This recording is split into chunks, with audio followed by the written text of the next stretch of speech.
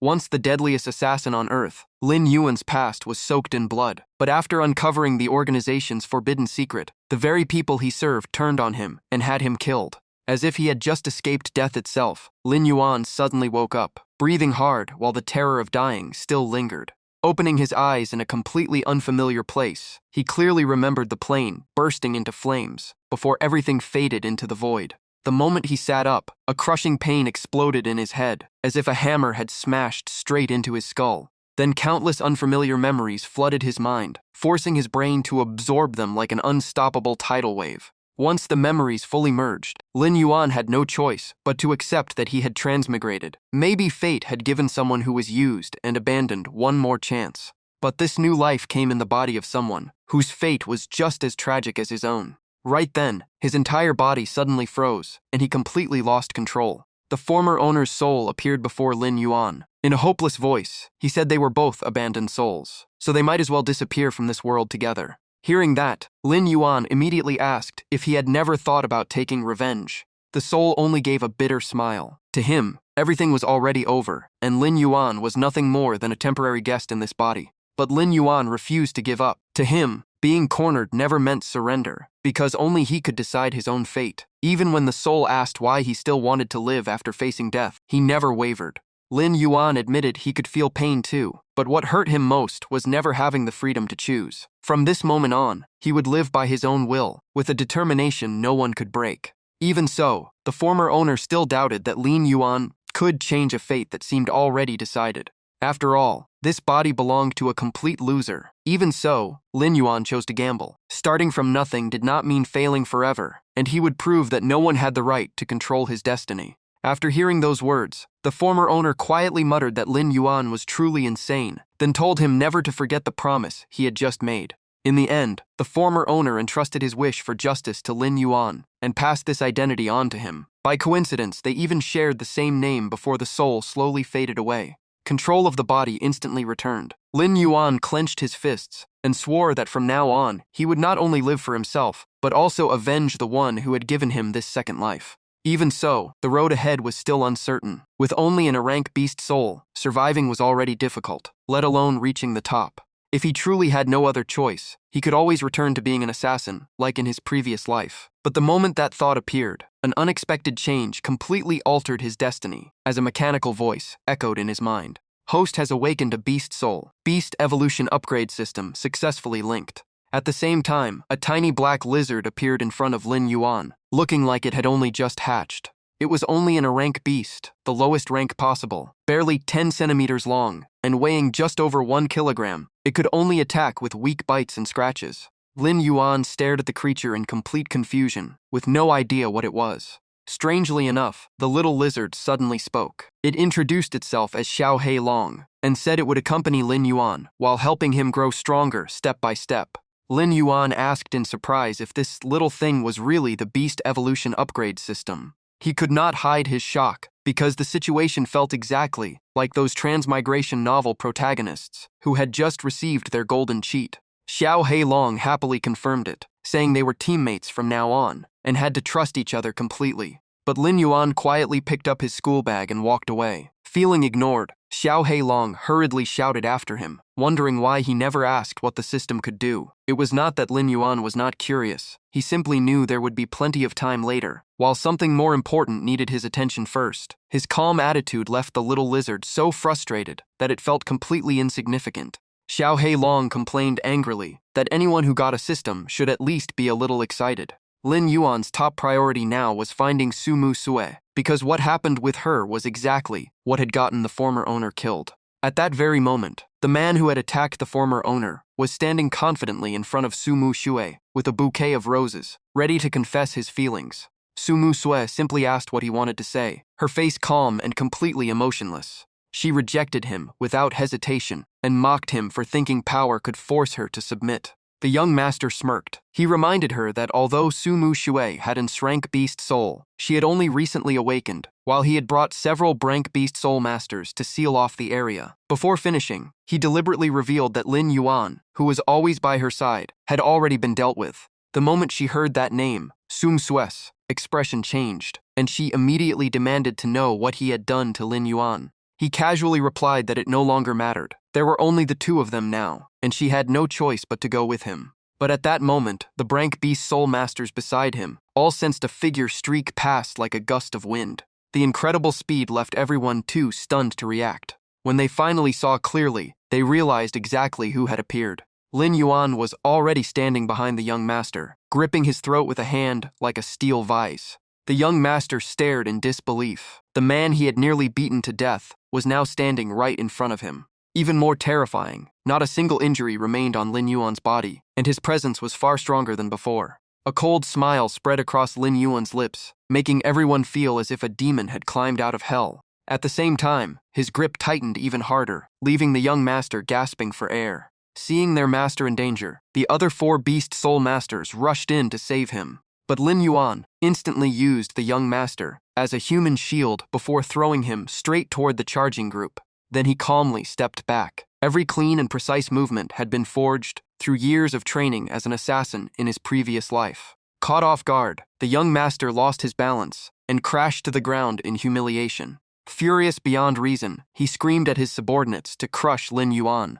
Without hesitation, the 4 Beast Soul Masters merged with their beast souls and transformed into savage humanoid monsters. This was the strongest battle form a Beast Soul Master could use.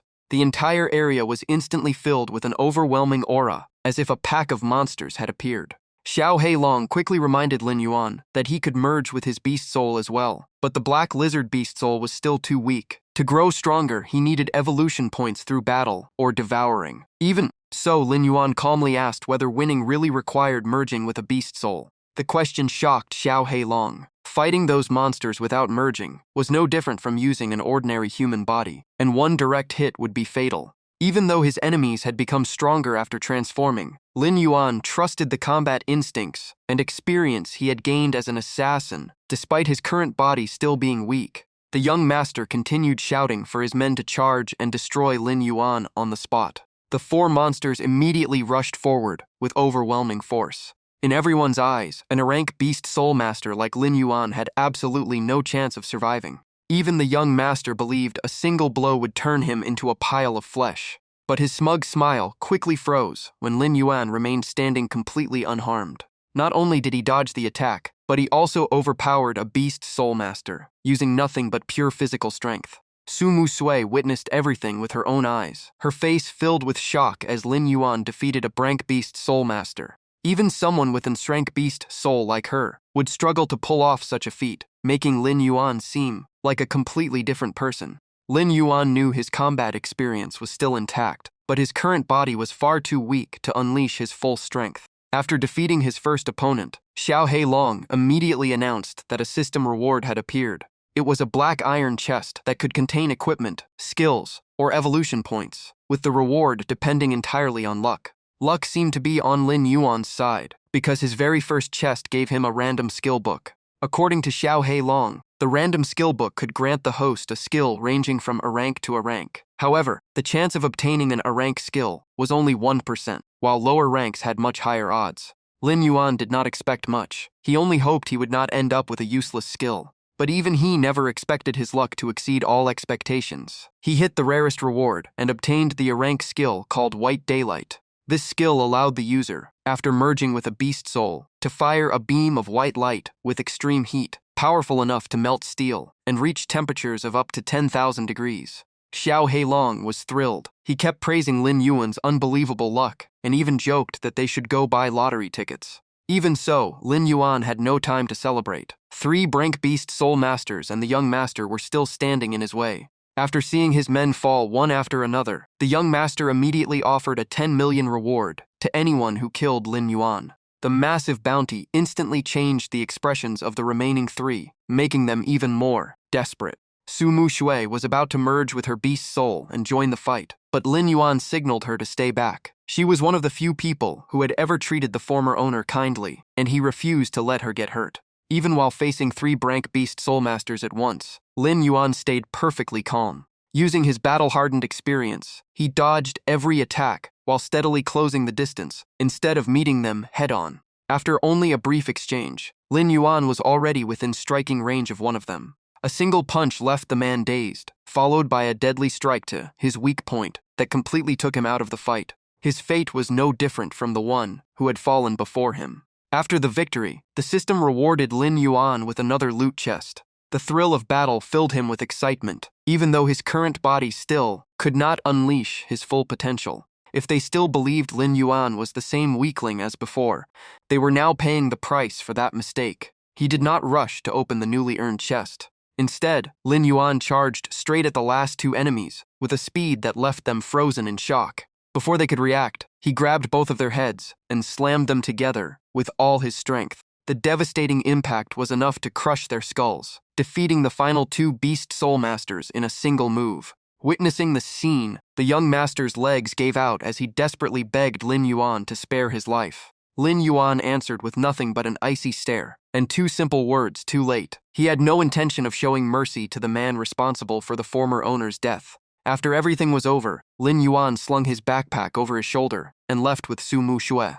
Deep down, Su Mu Shui could not help admiring Lin Yuan's astonishing strength. Looking back at the motionless young master lying on the ground, she believed he would never dare bother her again. Along with her amazement came guilt. As ensrank Beast Soul Master, she should have been the one protecting Lin Yuan. Yet in the end, she had been saved by someone with only an rank Beast Soul. The more she thought about it, the harder it became to look away from him. Noticing her gaze, Lin Yuan smiled and asked if there was something on his face. Caught staring, Su Mu Shui quickly looked away, her face turning bright red with embarrassment. She sincerely thanked Lin Yuan and apologized for dragging him into her troubles. Lin Yuan calmly replied that helping a classmate was only natural. His answer left Su Mu Shui slightly disappointed because, to her, they were more than just classmates. When Lin Yuan asked what she had just said, Su Mu Shui simply shook her head, said goodbye, and hurried away. Lin Yuan failed to notice her feelings, but Xiao Heilong understood perfectly and teased him about his good luck with romance.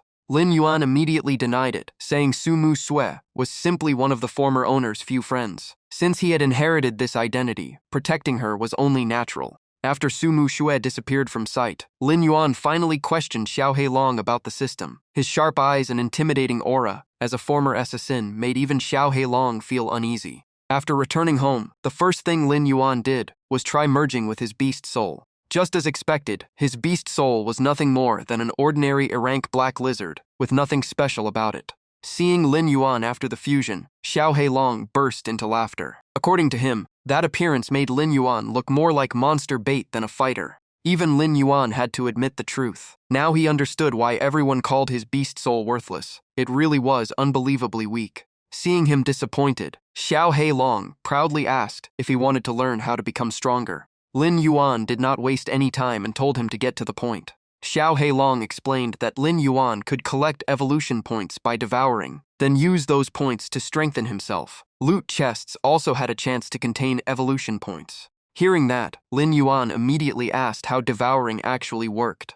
The answer was surprisingly simple. He just had to eat. To be exact, he had to eat raw meat while fused with his beast soul, since beast souls shared the instincts of real animals. This was the fastest way to earn evolution points. Staring at the live chicken in the refrigerator, Lin Yuan was speechless. Across both of his lives, he had never eaten raw meat, so accepting it was not easy. Xiao Heilong kept encouraging him, insisting that eating would make him stronger and eventually turn him into a true powerhouse. It sounded reasonable enough, so Lin Yuan decided to give it a try. Determined to grow stronger, he gritted his teeth, shut his eyes, and began eating the chicken raw.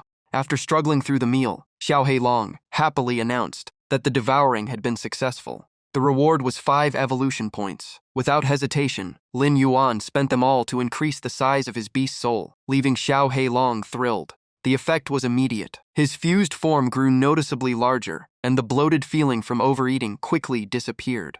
Seeing that all his evolution points were gone, Lin Yuan immediately asked for more meat and decided to grind through the entire night. By morning, he had devoured over 100 rabbits, along with every bit of food left in the refrigerator. Thanks to that, his rank black lizard beast soul evolved into a giant lizard. His beast soul had now reached its mature form, becoming a 7-star rank battle beast that stood around 3.1 meters tall and weighed 540 kilograms. Witnessing such an incredible transformation, Lin Yuan was extremely satisfied. In such a short time, he had raised the weakest rank beast soul all the way to rank Even so, he knew this was far from the limit. Further evolution would require even more evolution points, and his fused form had become too large to stay indoors. He would need to find an open area or an abandoned warehouse for training. Having been given a second chance at life, Lin Yuan vowed to stand at the peak of this world, instead of living an ordinary life. Just as that thought crossed his mind, someone suddenly blocked his path. It turned out to be several classmates looking for trouble.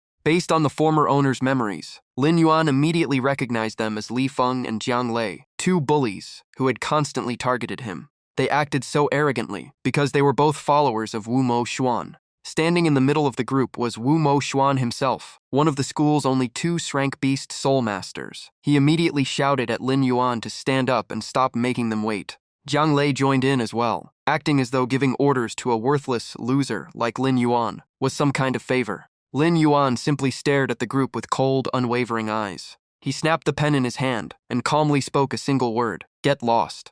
Li Feng exploded with anger, but Lin Yuan calmly asked if he could not understand human language. Seeing his lackey humiliated, Wu Mo Xuan stepped forward with a mocking smile. He sneered that an rank beast soul master with a tiny lizard was not even worth his attention, and claimed Lin Yuan's existence was a disgrace to the school. He even said that if he were in Lin Yuan's position, he would have hidden away long ago and disappeared from everyone's sight. Lin Yuan simply replied that he was sorry to disappoint him, because he intended to live very well. That brief answer instantly left Wu Mo Xuan furious after all his long-winded insults. Dropping the mockery, he openly threatened Lin Yuan, asking whether he believed Wu Mo Xuan could make sure he never stayed here again. But just as the conflict was about to explode, their homeroom teacher, Zhang Yue, walked into the classroom. Although still furious, Wu Mo Xuan could only swallow his anger and return to his seat. Xiao Heilong complained that the guy was unbelievably arrogant. Even so, he admitted that Lin Yuan had stayed impressively calm the entire time, especially against an Shrank Beast Soul Master. Lin Yuan calmly replied that sooner or later, Wu Mo Xuan would become nothing more than a ghost beneath his hands. His voice was calm, but the killing intent behind those words was chilling. That attitude only convinced Xiao Heilong even more that the person he had chosen was anything but ordinary. Once the class settled down, Zhang Yue announced that the school would distribute beast soul crystals to help the students cultivate. Hearing the term, Lin Yuan was still unfamiliar with it. Xiao Heilong immediately explained that these crystals were formed from the remains of monsters after death, as their flesh and blood merged with the earth. Beast soul crystals came in several qualities, ranging from extremely poor, low-grade, and mid-grade to high-grade.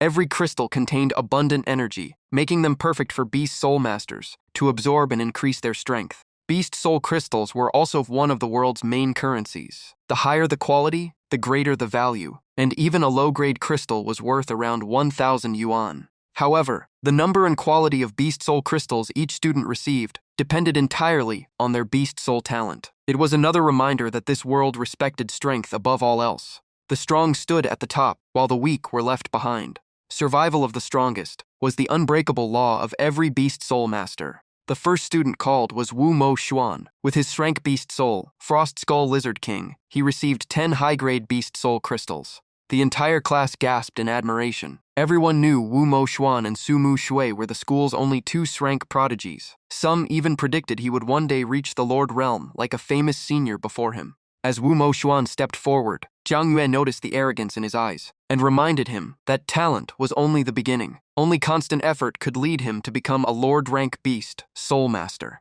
Next came Jiang Lei, whose R-rank beast soul earned him 5 mid-grade crystals, while Brank students like Li Feng received 5 low-grade crystals. Only after everyone else had finished did Zhang Yue call Lin Yuan, since he had the lowest talent in the class. His reward consisted of only 5 extremely poor beast soul crystals. The class immediately burst into laughter. Some mocked Lin Yuan for having the worst rank beast soul in the entire school, while others joked that he should quit being a beast soul master and go work construction instead. Ignoring every insult, Lin Yuan calmly walked up to receive his reward. After handing him the crystals, Zhang Yue gently encouraged him to keep working hard.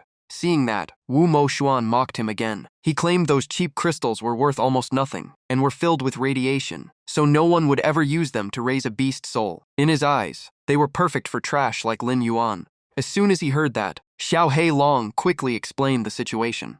Those extremely poor crystals came from monsters killed by nuclear weapons, which was why they contained radiation. Everyone else saw them as worthless, but thanks to Lin Yuan's devouring ability, that radiation was actually a priceless source of energy. Watching the entire class ridicule Lin Yuan, even Jiang Yue could not bear it anymore. In the end, she paid out of her own pocket and offered him a high-grade beast soul crystal as encouragement. To her surprise, Lin Yuan politely refused, saying her kindness alone was enough. He even asked if she could exchange that high-grade crystal for as many extremely poor crystals as possible. The request immediately angered Jiang Yue. She believed Lin Yuan was so desperate to become stronger that he wanted to absorb dangerous crystals, leaving him no choice but to stay silent. In the end, Lin Yuan accepted the high-grade crystal and returned to his seat. The sight made Wu Moxuan openly jealous. He could not understand why Jiang Yue cared so much about someone as weak as Lin Yuan, making him hate Lin Yuan even more. Sitting back down, Lin Yuan began figuring out how to make the best use of the crystals. Xiao Heilong explained that one high-grade crystal was worth around 10,000 yuan, while an extremely poor crystal cost only about 100 yuan. By trading it, Lin Yuan could get around 100 extremely poor crystals. He suggested visiting the Beast Soul Hall after school, and Lin Yuan immediately agreed. Just as they finished talking, Sumu Shui appeared at the classroom door and invited Lin Yuan to walk home with her after school because she wanted to talk in private.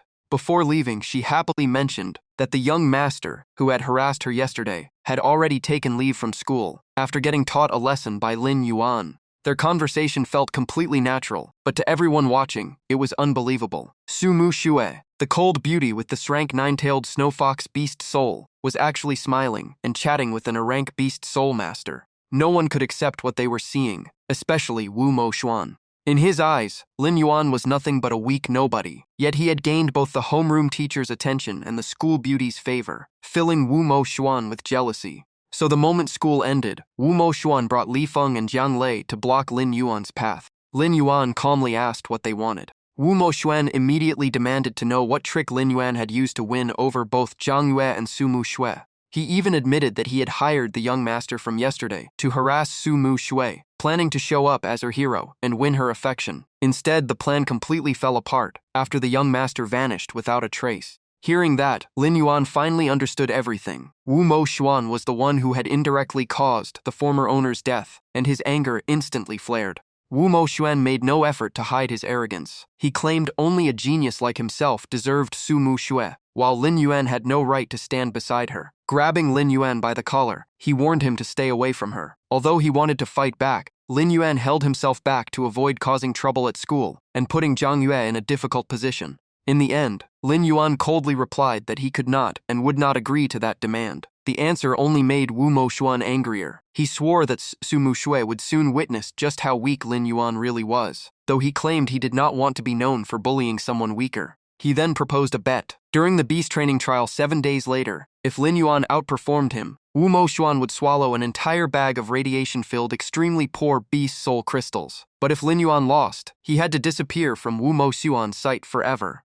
Everyone knew the bet was completely one-sided, but Wu Moxuan was confident because, in his eyes, Lin Yuan was nothing more than an rank loser. Faced with such arrogance, Lin Yuan did not back down and accepted the challenge on the spot. Because Wu Moxuan and his group delayed him for so long, Lin Yuan kept Sumu Shui waiting at the school gate. Even so, she showed no sign of annoyance. As soon as they met, Lin Yuan asked what she wanted to see him about. Smiling warmly, Sumu Shui said it was nothing urgent. Her class had also received cultivation resources today, and since she had been given 10 high-grade beast soul crystals, just like Wu Moxuan, she wanted to share half of them with Lin Yuan. She admitted that the moment she learned he had only received the lowest quality crystals, she rushed over because she was worried he would feel discouraged. After witnessing yesterday's battle, Sumu Shui fully believed in Lin Yuan's abilities. She felt that with enough hard work, he would definitely go far, so she wanted to help him become stronger. Even so, Lin Yuan politely declined.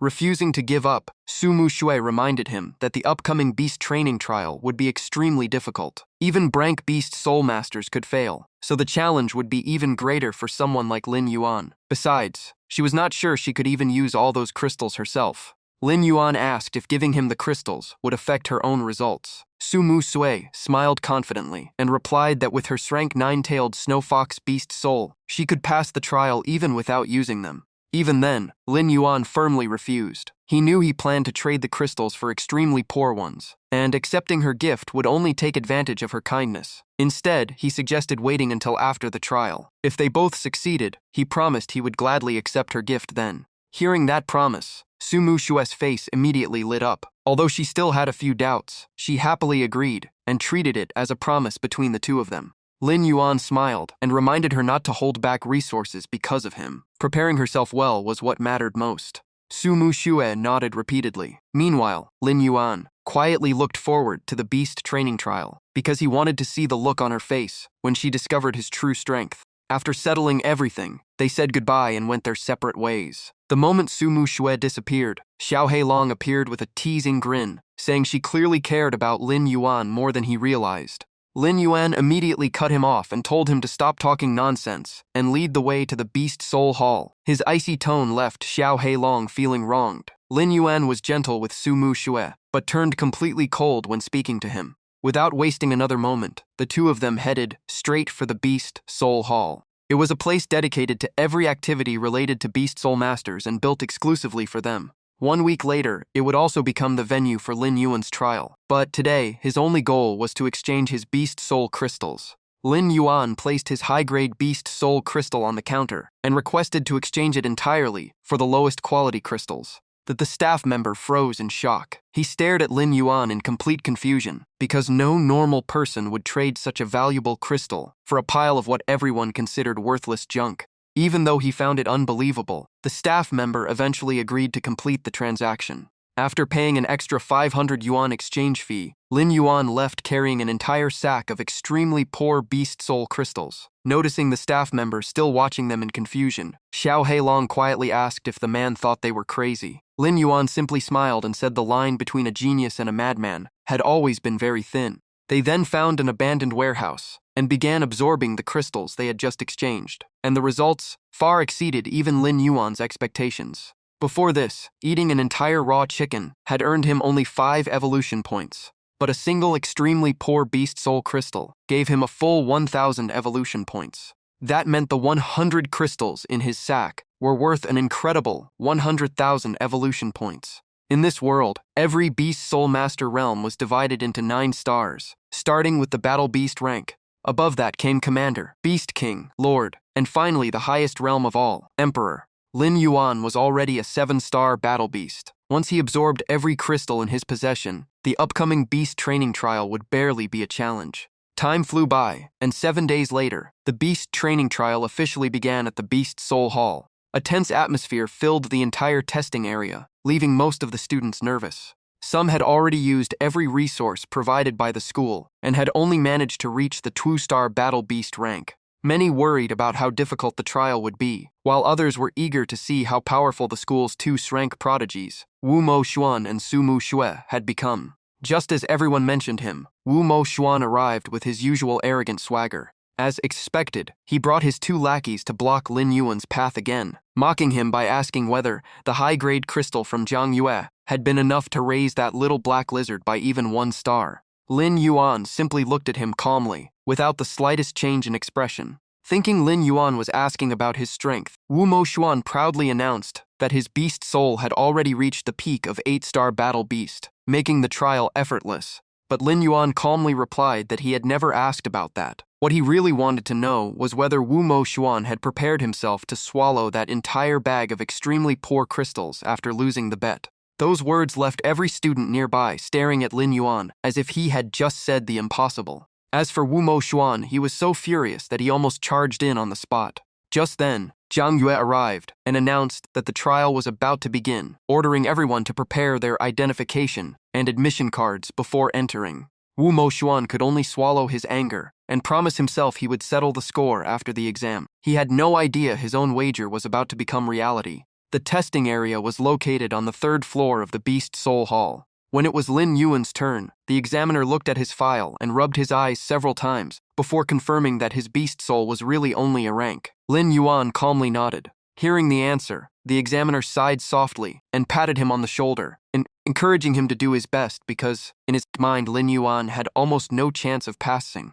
That reassuring pat felt more like comfort offered to someone everyone expected to fail. Lin Yuan sat down while a staff member attached the battle simulation device to his head. The instant the system activated, his consciousness was transported into a vast, barren desert. The area was completely open, leaving him with no terrain to use to his advantage. Before long, a fierce howl echoed from the distance, announcing the arrival of Lin Yuan's first opponent. As it drew closer, Lin Yuan saw that it was a wild origin wolf at the 3-star battle beast rank. Judging by its savage appearance, it was clearly the opening challenge of the test. The moment it spotted Lin Yuan, the wolf raised its head and let out a threatening roar. Without hesitation, it charged straight at him, but its speed and power were nowhere near enough to pressure Lin Yuan. He casually stepped aside and avoided the attack with ease. Seeing Lin Yuan fighting with nothing but his own body, Xiao Heilong could not help asking why he still had not merged with his beast's soul. After all, the gap in strength between the two sides was enormous.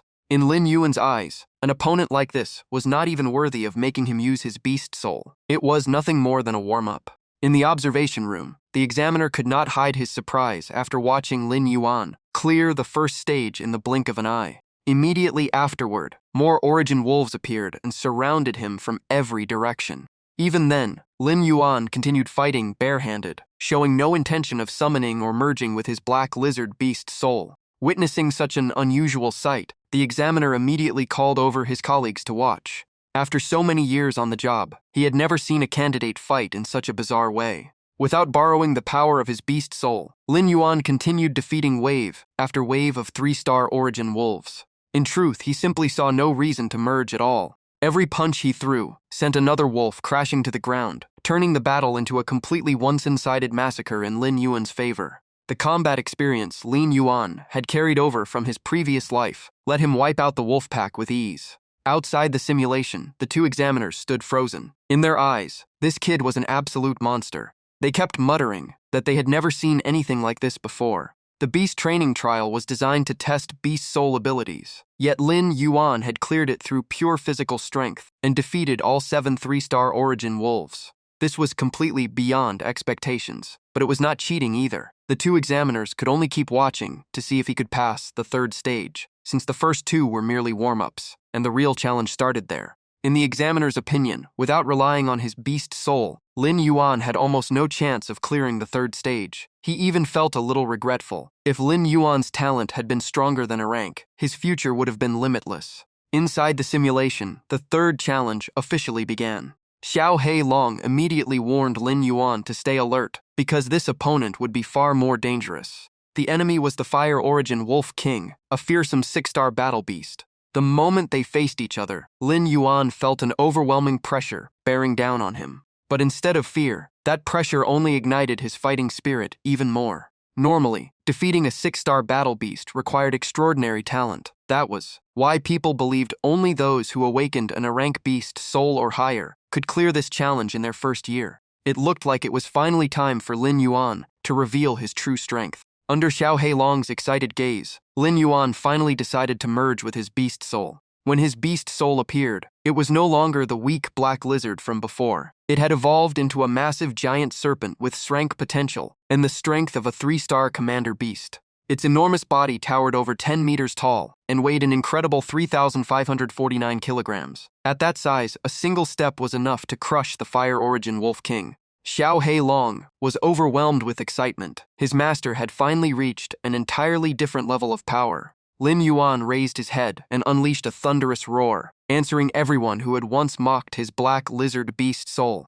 So what if it had started as a black lizard? No matter how weak its beginning, it could still evolve into a terrifying creature. The transformation stunned the two examiners once again. They looked at each other in disbelief, wondering if they had somehow misread the file. Was this candidate really only a rank? The other examiner insisted he had seen correctly. The records clearly listed Lin Yuan as a rank. Neither of them could understand what they were witnessing. A beast soul that had awakened only days ago should never have reached the size and strength of a commander beast. In their opinion, Lin Yuan's true talent had to be at least S-rank, and it might even be S-rank or S-rank. Across the battlefield, the Fire Origin Wolf King threw back its head and roared, openly challenging Lin Yuan. Unfortunately, that kind of intimidation only worked against opponents of equal or lower strength. Facing Lin Yuan's vastly superior beast soul, the roar carried no threat at all. If anything, Lin Yuan found it annoying. Without another word, Lin Yuan's slowly raised his razor-sharp claws and prepared to strike. There was no need to drag out the battle. Lin Yuan went straight for the finishing blow. In a single instant, the Fire Origin Wolf King was crushed. The two examiners gasped as they watched a 6-star battle beast fall with their own eyes. Realizing they had just witnessed a brand new record, they immediately split up. One stayed behind to document the result, while the other rushed off to report to the chairman of the examination committee. The examiner could barely contain his excitement. At last, Zhenhai City had produced a genius, capable of attracting the attention of the entire world. Meanwhile, Lin Yuan advanced to the 4th stage, but as the monsters slowly emerged through the swirling sand, a hint of disappointment appeared on his face. The enemies were still Fire Origin wolves, making the trials seem far less challenging than he had expected. Standing in the middle of the dusty battlefield, Lin Yuan's enormous form dominated the landscape. Xiao Heilong reminded him that clearing the first 3 stages was only enough to pass. To earn outstanding results and catch the attention of prestigious academies, he needed to go much farther. After observing the enemy formation, Lin Yuan quickly identified one 6-star Fire Origin Wolf King, alongside 10 3-star Fire Origin Wolves. It was obvious this stage was designed to test combat against multiple opponents at once. Lin Yuan simply let out a low roar. To him, this lineup still was not enough to be called a real challenge. Just as the wolf pack charged together, a protective barrier suddenly appeared and blocked the entire assault. Right after that, Lin Yuan burst forward at full speed as blazing flames ignited beneath his feet. One powerful slash tore through the air, cutting down the wolves before they could react as blood sprayed across the battlefield. In the end, he put all his massive weight behind one thunderous stomp and crushed the Wolf King's head. After the battle ended, Lin Yuan proudly raised his head beneath the blazing sun. The battlefield was left, covered with the corpses of the fallen wolves. Letting out a slow breath, he began wondering how many trials were still waiting ahead.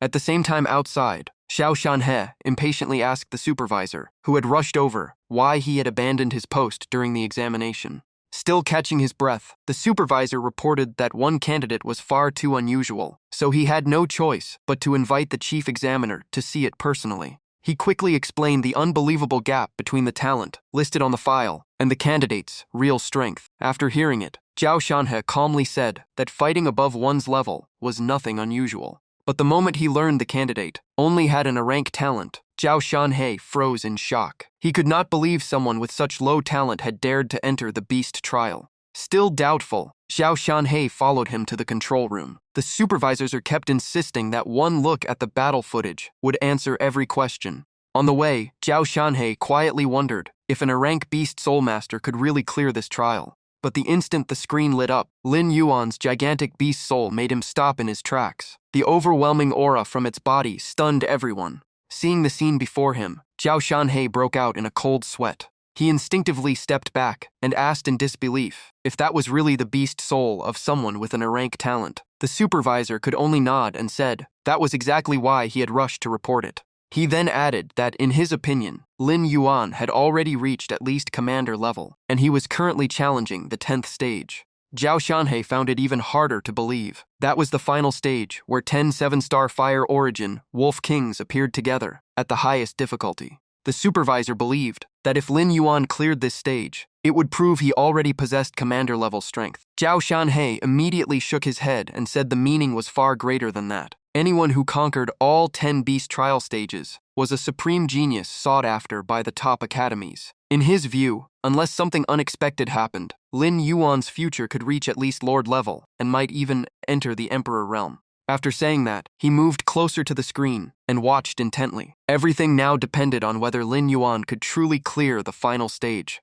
Before him stretched a barren land filled with cracked earth as the scorching sun relentlessly burned the ground. Lin Yuan quietly assessed the situation. He had expected the final stage to feature a commander-level monster, but instead it was only 10 Fire Origin Wolf Kings.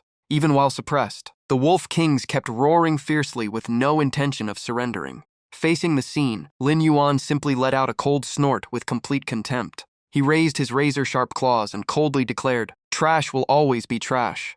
Slash after slash swept across the battlefield, filling the air with the smell of blood. To him, no matter how many there were, the wolves were nothing but a pack of weaklings. From every direction, the remaining wolves charged in to surround him. But the moment they closed in, a brilliant light instantly wrapped around Lin Yuan and formed an incredibly sturdy barrier. The wolves bit and clawed at him in a frenzy. The sound of fangs crashing against the barrier echoed loudly, but every attack was thrown back. The supervisors could only stare in shock at such terrifying defense. No one in the control room looked away from the screen. They could not believe that barrier could completely block the attacks of 7-star battle beasts. Every move Lin Yuan made left everyone even more stunned. His offense, defense, speed, and power were all nearly flawless. One wolf king after another was ripped apart without mercy, making everyone question whether he really had only an rank talent. Before long, the battlefield was flooded with blood and monster corpses. Lin Yuan spoke calmly and decided to finish everything right there.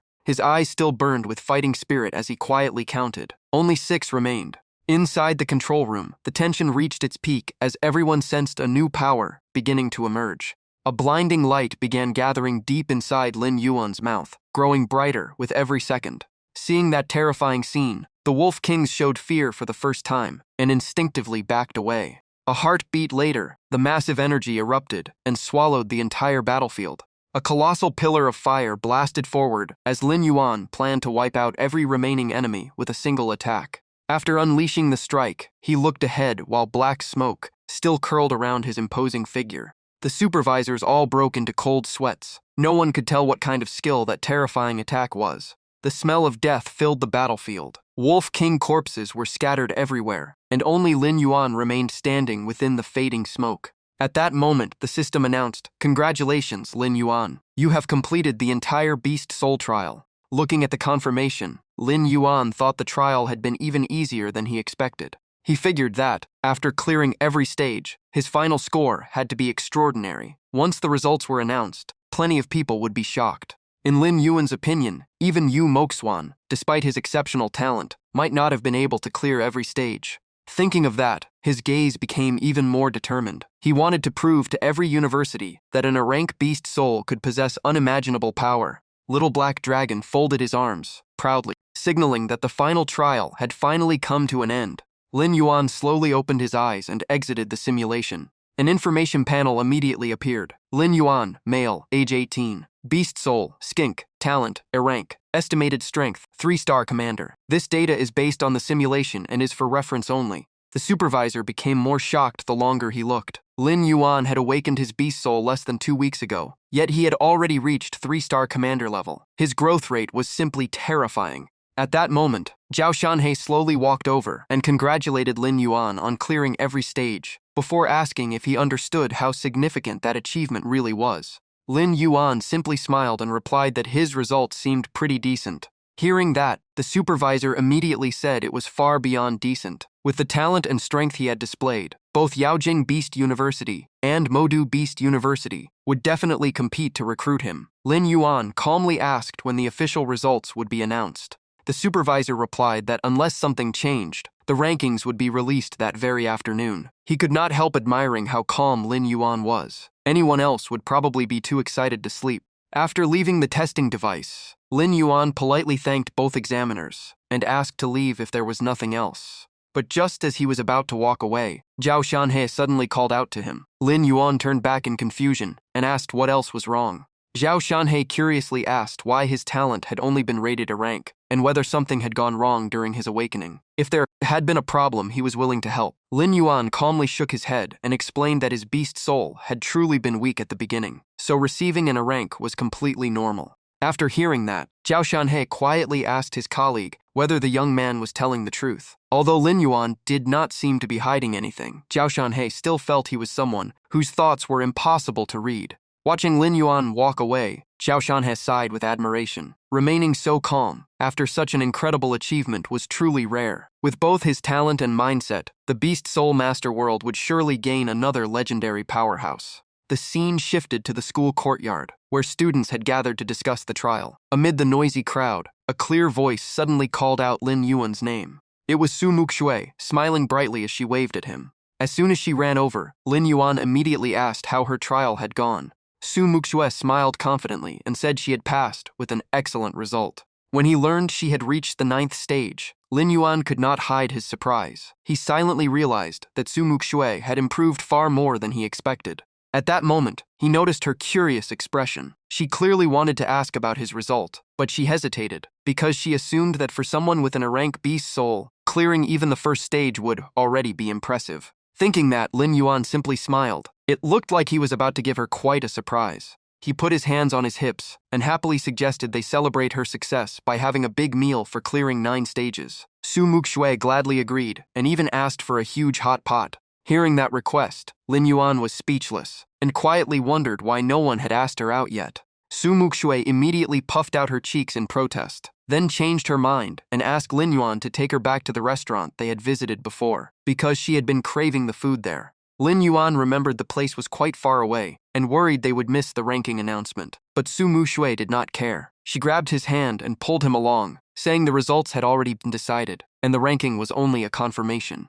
Lin Yuan was confident that no one could beat his result. Meanwhile, Su Muxue kept dragging him forward and telling him to hurry, leaving him no choice but to follow. Time quickly passed until 1 in the afternoon. The square in front of the Beast Soul Hall was already packed with candidates waiting for the results. Suddenly, a loud shout ordered everyone to make way. The crowd immediately erupted after recognizing Yu Moxuan from Zhenhai No. 1 High School, the genius with Ensrank Beast Soul. He instantly became the center of attention. Rumors spread that Yu Moxuan had cleared 7 stages, matching last year's champion. Yu Moxuan proudly walked through the crowd as everyone praised him. Most believed this year's championship was already his. With Ensrank talent and such a result, admission to the top academies was practically guaranteed, making him even more arrogant. Thinking about everything that had been prepared for him, Yu Moxuan became even more pleased. To secure the highest score, his parents had spent countless resources and even provided beast spirit pills before the trial.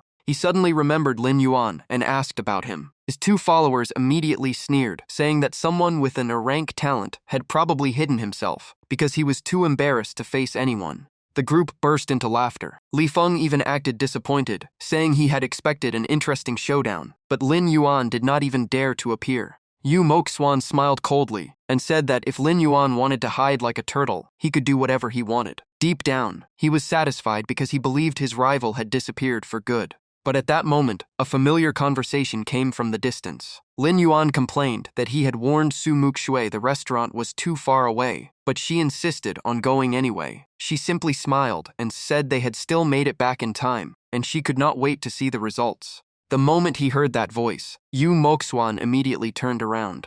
Right before him, Lin Yuan and Su Muxue walked side by side, chatting naturally as they approached. The sight instantly ignited Yu Moxuan's jealousy. He could not accept seeing Lin Yuan standing beside Su Muxue. Without hesitation, Yu Moxuan walked over with his 2 followers and asked with a fake smile if Lin Yuan's relaxed attitude meant he had achieved a decent result. Lin Yuan calmly replied that his result was indeed pretty good, at least in his own opinion. Li Feng immediately mocked him, saying Lin Yuan had probably struggled just to clear the first stage. Jiang Lei joined in with a laugh, saying the first stage was so easy that everyone could pass it, unless someone had actually failed there. Hearing that, the surrounding students burst into laughter. Some even mocked that simply entering the trial with an rank beast soul already took plenty of courage. Yu Moxuan stepped closer, pointed directly at Lin Yuan, and reminded him about their bet. Lin Yuan casually scratched his head and replied that if Yu Moxuan had not mentioned it, he would have forgotten about the bet long ago.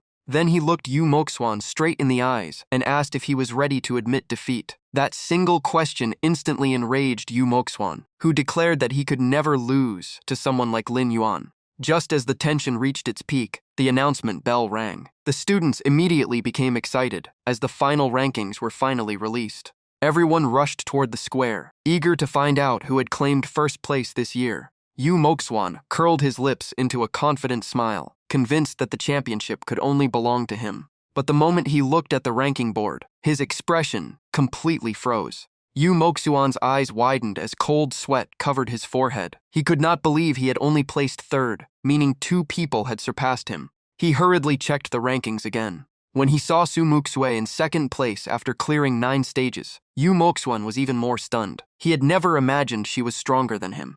Biting his lip, he could not help wondering who the champion could be if someone who cleared 9 stages had only finished 2nd. The more he thought about it, the more nervous he became, until sweat soaked his forehead. At that moment, the giant screen in the center of the square displayed Lin Yuan's image, along with his results. The bold words clearly read, Lin Yuan cleared every stage and conquered the 10th stage. Yu Moxuan stood there in complete shock. He could not believe that someone with an rank beast soul had cleared all 10 trial stages. The crowd instantly exploded with excitement. Everyone kept talking about Lin Yuan, amazed that he had conquered the entire trial and wondering just how powerful his beast soul really was. Soon, every eye turned toward Yu Moxuan. Everyone now knew the true champion was Lin Yuan. Even Su Muxue and Yu Moxuan, both blessed with Shrank talents, could not surpass him. Su Muxue's result was already incredible, but she had simply run into an even greater genius. As for Yu Moxuan, he was the one who lost the most face after bragging so much only to finish in 3rd place. Lin Yuan calmly looked at Yu Moxuan and reminded him that he was now the loser, so it was time to honor their bet. With a teasing smile, he even asked whether Yu Moxuan wanted to eat those low-grade crystals plain or with some seasoning. Those words made everyone turn toward Lin Yuan. Only then did they realize he was the newly crowned champion. Su Muxue widened her eyes in disbelief. Lin Yuan had even outperformed her, which explained why he had stayed so calm whenever the results came up. She simply could not figure out how he had done it. Yu Moxuan, on the other hand, was on the verge of losing his mind as he refused to accept the truth. He pointed at Lin Yuan and shouted that someone with an rank beast soul could never achieve such a result without cheating. Yu Moxuan's outburst immediately drew the attention of everyone in the square. The crowd quickly gathered and argued non-stop. Some suspected Lin Yuan had cheated, while others pointed out that the trial took place inside a sealed simulation where outside interference was almost impossible. Being falsely accused in front of everyone, Lin Yuan's expression turned cold. He stared directly at Yu Moxuan and asked if he really needed tricks to defeat someone like him. But Yu Moxuan had already lost all reason. He stubbornly demanded that Lin Yuan explain how an rank beast soul could possibly clear the 10th stage. That question instantly split the crowd. Some believed an rank beast soul was the weakest possible, making such a feat impossible to believe. Others insisted that the trial system was completely isolated, leaving virtually no chance for cheating. Floating beside him, Little Black Dragon also spoke up anxiously after seeing his master being questioned by the entire crowd. Unlike the chaotic atmosphere around him, Lin Yuan remained completely calm. He simply asked whether any rule stated that an rank beast soul was forbidden from clearing the trial. Grinding his teeth in anger, Yu Moxuan declared that he would report the matter to the arbitration committee and expose Lin Yuan's supposed deception before everyone. Hearing the words arbitration committee, Lin Yuan looked slightly surprised. Little Black Dragon explained that it was an organization under the Beast Soul Hall, responsible for handling complaints about trial results, although they rarely interfered with official scores. After hearing the explanation, Lin Yuan calmly raised his head and said that Yu Moxuan was free to file a complaint. But once the investigation proved he was completely innocent, Yu Moxuan would have to pay the price for his false accusations. Little Black Dragon could only sigh, unable to understand how someone like Yu Moxuan had been born with Shrank talent. Just as Yu Moxuan was about to speak again, a powerful shout echoed from the distance and instantly silenced the entire square. At that moment, Zhao Shanhei appeared alongside his enormous overlord rank beast soul, advancing step by step with overwhelming pressure. The aura radiating from him made the atmosphere unbearably heavy, leaving everyone struggling to breathe. Little Black Dragon gasped in shock, saying that this was the power of an overlord rank beast soul master, whose mere presence was already terrifying. Lin Yuan silently memorized the feeling, realizing this was the strength of a true overlord-level powerhouse. Zhao Shanhei's arrival immediately threw the entire square into an uproar. Everyone knew his beast soul had reached 7-star overlord rank, and he was also the chief examiner of this year's trial. Standing before the crowd, Zhao Shanhei spoke in a deep voice and directly asked who wished to file a complaint with the Beast Soul Hall. Yu Moxuan immediately stepped forward, bowed respectfully, and said that he was the one challenging Lin Yuan's result. Pointing at Lin Yuan, he loudly argued that someone with only an rank beast soul could never clear all 10 trial stages. In his opinion, the result had to be suspicious, and the Beast Soul Hall owed everyone an explanation. After hearing him out, Zhao Shanhe calmly replied that he had personally watched Lin Yuan's entire trial from beginning to end and had not found a single sign of anything abnormal. Zhao Shanhe then looked straight at Yu Moxuan and asked in a commanding voice if he was implying that the chief examiner himself had helped someone cheat. After a few seconds to regain his composure, Yu Moxuan firmly said he would never dare question Zhao Shanhe. Even so, he stressed that Lin Yuan's skink beast soul had only been rated a rank. Turning to the crowd, he deliberately raised his voice so everyone could hear, saying that everyone knew how weak an rank talent was, making it impossible to believe Lin Yuan had cleared all 10 stages. Finally, Yu Moxuan asked the examiners to release the complete recording of Lin Yuan's trial, so everyone could judge for themselves. The crowd immediately agreed because they all wanted the truth. However, Xiao Shanhe shook his head. According to Beast Soul Hall regulations, a candidate's trial data was classified information and could not be made public. Hearing that, Yu Moxuan smiled slightly and said that if the trial footage could not be released, there was still another way to prove whether Lin Yuan's result was real. Zhao Shanhe told him to continue. Yu Moxuan immediately raised his head with fighting spirit burning in his eyes and challenged Lin Yuan to a direct duel. According to him, if Lin Yuan won, no one would question his result again. At the same time, he declared that if Lin Yuan lost, it would prove the trial result had been nothing more than fraud. Only then did everyone realize Yu Moxuan's true intention. He wanted to destroy Lin Yuan's reputation in front of the entire crowd. Standing behind him, Sumu Shui was so angry that she almost rushed forward to stop it, but Lin Yun simply raised a hand to calm her and said there was no need to worry. Little Black Dragon also saw through Yu Moxuan's plan. He simply wanted to defeat Lin Yuan in public under the excuse of a fair duel. Lin Yuan gave a cold smile, thinking it was the perfect chance to settle both old and new scores. Yu Moxuan turned to Zhao Shanhe and asked whether a personal challenge violated Beast Soul Hall rules. Zhao Shanhe confirmed that it was completely allowed, but only if Lin Yuan agreed.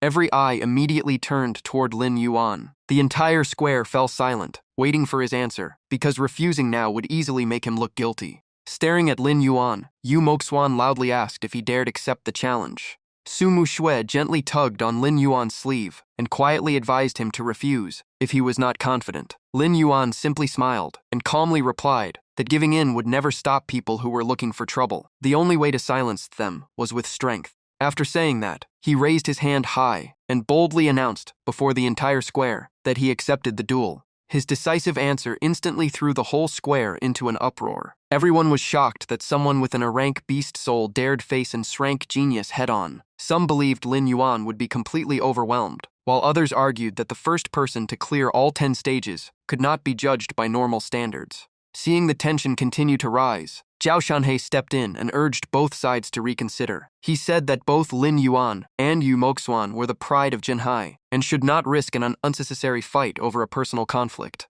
He once again stated that he had personally supervised the entire trial and could guarantee that Lin Yuan had not cheated. But those words only made Yu Moxuan even angrier because, in his eyes, everyone seemed to be taking Lin Yuan's side. Yu Moxuan still refused to back down. He loudly declared that if Lin Yuan was truly innocent, then he should fight. He even asked Zhao Shanhe to serve as the witness, while promising to defeat Lin Yuan before everyone's eyes. Realizing there was no changing their minds, Zhao Shanhe let out a quiet sigh and decided to hold the duel in the Beast Soul Hall arena. Anyone who wished to watch was welcome. Before long, the Beast Soul Hall arena was completely packed. The stands were filled with students eager to witness the battle. Zhao Shanhe stepped into the center of the arena and began explaining the rules. The two opponents stood facing each other with unwavering eyes. Zhao Shanhe declared that this was only a friendly match. Both sides could fight with their full strength, but they were absolutely forbidden from intentionally killing their opponent. The match would end immediately if either side surrendered, and outside assistance was strictly prohibited. Any violation would result in instant defeat. Lin Yuan and Yu Moxuan both confirmed that they understood the rules. Zhao Shanhe nodded slightly before officially declaring the duel had begun. The moment the battle started, Yu Moxuan mocked Lin Yuan, saying that whatever happened today would be entirely his own fault. Lin Yuan only smiled and replied that those words suited Yu Moxuan much better. If Yu Moxuan knelt down and admitted defeat now, he might even consider showing mercy. In Lin Yuan's eyes, the only real problem was wasting time on an opponent like this. Immediately after that, light burst around Yu Moxuan's body as he fused with his beast soul. In an instant, Yu Moxuan transformed into a massive skull beast with an extremely vicious appearance. The entire audience gasped. The over 5-meter tall creature was his shrank beast soul. Just looking at it was enough to understand why he was considered a top genius. Yu Moxuan swung his enormous tail across the arena, but Lin Yuan simply leapt lightly and dodged the attack with ease. Seeing that Lin Yuan still had not fused with his beast soul, Yu Moxuan grew even angrier and mocked him for not even daring to fuse, asking how he planned to fight. On the stands, many people also began to discuss. They could not understand why Lin Yuan was still in human form, as if he planned to face an shrank beast soul with his bare body. Su Muxue stood high above, her hands tightly clenched in worry. Even though she knew Lin Yuan had cleared all 10 stages, she still felt uneasy about the gap in their talents. Beads of sweat formed on her forehead. She even thought that if Yu Moxuan went too far, she would risk everything to save Lin Yuan. Meanwhile, Little Black Dragon calmly reassured her, saying there was no need to worry because Yu Moxuan was not strong enough to defeat his master. After a few dodges, Lin Yuan suddenly smiled and said that since Yu Moxuan wanted to see his fusion so badly, he would grant that wish. Lin Yuan's eyes suddenly lit up. A vortex of wind erupted around his body as he officially fused with his beast soul, his voice echoing with overwhelming momentum. In the blink of an eye, a massive figure stood in the center of the arena, surrounded by flashing bolts of electricity. The entire audience shot to their feet. No one could believe that this towering beast was the same beast soul, once rated a rank. Even Yu Moxuan felt an overwhelming pressure. Fear began to creep into his heart, as he could not understand how an rank beast soul could possess such terrifying presence. In his new form, Lin Yuan slowly looked down at his opponent and calmly asked, "So what if it was an rank beast soul?" He slowly raised his massive claw, its sharp talons gleaming like blades. Without hesitation, Lin Yuan charged forward and brought his claw down while coldly asking, who decided that an rank beast soul must be weaker than an shrank one? Seeing that devastating strike, Yu Moxuan's pupils shrank in pure fear. The massive claw slammed down beside him, creating an explosion that shook the entire arena. The shockwave alone sent Yu Moxuan flying backward.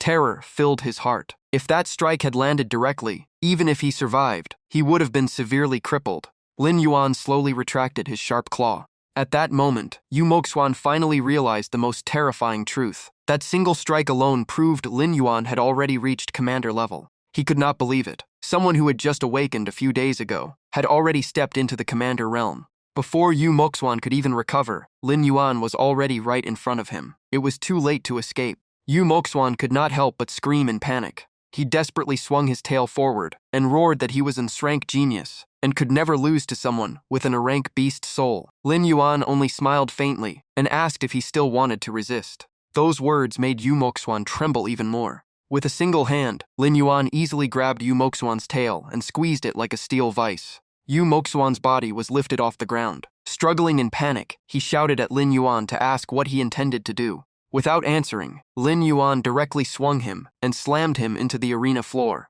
A deafening impact echoed as the entire arena shook. Lin Yuan looked down coldly and asked what he thought he was going to do. Without giving him time to recover, Lin Yuan flung him aside like a worthless object. Yu Moxuan's massive body was treated like a broken doll, repeatedly lifted and smashed into the ground. Each impact echoed loudly as the stone floor trembled. The entire crowd froze. After one brutal slam, even Yu Moxuan's horn, his symbol of pride, was snapped in half. After venting enough, Lin Yuan finally let go and exhaled slowly. All the students present stood frozen in disbelief at the sight of Lin Yuan completely overpowering Yu Moxuan alone. No one had expected him to possess such terrifying strength. Even after being brutally beaten, Yu Moxuan still roared unwillingly, insisting that as an rank beast soul, he could never lose to an rank 1. He desperately charged again, but the moment he closed in, Lin Yuan swung his arm and instantly tore off his tail. That the match was already over. But Yu Moxuan still refused to admit defeat. He suddenly took out a blood-red pill. Without hesitation, he crushed it and swallowed it whole, with a crazed look in his eyes.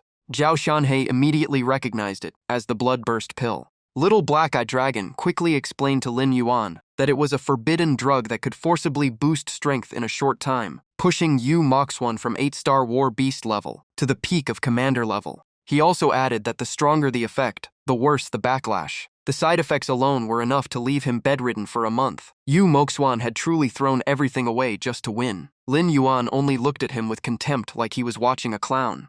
Seeing the situation spiral out of control, Zhao Shanhei immediately stood up and declared that Yu Moxuan had violated the rules by using a forbidden drug and ordered the match to stop at once. Unfortunately, neither of them on the arena paid any attention. Lin Yuan tilted his head slightly and said coldly that Yu Moxuan was more stubborn than he expected. Even Zhao Shanhei was taken aback. He silently wondered if Lin Yuan still intended to continue fighting, even after Yu Moxuan had taken the blood-burst pill. At this point, Yu Moxuan had completely lost his mind. His aura turned violent as he roared that he would definitely kill Lin Yuan. Faced with the threat, Lin Yuan remained completely still, his expression unchanged.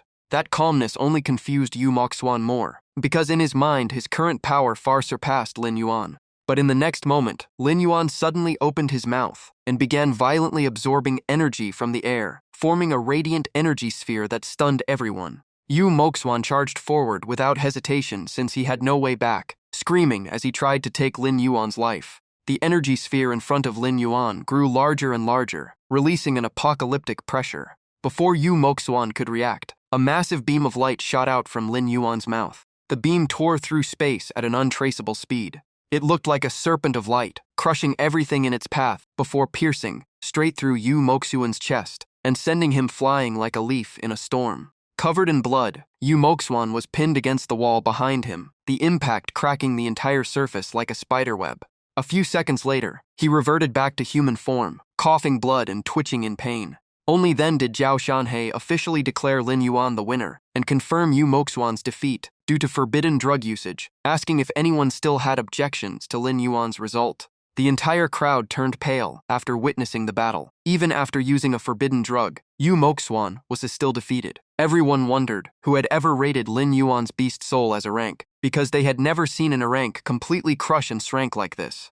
Zhao Shanhe signaled the staff to take Yu Moxuan to the infirmary, stating that the injuries were not life-threatening, but the blood-burst pill's side effects would keep him hospitalized for 1 to 2 months.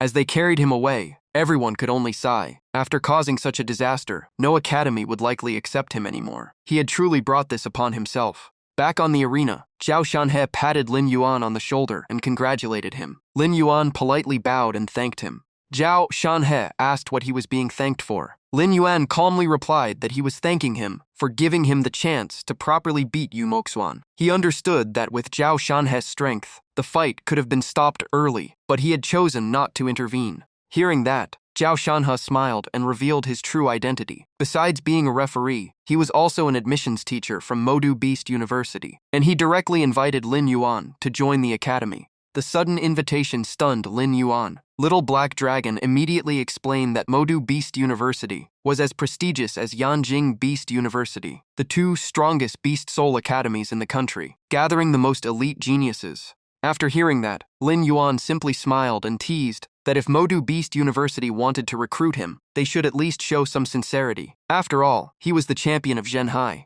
Zhao Shanhe froze for a moment, silently thinking this kid really was unusual. Even when invited by a top academy, he still cared about benefits first. Lin Yuan did not beat around the bush and directly asked whether a top academy like Modu Beast University had special benefits for geniuses. Zhao Shanhe laughed and listed the offer. If Lin Yuan enrolled, he would receive a top-tier resource package, 500,000 in cash, 20 high-grade beast soul crystals, 5 beast spirit pills, and a set of commander-grade beast god weapons. Lin Yuan quickly calculated in his mind. Just the 20 beast soul crystals were worth 200,000, and the 5 beast spirit pills were around 250,000. Hailong hears this and just yawns, telling him to take his time deciding, while it goes to sleep first. Shanhe adds that this is already the highest offer he can secure, showing full sincerity from him and Modu Beast University. But suddenly, an angry voice rings out from afar, scolding Shanhe for being shameless. A fierce-looking man steps forward and immediately questions Shanhe, saying the recruitment hasn't even officially started, yet he is already secretly poaching students. Lin Yuan is slightly confused, not sure who this newcomer is to speak so harshly to Shanhe.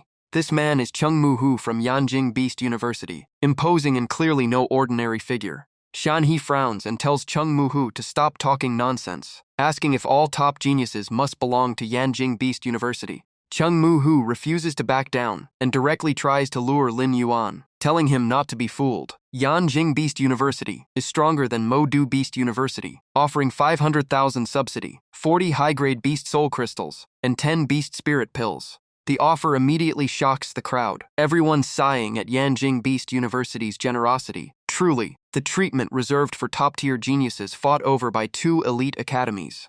Seeing the blatant recruitment battle, Shanhe is furious, the Earth Rage Bear phantom behind him, nearly erupting. He angrily curses that bastard for daring to poach right in front of him. Chung Mu-hu shows no fear, directly asking who Shan He thinks he is trying to intimidate. The auras of both men collide, an invisible pressure freezing the entire atmosphere. Standing between them, Lin Yuan breaks into a cold sweat, feeling for the first time how terrifying a Lord-level beast soulmaster truly is. At the peak of tension, a calm but heavy voice suddenly interrupts, telling both sides to stop.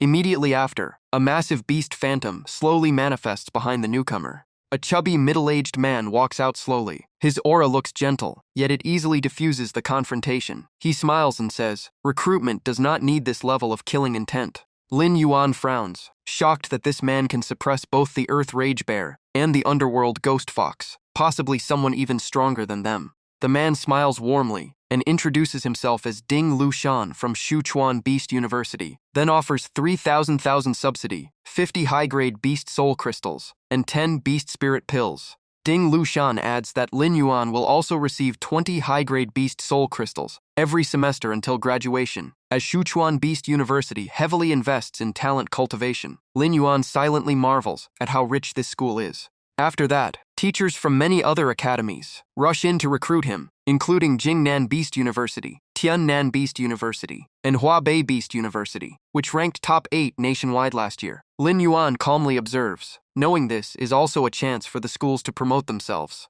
In the end, Chung Mu-hu loses patience, cutting through the crowd and asking Lin Yuan which place he has decided on.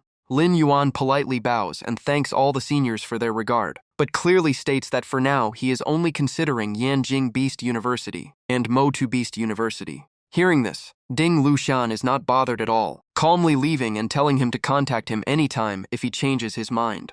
Lin Yuan nods and replies that if needed in the future, he will definitely reach out. At that moment, both Shan He and Chung Mu-hu turn to look at him, clearly waiting for his final answer. Lin Yuan clasps his hands and seriously promises that once official enrollment opens, he will give both seniors a proper response. Both of them are satisfied for now, telling him to think carefully before deciding. Lin Yuan respectfully agrees. Even after leaving the arena, Shan He and Chung Mu-hu continue arguing non-stop, each accusing the other of poaching students and neither willing to back down. Their heated dispute echoes across the area, leaving everyone watching both amused and speechless. Just then, He Long excitedly reports that the system has confirmed Mo Xuan has become a Beast General-level Beast Soulmaster, and Lin Yuan is rewarded with a Battle Domination chest, urging him to open it immediately. Lin Yuan has not even checked it when someone calls his name from a distance. Mu Shui runs over with an admiring look, constantly praising how incredible Lin Yuan is for becoming Zhen Hei's top champion and being recruited by multiple prestigious universities, then asks what she has decided, since she is clearly also highly sought after.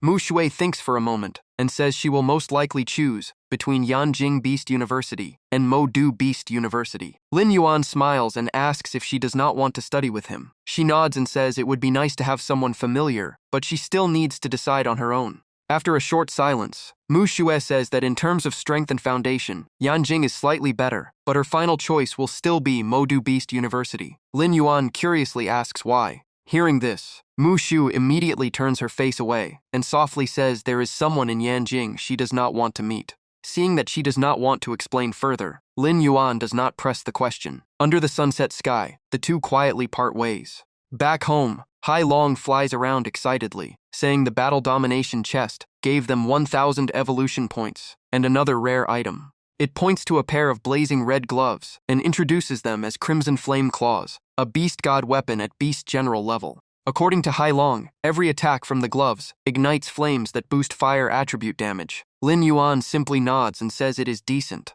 That casual response immediately triggers Hai Long, who insists it is not just decent, but a priceless treasure. It explains that Beast God weapons are divided into Beast Soldier, Beast General, Beast King, Lord, and Beast Emperor tiers, and these gloves alone are worth hundreds of thousands. Lin Yuan is slightly shocked by the price. Hai Long laughs and says that is still cheap, since Beast King level weapons can reach tens of millions. If luck continues, even better items might appear. Hearing this, Lin Yuan becomes even more determined to reach Beast King level quickly. Suddenly, Hai Long changes the topic and asks if Lin Yuan has decided on his school. He asks back if there is any new information. Heilong seriously analyzes, saying there is a famous saying, Yanjing Beast University trains strong cultivators, while Modu Beast University trains those who stand at the very top. It also claims Lin Yuan is more suited for Modu. Lin Yuan asks why. Heilong explains that Modu places extreme emphasis on strength, where everything is determined by power. The school even has 3 ranking boards: Hidden Dragon Board, Beast King Board, and Beast God Board, and all resources are distributed based on rankings. It adds that if Yanjing is an ideal place for growth, Modu is a brutal survival arena. Hearing this, Lin Yuan slowly forms his own decision. In the end, he clenches his fist and decisively chooses Modu Beast University, because if someone must stand at the top one day, why can it not be himself? At the same time, in Shanhe's office, Chung Moo-hoo pushes the door open in frustration.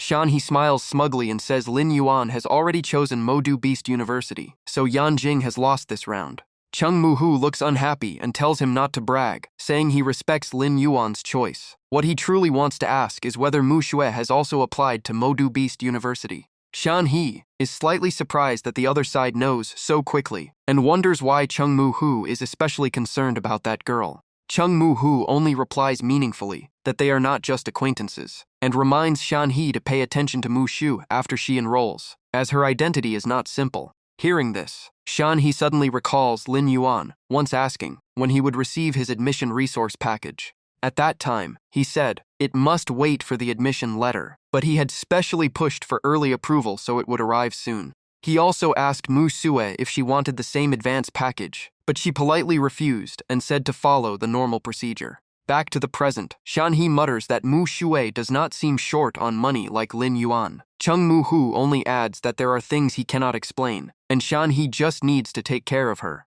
3 days later, Lin Yuan stands in front of the Beast Soul Hall, surprised that Modu Beast University's support package arrived faster than expected. Heilong immediately checks the rewards: 500 Zun cash, 20 high-grade Beast Soul crystals, 5 Beast Spirit pills, and a Beast God weapon at Beast General level called Black Star Book Armor. Heilong explains that Black Star Book Armor not only boosts defense, but also has sharp spikes on the back that allow both blocking attacks and reflecting damage. Clearly, Modu Beast University has invested heavily in him. However, what satisfies Lin Yuan most is not the equipment, but the 5,000 Zirun subsidy. If exchanged entirely into low-grade crystals, it would equal 5 million evolution points. As he enters the Beast Soul Hall, a staff member recognizes him and casually asks how many low-grade crystals he wants to exchange this time. Lin Yuan calmly replies that he needs 5,000 units. Hearing that number, the staff member freezes, barely able to keep his composure.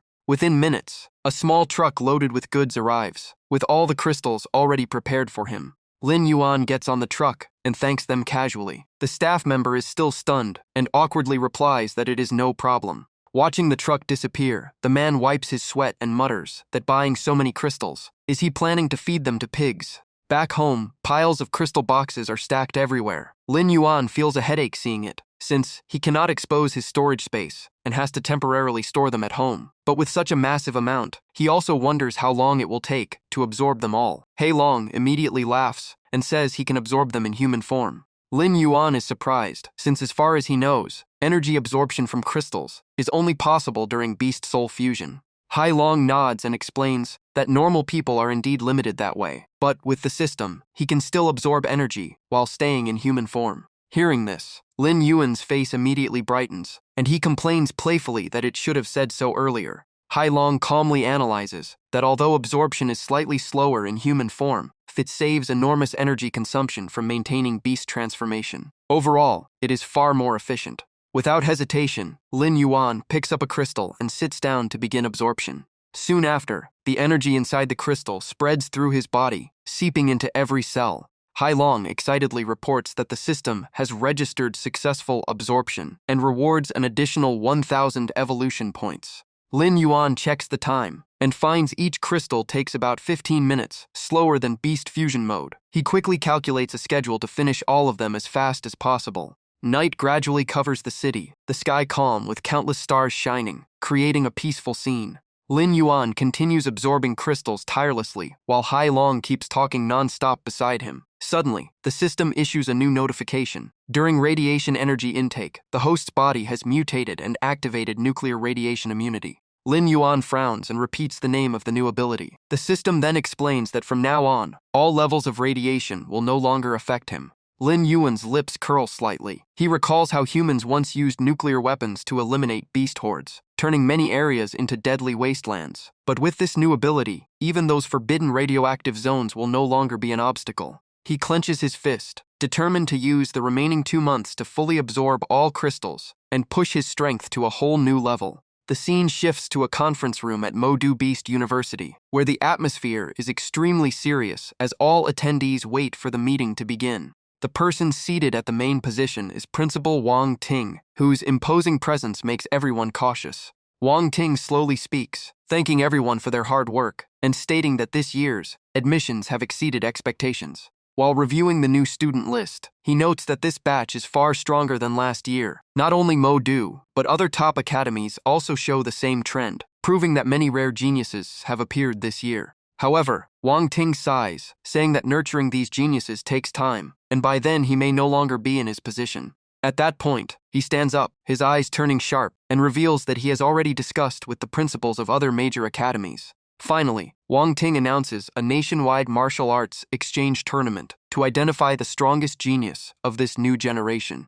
The proposal immediately causes a stir in the room. Some believe it is a great idea to gather all geniuses and rank them. Others agree, seeing it as a chance to humble overconfident students. However, some worry it is too soon for freshmen to enter such a large-scale competition. Wang Ting raises his hand to restore order and calmly says the tournament has already been agreed upon earlier, and today's meeting has another purpose. He emphasizes that the current task is to select the most suitable candidates to represent the academy in the competition. A lecturer named Zhang An stands up and asks how many people the team will include. Wang Ting replies that there will be 12 slots in total, including 10 main members and 2 substitutes. Immediately after, Xianggui suggests that they should directly use the Hidden Dragon ranking as the fastest and fairest method. He further insists that this ranking reflects true strength objectively, with absolutely no bias or cheating involved.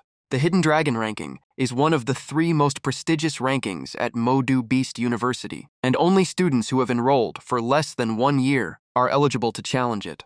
However, Wang Ting explains that the ranking only reflects individual combat ability. He gives Song Lan as an example, the academy's top student, whose beast soul is the 7-colored glazed butterfly, a support type. Even though she has reached Beast General 7 stars, she would be at a disadvantage fighting alone and might struggle to enter the top ranks. This does not mean she is weak, because with a strong teammate, the two together could even threaten Beast King level experts. Hearing this, Zhang An immediately understands and stands up, saying the Hidden Dragon ranking should only be used as a reference, while final selection must also consider team coordination, since that is the decisive factor in larger-scale battles. Wang Ting immediately agrees. Wang Ting then declares that this will be the first nationwide martial arts tournament to be live-streamed and may become a model for future competitions. He hopes everyone will carefully consider the roster, so Modu Beast University can fully showcase its strength to the entire nation. Everyone responds in agreement.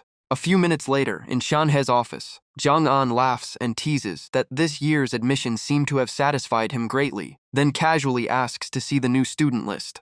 After scanning it, Zhang An remarks that Mu Xue has very strong talent, but he suddenly freezes upon discovering a student with a rank talent who was directly admitted. He only smiles meaningfully and tells him to keep scrolling.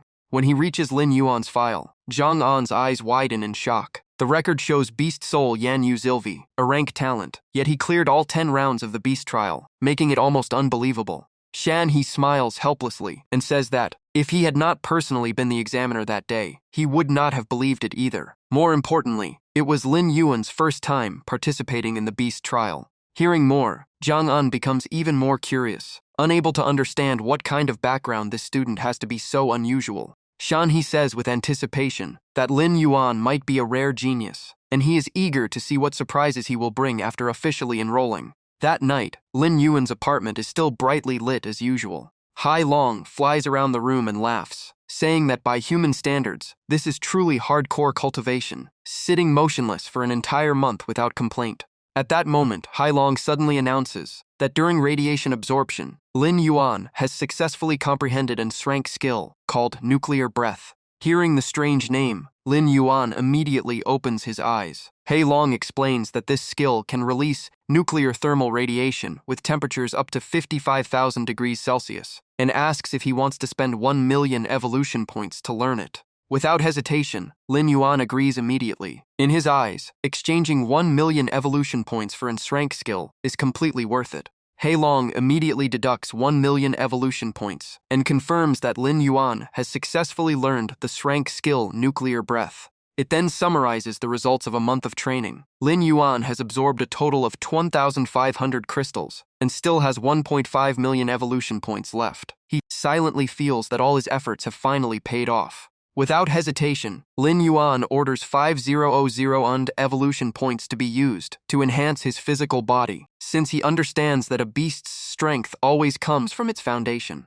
He Long immediately acknowledges the command. Next, Lin Yuan allocates the remaining points: 2,000 to increase scale armor toughness, 2,000 to strengthen claws, and 3,000 to upgrade biological nuclear reaction response. While thinking, Lin Yuan suddenly pauses. He Long reminds him that he is now at Beast General level, only one step away from Beast King. Lin Yuan sighs, originally thinking 1 million points would allow rapid breakthroughs, but it only pushed him from 3-star to 7-star, realizing he had overestimated. He Long points at the crystal bag and says there are still 2,500 low-grade crystals unused, which could be converted into about 2.5 million evolution points. Hearing this, Lin Yuan falls into thought, wondering whether that amount is enough to break through directly to Beast King. Thinking about how even Beast General level already consumes massive points, he struggles to imagine how terrifying the cost of Beast King and Beast Emperor realms would be. He Long continues to encourage him, saying that if it is still not enough, they can exchange the high-grade Beast Soul Crystals and Beast Spirit Lamps for low-grade crystals. With that method, the chance of breakthrough would be almost guaranteed. In the end, Lin Yuan raises a crystal high and declares firmly that his goal is to reach Beast King level before enrollment day. 1 month later, holding a train ticket, Lin Yuan blends into the crowded flow of people at the station. At that moment, a familiar voice calls from behind, making him immediately turn around. It is Mu Xue.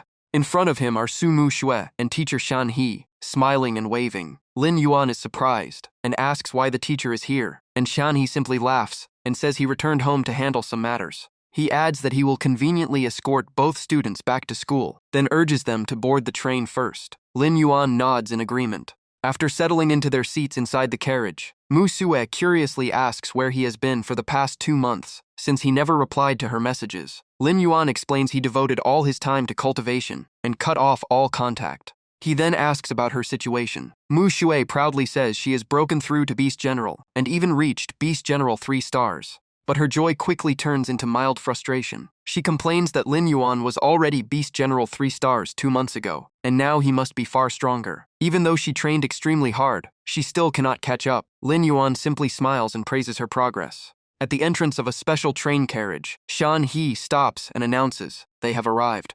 Inside is a spacious private room with full amenities. Shan He tells them to go in, and Mu Xue cannot hide her excitement at the luxury the moment she steps inside. Lin Yuan silently calculates that even a regular seat on this train costs over 1,000 zhaozhen, yet Shan He is assigned a private room. As expected, the treatment of a Lord-level Beast Soulmaster is completely different. At that moment, Shan He reminds them that if nothing unexpected happens, they will reach Modu Beast University by evening. Hearing the word unexpected, Lin Yuan immediately becomes curious. Shan He's expression turns serious. He explains that the train will pass through a wilderness area where large-scale beast battles frequently erupt, a zone known as Beast Tide. He adds that danger often comes from beast tides, where Lord-level beast hordes surround trains, and sometimes even Emperor-level beasts appear alone. Hearing this, Lin Yuan feels a surge of pressure. However, Shan He calmly reassures them that the chance of such events is low. Even if it happens, he will try his best to hold the enemy back so everyone can retreat. Against an Emperor-level beast, he can still hold for about 5 minutes. The train continues speeding forward while Lin Yuan silently thinks over his teacher's words. He stands by the window, looking at the vast wilderness outside, realizing that Emperor-level power is far more terrifying than he imagined, since even Shan He can only hold it for a short time. At that moment, urgent knocking sounds echo outside the carriage. A train supervisor rushes in, reporting that the detection system has found a beast tide about 10 kilometers away, heading straight toward the train at extreme speed. He swallows hard and continues speaking with difficulty, saying the situation is extremely urgent. His face turns pale as he reports that the beast tide will reach the train in about 10 minutes. Shanhee remains calm and asks about the scale of the beast tide. The supervisor replies that there are roughly 3 beast kings, over 50 beast generals, and 200 to 300 combat beasts. In addition, 2 other beast soul masters on the train are already rushing to assist. Hearing this, Shanhee turns to his 2 students and asks if they want to participate in the fight. He says this is a small beast tide, perfect for gaining real combat experience before enrollment. Lin Yuan immediately agrees without hesitation, his eyes filled with determination. Mu Xue also quickly accepts. The morning sky remains clear, with white clouds drifting slowly. At this moment, the train has completely stopped in the vast wilderness. Along the train, supervisors have already taken defensive positions. At the same time, Shanhee leads Lin Yuan and Mu Xue quickly down to the ground. Shanhee points to 2 off-road motorcycles nearby and asks if they know how to use them. Lin Yuan calmly nods, indicating he can handle it. As for Mu Xue, she shakes her head and admits she has never ridden such a vehicle before. Without wasting time, Shanhee jumps onto one bike and tells Mu Xue to ride with Lin Yuan, then orders both of them to follow closely before setting off. The moment he finishes speaking, he accelerates forward like a gust of wind. Watching his back, Lin Yuan can only smile wryly. As expected, he leaves the moment he says go. He then turns to signal Mu Xue to quickly get on the motorcycle. After settling in, she curiously asks if he really knows how to ride it. Lin Yuan calmly replies that he has never tried before, but a vehicle like this should be easy to get used to once it starts moving. Without hesitation, he twists the throttle fully. The engine roars violently as the bike surges forward, kicking up thick clouds of dust and dirt. Lin Yuan smiles with excitement, feeling that controlling it is not much different from a motorcycle. The engine sound echoes across the vast mountainous region. While following Shanhee, Lin Yuan shouts asking if the beast tide is ahead. Shanhee replies that before the battle begins, the most important rule is to retreat immediately if an opponent exceeds their limits, because their lives are always more important than training. Just after giving his warning, Shanhee forms seals and roars, activating beast soul fusion. In an instant, his body transforms into a massive beast, radiating overwhelming pressure. From the opposite side, packs of ferocious beasts roar and charge forward, surrounding him. Shanhee's hands ignite with blazing red flames, the heat distorting the surrounding air. Without hesitation, he throws a powerful punch into the ground. A deafening explosion shakes the battlefield as the earth trembles under the terrifying force. From the impact point, countless huge cracks spread outward at high speed. In moments, the cracks turn into massive chasms that swallow the charging beast horde. After that, the ground slowly seals itself again, as if nothing had ever happened.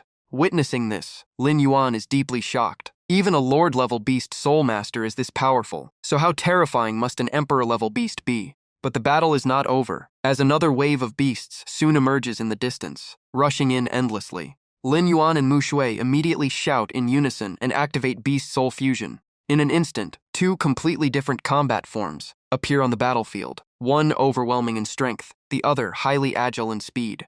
Mu Xue continuously launches ice spears, while Lin Yuan charges directly into the beast horde, taking down monsters one after another with brutal force. Suddenly, a strange beast silently appears right behind Lin Yuan.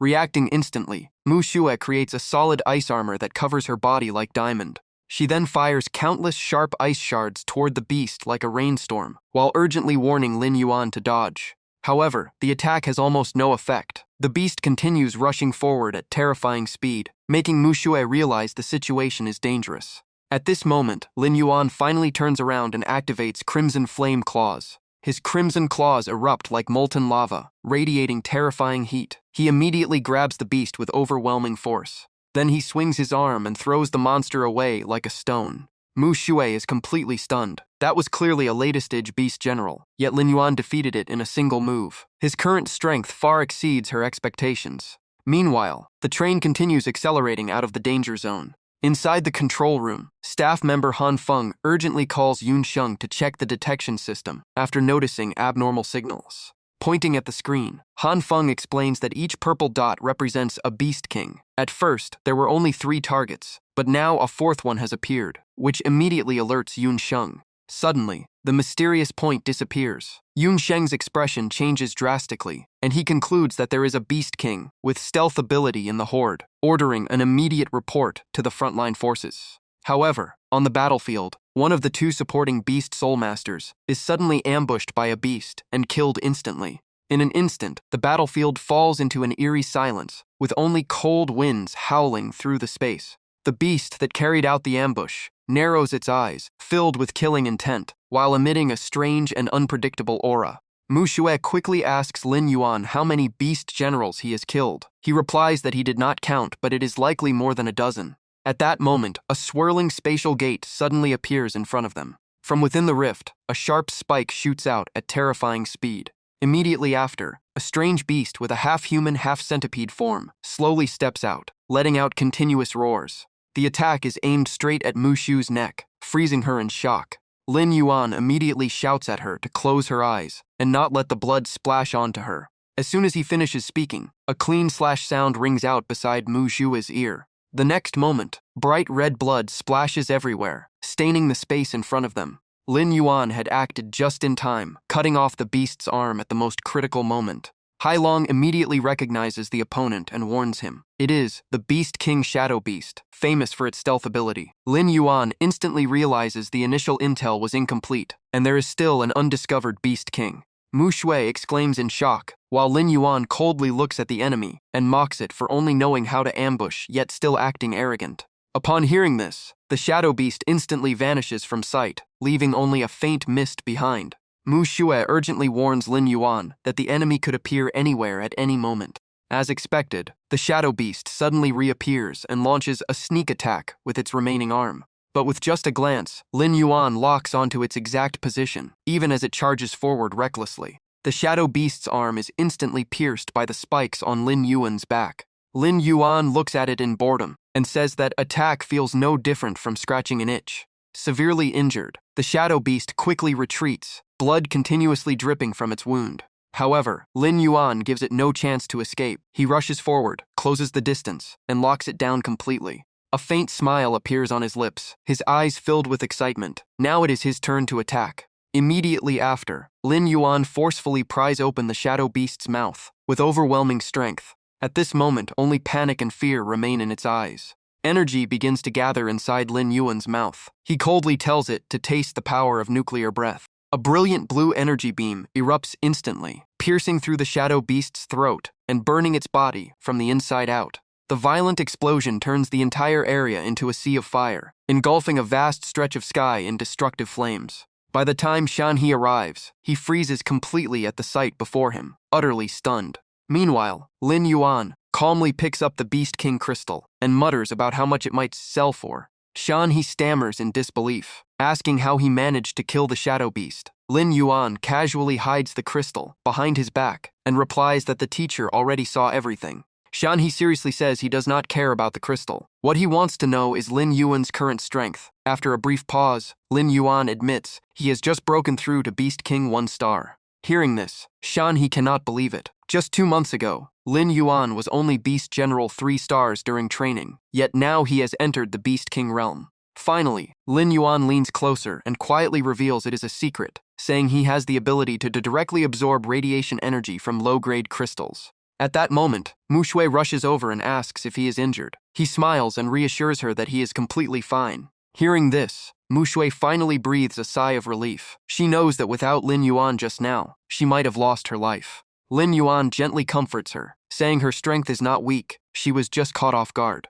Shanhe agrees, saying that real battlefield experience always causes hesitation at first. Mu Xue seriously nods, promising herself to train harder so she will not become a burden. After those words, Lin Yuan and Mu Xue look at each other and smile. Shanhe strokes his chin, becoming even more certain that Lin Yuan cannot be judged by normal standards. As dusk falls, the sky is dyed red, while the train continues moving away from the battlefield. Watching Lin Yuan's back, Shanhe keeps thinking. Direct absorption of radiation energy from crystals has never appeared in the history of Beast Soul Masters. Perhaps this is the special genius the principal mentioned. After everything settles, Shanhe walks over and hands Lin Yuan a badge. He explains that all spoils from the battle have been stored inside the spatial badge. and once processed at the Beast Soul Hall, the funds will be transferred to him. Lin Yuan curiously asks about the item. Shan He quietly explains that Beast King level cultivators can request bronze spatial badges from the Beast Soul Hall. They cost about 1 million to craft and provide a 10 cubic meter storage space. He assumes Lin Yuan spent all his money on low-grade crystals, so he offers to lend him some if needed. Lin Yuan thanks him and says he will consider getting one later.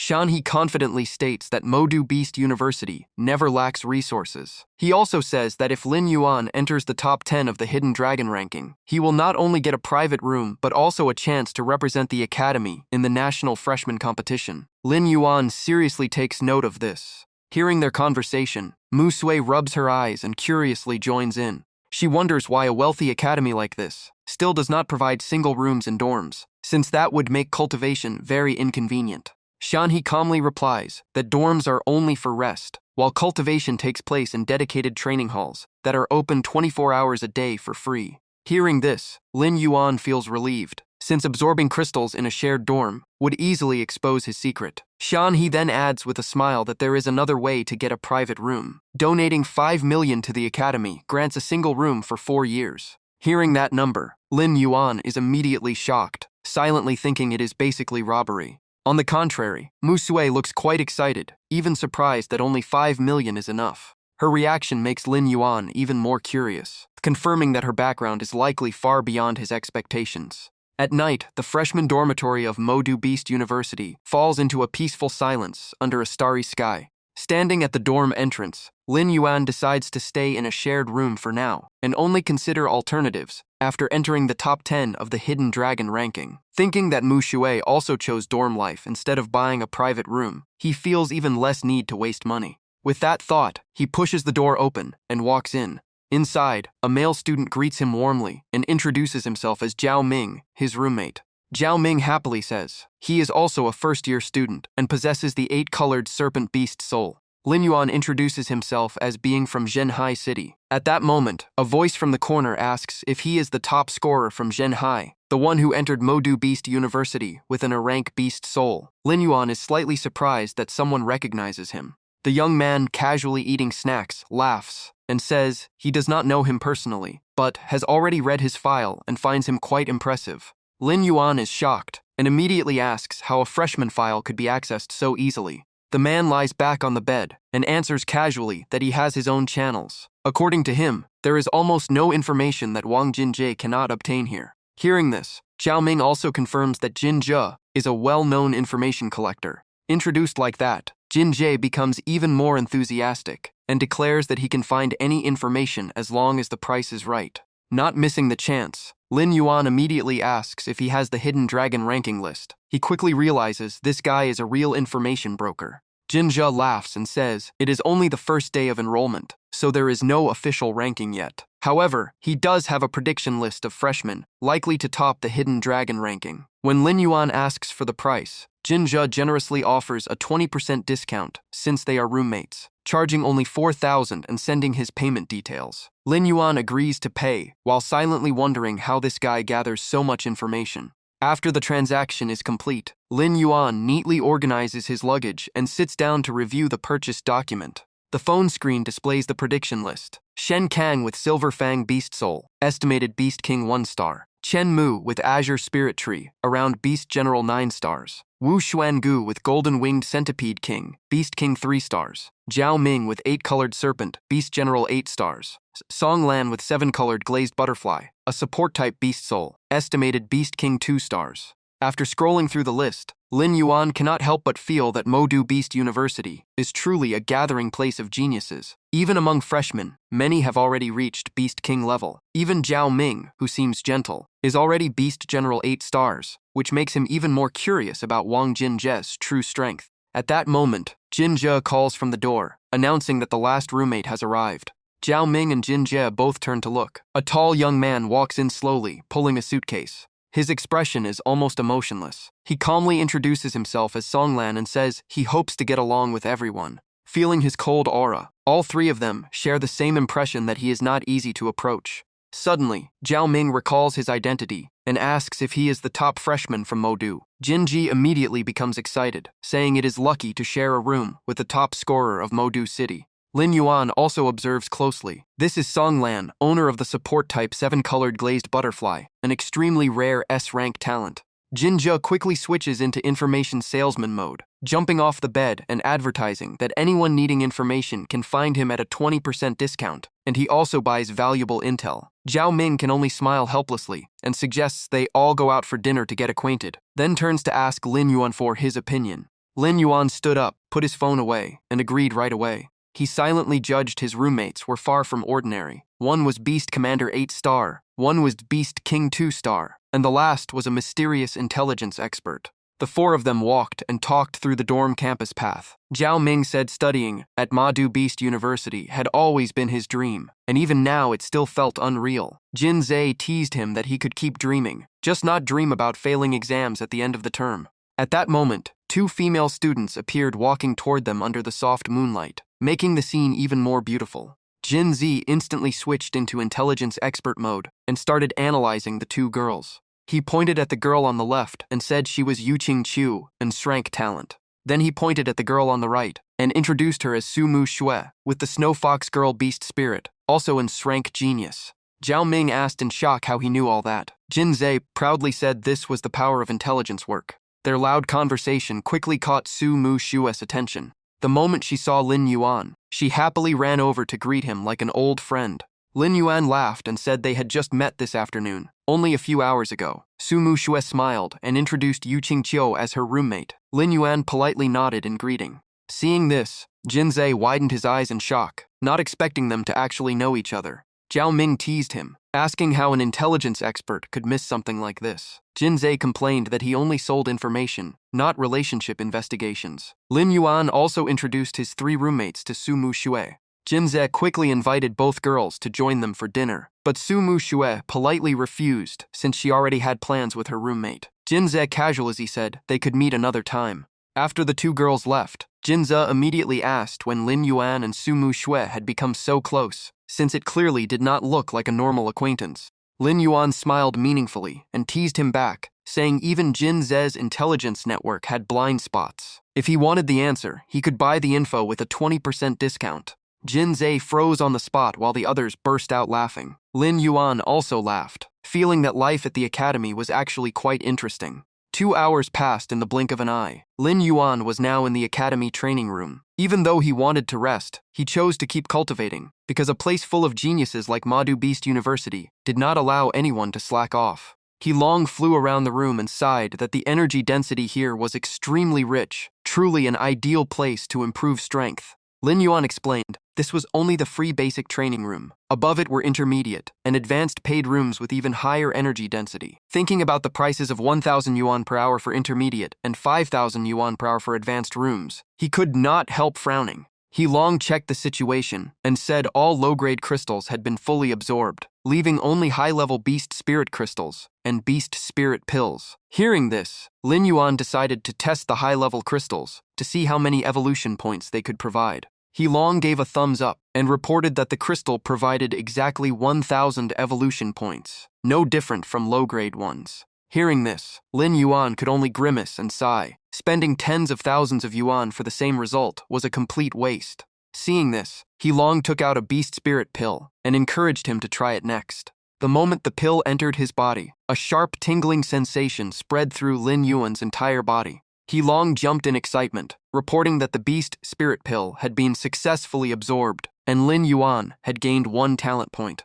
Lin Yuan froze while looking at the system panel. He clearly remembered there was no talent section before, so this must be a hidden attribute. He long quickly explained that this stat increased energy absorption speed. Even 1 talent point could boost cultivation efficiency by about 5%. Lin Yuan immediately felt the change and noticed the surrounding energy absorption speed was indeed much faster. He long continued excitedly, saying that with the system support, Lin Yuan was not limited to using only 1 beast spirit pill per month. He could use as many as he wanted. Still, Lin Yuan could not help but sigh that it was truly a divine item. But at 90,000 yuan per pill, it was far too expensive. The next morning, the sky over the dorm area was clear and cloudless, with a refreshing atmosphere. Lin Yuan sat on his bed and looked at Jin Zhe, who was still half asleep, wondering where the other 2 roommates had gone so early. Jin Zhe kept his eyes on his phone, and mumbled that they were probably in the training room like usual. Hearing that, Lin Yuan became even more aware that he was not the only one working hard.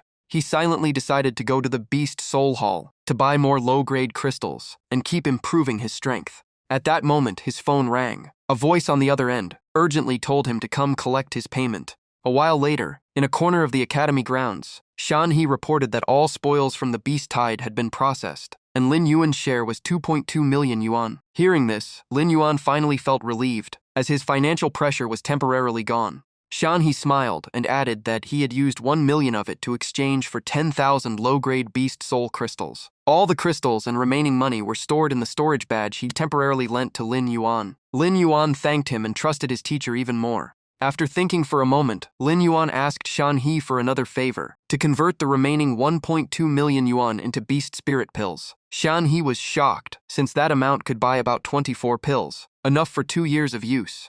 Lin Yuan did not explain much, and simply said he knew his limits. Seeing his determination, Shan-He agreed, and also mentioned that the Hidden Dragon rankings would be announced in a few days. Before leaving, Shan-He patted Lin Yuan on the shoulder, and said that if he made it into the top 10, he would help him secure a spot representing Madu Beast University in the National Freshman Tournament. Lin Yuan immediately responded with determination. But in his heart, he had already set a much higher goal. He was not aiming for top 10, but for first place on the Hidden Dragon rankings. Soon after, the first rays of morning sunlight pierced through the leaves. In the training room, Lin Yuan was still absorbing crystals diligently, while he long flew around happily and reported another 1,000 evolution points. And this time, it only took 10 minutes. Lin Yuan immediately noticed something unusual. It seemed the 5 beast spirit pills not only increased natural energy absorption speed, but also reduced crystal absorption time. He Long was not fully sure either, and said they would need to test again once a new batch of beast spirit pills arrived. Lin Yuan nodded in agreement. For now, the most important thing was still absorbing crystals to strengthen his power. Time quietly passed, and the pile of crystals slowly began to shrink. Day after day, the number of crystals kept decreasing. The glowing light from the remaining crystals still filled the quiet room. Not long after, those crystals were nearly completely absorbed. A few days later, Lin Yuan returned to the dorm carrying breakfast. As soon as he opened the door, he saw all 3 roommates already present. This surprised him a little. Normally, aside from Jin Ze, who ran around collecting information, Zhao Ming and Song Lan spent most of their time cultivating and rarely gathered together like this. Jin Ze immediately reminded him that today was the freshman opening ceremony, and Lin Yuan had been so focused on cultivation that he completely forgot. Only then did he remember. The young man grinned mischievously and said everyone gathered here was clearly elite, likely aiming for the top 10 of the Hidden Dragon rankings.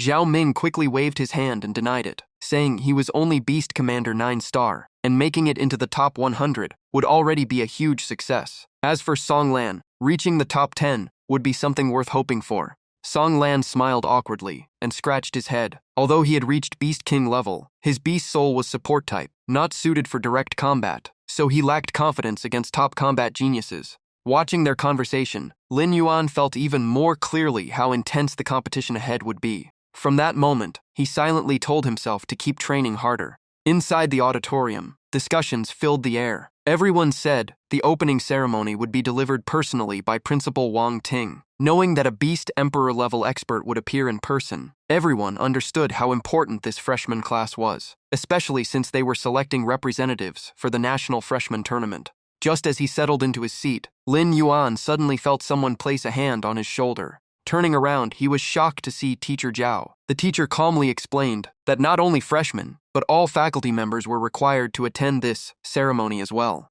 Then Zhao Shan-He looked at Lin Yuan's group and guessed they were his roommates. Jin Zi politely greeted him and expressed admiration for the teacher. Lin Yuan quickly introduced Jin Ze to the teacher as well, joking that he was the dorm's intelligence expert. Hearing that, Zhao Shan-He laughed and commented that like father like son. Jin Ze could only smile awkwardly at the praise, while Lin Yuan asked in surprise if they already knew each other.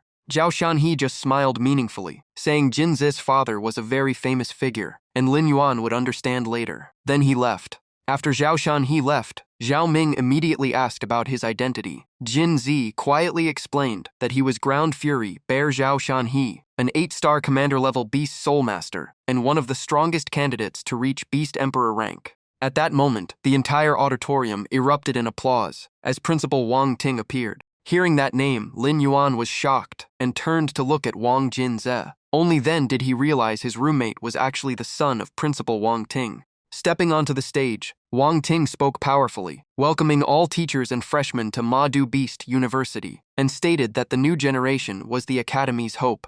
He then announced that the Hidden Dragon rankings would soon be released, marking the first major challenge, where higher ranks would bring greater rewards. He continued his speech, emphasizing that fate was in one's own hands, and talent did not decide everything. As long as one dared to fight, anyone could change their future. Wang Ting's expression grew stern, as he stated that strong warriors are those who never stop fighting. Even though Madu Beast University had a high mortality rate, anyone who entered must accept that rule. He declared firmly that the academy would not tolerate the weak or cowardly, then asked all freshmen if they accepted this. Immediately, all students stood up and shouted their agreement in unison. Soon after, the Hidden Dragon rankings were officially released, and the entire campus crowded forward to view it. The list appeared. Wu Xuan ranked first, Shen Kong ranked second, Wang Linhu ranked third, and Song Lan ranked 10th. Seeing this, Lin Yuan was impressed as Jin Ze's predictions were completely accurate.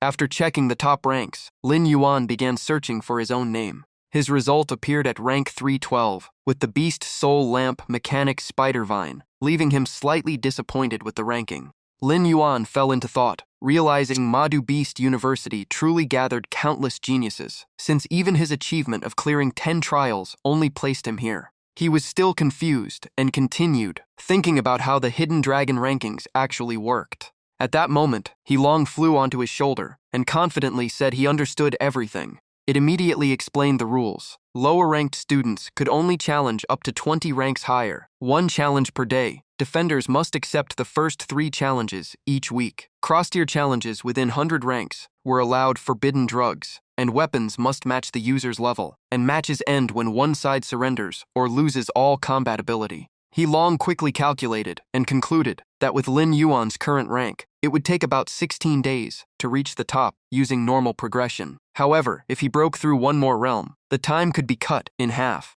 Behind him, the crowd was buzzing loudly, discussing Wu Xuangu, wondering who he was to instantly take first place. Many believed the top rank would not last long, and that the Hidden Dragon rankings would shift dramatically within days. Hearing the discussions, Lin Yuan did not stay any longer and decided to leave. He understood that the coming days would be the most intense period of competition, so the priority was cultivation. Zhao Ming watched Lin Yuan's back and sighed, saying that while everyone else was eager to chase rankings, he calmly returned to train, which was rare. Jinze quietly revealed he had once spent 1 million to buy information about Lin Yuan, but was still rejected. At that time, Lin Yuan only replied that they should talk about the value of that information once he reached the top of the Hidden Dragon rankings. Watching Lin Yuan disappear into the crowd, Jinze grew even more puzzled. It was clear that Lin Yuan's goal was not a high rank but the championship, making him even more curious about how terrifying his true strength really was. Back in the training room, He Long confirmed that the 24 beast spirit pills sent by Zhao Shan were all in front of him, then asked if Lin Yuan really planned to consume them all at once. Lin Yuan just smiled at the pile of pills and said he would see how effective they were. Without hesitation, he immediately poured all the beast spirit pills into his mouth. In an instant, streaks of electric light spread through his body, erupting from his soul core and rapidly covering his entire system. Seeing this, He Long became so excited that he jumped up, repeatedly announcing that the absorption of the beast spirit pills was successful, and Lin Yuan's talent was increasing again. After checking, He Long reported a total gain of 10 talent points. Lin Yuan immediately felt his energy absorption speed increase significantly. Without delay, Lin Yuan took out all his low-grade beast soul crystals, ready to test whether his absorption speed had truly improved. He held each crystal and entered a cultivation state, while energy continuously flowed around his body. 7 minutes later, He Long happily reported that Lin Yuan had fully absorbed 1 crystal and gained 1,000 evolution points. Compared to the previous 10 minutes, the speed had clearly improved. Lin Yuan clenched his fist in excitement, confirming his guess was correct. At that moment, Lin Yuan's phone suddenly vibrated. As soon as he answered, A voice urgently informed him that in 10 minutes, Arena number 3 would host a match between Wu Xuangu, ranked 1st, and Wang Linhu, ranked 3rd, and told him to come immediately. Hearing about the clash between two top experts, Lin Yuan instantly stood up and rushed over. When he arrived at Arena number 3 of Madu Beast University, the place was already boiling with excitement and deafening cheers. As he stepped into the stands, Lin Yuan heard someone loudly calling his name. It was Zhao Shanhe, standing below and waving at him repeatedly. Beside him, Meng Chang'an teased that Zhao Shanhe treated Lin Yuan like a treasure, even bringing him along just to watch a match. Zhao Shanhe immediately shot back, telling him to stay quiet if he had nothing good to say. Then Zhao Shanhe introduced Meng Chang'an as his colleague at the academy, and Lin Yuan politely greeted him. Meng Chang'an looked at Lin Yuan and smiled, saying this was the student Zhao Shanhe always talked about. Learning that Lin Yuan still had no advisor, he immediately offered to take him as a disciple. Hearing this, Zhao Shanhe refused at once, saying he only invited him to watch the match, not to steal students. Still, Meng Chang'an shifted the topic and asked Zhao Shanhe, who had a higher chance of winning between Wang Linhu and Wu Xuangu. Zhao Shanhe could only admit he did not know, as he had never personally taught either of them. Not getting an answer, Meng Chang'an turned to Lin Yuan instead. Lin Yuan simply shook his head, honestly, saying he also did not know much about their strength. At that moment, the entire stand suddenly erupted as the third-ranked fighter appeared. The person who stepped onto the stage was Wang Linhu. Immediately after, the crowd roared even louder as his opponent entered. It was Wu Xuangu, the current number 1 on the Hidden Dragon rankings. The referee stood in the center and announced loudly that Wang Linhu, as the third-ranked challenger, would face Wu Xuangu, the number 1. After the official announcement, the match began. As the referee left the arena, Wu Xuangu smirked and provocatively said Wang Linhu was the first to dare challenge him, asking if he really thought the top spot was so easy to take. Wang Linhu refused to back down. He cracked his knuckles loudly and declared that the number 1 position should have been his all along. Wu Xuangu sneered, calling him arrogant, and said he would use this chance to teach him a lesson he would never forget. The moment he finished speaking, he activated his beast soul fusion state. Lin Yuan observed closely and quickly recognized it as the golden-winged king centipede, an S-rank beast soul. Just its aura alone was enough for him to judge that Wu Xuangu was at least beast king level. On the opposite side, Wang Linhu erupted with blazing flames, further confirming to Lin Yuan that Madu Beast University truly gathered countless formidable opponents. Without hesitation, Wang Linhu roared and completed his beast soul fusion as well. The entire audience erupted in non-stop cheers, while Lin Yuan remained quietly focused, watching every detail. Realizing that Wang Linhu was also at Beast King level, Lin Yuan became even more curious about who would ultimately stand until the end. The two geniuses faced each other, and even before exchanging blows, the pressure in the arena had already reached an extreme level. Meng Chang'an could not hide his admiration, saying that reaching this level at their age was extremely rare. Zhao Shanhe simply smiled and replied that he had said it from the beginning. This freshman batch was full of monsters. Wang Linhu suddenly let out a roaring shout, gathering massive energy into his mouth. A glowing energy sphere rapidly expanded, its brilliance so intense that no one could look directly at it. When the power reached its peak, he fired the massive energy blast straight at his opponent. In contrast, Wu Xuangu remained calm and composed, slightly adjusting his body. With astonishing agility, he cleanly dodged the entire attack without any difficulty. After dodging, Wu Xuangu mocked him, asking if that was all he had. Wang Linhu did not waver, and responded that he should try defeating him before talking. He then dashed forward like an arrow released from a bow. Wu Xuangu's eyes instantly turned sharp, like a predator waiting for its prey to fall into a trap. Wang Linhu closed in and grabbed one of the giant centipede's legs. After the impact, green fluid splattered across the air. Lin Yuan quickly analyzed that Wang Linhu's Scarlet Flame Tyrant Tiger Beast Soul had extremely balanced physical strength, speed, and explosive power, making it hard even for Wu Xuangu to fully evade closer-range attacks. However, he still felt something was off. In the teacher area, Meng Chang'an praised Wang Linhu for his tactics, using long-range probing before suddenly closing in to limit his opponent's options. Zhao Shanhe agreed, saying his combat instinct at this age was excellent. Meng Chang'an began to think Wu Xuangu was just overhyped, but Zhao Shanhe reminded Lin Yuan not to underestimate any opponent if he wanted to reach the top of the Hidden Dragon rankings. Hearing that Lin Yuan's goal was first place, Meng Chang'an was shocked. Just passing the entrance assessment was already difficult, yet he was aiming for the top spot. At that moment, Lin Yuan calmly said a single line. It was a trap. Meng Chang'an immediately turned to ask again. Lin Yuan confirmed that Wang Linhu had fallen into Wu Xuan Gust's trap. That answer made Meng Chang'an even more curious, and he immediately asked why Lin Yuan was so certain. Meanwhile, Wang Linhu continued, launching fierce attacks, flames around his body burning stronger and stronger. He silently calculated the timing, believing one more strike would be enough to end the match. But at that moment, a sudden light appeared behind him, signaling that he had already fallen into an encirclement. Realizing something was wrong, Wang Linhu roared in anger and tried to break free. Wu Xuangus's flexible body and countless steel-hard legs tightly locked him down, leaving Wang Linhu completely unable to move. Despite his furious struggles and roars, he could not escape the restraint. At this moment, killing intent appeared in Wu Xuangus's eyes. Instead of loosening his grip, he tightened it further, causing blood to begin seeping from Wang Linhu's body. Then Wu Xuangu slowly opened his mouth. A stream of green mucus was instantly spat directly at his opponent. The fluid quickly entered Wang Linhu through his nose, causing his eyes to widen as his entire body convulsed violently. Seeing everything unfold exactly as predicted, Meng Chang'an shockedly asked Lin Yuan how he could tell it was a trap from the beginning. Lin Yuan calmly explained that when an opponent's true strength is unknown, deliberately exposing a weakness is a very effective baiting strategy. As the number 1 on the Hidden Dragon rankings, Wu Xuangus's combat instincts were certainly no weaker than Wang Linhu's. Hearing this analysis, Xiao Shan, he could not help but feel impressed. He realized that from a spectator's perspective, he had missed many details, while Lin Yuan had fully immersed himself in the battle and observed it with extreme precision. Xiao Shan he then patted Meng Chang'an's shoulder and laughed proudly, saying he had lost this time, because even his observational skills were inferior to a freshman. Meng Chang'an immediately retorted that Xiao Shan he himself had not seen it either. Xiao Shan he laughed heartily and admitted he did not notice it, but his student did, and that was enough. Meng Chang'an could only shake his head helplessly, even more certain that Xiao Shan he treated Lin Yuan like a treasure. However, the battle was still not over. Wang Linhu's eyes turned blood-red as veins of blood slowly appeared. A terrifying surge of heat erupted from his body, throwing the entire arena into chaos.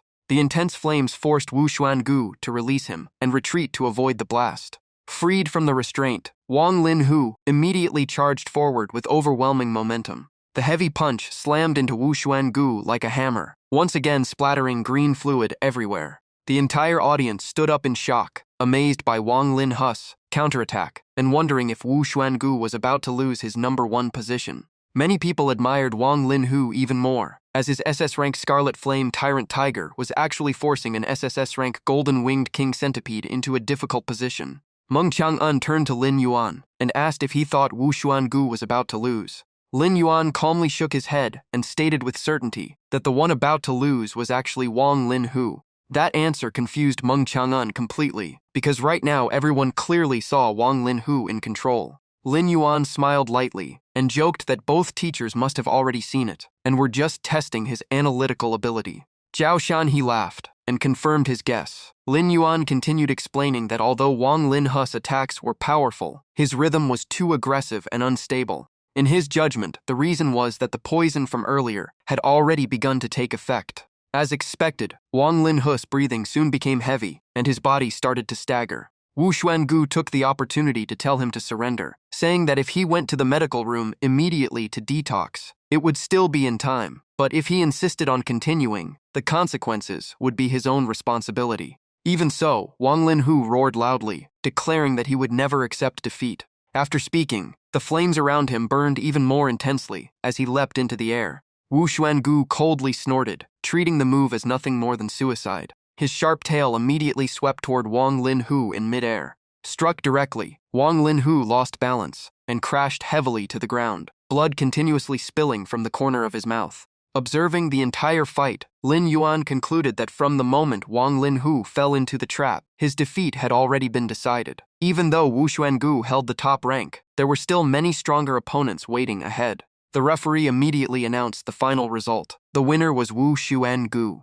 Xiao Shanhe regretfully said that if Wang Linhu had not been poisoned, the match would have been far more intense. Meng Chang'an looked at Lin Yuan and thought that if Wang Linhu had the same observational and analytical ability, he might not have ended up like this. A freshman with such sharp combat instincts was truly rare. After the match, Zhao Shan he seriously asked Lin Yuan if he understood why he had brought him to watch this fight. Lin Yuan replied that it was likely to help him understand the true strength of his peers. Zhao Shan. He nodded and said that to reach the peak, one must first understand where they stand, how strong their opponents are, and constantly push themselves forward. That was something never to forget. Lin Yuan lowered his head and sincerely thanked him, saying he had remembered those words. About an hour later, back in the resting room, He Long asked for his impression of the fight. Lin Yuan calmly assessed that Wu Xuangu was at least Beast King level 4 star, or at worst peak 3 star. Recalling the entire battle, he noted that Wang Linhu specialized in explosive firepower, while Wu Xuangu excelled in poison-based abilities, making him far more dangerous than he appeared in real combat. He Long also nodded in agreement, acknowledging that the number 1 of the Hidden Dragon rankings was indeed no ordinary opponent. Lin Yuan continued analyzing that Wu Xuangu was definitely still hiding cards he had not used yet. Then he wondered whether Wang Jinze could reach this level. He Long asked back how many chances he would have if he faced them right now. Lin Yuan solemnly replied that his win rate was only about 30. He had an advantage in skill and judgment, but his overall strength was still far behind, and Wu Xuangu had not even revealed his full power. He Long encouraged him, saying that although their beast souls were CES rank or higher, the system could make up for the gap, and once he grew stronger, he might not lose to anyone. Hearing that, Lin Yuan became fully determined again. He said he would continue narrowing the gap with those geniuses, because the National Freshman Tournament was less than a month away, and he must secure a spot. He Long reminded him that he still had over 1 million evolution points unused, enough to raise his strength to at least Beast King, level 2 star. Lin Yuan nodded decisively, took more beast soul crystals, and suggested continuing training. He Long immediately agreed. The two quickly began the next training cycle. Lin Yuan sat still in a meditative posture, continuously absorbing energy from the crystals. After a few minutes, he slowly exhaled, completing 1 absorption cycle. He Long checked the data panel and shouted excitedly. Since breaking through Beast King level 1, Lin Yuan had accumulated over 3 million evolution points. Hearing that number, Lin Yuan admitted the Beast Spirit Pill had exceeded expectations. If not for it, he could never grow this fast. He Long then asked how he planned to use the points. Lin Yuan quickly laid out his plan. 200,000 points to reinforce armor, 200,000 to enhance claw sharpness, 200,000 to upgrade fangs, and another 200,000 for the bionuclear reactor ability. About half an hour later, Hai Long happily reported that Lin Yuan had officially broken through to Beast King level 2, with 1.75 million evolution points remaining. Although not enough for another level, Lin Yuan was very satisfied. After finishing training, Lin Yuan stood up and decided to go out, since he had stayed in the room too long. Hai Long also reminded him that over the past week, he barely returned to the dorm and only slept 2 to 3 hours a day, like a monster. Just as he entered the dorm room, Jinze asked in surprise why he showed up today. Lin Yuan replied in confusion that this was his room, so why couldn't he come back? While packing his things, Jinze complained that Lin Yuan only focused on training and was never around, then asked about Zhao Ming and Song Lan. Jinze explained that Zhao Ming was injured in a ranking battle, and he was preparing to visit him. Song Lan, wanting to get justice for him, challenged the opponent to a duel tonight, and was currently training hard. Hearing this, Lin Yuan frowned. He did not understand how a simple ranking match escalated to this point. Jinze calmly explained that Zhao Ming was not a troublemaker. Everything started with the group manipulating the ranking board. If they had not gone too far, Song Lan would not have stepped in. Seeing Lin Yuan still confused, Jinze continued. The Ranking Hunters was an organization formed by freshmen, using strong members to climb high ranks, then intentionally losing to weaker members to manipulate rankings and profit. Lin Yuan was shocked, not expecting such a scheme to exist. Jinze continued, saying they first let their strongest members occupy top positions on the board. Then, those members would deliberately throw matches to weaker allies, helping them gain unfair rankings. To maintain those positions, members had to pay weekly protection fees. The higher the rank, the higher the cost. Hearing this, Lin Yuan became even more doubtful. He asked if the weak would not eventually be knocked off the rankings. Jinze shook his head and explained that this was the scary part. As long as the fee was paid, the organization would protect them. Anyone who dared to touch their people would face retaliation. Zhao Ming was injured for refusing to bow to them. At this point, Lin Yuan finally understood the situation, but still wondered why the school allowed this to continue. Jinzei gave a cold smile and said, Modu Beast University encouraged brutal competition. As long as it stayed within the rules, the school would not easily intervene. The name Modu Beast University kept echoing in Lin Yuan's mind. He realized this place was far more brutal than he had imagined. Yet this harsh environment only made his fighting spirit burn even stronger. After thinking for a moment, Lin Yuan asked who had the ability to build such a ranking manipulation organization. Jinzei replied seriously that the founder of the ranking hunters was Wu Xuangu. However, he immediately added that Wu Xuangu was no longer the top leader of the organization. This alone showed how full of hidden experts this freshman batch truly was.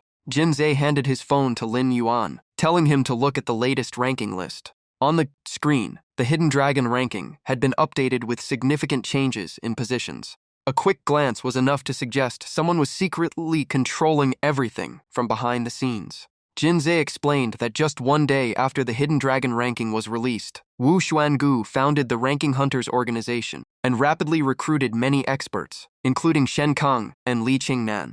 He continued explaining that Wu Xuangu used massive benefits to recruit others, until almost all top-ranking positions were controlled by the organization, except Wang Linhu and Chu Tianyi. Lin Yuan fell into thought. Wang Linhu not joining made sense since they were rivals, but Chu Tianyi was unfamiliar to him, so he asked what rank he held. Jinzei smiled with interest and said that in just 4 days, Chu Tianyi climbed from rank 101 straight to first place. Every team sent to stop him ended up becoming stepping stones, forcing Wu Xuangu to swallow his frustration. Recalling that battle, Jinzei became visibly excited as if reliving it. In his assessment, their strength was not far apart, but Chu Tianyi's beast soul had flight ability, completely countering Wu Xuangu's poison, creating an absolute suppression matchup.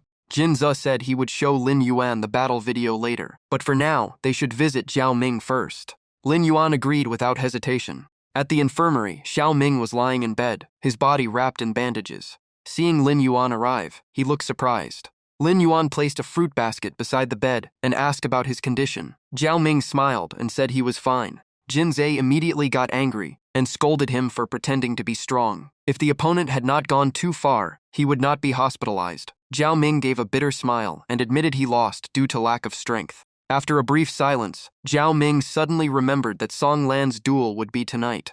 Jinzei confirmed it, saying the match would be broadcast on Channel 7.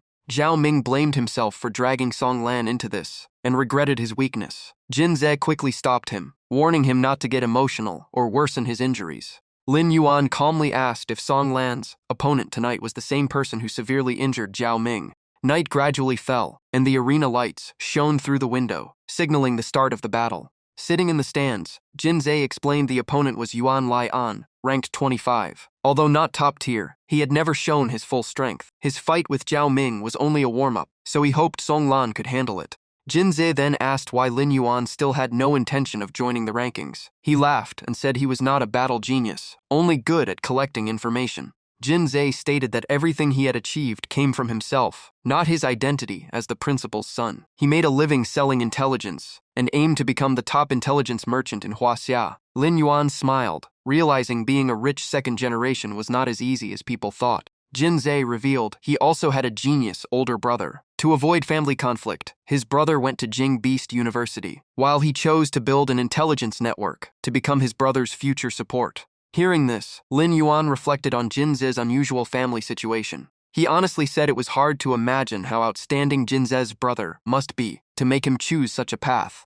Jinzei smiled and shifted his gaze to the arena, saying the match was about to begin. Standing in the arena, Yuan Lian wore an arrogant expression and mocked Song Lan, asking if he was here to seek justice for Zhao Ming. His eyes were filled with cruelty, and his smile became increasingly arrogant. Facing the provocation, Song Lan stood still with an unusually calm expression. His gaze turned icy, killing intent rising, as he replied coldly that everything started from their side. Yuan Lian laughed and pointed at Song Lan, mocking, if he meant, the 3 roommates lying in the infirmary. He said they were weak and now needed others to stand up for them, calling it a joke. As Yuan Lian kept laughing, Song Lan clenched his fist and asked coldly if the ranking hunters always acted so arrogantly. Yuan Lian laughed louder, saying even the school did not interfere, so why should they care? He then asked if Song Lan was the top freshman of Modu Beast University. Yuan Lian smirked in disdain and said, Song Lan was no different from Zhao Ming in his eyes. Song Lan's fist condensed violent energy. His aura exploded, causing Yuan Lian's pupils to shrink as overwhelming pressure hit him. His beast soul immediately fused.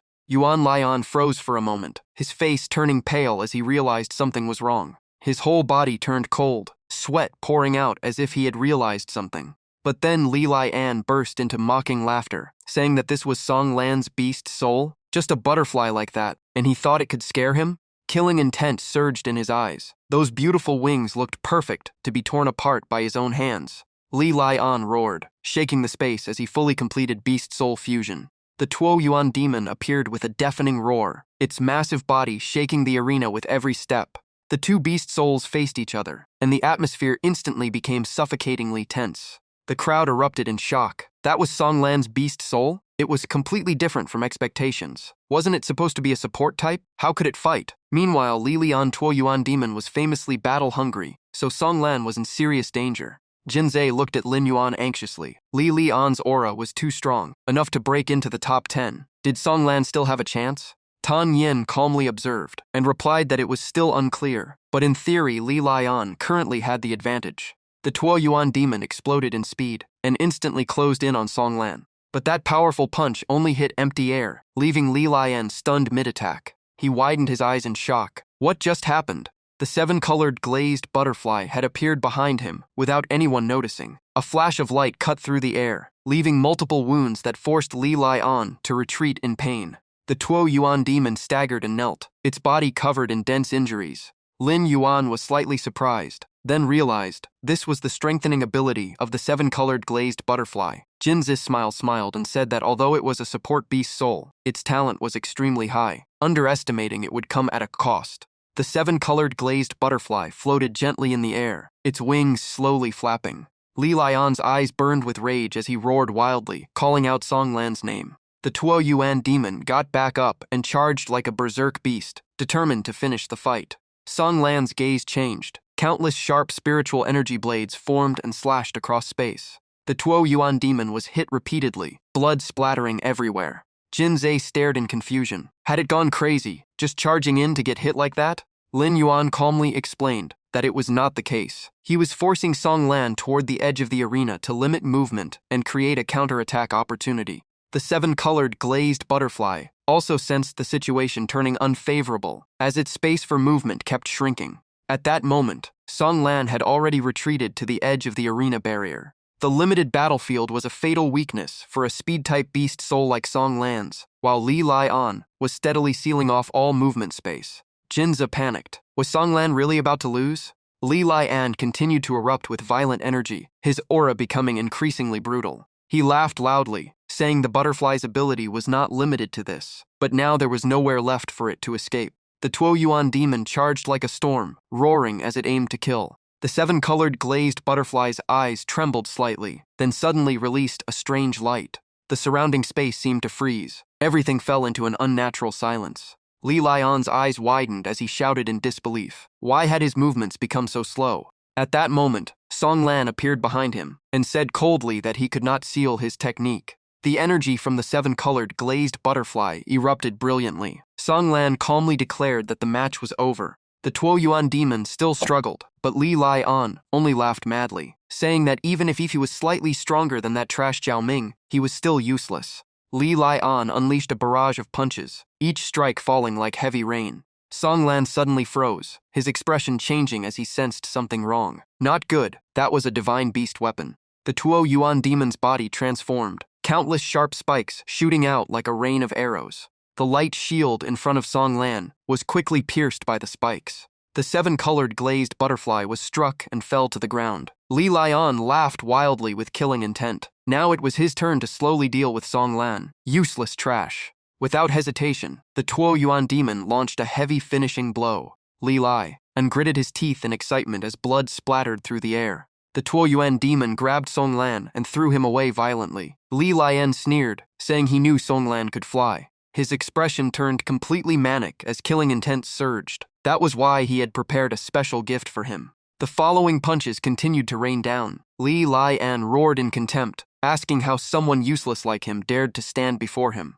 At this moment, Songlan's body was covered in wounds, his face soaked in blood and almost unrecognizable. Li Lion's triumphant laughter echoed across the arena, making everyone on the stands feel uneasy. On the spectator seats, Jinze could no longer hold back and stood up shouting, "Where is the referee? Are they still not ending this? Are they just going to let him keep torturing him?" The seven-colored glazed butterfly was growing weaker. Li Lion leaned down and mocked coldly, saying a support beast soul should just stay in the back. If you are weak, stop interfering in other people's business. Remember this lesson. At that moment, the referee finally spoke up and interrupted. "Student Li Lion, you have won." The referee officially declared Songlan unable to continue. Victory goes to Yuan Lion. According to the rules, Li Lion will replace Songlan's 18th rank on the Hidden Dragon ranking. Li Lion raised his head and left the arena, then looked down at Songlan with provocation. "If you still want revenge, I am always ready. But for now, you should go to the infirmary and take care of your useless friend as well."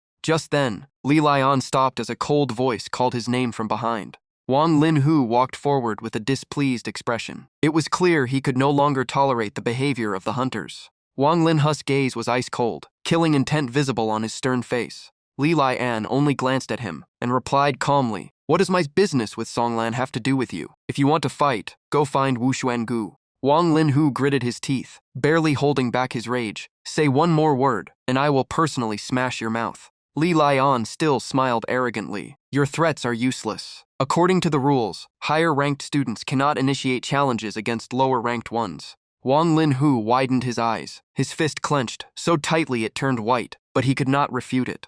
In the end, he could only grit his teeth in fury. Damn it.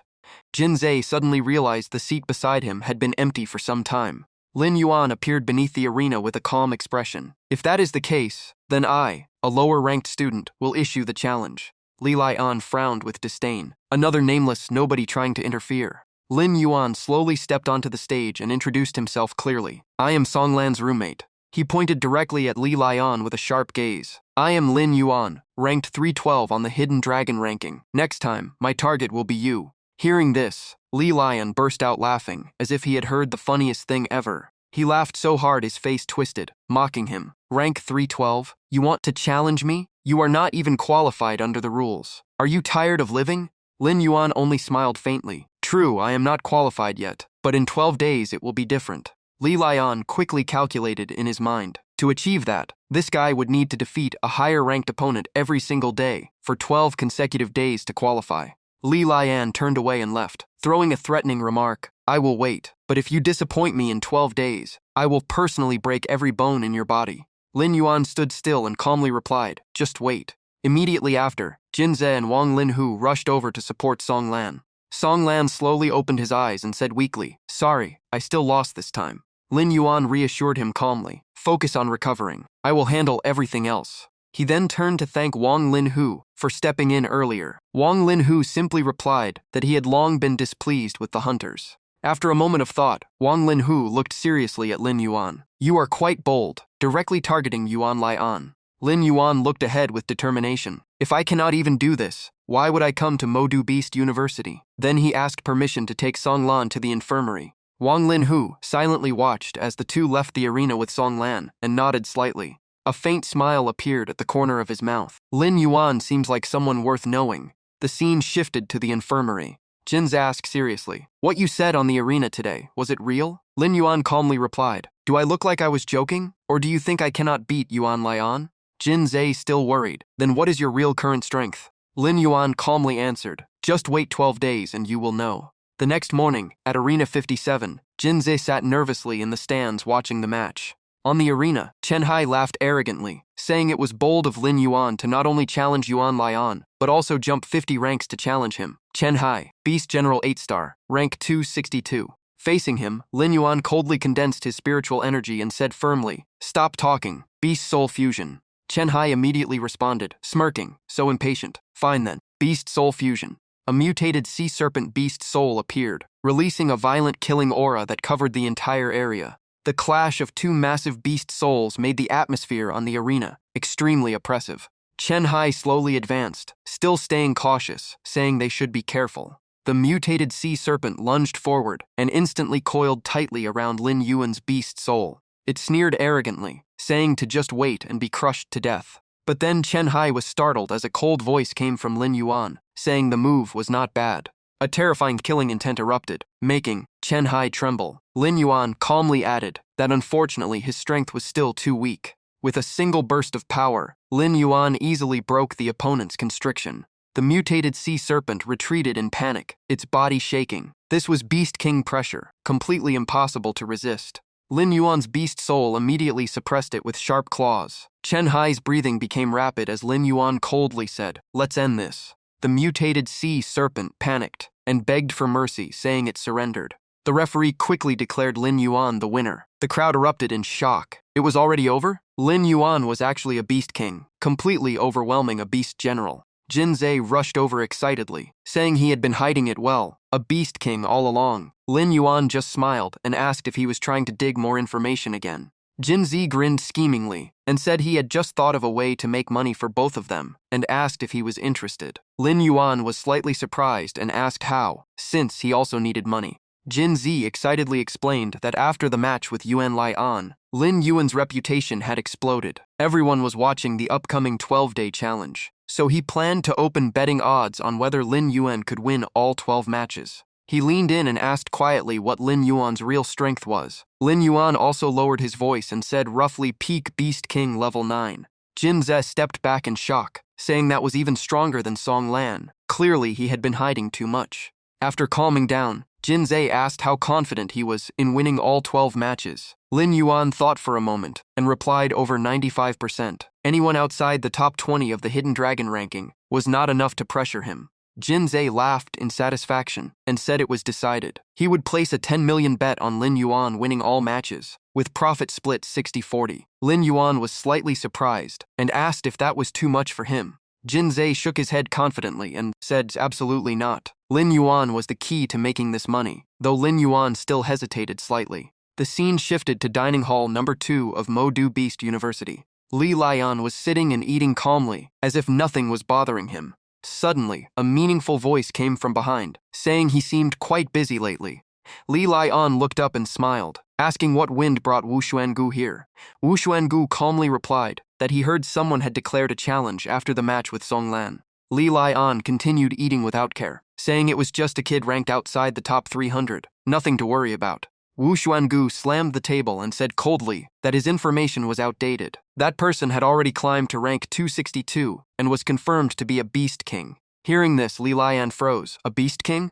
Wu Xuangu looked at him coldly and said he was just informing him and to handle it himself. Li Lian smirked disdainfully, saying so, what if he was a beast king? He would personally deal with him and not let him become a threat to the organization. Wu Xuangu said nothing more, turned and left, only saying he would wait for good news. Li Lai unclenched his fist, killing intent surging in his eyes. A beast king? Let's see what you are really capable of. At noon on the 3rd day, the next match took place at Arena 53, under the scorching sun. Lin Yuan quietly reviewed the information provided by Jinze. His opponent this time was Ji Ying, rank 242, possessing the Moon Shadow Leopard with extremely terrifying speed. In the stands, Jinze was closely watching Lin Yuan's every move. He walked over and said excitedly that Lin Yuan looked even more eager than him now. Lin Yuan repeated what happened yesterday, asking if the betting plan required him to act as well. Jin Zhe calmly explained, of course. If he won too overwhelmingly, the odds would drop and they would earn less money. Lin Yuan frowned slightly and asked if he was being told to intentionally struggle. Jin Zhe quickly shook his head and said it was not acting, it was strategy. As long as he still won in the end, it was fine. If the victory looked close, people would doubt his ability to sweep all 12 matches, and that was when they could maximize profit. Hearing this, Lin Yuan could only laugh helplessly and nod in agreement. Jin Zhe immediately threw an arm around him excitedly, saying everything they could earn depended on his performance. Standing on the arena, Lin Yuan quietly observed the crowd. After revealing his Beast King identity yesterday, and Jin Zhe heavily promoting his upcoming challenge against Yuan Lian, the audience today was clearly much larger. At that moment, a voice called out to him. Zhu Ying stood opposite him with a mocking smile, saying it was bad luck to be chosen as a Beast King's opponent. Even knowing his chances were slim, he still firmly declared he would fight to the end to see Lin Yuan's true strength. As soon as he finished speaking, Ji Ying immediately completed Beast Soul Fusion. Lin Yuan's massive Beast Soul also appeared, carrying an extremely heavy pressure. The moon shadow leopard immediately sensed it and was secretly shocked. This was indeed the pressure of a beast king. Still, Ji Ying took a fighting stance, his eyes full of determination. He was a peak beast general at Ninester, and still wanted to test his limits. The two beast souls rushed toward each other, starting the battle. Within minutes, Lin Yuan's beast soul was unexpectedly forced back, even leaving a claw wound on its body. Ji Ying was slightly surprised, then quickly regained confidence. He had actually managed to injure him. Speed was truly his greatest advantage. But immediately after, he felt a terrifying surge of pressure erupt from his opponent. Lin Yuan's beast soul stomped down, shaking the entire arena violently. The ground cracked into pieces as the atmosphere trembled. Still, the moon shadow leopard continued its rapid claw attacks without hesitation. Ji Ying began to doubt himself. Could it be that the rumored power of a beast king was only this much? The audience erupted into discussion. If even a beast general could fight evenly, how could he face Yuan Lian?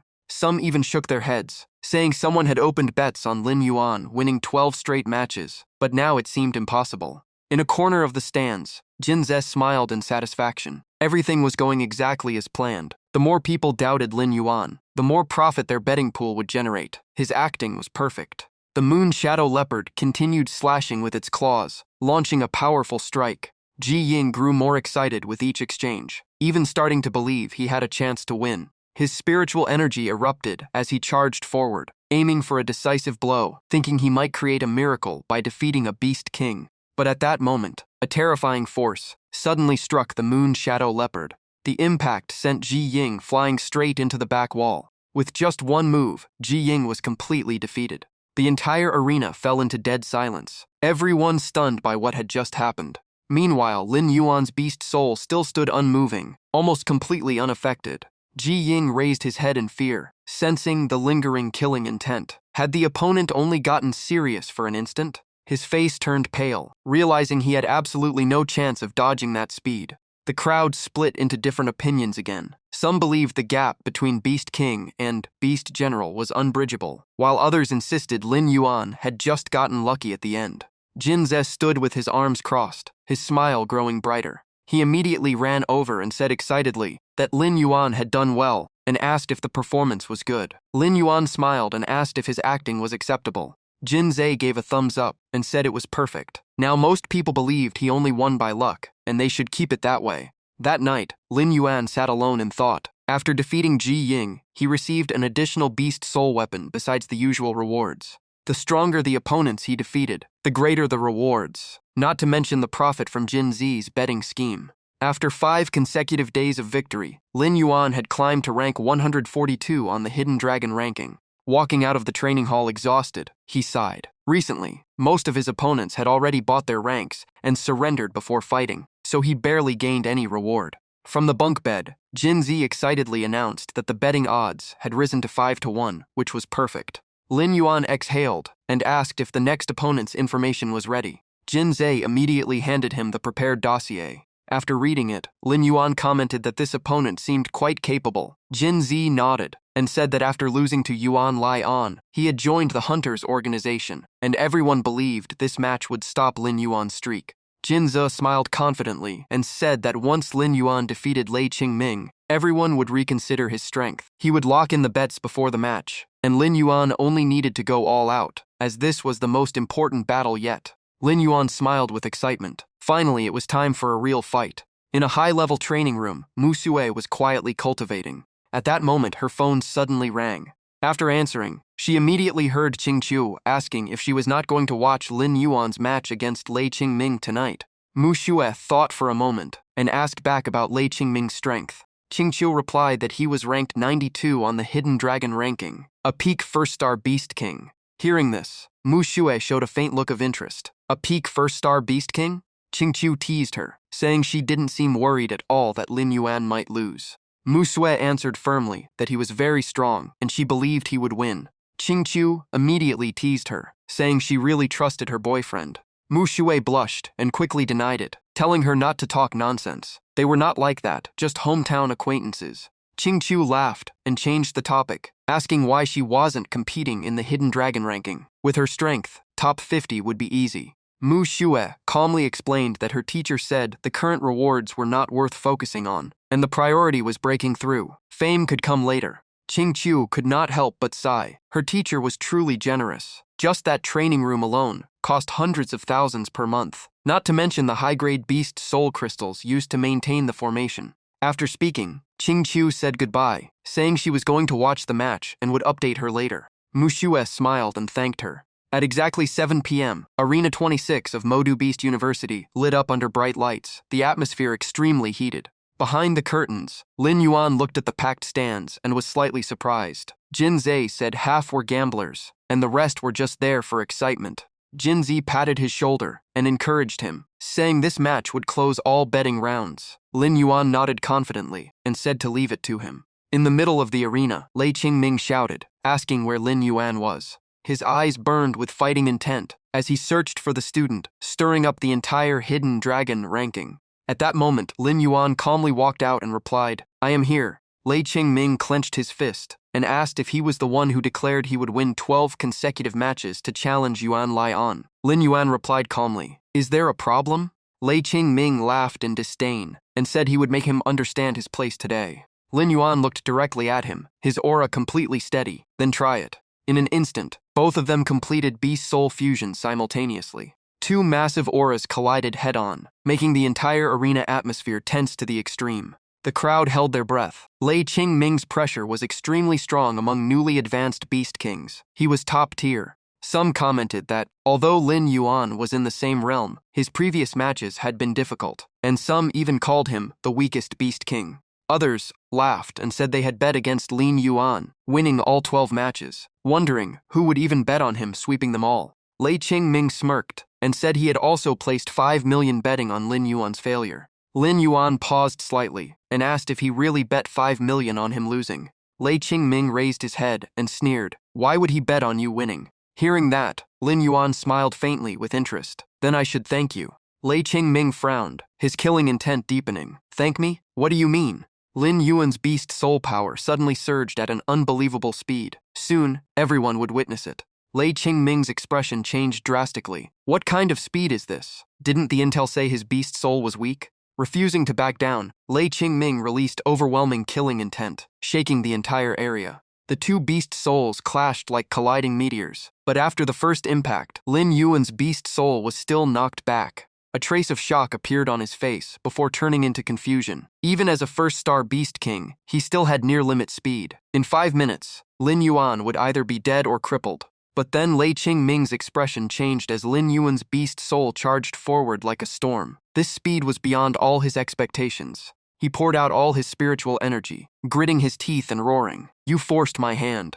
Killing intent around Lin Yuan solidified into substance, his eyes cold and emotionless. It seemed the opponent was truly unlucky today. He calmly declared that the opponent had simply chosen the wrong time, because he no longer needed to hide anything. A sword-shaped beam of condensed spiritual energy tore through the air, shooting straight toward Lei Qingming like a finishing strike. Lei Qingming staggered backward repeatedly, unable to believe his body was being destroyed from the inside.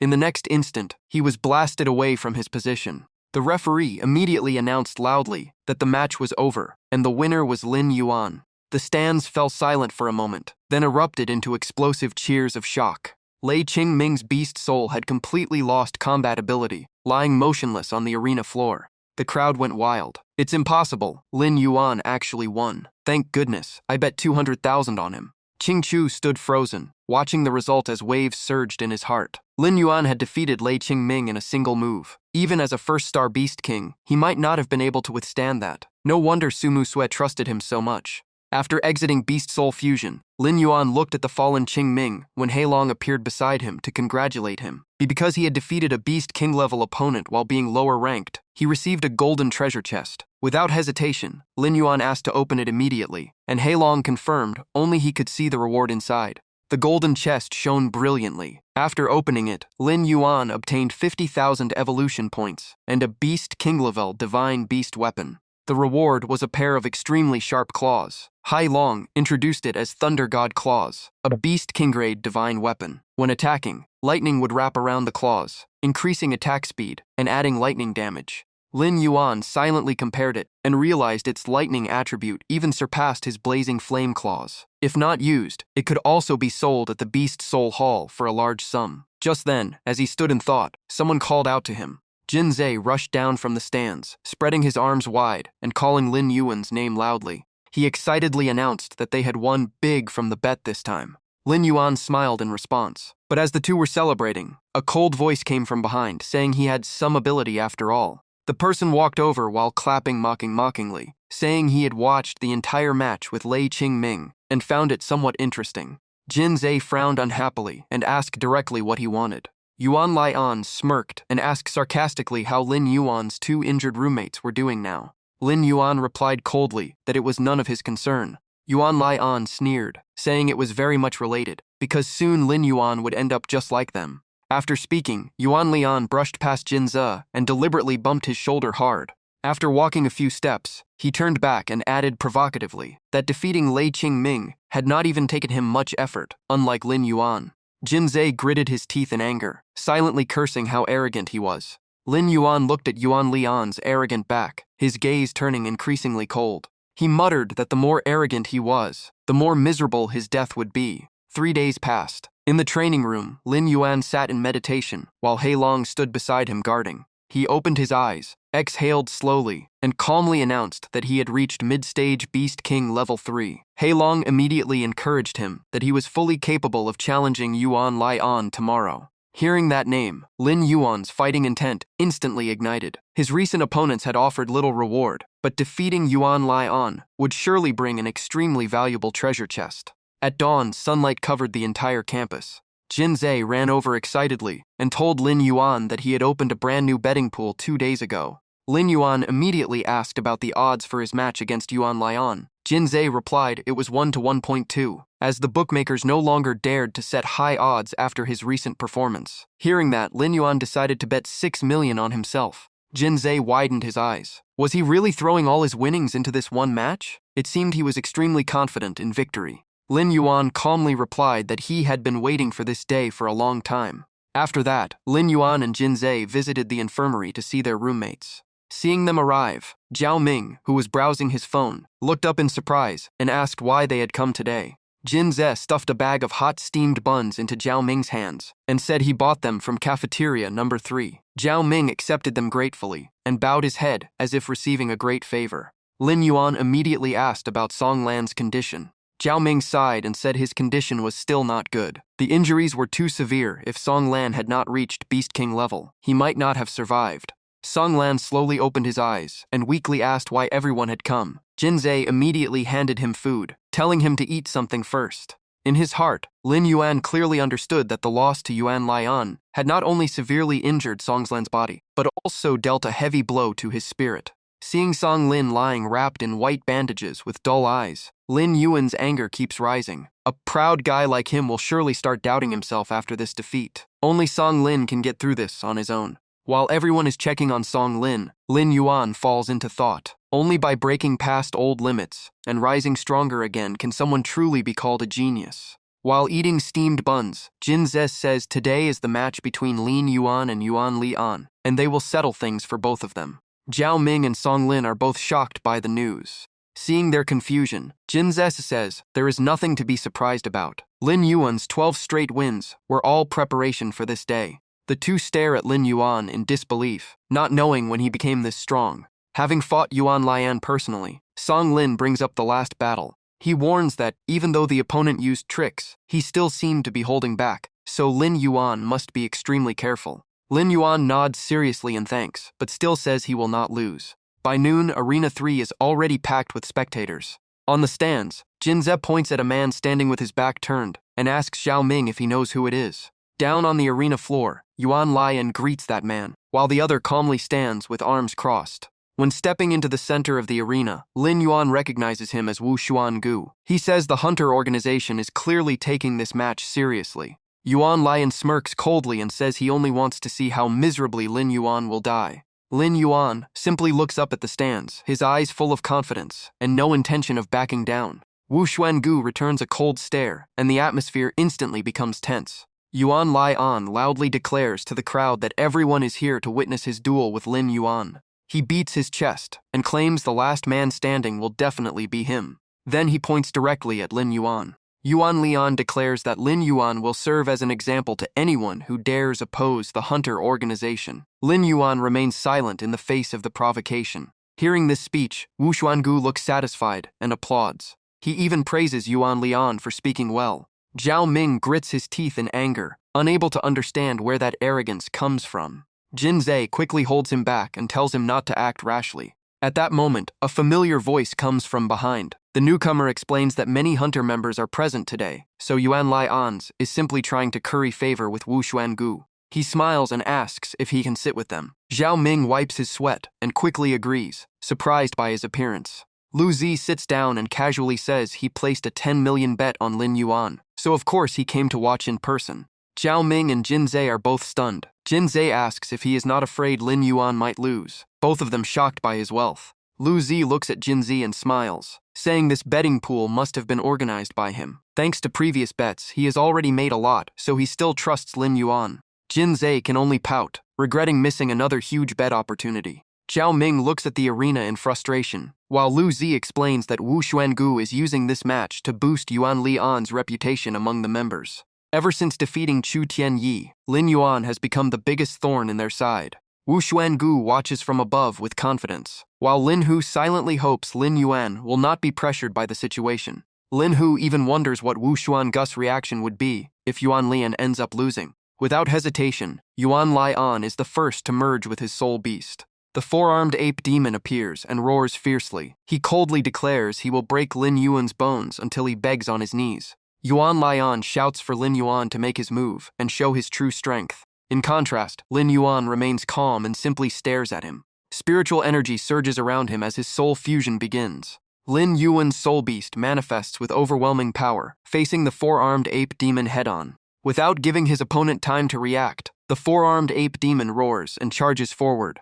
A barrage of massive punches rains down like a storm, forcing Lin Yuan's soul beast into continuous defense. The power of each punch is so brutal that the energy shield begins to crack all over. The clash becomes extremely intense, and the battle starts leaning toward Yuan Lian. He is secretly shocked. One of his punches should have blown away a OnStar Beast King, yet his opponent is still standing. Even so, Yuan Lian keeps unleashing relentless attacks without slowing down. At that moment, Lin Yuan switches from defense to offense. His soul beast begins gathering massive energy, and Yuan Lian immediately senses danger. He quickly jumps back to create distance and avoid getting caught in the attack. When the energy reaches its peak, Lin Yuan's soul beast fires a devastating beam straight at the four-armed ape demon. Yuan Lian tries to dodge, but the speed is too fast, and the beam is already on him. With no choice, he roars and blocks head-on with both arms, refusing to let it break through.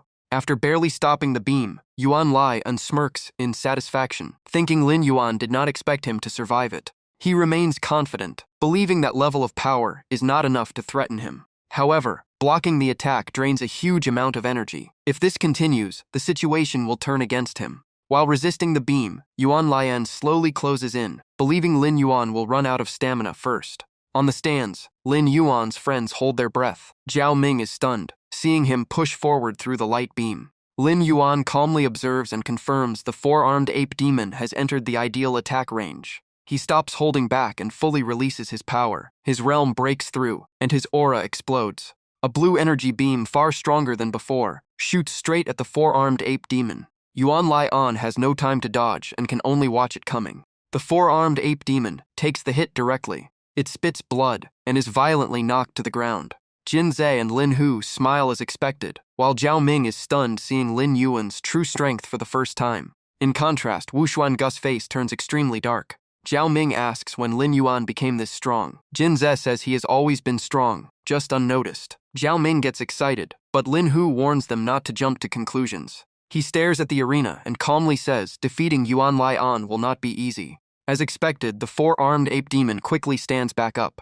The earlier attack was not enough to finish it. It looks at Lin Yuan and admits his strength exceeded expectations. Yuan Lian wipes blood from the corner of his mouth, his expression turning serious. He says he was only playing with Lin Yuan at first. Lin Yuan immediately senses the aura of the four-armed ape demon rising rapidly. By his estimation, Yuan Lian has reached at least a 3-star Beast King level. The the four-armed ape demon leaps into the air. It dives straight at Lin Yuan's soul beast. Lin Yuan uses the same move as before, but this time it is easily evaded. In an instant, the four-armed ape demon appears above Lin Yuan's soul beast. Yuan Lian laughs viciously and roars, bringing down a heavy strike from above. Everyone thinks the battle is decided, but Lin Yuan's soul beast still manages to block the attack with both arms. However, he missed the biggest advantage of the four-armed ape demon. Even if the upper arms are blocked, the other two arms can still strike the ribs. Yuan Lian coldly reminds him that he has more than two arms. The final strike breaks through the defense. Blood splatters everywhere, and Yuan Lian inhales deeply as if enjoying the scent of blood. An X-shaped wound tears across the chest of Lin Yuan's soul beast. Yuan Lian whispers in excitement, saying that feeling must be wonderful. Blood sprays across the battlefield. Yuan Lian laughs wildly, saying everything has only just begun. The four-armed ape demon immediately circles behind the opponent. Lin Yuan's soul beast notices it but has no time to react. Another slash lands on its body. Even while staggering from the hit, Lin Yuan's soul beast shows a strange smile. Yuan Lian freezes, confused why it is still smiling after taking such damage. At that moment, Lin Yuan activates Thunder Claw, the beast god weapon he just obtained. Lin Yuan's soul beast aura instantly surges. He coldly says the opponent is not the only one with a beast god weapon. Yuan Lian immediately realizes what is happening. He panics, realizing he has fallen into a trap and let himself get too close on purpose. But by the time he notices, there is no chance to retreat anymore.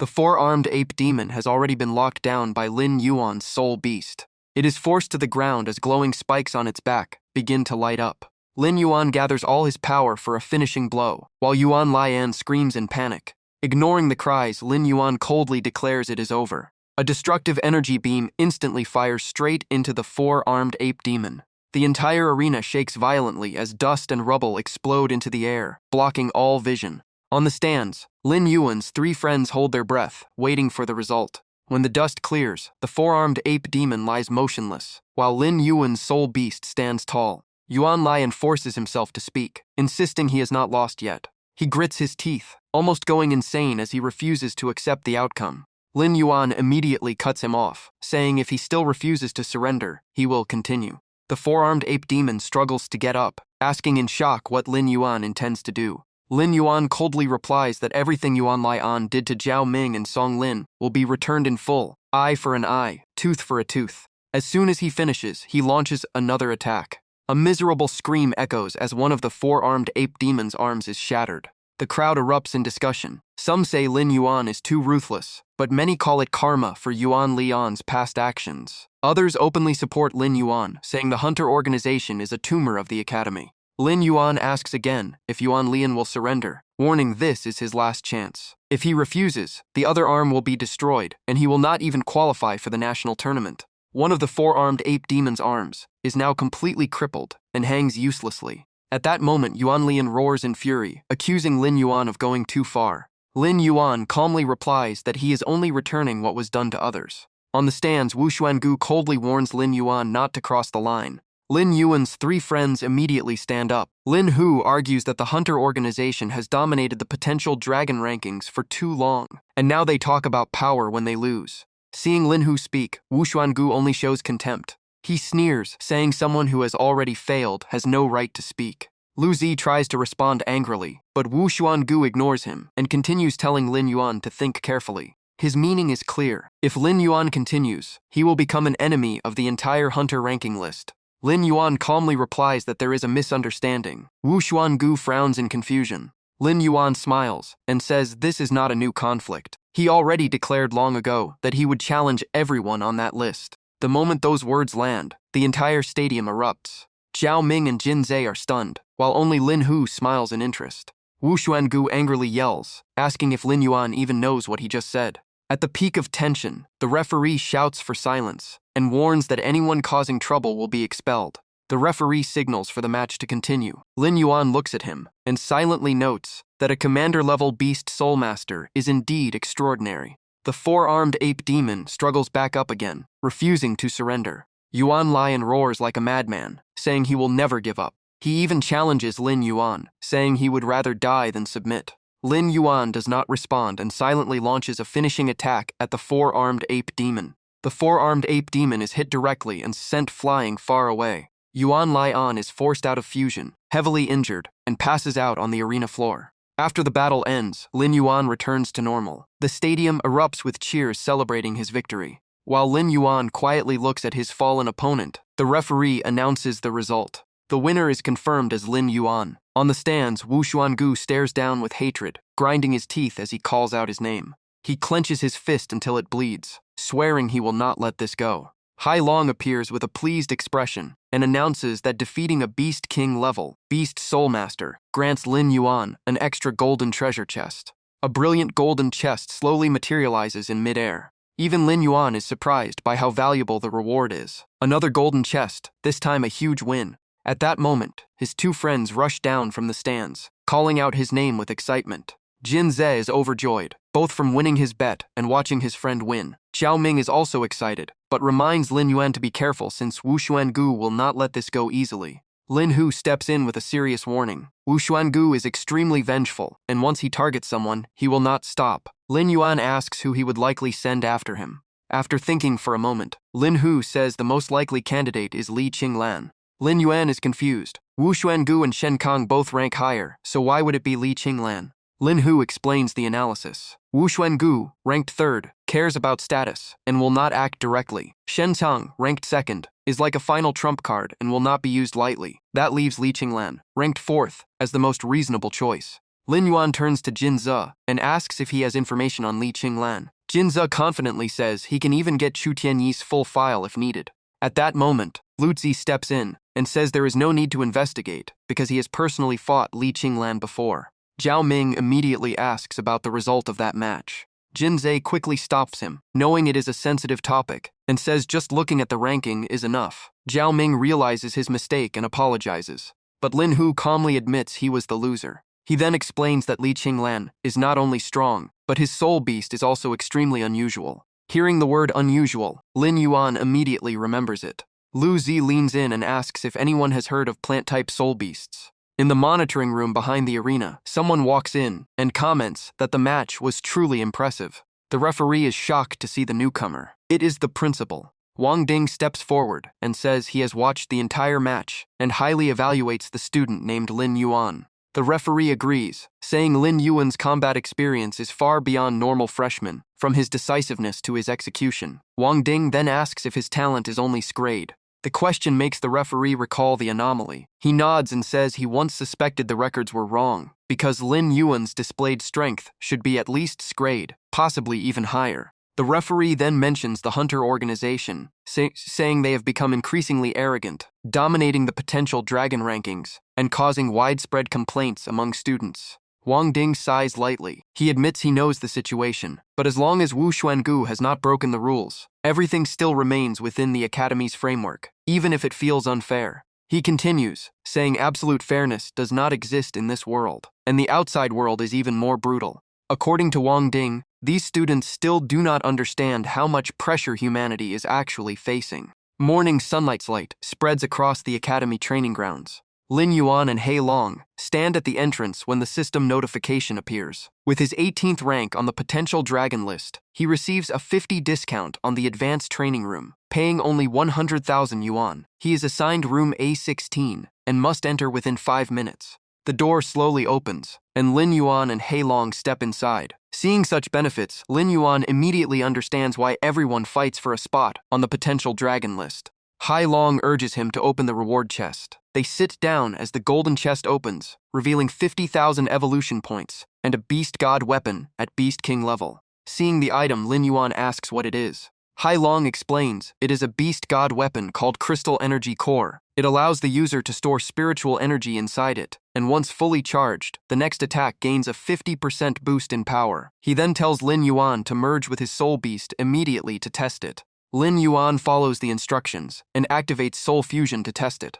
After finishing, he cannot help but be impressed. The advanced training room is truly different, its space vast and seemingly limitless, allowing even massive soul beasts to move freely without restriction. Next, Lin Yuan picks up the Crystal Energy Core and studies it closely. He slowly channels spiritual energy into it, making the crystal glow brilliantly. After a short while, the light fades completely. Hailong happily confirms that the energy charging is complete. Lin Yuan feels it and says that such a small crystal already drained half of his spiritual energy, and it took nearly half an hour to fully charge. In real combat, there is almost no chance to recharge it again.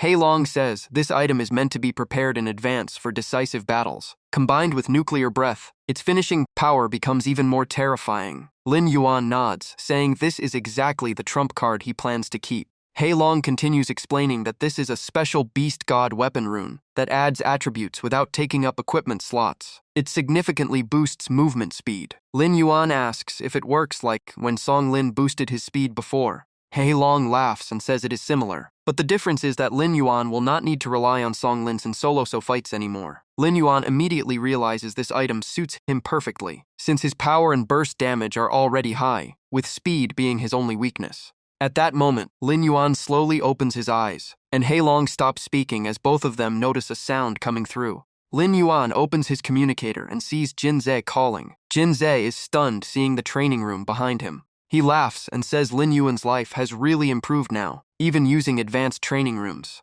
Lin Yuan simply smiles and replies that money is meant to be spent.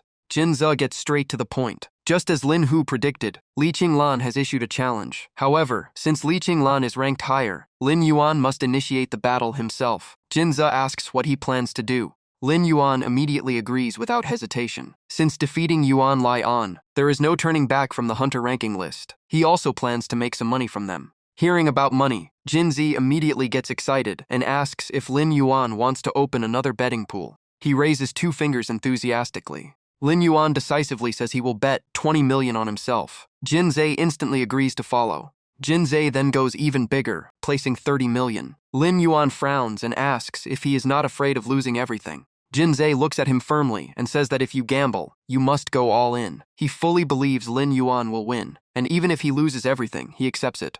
After saying that, Jinze rushes off to open the betting pool, shouting that the match is at 7 p.m. tomorrow. Hailong laughs, saying the kid talks so fast he does not even need to breathe. Lin Yuan only smiles lightly and lets him be. If Jinze wants to make it loud, then so be it, because tomorrow's match may attract just as much attention as the battle with Yuan Lai An. The next evening, Jinze is still busy running around opening betting tables. On the way, he overhears many students discussing. Some say Lin Yuan may not beat Li Qinglan due to his rank 4 position and rare plant-type soul beast. Others firmly support Lin Yuan, saying at last, someone is standing up against the hunter organization. A student places a bet with Jinze, but only puts down 100 yuan. His companion immediately mocks him for participating with such a small amount. Jinze checks the odds and sees they have risen to 5 to 1. He continues running around collecting bets, silently hoping everything goes smoothly. Most people still do not believe Lin Yuan can win, so all hopes are now on him.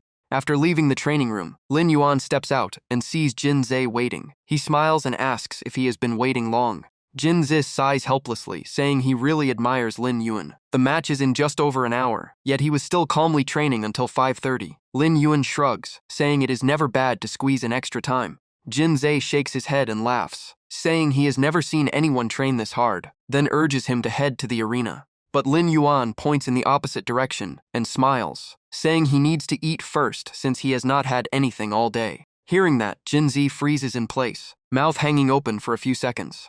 A few minutes later, they arrive at the second floor of dining hall number 3 at Madu Beast Academy, where the entire table is filled with luxurious dishes. Lin Yuan notices Jinze paying without hesitation and asks if he just won the lottery. Jinze laughs loudly and says he has already bet everything on Lin Yuan, so now Lin Yuan is basically his boss. A few meals mean nothing, just eat well and fight well. Taking the chance, Lin Yuan asks something he has always wondered. Jinze is the son of the principal of Madu Beast Academy, so why is he always obsessed with making money? Jinze smiles and explains that money earned by oneself and money given by family are completely different. He wants to build his own path to prove to his father that he is not a useless dependent. Lin Yuan then asks another question. Until now, he still does not know what Jinze's soul beast is. Jinze avoids the question, just laughs it off and says he will find out someday. At that moment, night gradually falls. Arena number 1 is now brightly lit under the floodlights. Seeing the packed stands, Lin Yuan is slightly surprised. Jin Zi says this is normal. After the match with Yuan Lian, and now facing the 4th-ranked potential dragon and a hunter member, of course the crowd is huge. The two bump fists for encouragement and split up. Jin Zi goes to find Zhao Ming and Lin Hu, while Lin Yuan walks alone toward the arena. As soon as he steps onto the battlefield, Lin Yuan feels a cold gaze locking onto him from the stands. The owner of that gaze is Wu Xuangu. He looks down and slowly makes a throat-slitting gesture in provocation. Lin Yuan only smirks lightly. If that kind of intimidation is supposed to scare him, Wu Xuangu has clearly picked the wrong target. At that moment, a young man with both hands in his pockets and an extremely confident posture walks slowly in front of Lin Yuan. It is Li Qinglan. He looks at Lin Yuan and asks if he is the one who defeated Yuan Lian, then casually says that level of strength is not even worth his attention. He even acts superior, advising Lin Yuan not to mess with people he should not provoke. Lin Yuan simply smiles and replies that he appreciates the advice, but unfortunately, it does not work on him. At that moment, the referee interrupts and announces that both are in position, and the match officially begins. The crowd instantly erupts into loud cheers throughout the arena. Lin Yuan is the first to initiate soul fusion. Li Qinglan slowly removes his glasses and begins his own fusion process. The moment the fusion completes, Li Qinglan strikes immediately. Countless thorn-covered vines rush straight toward Lin Yuan. Facing the attack, Lin Yuan remains calm, treating it as nothing serious. He instantly uses Thunderclaw to counterattack. The vines are continuously cut apart, unable to withstand a single strike. Broken vine segments fall all over the arena floor. On the stands, Zhao Ming cheers loudly, shouting Lin Yuan's name. Lin Hu remains serious and reminds everyone not to celebrate yet, as this is only a probing attack and Li Qinglan has not revealed his true strength. As expected, Li Qinglan remains unfazed and calmly launches his next move. After clearing the vines, Lin Yuan immediately counterattacks directly at his opponent. More vine segments are sliced apart and scattered across the ground. However, Li Qinglan calmly states that he has already almost understood Lin Yuan's full strength. He then activates his special ability. The supposedly destroyed vines suddenly regenerate and surround Lin Yuan's soul beast. He coldly declares that Lin Yuan's time is up. The broken vines quickly reconnect and continue growing wildly. The audience erupts in shock as they witness the vines coming back to life after being cut. Lin Yuan calmly observes and recalls Lin Hu's warning. As long as there is enough energy, Li Qinglan's plant-type soul beast can regenerate almost endlessly. In an instant, all the vines merge into a massive thorny sphere hovering above Lin Yuan's soul beast. Li Qinglan coldly tells Lin Yuan to prepare for death. Lin Yuan, however, simply thinks this level of trick is far from enough to defeat him. His soul beast raises its head, opens its mouth, and begins charging nuclear breath. A devastating energy beam instantly pierces through the vine sphere, destroying it in an instant. The crowd erupts again in shock, with some even saying plant-type soul beasts are not as terrifying as rumored. Humiliated in front of the crowd, Li Qinglan darkens his expression and coldly says Lin Yuan has truly angered him. Lin Yuan calmly responds, telling him to bring out everything he has so he can see his true strength. Li Qinglan immediately counters, sending countless thorn-covered vines rushing toward Lin Yuan. Unlike before, the vines now attack from every direction at once. Lin Hu's expression changes instantly as he realizes the danger. With such dense attacks, Lin Yuan can barely defend everything. Zhao Ming nervously asks if this means defeat is unavoidable. Lin Hu cannot be certain. He explains that once Li Qinglan gets close, the situation becomes extremely dangerous, and this is exactly what he warned earlier. Zhao Ming and Jin Zi grow even more anxious, since this kind of attack has no perfect defense. Jin Zi is so nervous he clasps his hands and prays, sweat pouring down his face. Meanwhile, Li Qinglan remains confident in his overwhelming offense. Lin Yuan stays calm and continuously destroys the incoming vines. However, there are too many of them, and even Lin Yuan cannot clear them all in a single wave. Suddenly, several vines emerge from behind and pierce directly into the back of Lin Yuan's soul beast. He has no time to counterattack. More attacks from other directions immediately follow, completely sealing off any escape.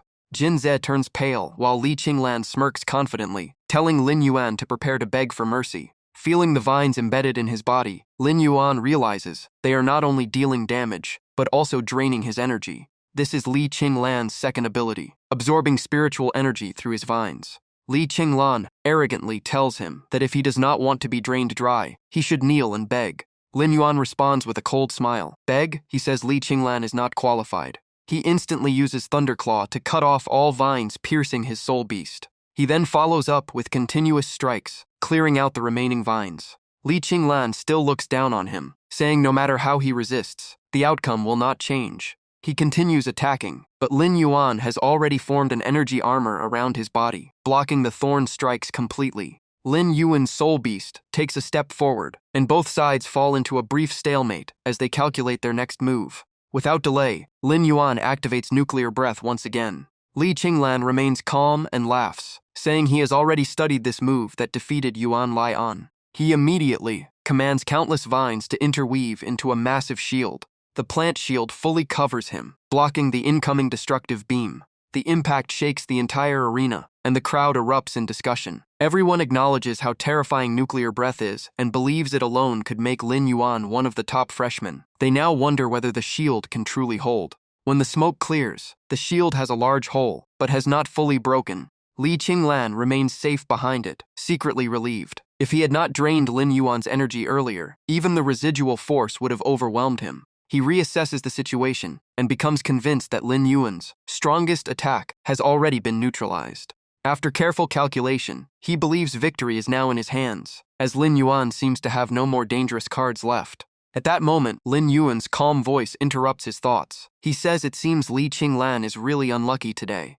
Li Qinglan frowns angrily and asks what Lin Yuan is planning. Based on his calculations, Lin Yuan only has enough energy for one more nuclear breath at most, which he can easily block. Lin Yuan reveals several crystal energy cores glowing along his spine. He calmly says that without the stored energy in these crystals, he would not be confident in winning.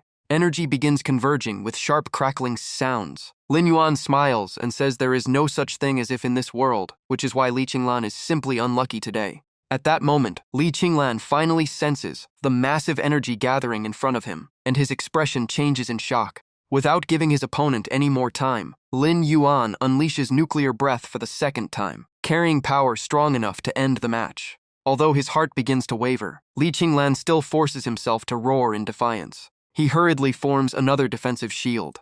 This time the shield is thicker and far more solid than before. But under Lin Yuan's enhanced power, it all becomes meaningless. On the stands, Jinze, Zhao Ming, and Lin Hu hold their breath, watching what is about to unfold. In an instant, Li Qinglan is blasted away like a leaf in a storm, slamming heavily into the arena wall. A heavy impact echoes as he falls to the ground. As the dust clears, Li Qinglan lies motionless. The crowd erupts into discussion, shocked that Lin Yuan has truly defeated such a powerful opponent. The referee loudly announces the result, confirming Lin Yuan as the winner and officially promoting him, leaving many still in disbelief. After the match ends, both Lin Yuan and Li Qinglan exit their beast soul states, and the referee declares the duel concluded. Jinze and Zhao Ming hug each other in celebration, laughing and shouting about their 45 million profit. Standing on the arena floor, Lin Yuan quietly looks toward Li Qinglan. On the stands, Wu Xuangu grits his teeth in fury. Lin Yuan looks up at him and confidently says this is only the first gift for him. Though furious inside, Wu Xuangu maintains composure and accuses Lin Yuan of using excessive force, asking if he ever considered the consequences. Lin Yuan immediately fires back, asking if they ever considered consequences when they attacked Zhao Ming and Song Lan, leaving one severely injured and the other still hospitalized. He continues mocking them, asking if they ever thought they would one day pay the price. Wu Xuangu pretends to stay calm, claiming everything was just a misunderstanding, emphasizing those words deliberately. He begins to justify himself, saying he regrets what happened to Lin Yuan's friend, blaming underlings for poor discipline, and insisting injuries in combat are unavoidable. Outwardly, he apologizes sincerely, but behind the mask, his eyes are filled with malice, even offering to apologize on behalf of the organization. He then shifts tone and tries to recruit Lin Yuan and Song Lan into the organization, saying he highly values them. Wu Xuangu offers extremely tempting conditions, promising them high Dayu equivalent to Shen Kong without needing to do anything. The crowd erupts again, curious whether Lin Yuan will accept or continue opposing them. After a moment of silence, Lin Yuan asks whether Wu Xuangu ever made such an offer to Chu Tianyi after being defeated by him. The question catches Wu Xuangu off guard, completely confused by what Lin Yuan is implying. Lin Yuan bluntly exposes him, saying he uses academy resources to recruit talents after exploiting freshmen, pointing out the difference between them. He explains why Chu Tianyi refused, saying a lion would never stand among wolves. Wu Xuangu is left speechless with rage, while Lin Yuan continues, saying even a peng bird would never associate with insects. He points directly at Wu Xuangu, calling the entire organization parasites, feeding on freshmen, and pretending to be a powerful force, not even worth considering. Zhao Ming and Jin Zhe are stunned, while Lin Hu nods in admiration, impressed by Lin Yuan's boldness in confronting Wu Xuangu directly. Many spectators also agree, saying the organization only exploits resources and has turned the potential dragon ranking into a tool for oppression. Wu Xuangu is enraged internally, unable to accept being humiliated like this in public for the first time in his life. Seeing his opponent lose control, Lin Yuan feels satisfied. He declares that whether Wu Xuangu sends Shen Kong or comes personally, the outcome will be the same. They will all be defeated. Lin Yuan coldly says the game has officially begun and tells Wu Xuangu to prepare and choose his path. Wu Xuangu can only stand there, watching Lin Yuan leave with a face full of hatred. At the private Bak Vunt restaurant, the group gathers to look at the menu. Songlan worries about the prices, but Lin Yuan smiles and says Wang is covering everything today. Zhao Ming immediately starts ordering luxurious dishes non-stop, including dragon meat, moonshadow leopard claws, flame lion feet, and even emperor-grade ingredients. Jin Zi excitedly tells everyone to order freely. Even lord-level dishes are no problem. Zhao Ming joked that Jin Zhe was unusually generous today. Jin Zhe just laughed and said the 45 million he just earned made this meal nothing, treating it as thanks to Lin Yuan. Jin Zhe brought a glass of wine over and warmly invited Lin Yuan to drink. Lin Yuan shook his head, saying he still had training tonight and did not want alcohol. Zhao Ming complained that Lin Yuan was training non-stop. Jin Zi jokingly pressured him, saying refusing the drink meant he did not see them as brothers. Under the group's pressure, Lin Yuan laughed and reluctantly raised his glass. Zhao Ming wrapped an arm around him like a close friend, while Jin Zhe quickly refilled the wine and said that was more like it. Lin Hu stepped in to toast him, congratulating Lin Yuan for defeating Li Qingnan and climbing to 4th place on the hidden dragon list. Lin Yuan stayed calm and said it was just luck, then thanked Lin Hu for the information he had provided earlier. Lin Hu shook his head and said there was no need to be modest, since Lin Yuan's strength was already clearly proven. Songlan, still injured, raised a teacup instead of wine to thank Lin Yuan. Lin Yuan smiled and said there was no need for formalities between roommates, and that he would eventually face those opponents anyway if he kept climbing the hidden dragon list. Songlan still felt uneasy and warned that Huang Gu would not let things go easily and might secretly retaliate. Jin Zhe immediately reassured him, saying it was not easy to pull tricks behind the scenes at Ma Du Beast University. Lin Yuan joked that he would have to rely on Jin Zhe's protection from now on. The food arrived one dish after another, and the table quickly filled with laughter, toasts, and lively chatter. In the medical room, Yuan Lian was still heavily bandaged and shocked after learning that Li Qingnan had been defeated by Lin Yuan. He nervously asked what to do next if they could not recruit Lin Yuan, while Huang Gu coldly replied that Lin Yuan and Chu Tianyi were the same type and even more troublesome. Huang Gu took out a bottle of golden liquid and handed it to Yuan Lian, saying it was a rare healing elixir that could regenerate damaged body parts, and told him to focus on recovery. Yuan Lian hesitated and refused, knowing how valuable the item was. Huang Gu waved it off and said not to worry about it now, only to recover quickly so he could join the upcoming National Freshman Exchange Tournament. After leaving the medicine, Huang Gu turned and left the room, while Yuan Lian quickly called after him to express gratitude. Once outside, Huang Gu's calm expression disappeared, and he gritted his teeth, cursing them all as useless. Leaving the medical area, he went straight to the vice principal's office and knocked on the door. A deep voice from inside allowed him to enter, and Huang Gu immediately stepped in. Facing the man inside, Huang Gu bowed respectfully. The man coldly said he did not have a useless nephew like Huang Gu, revealing himself as vice principal of Ma Du Beast University, Li Xiangkui. Li Xiangkui turned to him and asked sternly if he knew what he had done wrong. Without waiting for an answer, he scolded Huang Gu for being arrogant and thinking he was a genius, when he was actually reckless and foolish. Huang Gu silently listened, with his head lowered, knowing deep down that he was still not strong enough. Li Xiangkui continued criticizing him, saying he had invested massive resources and even helped establish the hunter list. Yet Huang Gu was only ranked 3rd, which was unacceptable. He felt even more disappointed, recalling that, during his own time at Ma Du Beast University, he had never fallen out of the top ranks of the Hidden Dragon list.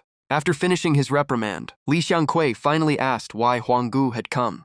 Huanggu replied that he did not need help, only wanted to personally defeat Lin Yuan to restore his lost honor. Li Xiangkui slammed the table and shouted that, if he was not confident in winning, he should not act recklessly, especially with only a bit more than 10 days before the National Freshman Exchange Tournament. He explained that this was the first major tournament, gathering freshmen from top academies, where countless geniuses would assemble in Jingdu, and if Huanggu shined there, all current ridicule would disappear. Though still unwilling, Huanggu could only suppress his emotions and respectfully say he understood. Li Xiangkui signaled the end of the conversation, saying he would handle things, and told Huanggu to focus us on training. Huanggu bowed in thanks and quietly left. In a high-level training room, Qingqiu was communicating with Mu Xue, reporting that, as expected, Lin Yuan had indeed defeated Li Qingnan.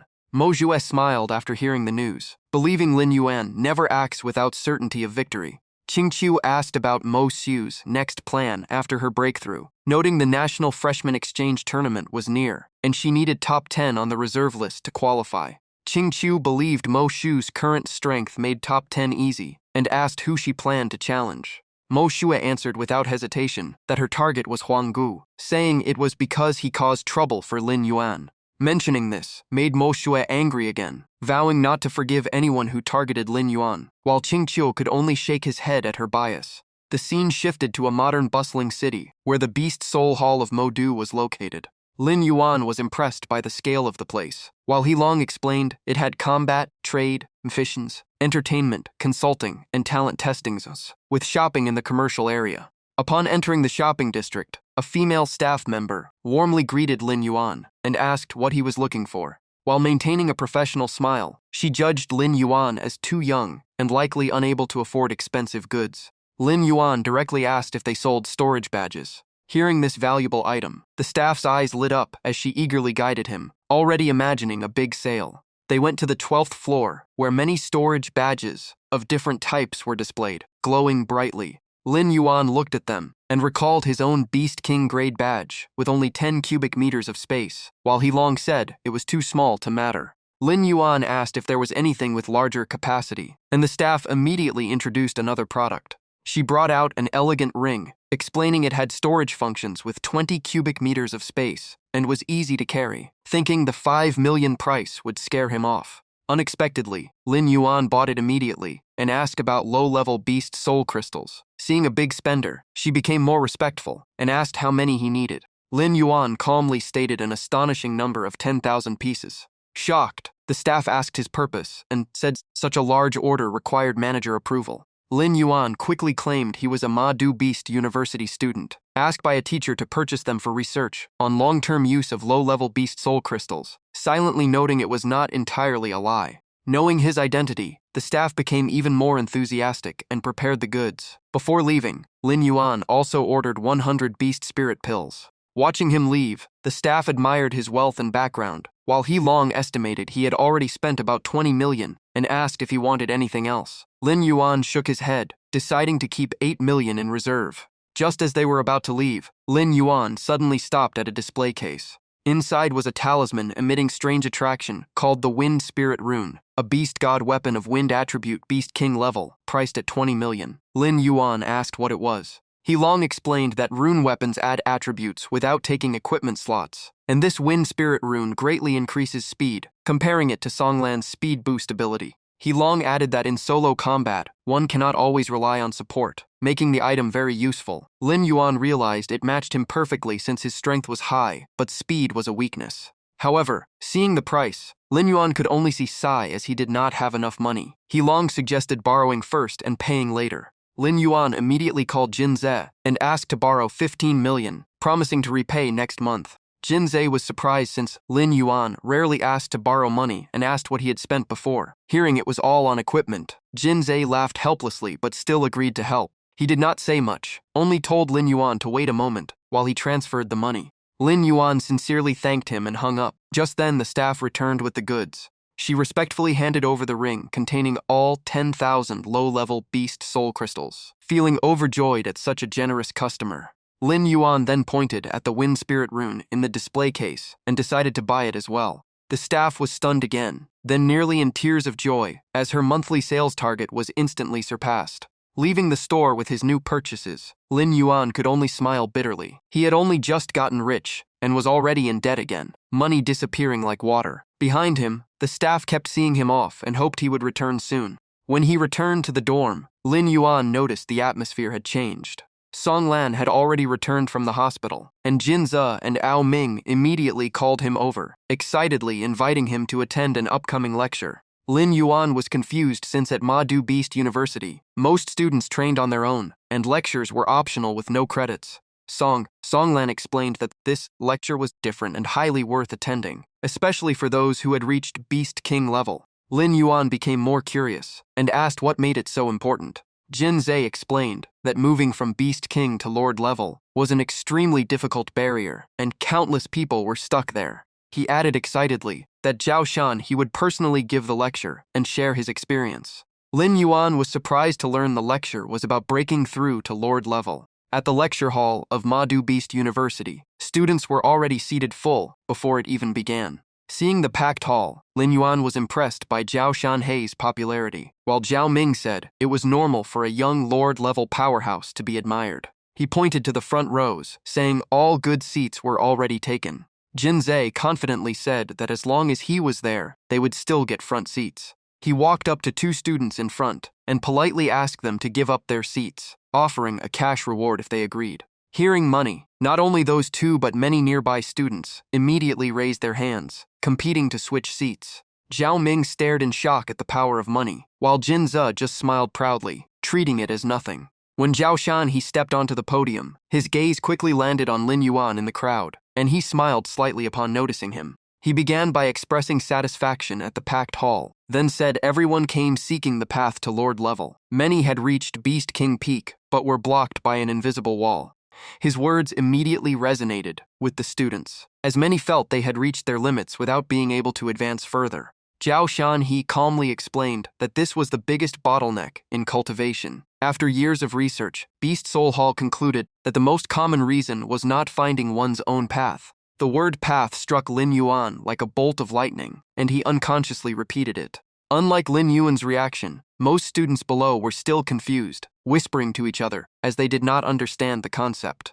Zhao Shan he continued explaining that the path was a state where oneself and the life beast soul became one, making its power inseparable from body and soul. Still confused, Zhao Ming leaned over and asked Song Lan. Song Lan thought for a moment and said he vaguely understood, but was not fully sure. Zhao Shan he calmly said it was normal not to understand immediately, then used his own experience as an example. He said that years ago, to find his path to Lord level, he spent half a year traveling across mountains and rivers of Huaxia.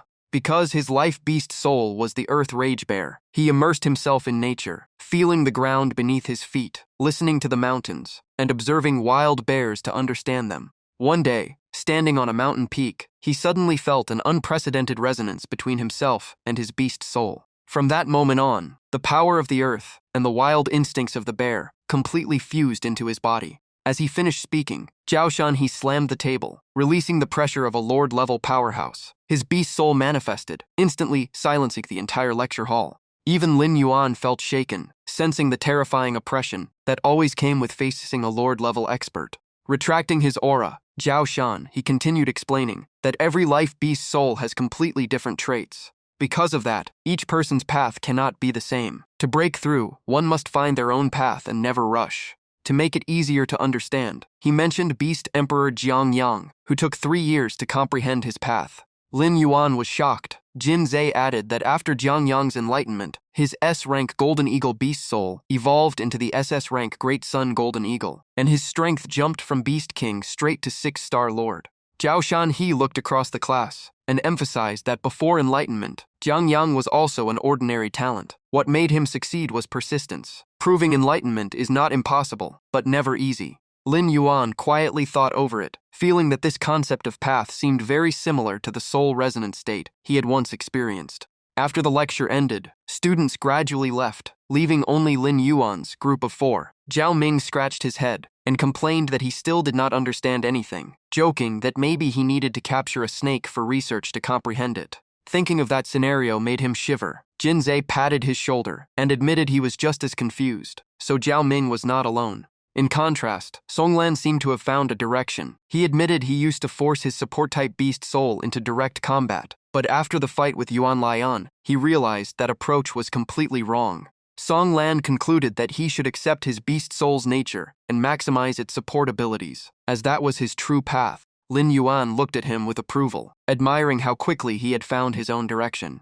Just then, a familiar voice suddenly came from behind them. Zhao Shanhe approached and asked Lin Yuan what he had gained from the lecture. Lin Yuan honestly replied that he had many insights, but still had not determined his own path. Zhao Shanhe smiled and encouraged him not to rush, since he had only just entered Beast King level. For someone with an E-rank beast soul to reach this stage, and rank 4th on the Hidden Dragon list was unprecedented. Lin Yuan smiled and said he just hoped not to disappoint his teachers, then returned the item he had borrowed earlier. Taking it back, Zhao Shanhe laughed and praised him, saying it seemed Lin Yuan had earned quite a bit of money to afford new equipment. Lin Yuan joked that if he liked, the teacher could also join the betting, like everyone else. Zhao Shan. He shook his head and told Lin Yuan that if he still intended to challenge Huang Gu, he would have to wait, since Huang Gu had been sent on a mission and would not return for at least 1 or 2 weeks. Jin Ze immediately scoffed, saying Huang Gu was clearly avoiding him. Zhao Shanhe glanced at Jin Ze and told him not to stir trouble. He explained this was very likely arranged by Vice Principal Li Xiangkui, who was always backing Huang Gu. Jin Ze finally understood and remarked that with a beast emperor backing him, no wonder Huang Gu acted without restraint. Zhao Shanhe patted Lin Yuan's shoulder and reassured him that Li Xiangkui would not personally target a student. If anything happened, he would protect him. For now, the most important thing was to prepare for the upcoming national tournament. Lin Yuan nodded and thanked him. Time quietly passed and days flew by in an instant. Inside a high-level training room, Lin Yuan opened his eyes after seclusion. He long happily reported that 100 beast spirit pills and 500 soul crystals had been fully absorbed in just 5 days, allowing him to reach 4-star Beast King. However, Lin Yuan still felt regretful that after spending 5 million evolution points, he had not reached 5-star, suspecting he had hit a bottleneck due to not finding his path as Zhao Shan had said. Seeing this, he long suggested trying the advanced simulation combat mode in the training room to seek a breakthrough opportunity. Lin Yuan immediately agreed and decided to activate the feature right away. A system list of opponents appeared in front of him. One option was the Swamp Octopus, peak 3-star Beast King with strong underwater combat ability and extreme vitality.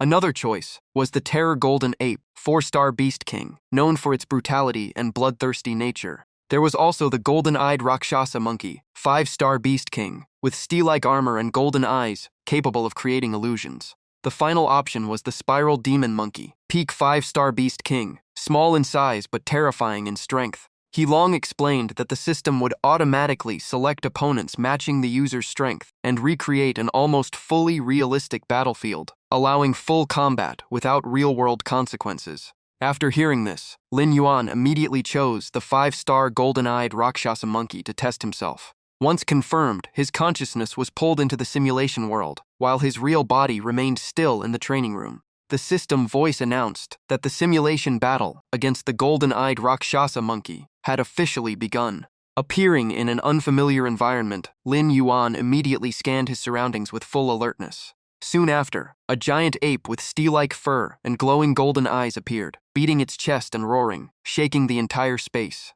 It charged forward with a massive punch, and Lin Yuan barely managed to block it. From the first collision, he already felt a terrifying recoil force. Lin Yuan was shocked by the wild strength of a 5-star Beast King, his arm going numb from the impact. Without giving him time to recover, the monster raised its fist again for the next strike. Lin Yuan decided to strike first and activated the Thunderclaw Beast God weapon. He aimed directly at the opponent's throat, intending to finish it in one blow. But when his claw landed, he realized the area was also covered in steel-like scales. He was stunned as the throat was not a weak point, and the entire fur-covered body was protected by extremely dense armor, making his attack completely ineffective. Seeing Lin Yuan stuck with his claw unable to withdraw, the golden-eyed Rakshasa Monkey revealed a cruel grin. Immediately after, a hammer-like fist pierced straight through Lin Yuan's beast soul body, splattering blood and flesh. Lin Yuan froze in shock at the opponent's explosive speed. His consciousness returned to the training room, and he subconsciously looked down at his chest, still shaken. The feeling of the monster's arm tearing through him in the simulation still felt incredibly real. The final scene before exit was his body collapsing, followed by the system announcing his death and failure. Lin Yuan shot up, drenched in cold sweat from the extreme realism of the pain. He held his chest and thought that if it had been real combat, he would already be dead. After calming down, he realized the failure came from underestimating the opponent and misjudging both its weaknesses and terrifying combat instincts. He long nervously asked if he wanted to switch to a weaker opponent. Lin Yuan clenched his fist, eyes full of determination. He felt the gap was not yet impossible to overcome and decided to try again. His consciousness was pulled back into the simulation space, and the system restarted the battle with the golden-eyed Rakshasa monkey. The familiar beast reappeared, roaring in intimidation. This time, Lin Yuan struck first, launching a nuclear breath directly at it. But the monster easily dodged the attack in an instant. It then leapt high into the air, preparing to dive down from above. Lin Yuan looked up and smirked, knowing the same trick would not work again. The golden-eyed Rakshasa monkey still slammed its massive fist down toward his head. But just before impact, Lin Yuan's body vanished from its original position and reappeared elsewhere. After dodging, he immediately fired another closer-range nuclear breath at the opponent. The golden-eyed Rakshasa monkey failed to dodge and took the full blast head-on. The terrifying explosion sent the monster flying dozens of meters, crashing heavily to the ground and coughing up blood. Without giving it time to recover, Lin Yuan closed in and coldly said a final farewell before striking. The thunderclaw erupted with full power, delivering a lethal finishing blow. Hit directly, the golden-eyed Rakshasa monkey coughed blood again, completely unable to evade. Lin Yuan pulled his claw out of its body, and fresh blood sprayed across the battlefield. After Jichu the fusion state, he landed on the ground. At that moment, the system notification appeared, confirming the golden-eyed Rakshasa monkey had been eliminated, and the simulation trial ended with Lin Yuan's victory, leaving both him and Heilong extremely excited. The victory announcement echoed as Heilong cheered loudly. Lin Yuan clenched his fist, feeling his confidence surge. He understood that as long as he had enough information about his opponent, even stronger enemies could still be defeated.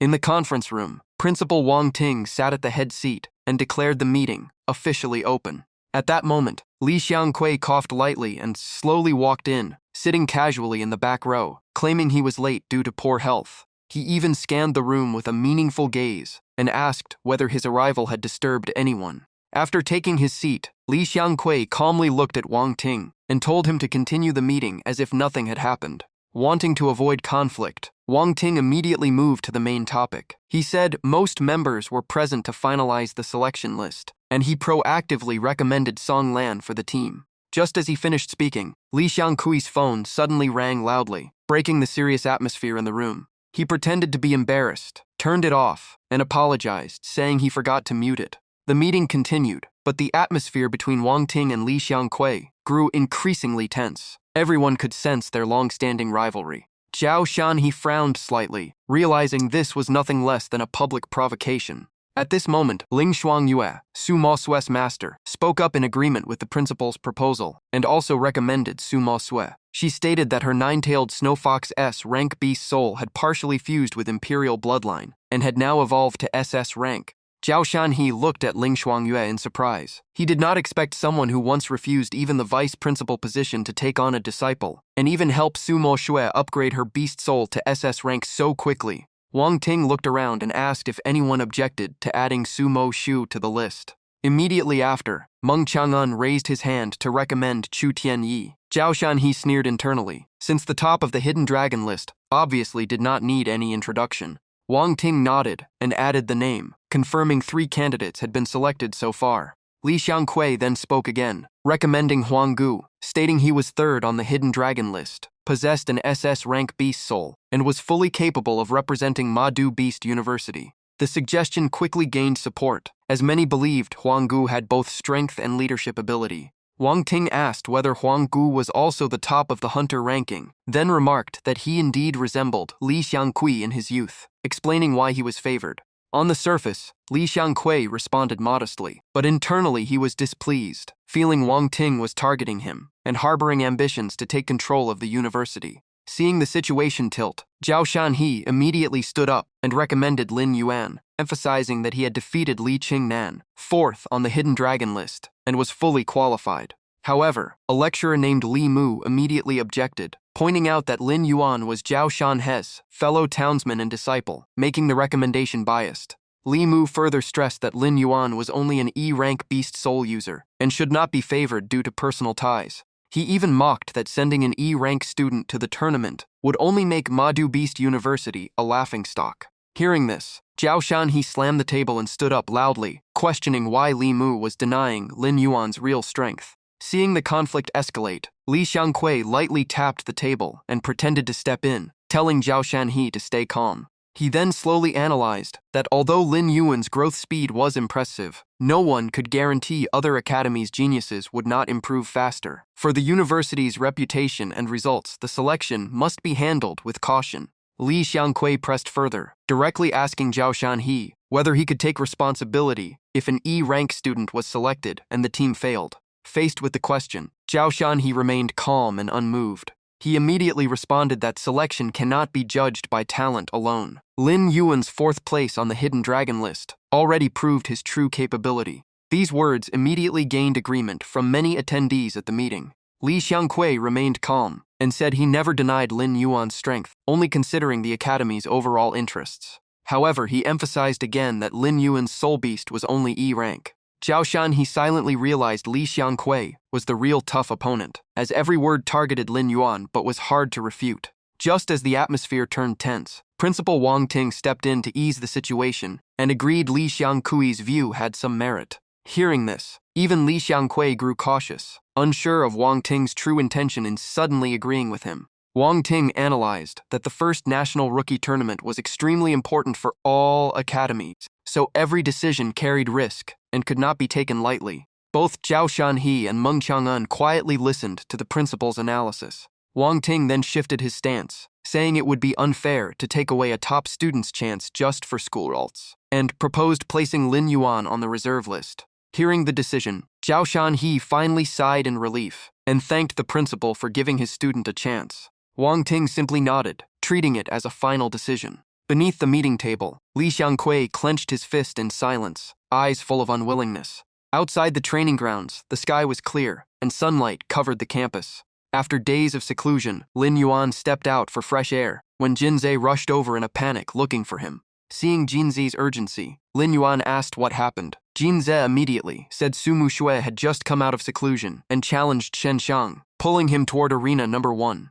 Lin Yuan was shocked, since Sumu Shui should not have been able to challenge Shen Shang based on ranking. Jinze explained while running that the Hidden Dragon Board had an unspoken rule that top 10 members must accept any challenge. Only then did Lin Yuan realize he had wasted 12 days winning matches without knowing this rule. Understanding everything, Lin Yuan instantly sped ahead, leaving Jinze chasing behind him. Jinze thought while running that although Lin Yuan and Sumu Sui were not lovers, he clearly cared about her more than others, and if something happened, Lin Yuan might cause even bigger trouble. At arena number 1, the stands were packed. Everywhere people discussed Sumu Sui's power, saying her pressure was no weaker than Chu Tianyi. Lin Yuan and Jinze looked at each other in shock, realizing all the praise was about Sumu Sui. On the arena, the battle was nearly over. Shen Shang's beast, Frost Snow White Fang, was heavily injured and completely suppressed. The beast let out a weak roar and struggled to stand one last time. Sumu Shui looked down coldly, unleashing the pressure of her S-rank 9-tailed snow fox, asking who allowed it to still look up at her. Countless sharp ice blades then appeared, raining down like a storm toward Frost Snow White Fang. Shen Shang roared in anger, claiming such weak ice attacks could not stop him. He rushed forward to counterattack, but exposed many openings due to his impatience. Sumu Shui had already predicted this and deliberately set the trap. Frost Snow White Fang fell for it completely, unleashing its strongest attack, while Shen Shang thought victory was assured. But Sumu Shui dodged lightly. At that moment, blue foxfire erupted beneath its landing point, shocking Shen Shang as he had no idea when it appeared. Even though it escaped the flames in time, Shen Shang's beast still suffered severe injuries. Without missing the chance, Sumu Shui closed in and delivered the final strike, sending Frost Snow White Fang crashing into the arena wall. Even knowing he had lost, Shen Shang gritted his teeth in anger. Sumu Shui coldly warned him that any further movement would have serious consequences, forcing him to reluctantly admit defeat. Lin Yuan was stunned by Sumu Shui's performance, not expecting her to have reached the point of defeating a 5-star Beast King in just a few moves. The crowd instantly erupted into cheers. No one expected Sumu Shui to display such overwhelming power, and many even debated whether she could defeat Chu Tianyi, though most still believed Chu Tianyi would win as only top geniuses could challenge him. Hearing that name, Lin Hui fell into deep thought, wondering just how terrifying Chu Tianyi really was. At that moment, Sumu Shui spotted him in the crowd and called out happily. She ran over excitedly, saying she originally planned to challenge Wu Xuangu, but he avoided her, so she shifted her target to Shen Kong instead. Sumu Shui also expressed anger over what Lin Hui had suffered before, deciding to stand up for him and asking with a smile if what she did was okay. Lin Hui smiled gently and patted her head, praising how much stronger she had become. The intimate scene shocked the entire audience. Only then did people realize they had known each other since high school, and many hearts were broken over their goddess fantasy. Standing nearby, Wang Jinzei could not help complaining that they should consider the feelings of someone still single. Sumu Shui teased him back immediately, while Lin Hui said that thanks to her action, he no longer needed to challenge Shen Sang, since he had planned to face him anyway. Hearing this, Sumu Shui suddenly grew worried that she might have disrupted Lin Hui's plan by accident. Lin Hui calmly said it was fine. If Shen Kong had already been defeated, he would just switch targets. Wang Jinzei quickly guessed something. He blurted out the name Chu Tianyi, and Lin Hui turned and confirmed it was indeed him. Wang Jinzei was shocked, saying Chu Tianyi was completely different from opponents like Shen Chang and Wu Xuangu, and worried about Lin Hui's chances. Even Sumu Sui looked worried, suddenly remembering her master's warning. She once asked Zhao Shanhe whether her current strength could defeat people on the hidden dragon ranking. Zhao Shanhe said she could beat almost anyone, but Chu Tianyi was the exception. That memory made Sumu Shui even more concerned for Lin Hui. She still believed in him, but reminded him that Chu Tianyi was truly dangerous. Lin Hui honestly admitted he was not confident he could win. Even so, he still wanted to try. To him, even failure would show how far he was from true experts. Without the courage to face stronger opponents, there was no way to reach the peak. Hearing his determination, Sumu Shui fell silent. At that moment, Zhao Shanhe walked over from a distance, smiling and praising his student for not disappointing him. He patted Lin Hui on the shoulder, clearly satisfied that his willpower remained intact. Beside him, Meng Chang'an laughed and said Zhao Shan he was lucky to have such a tough student. The three immediately greeted their teachers, but Zhao Shanhe waved it off, saying they were all family. Then he looked at Lin Hui and said that challenging Chu Tianyi right now was probably not appropriate. Lin Hui was confused and immediately asked why. Zhao Shanhe handed him a notice, explaining the roster had already been finalized. The school did not want students wasting energy or getting injured in meaningless fights. Lin Hui nodded in understanding. Scanning the list, he saw Chu Tianyi, Wu Xuangu, Wang Jinze, Shen Chang, Sumu Shui, Song Lan, Li Qingnan, and Yuan Lian. At the reserve spot at the bottom, only Lin Hui's name appeared. Lin Hui frowned slightly. Zhao Shan he explained he had originally recommended Lin Hui for the main team, but Li Xiangqi opposed it, saying his rank was too low. In the end, Principal Wang Ting could only assign him a reserve spot. Meng Chang'an added that this reserve position was already the result of Zhao Shanhe's efforts, asking Lin Hui not to blame him. Sumu Shui immediately got angry, calling it unfair since Li Qingnan and Yuan Lian had both lost to Lin Hui, yet they were on the main roster while he was only a reserve. She was so angry she wanted to confront the officials, even saying she would give up her own spot if needed, because Lin Hui deserved it more. Seeing this, Lin Hui quickly grabbed her wrist, making Sumu Shui turn back in surprise. Meeting his calm gaze and firm shake of the head, she gradually calmed down. Meng Chang'an explained that the list had been approved by the senior council, so even if Sumu Shui gave up her spot, it could not be transferred to Lin Hui. Lin Hui asked in a low voice if he remembered correctly that Li Xiangqi was Wu Xuangu's uncle, right? That was only part of the reason. In reality, Li Xiangqi was also targeting Lin Hui because he was competing with Wang Ting for the principal position. After hearing everything, Lin Hui understood he was just a small piece in Li Xiangqi's larger scheme. He calmly concluded that he had simply been dragged into a power struggle. Lin Hui then turned and bowed to Zhao Shanhe, sincerely thanking him for everything his teacher had done, and asking him not to blame himself. His eyes still burned with determination. To Lin Hui, as long as he could participate in the tournament, even as a reserve, it was still a valuable opportunity. He stated firmly that anything that belonged to him would be taken back with his own strength. Lin Hui's calmness surprised Zhao Shanhe. He silently admired how quickly his student accepted reality while keeping such a steady mind.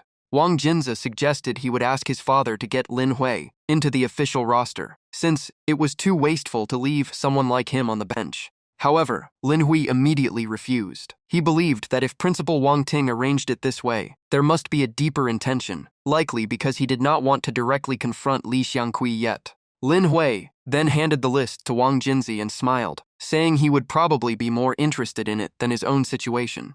Wang Jinzi read through the names one by one, noting that most were expected: Chu Tianyi, Shen Sang, Wu Xuangu, Su Mu Shui, and Song Lan. But when he reached a familiar name, he suddenly froze in shock. Su Mu Shui curiously leaned in to look, while Wang Jinzi remained stunned, staring at the notice. Once she saw it clearly, Su Mu Shui laughed and teased him, saying even Wang Jinzi had been selected, as if his father had secretly pulled strings. Wang Jinzi immediately protested with a bitter face. If his father really interfered, he would at least be a reserve, not placed like this. Su Mu Shui then turned to ask Zhao Shanhe whether he was the one who recommended Wang Jinzi. Zhao Shanhe quickly denied it, saying it was Li Xiangqi who proposed him, claiming Wang Jinzi had great potential. Lin Hui also felt something was off. Lin Hui quickly analyzed that this was a move to pressure Principal Wang Ting. If he refused, it would imply he underestimated his own son. If he accepted, Li Xiangqi would simply watch from the sidelines. Lin Hui patted Wang Jinzi's shoulder and said that if the principal agreed, it meant he trusted him. Still, Wang Jinzi remained anxious since his spirit beast was not suited for combat.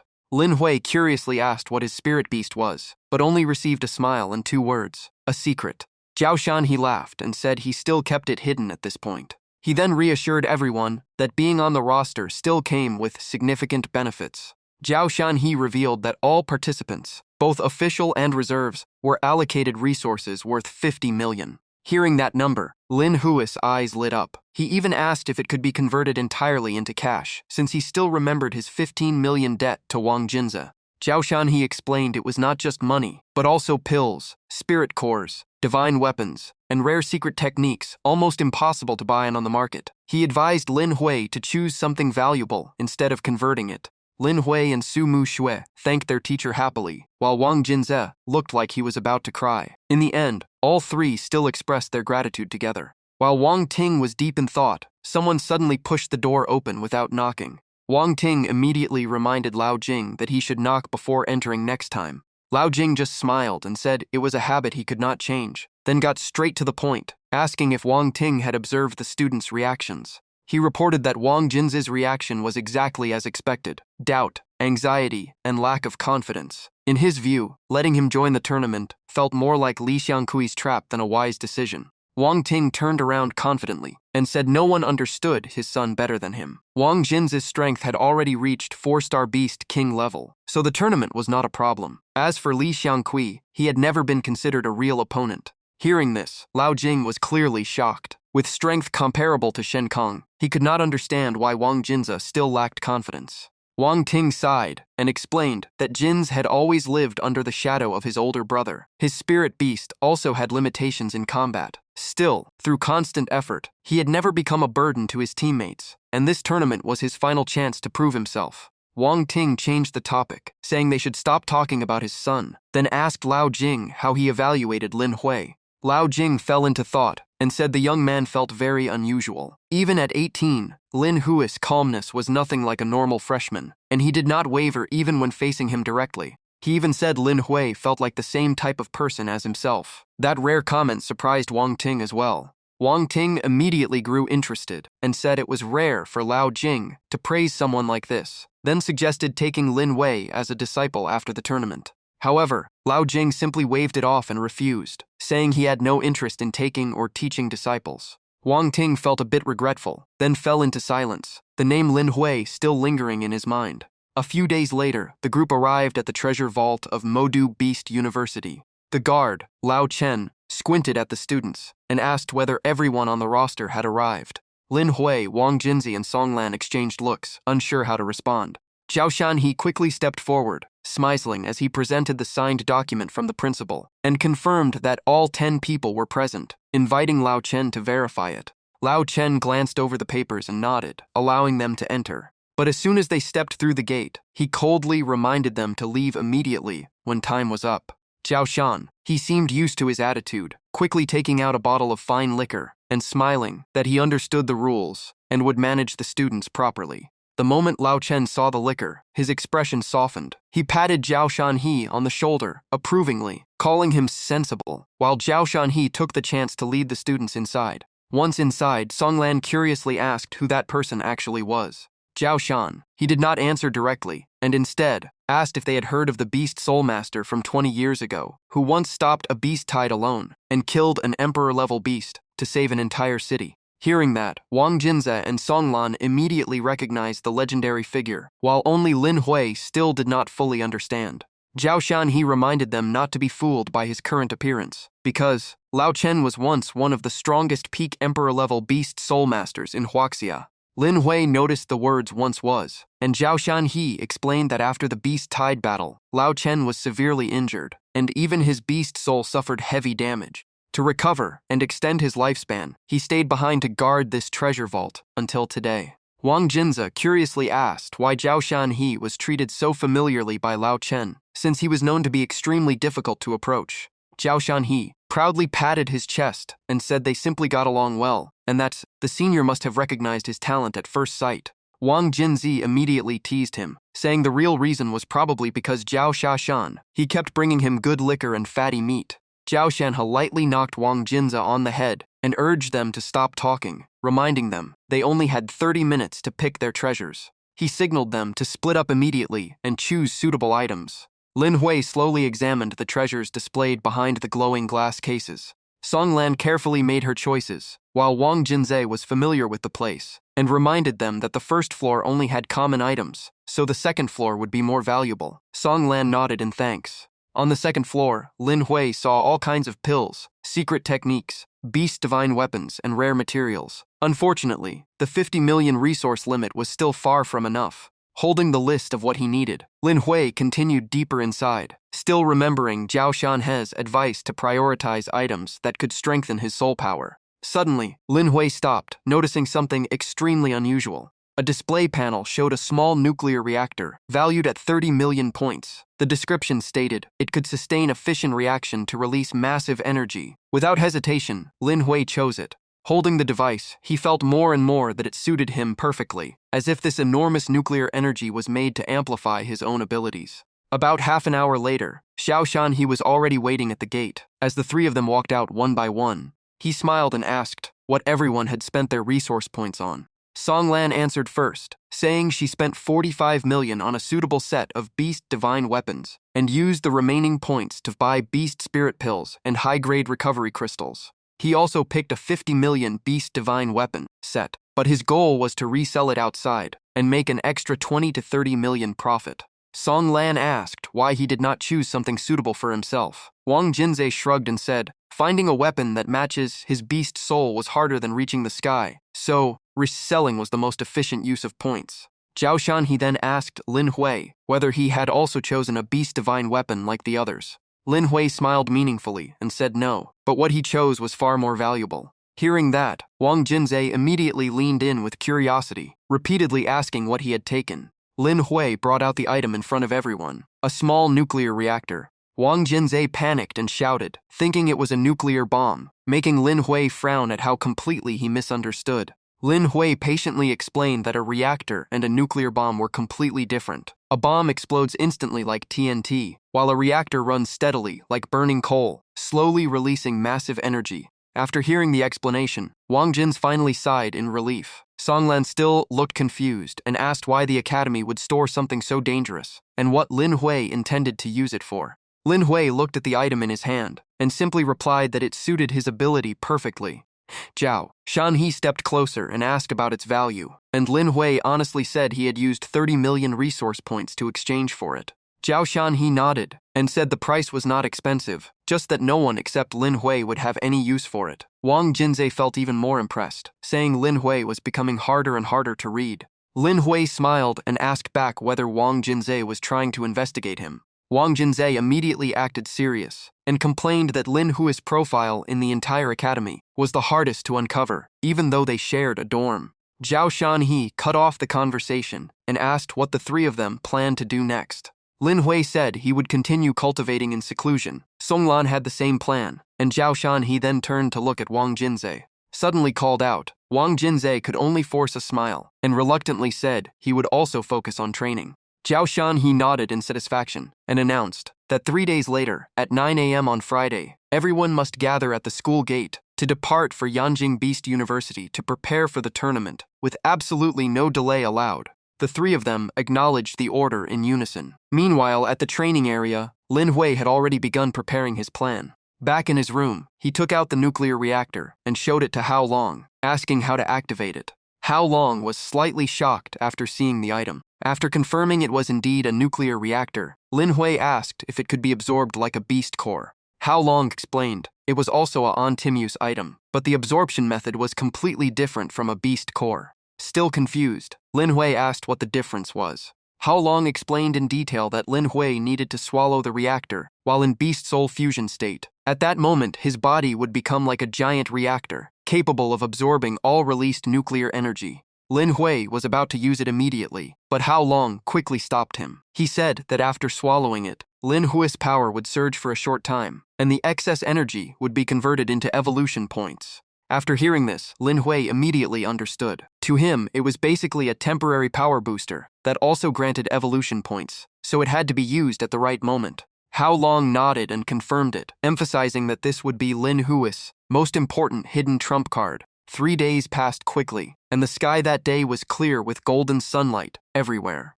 When Lin Hui arrived at the assembly point, he saw Wu Xuangu, Li Qingnan, Yuan Lian, and Shen Cong already waiting in a corner. The moment they saw Lin Hui, the group immediately showed unfriendly expressions. Lin Hui did not care much and calmly scanned his surroundings. His gaze stopped on a man, and he immediately recognized him as the vice principal of Modu Beast University, Li Xiangqui. At the same time, Lin Hui also saw Wu Xuangu leaning in and whispering something to Li Xiangqui. After their brief exchange, both turned to look at Lin Hui. Li Xiangqui then asked coldly if this was him. Meeting his gaze, Lin Hui silently engraved this grudge in his mind. The man in front of him was the one who had removed him from the main roster, and he vowed to take everything back one day. On the other side, Li Xiangqui quietly assessed Lin Hui as well, noticing the intense will and sharp coldness in his eyes.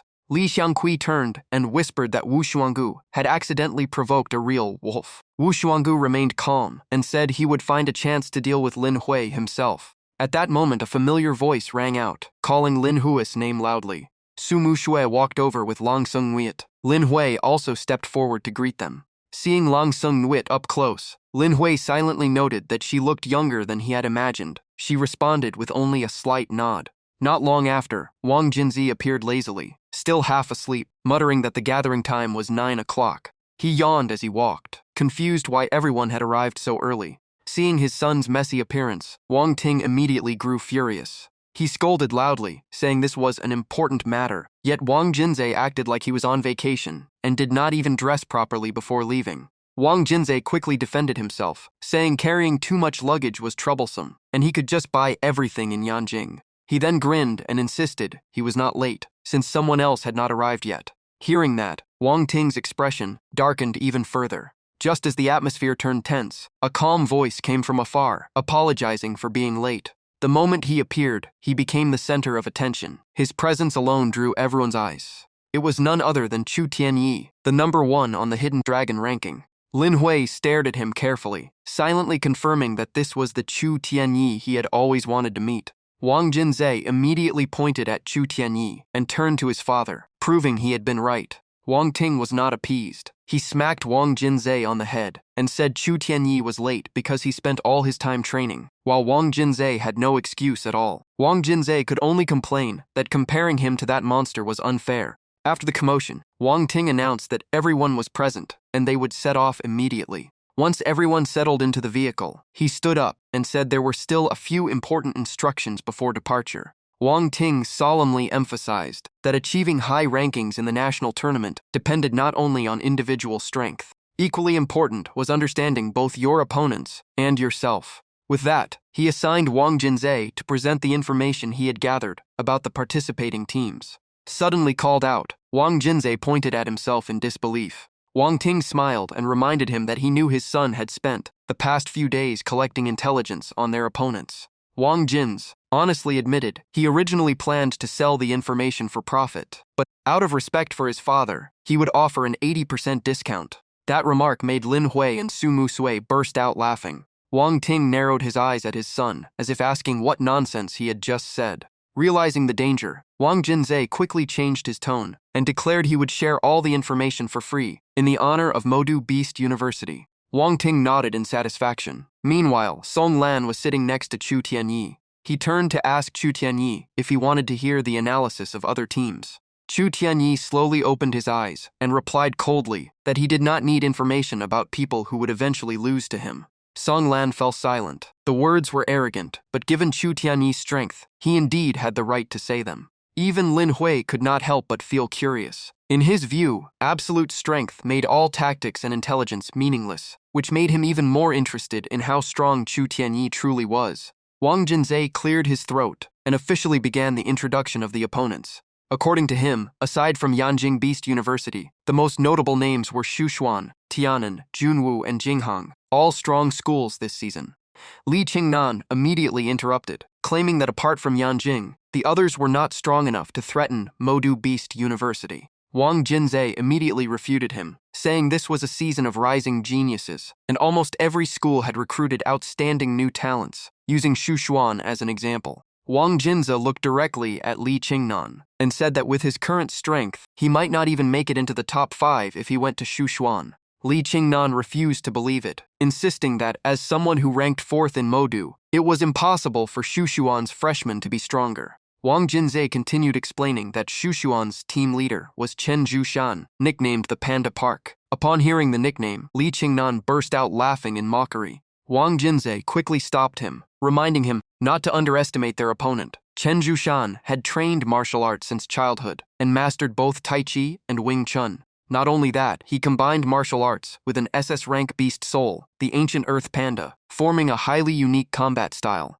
Wang Jinzhe estimated Chen Zhushan's strength had already reached at least 6-star Beast King, and he had even defeated a 7-star Beast King's senior right after entering the academy. He added that even the weakest member of Shushuan's team was already at peak 4-star Beast King level. Hearing this, Li Qingnan was completely speechless. Wang Ting stepped in and added that the gap between Modu and the top schools was not as small as many thought this year, and overconfidence would only lead to defeat. Lin Hui silently calculated in his mind. He did not expect Shushuan's lineup to be this strong, and he felt his current strength was still far from enough, pushing him to work harder. Taking a deep breath, Wang Jinzhe moved on to introduce the strongest team, Yanjing Beast University. He said the vice-captain, Chen Longxiang, came from a beast soul family and possessed an SS rank ancient savage elephant beast soul, already reaching 8-star Beast King level. The moment 8-star was mentioned, the entire vehicle shook emotionally. Except for a few calm individuals, everyone was stunned. Li Qingnan asked in shock if he was really just a freshman. Wang Jinzhe calmly replied not to be surprised yet, because Chen Longxiang was not even the strongest member of Yanjing's team. Even Chu Tianyi finally showed interest. He slowly stood up and asked Wang Jinzhe who the strongest person in Yanjing actually was. The moment Chu Tianyi spoke, the atmosphere in the vehicle grew heavier under his pressure. Everyone waited for Wang Jinzhe to reveal the final name. Under Chu Tianyi's gaze, Wang Jinzhe felt slightly nervous and explained that the person was named Xu Jiao. His strength and beast soul were both extremely mysterious, but reliable information said he had completely suppressed Chen Longxiang, forcing him into full submission. Wang Jinzhe silently complained that Chu Tianyi's presence was truly overwhelming. The entire vehicle fell into silence. Seeing this, Wang Jinzhe forced a joke, saying that even if they lost to Yanjing, there was nothing to be ashamed of, since Modu had been second place for 10,000 years anyway. As soon as he finished speaking, Wang Jinzhe received a light slap from Wang Ting and immediately held his head in protest. Before he could understand what happened, Wang Ting shouted at him. He said the purpose of sharing intelligence was to boost morale, not crush it, and that their only goal was first place. Rubbing his head, Wang Jinzhe argued that everyone wanted to be champion, but the gap in strength could not be closed with words alone. At that moment, Chu Tianyi coldly spoke, stating he would defeat the opponent. He declared that whether it was Xu Jiao or Chen Longxiang, he would handle them all. Wu Xuangu immediately followed up, saying fear before fighting was not the style of Modu. If there was a gap, they would just push themselves to surpass it. The atmosphere in the vehicle instantly heated up. Yuan Lian also became fired up, saying they would risk everything to pull the strongest down from the top. Seeing this spirit, Wang Ting was very satisfied. He praised them as true students of Modu and revealed they would receive a special short-term training session upon arriving in Yanjing. Li Xiangqi took the opportunity to suggest selecting the team captain. Wang Ting agreed and reiterated the Beast Soul World rule. Strength decides everything, and the strongest leads. According to that rule, the captain position would go to the strongest individual. The result was almost beyond doubt.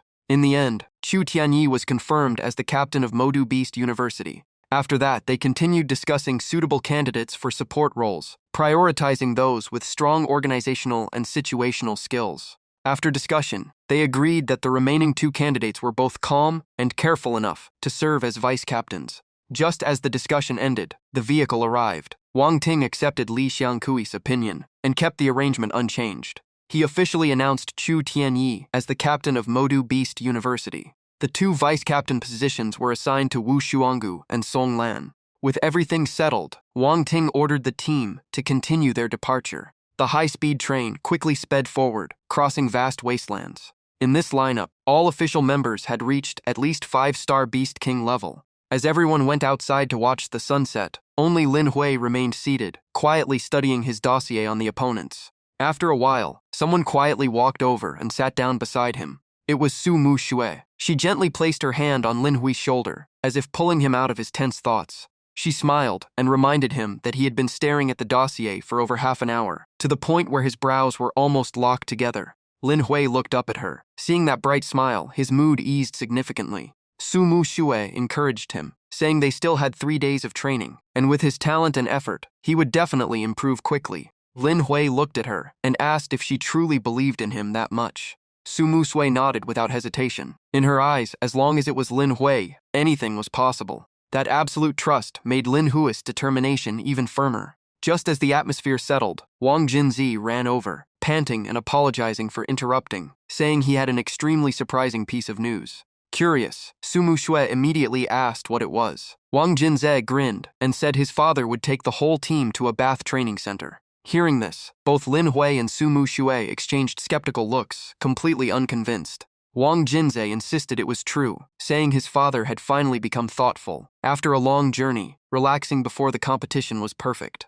Lin Hui felt the principal definitely had another plan behind it. Su Mu Xue agreed, believing the so-called special training could not be as simple as just relaxing. Wang Jinze still argued that a bathhouse could not possibly be used for training, then casually teased the 2 of them. The moment he finished speaking, he immediately ran off, knowing trouble was coming, while Su Mu Xue chased after him angrily. Wang Jinze laughed as he ran, saying he would not disturb them anymore, before disappearing quickly. Su Mu Xue returned to her seat, still muttering that she would teach him a lesson one day. Lin Hui looked at her and smiled, praising that she had become much stronger, and even her beast soul had evolved from S rank to SS rank. Hearing that praise, Su Mu Xue froze for a moment before blushing. She softly said she did not want to always stay behind Lin Hui, and hoped she could stand beside him one day. She kept staring at Lin Hui without blinking, making him laugh and ask if there was something on his face.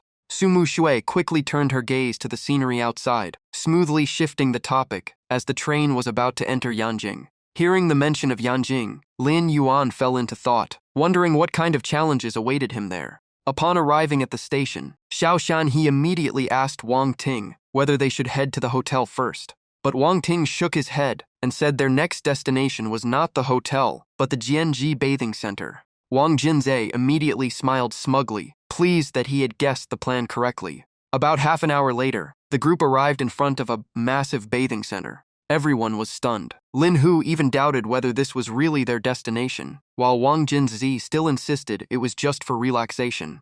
He even tilted his chin toward the entrance, telling them to just look and understand. Before them stood a row of beautiful female staff dressed in eye-catching uniforms. They all bowed politely, welcoming the group into the center. Song Lin was instantly confused, thinking they had been taken to some questionable place.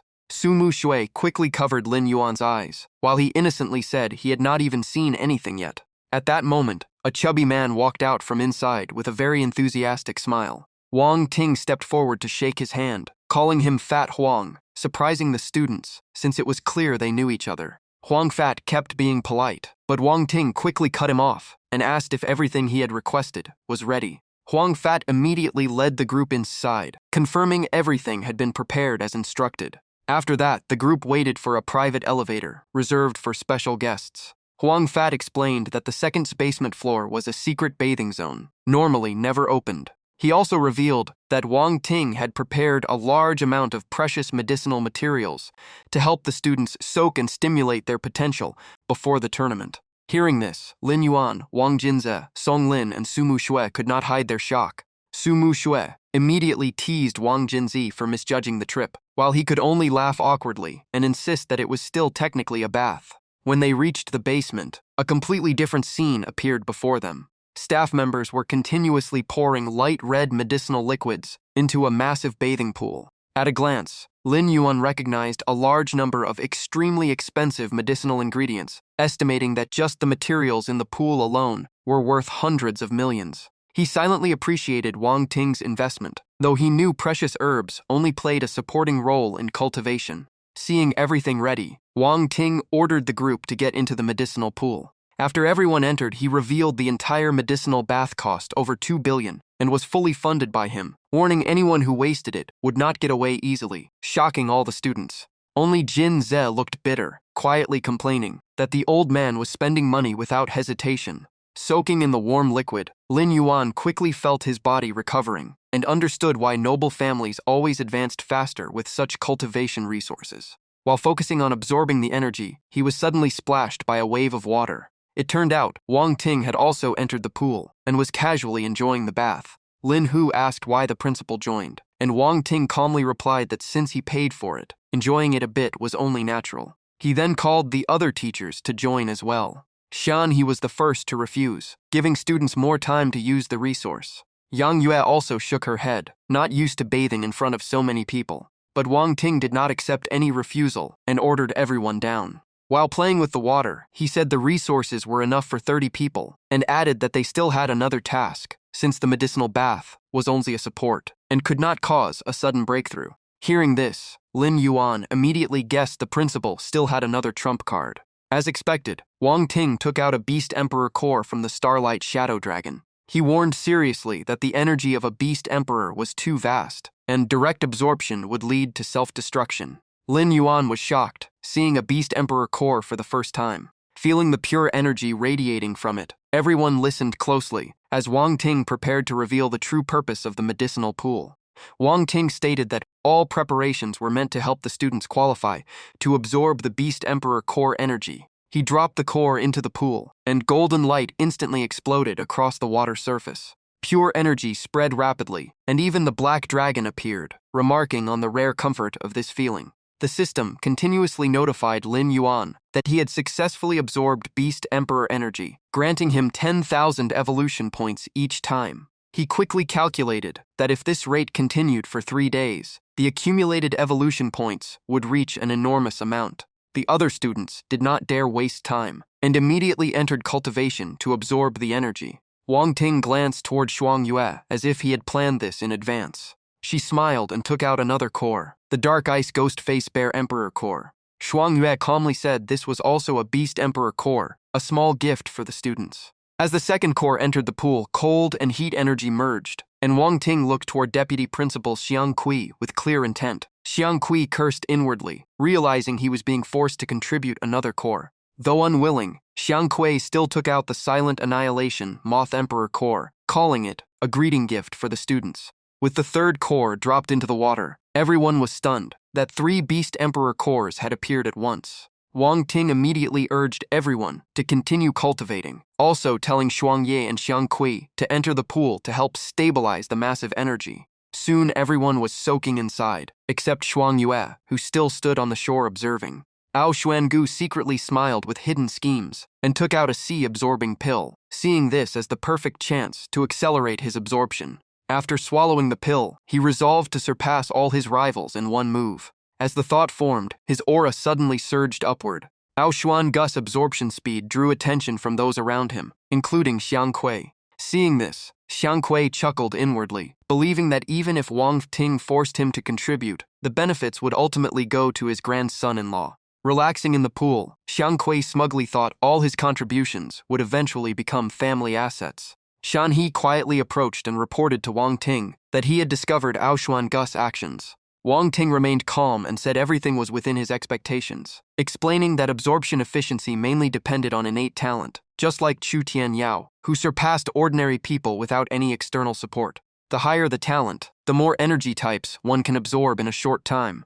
He also used Mo Zhua as an example, saying she focused only on the energy compatible with her own attribute, achieving extremely high efficiency. Xiang Kui looked at Mo Xue and sneered inwardly, thinking Shui Yue had clearly arranged things for her own student. Even without cultivating directly, Shui Yue sat quietly in a corner, her eyes fixed on the beast core, as if everything was prepared for Mo Xue alone. Shan He still did not understand, and asked why Wang Ting knew Aoshuan Gu used the sea-absorbing pill, but did nothing. Wang Ting replied that everyone should push their limits, and forced absorption always carries backlash risk. Success or failure depends on personal ability. In Wang Ting's view, Aoshuan Gu was too confident in his own intelligence, and thought he was gaining an advantage without realizing the cost behind it. He then patted Shan He and told him not to focus only on Aoshuan Gu, but to pay attention to Lin Yuan instead, because his performance was truly shocking. At this moment, Lin Yuan was absorbing two different energy sources at the same time. The surprising part was that the two energies did not conflict, but instead merged and circulated through his body. Shan He was stunned, while Wang Ting just smiled and told him to observe more carefully. After focusing, Shan He broke into a cold sweat, realizing Lin Yuan was not struggling at all, but absorbing at a terrifying speed. Because the energy was being drawn in too fast, a vacuum-like zone formed around him. He could not understand how Lin Yuan reached this level, but Wang Ting calmly said, even the instructor might not know, everyone has secrets, and that is normal for a genius. He looked at Lin Yuan again, and smiled in relief. As long as he could grow safely, that was enough. Suddenly Wang Ting frowned, noticing the energy flow in the pool was increasing abnormally. Aoshuan Gu also widened his eyes in shock, refusing to believe it had anything to do with Lin Yuan. Moments later, his body began shaking violently as if reaching its limit. Someone shouted his name, but the response was only a thunderous roar. The roar startled everyone, forcing them to turn toward him. Aoshuan Gu now looked completely berserk, surrounded by dense cold energy. He slowly opened his eyes, white frost-like energy constantly exhaling from his breath. Feeling the surge of power, he shouted excitedly, finally breaking through from 5-star Beast King to 6-star. Aoshuan Gu looked at Lin Yuan with arrogance, believing even Chu Tian Yao could not absorb energy faster than him. His eyes were full of disdain toward Lin Yuan, but his confidence quickly faded when he noticed Lin Yuan's absorption speed was still abnormal. His face turned pale, pupils shrinking, cold sweat dripping, as he realized something was seriously wrong. He leaned back in shock, unable to believe such absorption speed could exist. Aoshuan Gu suspected Lin Yuan was also using the sea-absorbing pill, but quickly rejected it, as even with pills it was impossible. He only had one thought left: he could not lose to an E-class beast soul. He closed his eyes and forcibly erupted his power, roaring as he merged all three energy sources. Energy flooded his body, veins bulged on his forehead, eyes turned red, and his aura became violent as he screamed that all this power must belong to him. He continued, pushing himself beyond his limit, hoping for another breakthrough. But his body finally could not handle it, and blood surged up his throat. Everyone was shocked to see he had been suffering a backlash from the energy. Shan He anxiously asked Wang Ting, but Wang Ting calmly replied that Xiang Kui was there, so he would not let his grandson get hurt. As expected, Xiang Kui immediately placed his hand on Aoshuan Gus' back. He stabilized his meridians while angrily scolding him for absorbing energy so recklessly. Aoshuan Gu gritted his teeth and said he could not accept seeing Lin Yuan absorb faster than him. Xiang Kui scolded him again, reminding him the sea-absorbing pill was meant to strengthen his foundation, not to compete and harm himself. He pointed at Lin Yuan and said that even though Lin Yuan absorbed a massive amount of energy, his cultivation realm had not changed at all. In reality, all the energy around Lin Yuan simply circulated through his body before gradually dissipating. Hearing this, Aoshuan Gu finally realized that with an E-class beast soul, even absorbing Beast Emperor energy could not immediately raise his rank by much. Xiang Kui sternly taught him that the greatest enemy of every cultivator is always themselves, leaving Ao Xuangu only able to grit his teeth and accept it.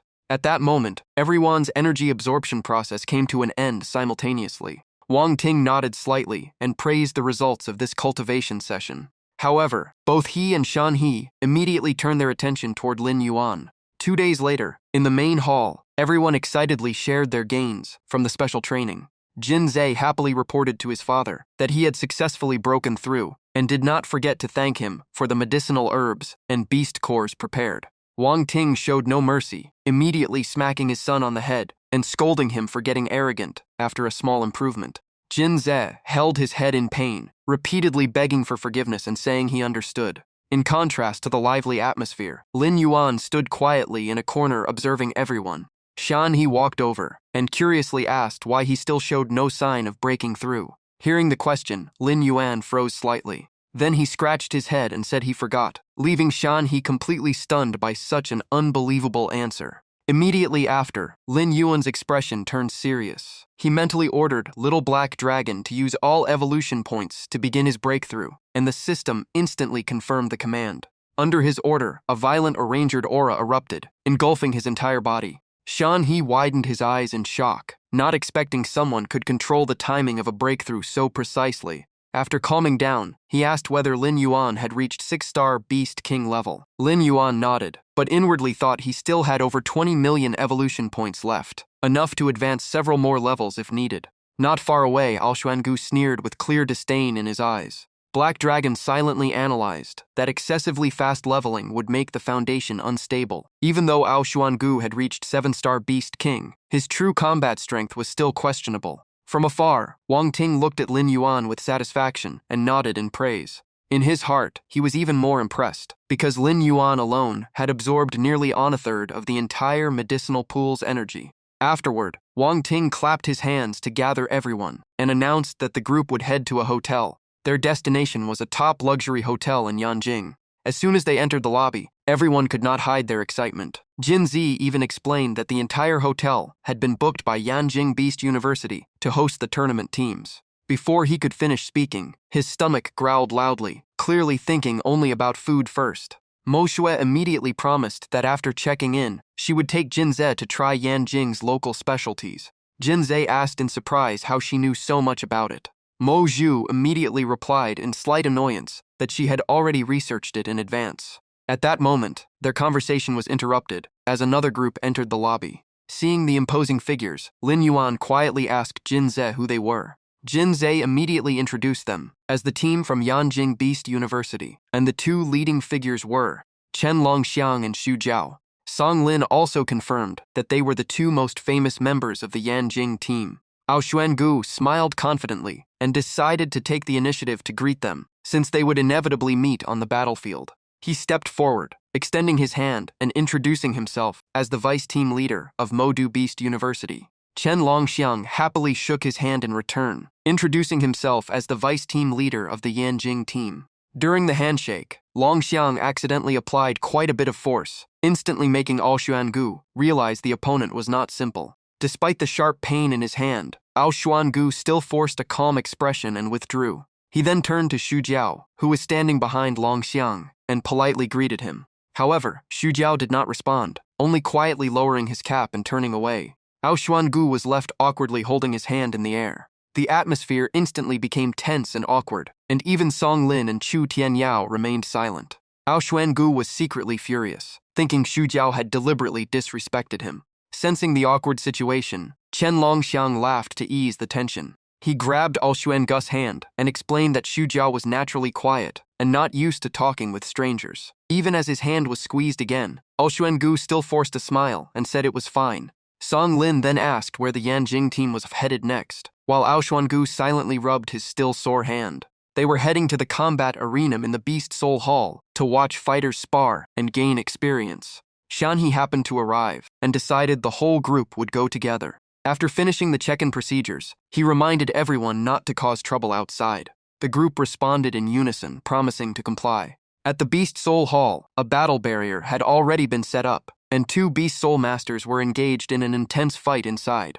As soon as they entered, Longxiang said they arrived at the perfect time. Observing the match, Lin Yuan recognized the giant panda as Chen Shan, captain of Shuchuan Beast University. He then looked at the opponent and asked who the other person was. Jin Zhe immediately introduced him as Fang Shi, vice captain of Jinghe Beast University, who possessed a giant ape beast soul with overwhelming aura. Lin Hu was extremely excited to witness a clash between top-tier contestants. Fang Shi took the initiative, throwing a flaming punch straight at Chen Shan. Chen Shan calmly dodged, easily neutralizing the first attack. The missed strike made Fang Shi more serious, while Lin Yuan commented that Zhu Shan's combat thinking was extremely sharp, every movement precise and efficient.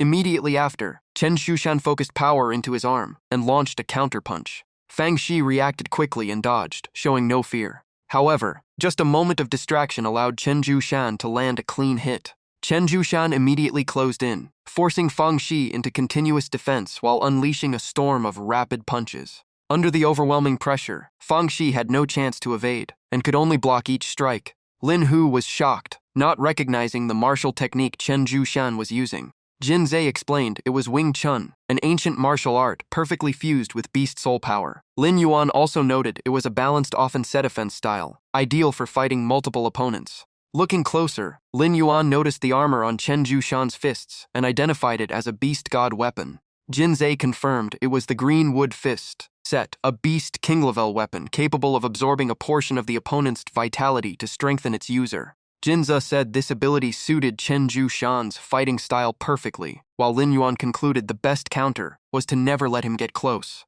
Forced into defense, Fang Shi could only endure. Unwilling to lose passively, he activated a secret technique to create distance and burst out his power. Sensing the surge in aura, Chen Shan remained in his defensive stance, calmly observing. Lin Hu was surprised that Fang Shi still had hidden trump cards. Jin Zhe said revealing a secret technique before the tournament was a huge disadvantage. He explained that secret techniques are special abilities beyond innate talent, and the stronger they are, the more important they become as trump cards. Lin Yuan analyzed that as vice captain of Jinghe Beast University, Fang Shi could not afford an easy defeat, as it would damage the team's morale. After activating his secret technique, Fang Shi charged wildly, but all attacks were effortlessly dodged by Chen Shan. This left him both shocked and frustrated, unable to understand how such a massive body could move with such speed. That moment of impatience revealed an opening, and Chen Shan immediately seized it, delivering a decisive strike while quietly apologizing.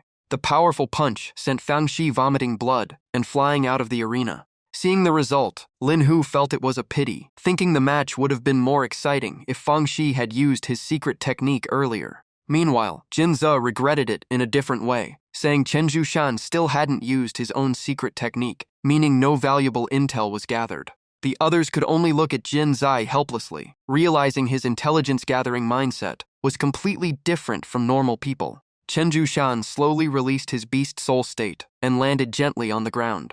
After stretching, he loudly asked if anyone else wanted to challenge him. At that moment, the Beast Soul Hall broadcast also officially announced Chen Shan as the winner. Jin Zhe was confused, thinking repeated matches would expose too much strength, but Lin Yuan shook his head and said that for Chen Shan, what mattered most was not hiding trump cards, but the spirit of a warrior. According to Lin Yuan, true warriors only grow through real battles. Hearing this, Jin Zhe finally understood that Chen Shan was using this opportunity to train himself before the tournament. Mo Shui asked Lin Yuan if he wanted to try, but he refused, saying his path was completely different, and stepping on stage would be a waste of time. Nearby, Xuangu immediately mocked him, saying Lin Yuan was not qualified to compare himself to Chen Shan, and even Wang Zhu at 7-star Beast King level had failed, so Lin Yuan had no chance at all. Mo Shu angrily shot back, asking if anyone asked him to interfere, but Xuangu insisted he was only stating facts. He continued mocking Lin Yuan as someone all talk and no substance, claiming his true nature would be exposed once the tournament began. Mo Jua stood up in anger to retort, but Lin Yuan quickly stopped her. She looked at him worriedly, while Lin Yuan calmly shook his head, signaling it was not worth caring about. He then looked straight at Xuangu. That single glance was enough to make him feel uneasy, unable to read Lin Yuan's thoughts. Jin Zhe quietly thought that with Lin Yuan's personality, if he truly saw no chance, he would admit it directly. His silence likely meant he was confident enough to face Chen Shan. Just as the atmosphere grew tense, Chu Tianyao stepped forward and loudly declared he would challenge the stage. A confident smile appeared on his face, his eyes burning with fighting intent. Song Lin immediately stopped him, saying that as team captain, any win or loss would affect the team's morale. Shen Xiang also agreed, reminding everyone to act for the group. Ao Xuangu immediately stepped forward to take the opportunity, saying there was no need for the captain to act. He arrogantly declared that he alone was enough to defeat Chen Jushan. Song Lin rubbed his forehead helplessly, just having stopped Chu Tianyao, and now Ao Xuangu wanted to show off. Lin Yuan could only laugh inwardly. Watching Ao Xuangu's back, Lin Yuan assessed that his 7-star Beast King level was forcibly achieved through the sea-absorbing pill, leaving his foundation unstable, and he would likely lose against a seasoned fighter like Chen Jushan. Even so, seeing his confident expression, Lin Yuan guessed he still had a hidden trump card. Stepping onto the arena, Ao Xuangu introduced himself as vice captain of Modu Beast University. Chen Jushan smiled and replied that the geniuses from Modu and Yanjing were exactly the opponents he wanted to face. As soon as he finished speaking, Chen Jushan entered his beast transformation state and introduced himself as captain of Shuchuan Beast University before asking for guidance. Ao Xuangu sneered and completed his beast soul fusion, revealing the massive golden-winged peacock king form on the arena. The crowd immediately erupted in discussion, as this was an extremely rare beast soul worthy of a Modu vice captain. Many began saying this duel between Shuchuan's captain and Modu's vice captain would be evenly matched. Ao Xuangu opened his mouth and unleashed a dense cloud of poison mist, covering Chen Jushan completely. In response, Chen Jushan quickly activated a green armor covering his entire body. Jin Zi immediately recognized it as Green Bamboo Spirit Armor, a Beast King level weapon that reduces damage and purifies toxins, rendering Ao Xuangu's poison nearly ineffective. As expected, the poison mist struck the armor and was quickly neutralized without much effect. Chen Jushan kept his distance, lowered his stance, and prepared a counterattack with his fist gauntlets. He threw a thunder-like punch, but Ao Xuangu managed to dodge by taking to the air. Floating mid-air, Ao Xuangu sneered, believing his breakthrough to 7-star Beast King had greatly improved his aerial combat ability, and he wanted to see how Chen Jushan would respond. Chen Jushan thought briefly, noting that the golden-winged Peacock King was not naturally strong in flight, so Ao Xuangu's ability to hover indicated he did have some real strength. From above, Ao Xuangu unleashed countless poison needles, covering the area around Chen Jushan. He coldly declared that not only his opponent had beast god weapons, Jin Zi recognized them as bone-devouring poison needles, top-tier Beast King-level weapons, and could not understand how Ao Xuangu obtained them. Lin Yuan calmly said such items were likely prepared by his uncle. He nodded slightly, acknowledging that this coordinated strategy did have some merit. In the poisonous mist, Chen Jushan already had multiple wounds, with several poison needles embedded in his body. Seeing this, Ao Xuangu smiled in triumph, believing the poison had taken effect, and the match was about to end. Chen Jushan still struggled to maintain his armor under increasing pressure. Ao Xuangu grew even more confident, believing that once struck by the bone-eroding poison needles, it could not be easily dispelled. He immediately rushed down, convinced the toxin had already entered his opponent's body. Then Ao Xuangu used his massive form to tightly restrain Chen Jushan. Song Lin observed the scene and commented that Ao Xuangu was now fully in control, suggesting his strength was indeed extraordinary. Lin Yuan only smiled and said the advantage was real, but it was still too early to conclude Ao Xuangu would win. Li Qingnan pushed up his glasses and mocked that someone who did not dare step onto the stage was now casually analyzing the fight.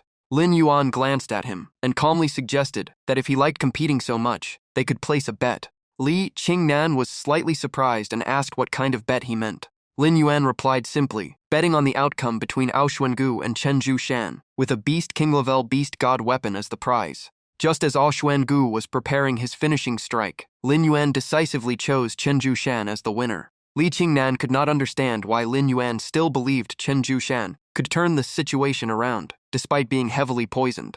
After a moment of thought, Li Qingnan immediately accepted the bet. He even smiled confidently, believing that the Beast God weapon was basically a gift delivered to him. In contrast, Lin Yuan remained completely calm. On the arena, Chen Jushan was still pinned by Ao Xuangu, who kept forcing him to surrender, believing the poison had spread through his body. But at that moment, Chen Jushan suddenly grabbed one of Ao Xuangu's legs. Ao Xuan Gus' expression changed instantly, unable to understand why his opponent still had strength after being hit by the bone-eroding poison needles. Chen Zhushan unleashed all his strength and hurled Ao Xuan Gu away. Without hesitation, he followed up, unleashing a storm of iron-like punches. Li Qingnan and the other spectators were completely stunned by the sudden reversal. Some even remarked that Chen Zhushan was too strong, completely overwhelming Ao Xuan Gu, despite being poisoned, reducing him to nothing more than a toy in his hands. Ao Xuan Gu was blasted into the air, and his protective armor shattered into pieces.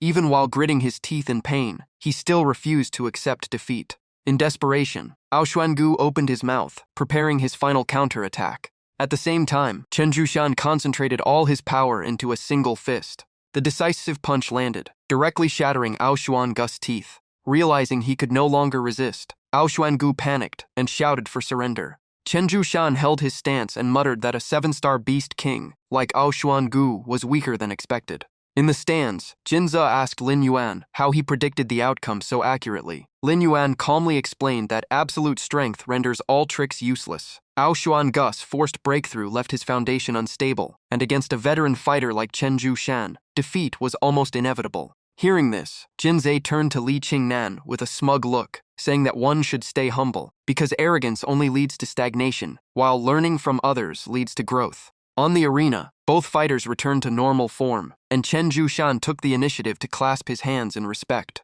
He sincerely admitted that Ao Xuan Gus' attack was quite formidable, and he had nearly lost. Despite being beaten badly, Ao Xuan Gu still returned the courtesy, admitting his inferiority and accepting defeat. Just as Ao Xuan Gu stepped off the arena, another voice rang out, asking whether Chen Zhushan still had the strength for another match. The speaker was Chen Longxiang, vice captain of Yanjing Beast University, politely requesting guidance. Only then did everyone realize he had already left his original position at some point. Lin Yuan silently waited, as he also wanted to personally verify Chen Longxiang's rumored strength. Just as Longxiang was about to step forward, someone suddenly grabbed his sleeve. Turning around, he saw it was team captain Xu Jiao, and asked what was wrong. Xu Jiao only shook his head slightly. Longxiang understood the gesture, realizing the captain was reminding him of the principal's warning not to cause trouble outside. He simply smiled and reassured him that this was only sparring, and if there were any punishment, he would take full responsibility. Hearing that, Xu Jiao released his grip. Seeing this, Lin Yuan became even more certain that the Yanjing captain was indeed a man of few words. Longxiang slowly walked up to stand before Chen Zhushan. Then he took out a small box and handed it to his opponent. Chen Zhushan was surprised, and Longxiang explained that inside was the Azure Jade Pill, a medicine that could detoxify and restore stamina. He did not want to win against an opponent in a weakened state. Longxiang even smiled and said to treat it as a greeting gift, and once Chen Zhushan fully recovered, they would have a fair match. Jinze could not help but sigh, as expected of a noble family. Even a single Azure Jade Pill was worth hundreds of thousands. Lin Yuan calmly reminded him that Jinze himself also came from a noble family, but Jinze immediately defended himself, saying he was different. Others only knew how to spend money, while he only liked making money. Mo Zhuo immediately teased him with a helpless expression, reminding him of the last time Jinze treated Lin Yuan to a meal worth over 100,000. Exposed on the spot, Jinze could only scratch his head and laugh awkwardly. Chen Zhushan clasped his hands in thanks and accepted the Azure Jade Pill, promising that once recovered, he would fight with full strength. About half an hour later, Chen Zhushan returned, thanking Longxiang as the pill had fully restored him. The two stood facing each other. Chen Zhushan invited the first move, and Longxiang immediately accepted. In an instant, a powerful aura erupted from Longxiang. He entered his beast transformation state, becoming a gigantic ancient mammoth.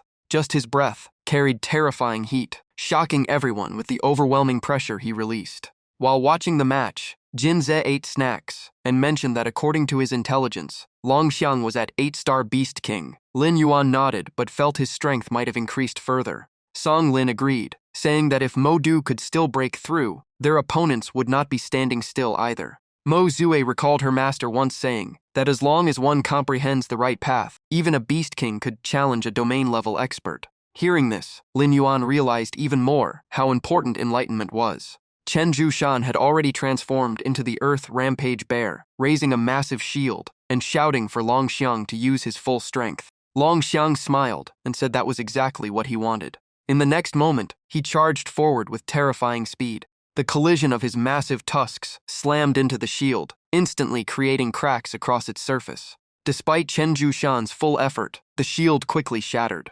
The entire audience was stunned by the scene. Long Xiang's explosive impact directly crushed Chen Jushan's defenses. The shockwave hit Chen Jushan, causing him to cough up blood and stagger back. After a few steps, he completely lost the ability to continue and collapsed. The stands erupted. Everyone was shocked that Long Xiang defeated Chen Jushan with a single strike and became even more curious about how strong the Yanjing captain truly was. Ao Xuangu held his head, drenched in cold sweat, just thinking about being unable to defeat Chen Jushan, while Long Xiang beat him so easily, made him realize the gap between himself and true geniuses. After Han Yi woke up, everyone realized he was also an outstanding genius from Yanjing Beast University. Just as the atmosphere had not yet calmed, Chu Tianyi stepped forward and expressed his intention to challenge. Long Xiang looked over and immediately recognized him as Chu Tianyi from Modu Beast University. Lin Hu quickly tried to stop him, telling the captain not to act rashly. But the more Long Xiang heard, the more interested he became, feeling this challenge suited him perfectly.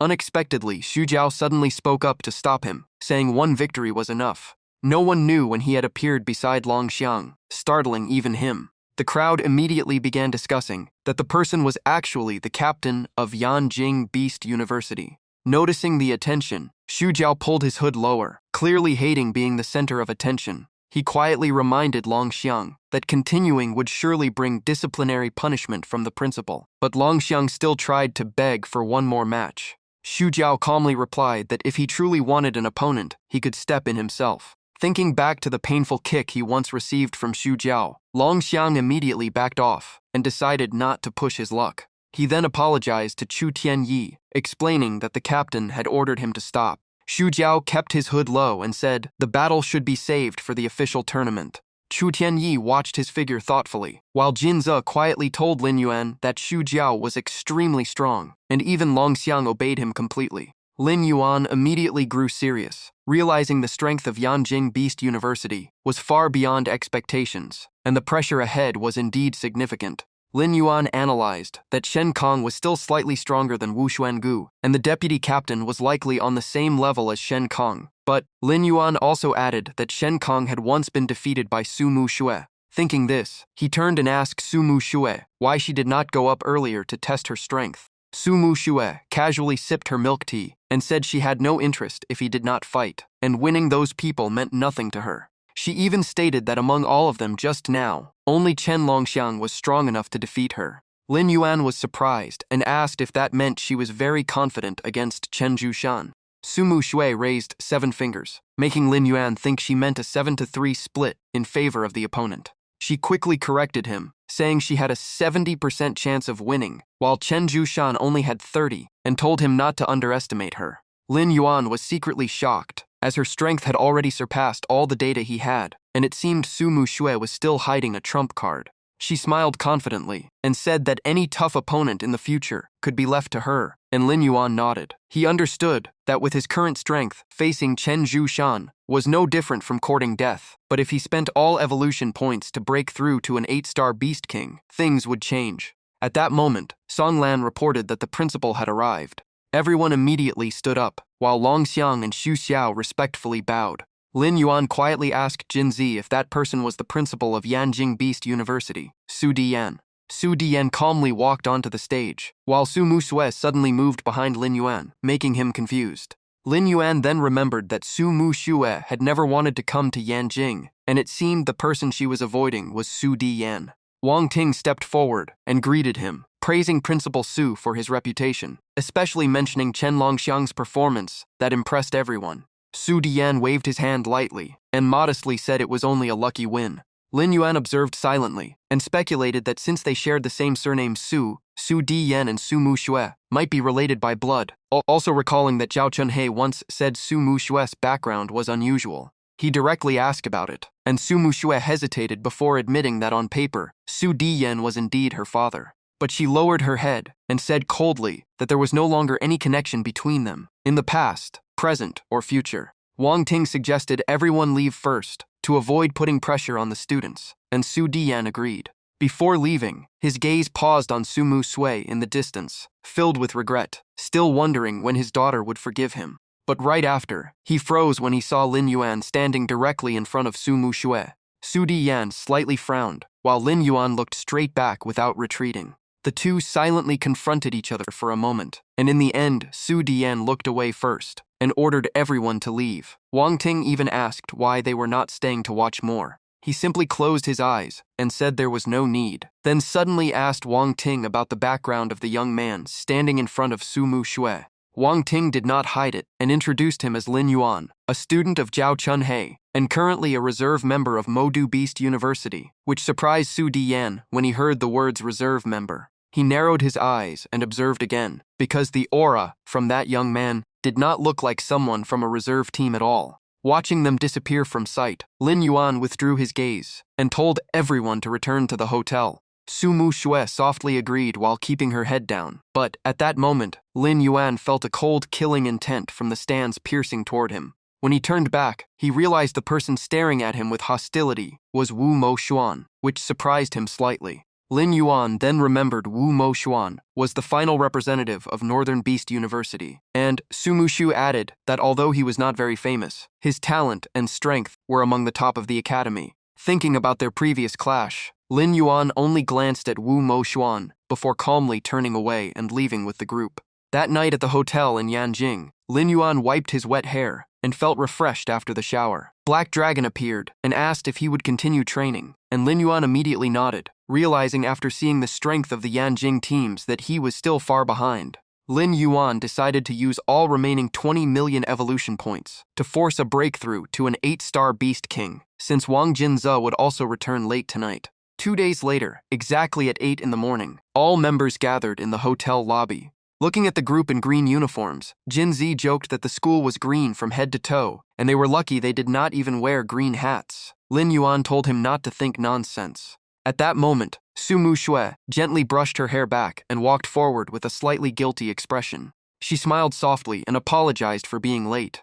That single smile was enough to make many people around her blush and freeze in place. Sumu Shui walked straight up to Lin Yuan and asked what he had been doing for the past 2 days, saying she had wanted to invite him to explore Yanjing, but Wang Xinze said not to disturb him while he was busy. Lin Yuan nodded and confirmed that he had spent the last 2 days fully focused on training and had gained some results. Hearing this, Sumu Shui immediately asked if he had made a breakthrough.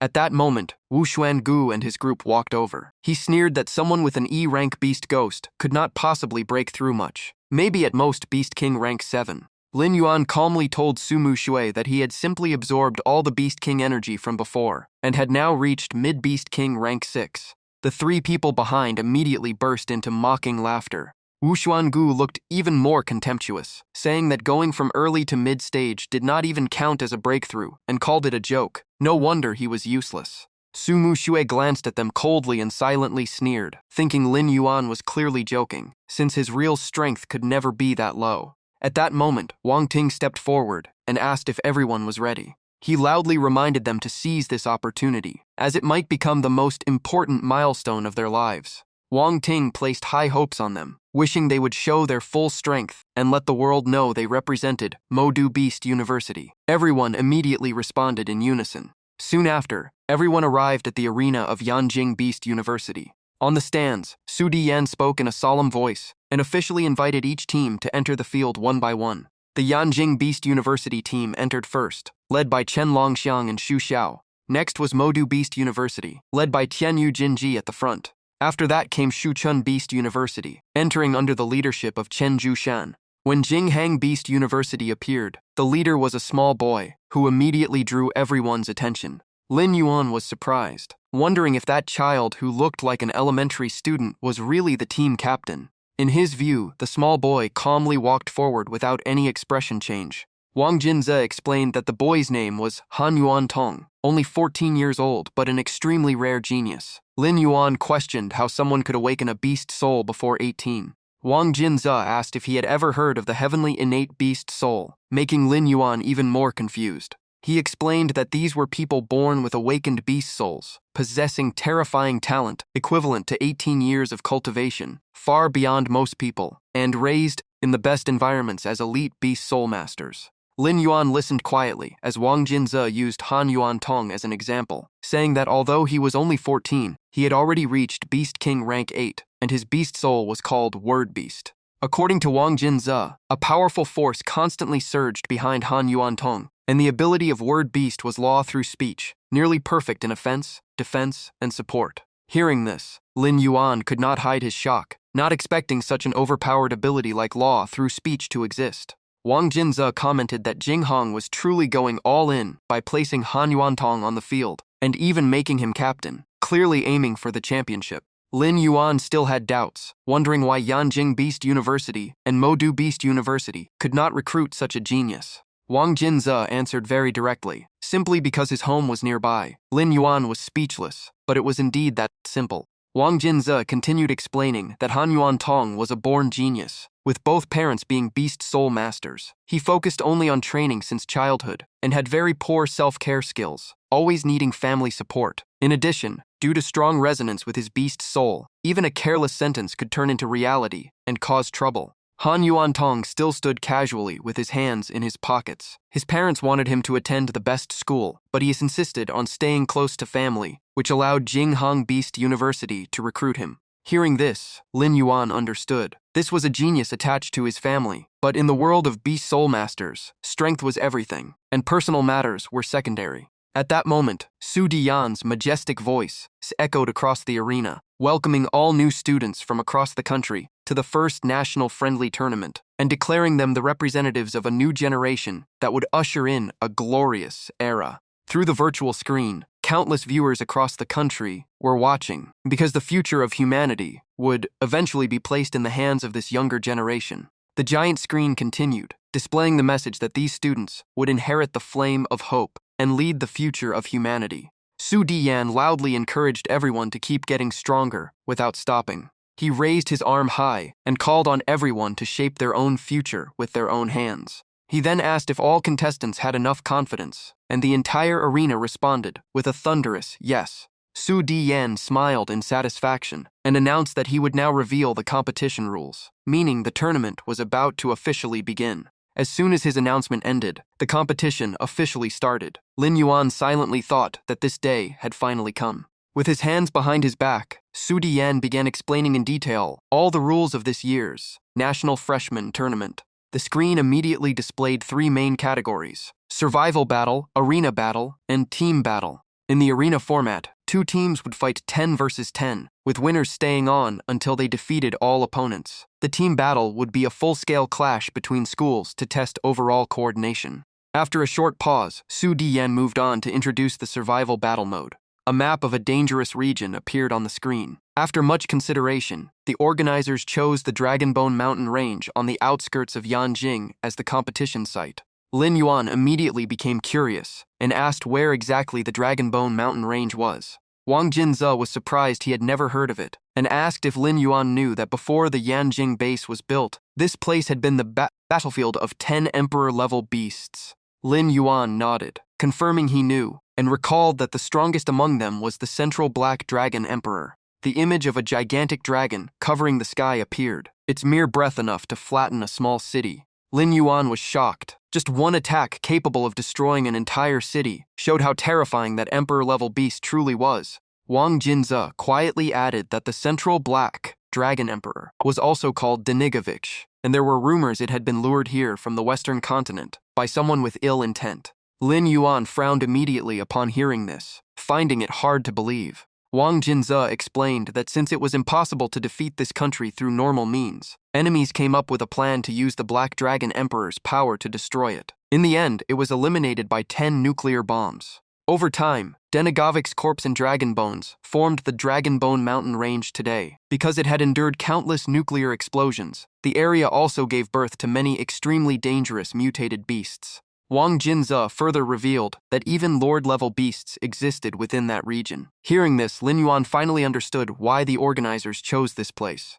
Suddenly, he thought of an important question and asked whether there was still nuclear radiation in the Dragonbone Mountain Range today. Wang Jinze smiled and said that after hundreds of years, most of the radiation had dissipated, leaving only a small amount in the deepest areas. Moreover, beast soul masters were not affected by it. Hearing this, Lin Yuan felt secretly pleased, because for him, nuclear radiation was actually a valuable cultivation resource. Meanwhile, Su Dian continued explaining the survival rules. Surviving 10 days in the Dragonbone Mountain Range would grant each student 10 points. He emphasized that this rule applied to all participants, including reserve members. Su Dian continued that if all 12 members of a school survived the full duration, the school would receive a total of 120 points. In addition, each Emperor-level beast killed would grant 1 point, up to a maximum of 10 points. If a Lord-level beast was killed, each one would award 20 points, with no limit on repetitions, causing the entire arena to erupt in excitement. Many students were shocked, saying Lord-level beasts were not something they could handle alone. However, others argued that if they could not do it alone, they could simply team up. Looking down at the energized students, Su Dian smiled in satisfaction. In his view, this generation's spirit was excellent, promising a highly exciting survival round. He continued announcing that once the competition began, each participant would be randomly dropped on the outer edges of the Dragonbone Mountain Range. From there, they could choose whether to hunt beasts first or find teammates. But then his tone turned serious. No one should think about hiding in a safe place to survive the full 10 days, because there would be direct competition between schools. Eliminating more opponents would give a school a greater advantage. Hearing these rules, many students immediately felt anxious. If they also had to face other schools, how could the weaker ones survive? At that moment, Wu Moxuan sneered at Lin Yuan and coldly reminded him to make sure he kept his life. Just then, rows of military vehicles entered the plaza. The organizers announced that the survival round had officially begun and ordered all schools to board the vehicles in formation. Many people were still confused about when these vehicles had even arrived. On command, all students immediately moved and boarded the vehicles quickly. Lin Yuan was about to leave when Sumu Shue suddenly grabbed him. She looked at him and firmly said that no matter where she was dropped, the first person she would look for would always be him. Sumu Shue stared into Lin Yuan's eyes and reassured him that she would protect him this time, and they would definitely clear this trial together. Lin Yuan smiled and agreed. At that moment, a man in military uniform stepped forward and began introducing himself. In a serious tone, he said his name was Chen Shue Wu, a Lord-level beast soul master from the Central Military Command of China, responsible for ensuring the safety of all contestants. Chen Shue Wu handed everyone smart watches and explained that if they encountered danger they could not handle in the Dragonbone Mountain Range, they could use the watch to call for rescue. However, calling for help meant voluntary withdrawal from the survival round. Lin Yuan carefully examined the watch and quickly understood that it functioned both as a kill record tracker and a distress signal device.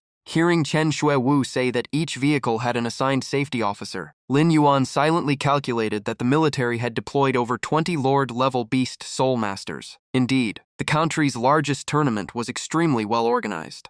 After finishing the briefing, Chen Shue Wu ordered everyone to wear blindfolds before the vehicles entered the Dragonbone Mountain Range.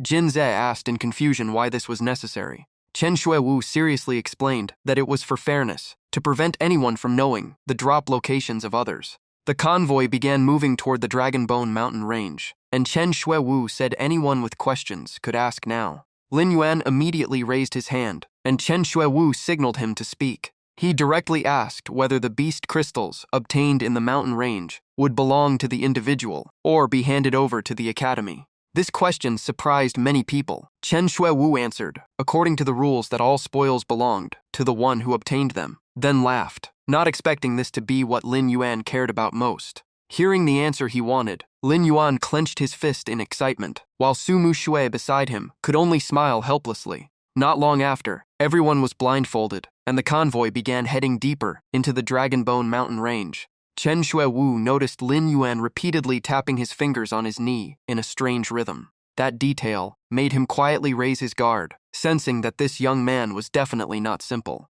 Eventually, one vehicle stopped at a location inside the Dragonbone Mountain Range. Even while blindfolded, Lin Yuan was silently calculating. Based on timing, the journey had lasted over 7 hours. Chen Shue Wu casually grabbed a student and threw him off the vehicle, signaling it was his turn. Lin Yuan was slightly startled, but quickly realized the person who was dropped was neither Wang Jinze nor Sumu Shue. The vehicle continued moving. Jin Ze was shaken so hard that he fell into Lin Yuan. Lin Yuan immediately deduced that the convoy was deliberately circling to erase tracks and confuse the freshman. Unfortunately, this trick had no effect on an assassin like him. Not long after, Chen Shuiwu called Jin Ze's name and announced it was his turn to disembark. The vehicle stopped again in a dense forest, and Chen Shuiwu turned to Sumu Shue, telling her to relax. At that moment, a voice suddenly sounded right next to Lin Yuan's ear, telling him to stay calm as well. Before he could react, a powerful force suddenly pulled him straight out of the vehicle. Caught off guard, Lin Yuan lost balance and rolled onto the ground. He immediately sprang up with extreme speed, ripped off his blindfold, and complained about how rough the drop was. By then, the vehicle had already disappeared. Based on distance and speed, Lin Yuan estimated he was at least 15 kilometers away from Sumu Shue. Without hesitation, he immediately circulated his full power and summoned his beast soul to begin fusion. As soon as the black dragon appeared, the system reported that it had successfully absorbed radiation energy and gained 100 evolution points, confirming that nuclear radiation still existed in this place. Lin Yuan was instantly extremely excited. Although the radiation was relatively thin, he was still gaining 100 evolution points every 10 seconds. That meant 600 per minute, 864,000 per day, and if he stayed here for 10 days, he could accumulate 8,640,000 evolution points, enough to push his strength to a whole new level. Lin Yuan looked deeper into the Dragonbone mountain range and thought to himself that he was currently only in the outermost area. If he moved further in, the radiation absorption would definitely be even higher. Black Dragon then asked if they should head out immediately. He immediately shook his head. The priority was to regroup with Sumu Shue, Song Lan, and Wang Jinze first, since moving as a group was safer. Black Dragon curiously asked how he planned to find them. Lin Yuan looked back at the road the convoy had taken and calmly said he had memorized the drop points of everyone. Among them, Sumu Shue was the closest, so she should not have gone far. In just about 10 minutes, Lin Yuan's figure was already swiftly crossing the forest. While observing the surrounding terrain, he confirmed Sumu Shue had likely been dropped in this area, but there were still no visible footprints. At that moment, a faint mark on the ground caught his attention. It was the tracks of the snow fox, clearly belonging to Sumu Shue. Lin Yuan immediately changed direction and followed the trail. He silently felt fortunate that the snow fox always left traces while moving. Otherwise, finding someone in this vast forest would be no different from finding a needle in the ocean. Suddenly, a violent roar echoed from ahead. Lin Yuan and Black Dragon both looked toward the source, recognizing it as the roar of the snow tiger. At this moment, Sumu Shue was slightly out of breath. She did not expect to face 3 Beast King level mutated beasts right after landing. Even though she was already Beast King 7-star, fighting 3 at once was still too difficult. Not far away, 3 people were quietly hiding in the bushes, observing the entire battle. Qian Xuan smirked, saying their luck was great to encounter 3 Beast King level beasts right after entering. He was the captain of Hai Wang Beast University. The person standing beside him, calmly observing everything, was Xiao Han, the vice captain of Hai Wang Beast University. Fang Liang spoke up, recognizing that the girl fighting was a freshman from Modu Beast University, and asked if they should help. However, his teammates immediately opposed, reminding him she was their opponent. Fang Liang was also a member of Hai Wang Beast University. Xiao Han coldly stated that Qianchuan was right. In this survival round, everyone was an enemy. Even without those 3 beasts, they would not spare Sumu Shue. At the same time, Lin Yuan had already clearly observed the entire situation from a distance. His gaze turned cold. Waiting to reap benefits was fine, but anyone who targeted Sumu Shue would have to face the consequences. On the battlefield, the 3 mutated beasts continued pressing towards Sumu Shue from multiple directions. Knowing she could not stay passive, she immediately circulated her power and unleashed the skill, Ice Crystal Condensation, to take the initiative. A mass of ice behind her exploded, shooting countless sharp ice shards toward the enemies. The 3-headed flame hound quickly gathered energy, each of its 3 heads firing a fireball. Fire and ice collided violently, and steam instantly covered the entire area. All the ice shards were shattered. Taking the opportunity, the venomous black scorpion rushed forward, its toxin-coated tail stabbing straight towards Sumu Shue. She quickly leapt away. Looking at the corrosive poison eating away at the ground, Sumu Shue was shocked by how terrifying the toxin was. Being continuously pressured by 3 mutated beasts left her with almost no way out. But if she activated the distress signal now, it would mean elimination from the competition. Sumu Shue's eyes became firm. She could not stop here because she still had to find Lin Yuan. In the distance, Lin Yuan still did not make a move. Seeing that Sumu Shue could still fight, he decided to continue observing, as long as she was not in real danger. At that moment, the nether spirit cat suddenly leapt forward, swinging its sharp claws downward. A wound immediately appeared on Sumu Shue's body, and Snow Tiger's gaze turned even colder. Without hesitation, she instantly counterattacked at extreme speed, forcing the nether spirit cat to retreat. In a blink, both of the nether spirit cat's front legs were completely frozen by ice. Seizing the opportunity, Sumu Shue immediately pressed forward. From outside the battlefield, Lin Yuan silently assessed that she had grown much stronger, managing to heavily injure one opponent while being surrounded by three. The venomous black scorpion once again spat poison toward her. Sumu Shue instantly raised an ice wall, blocking all the incoming toxic liquid.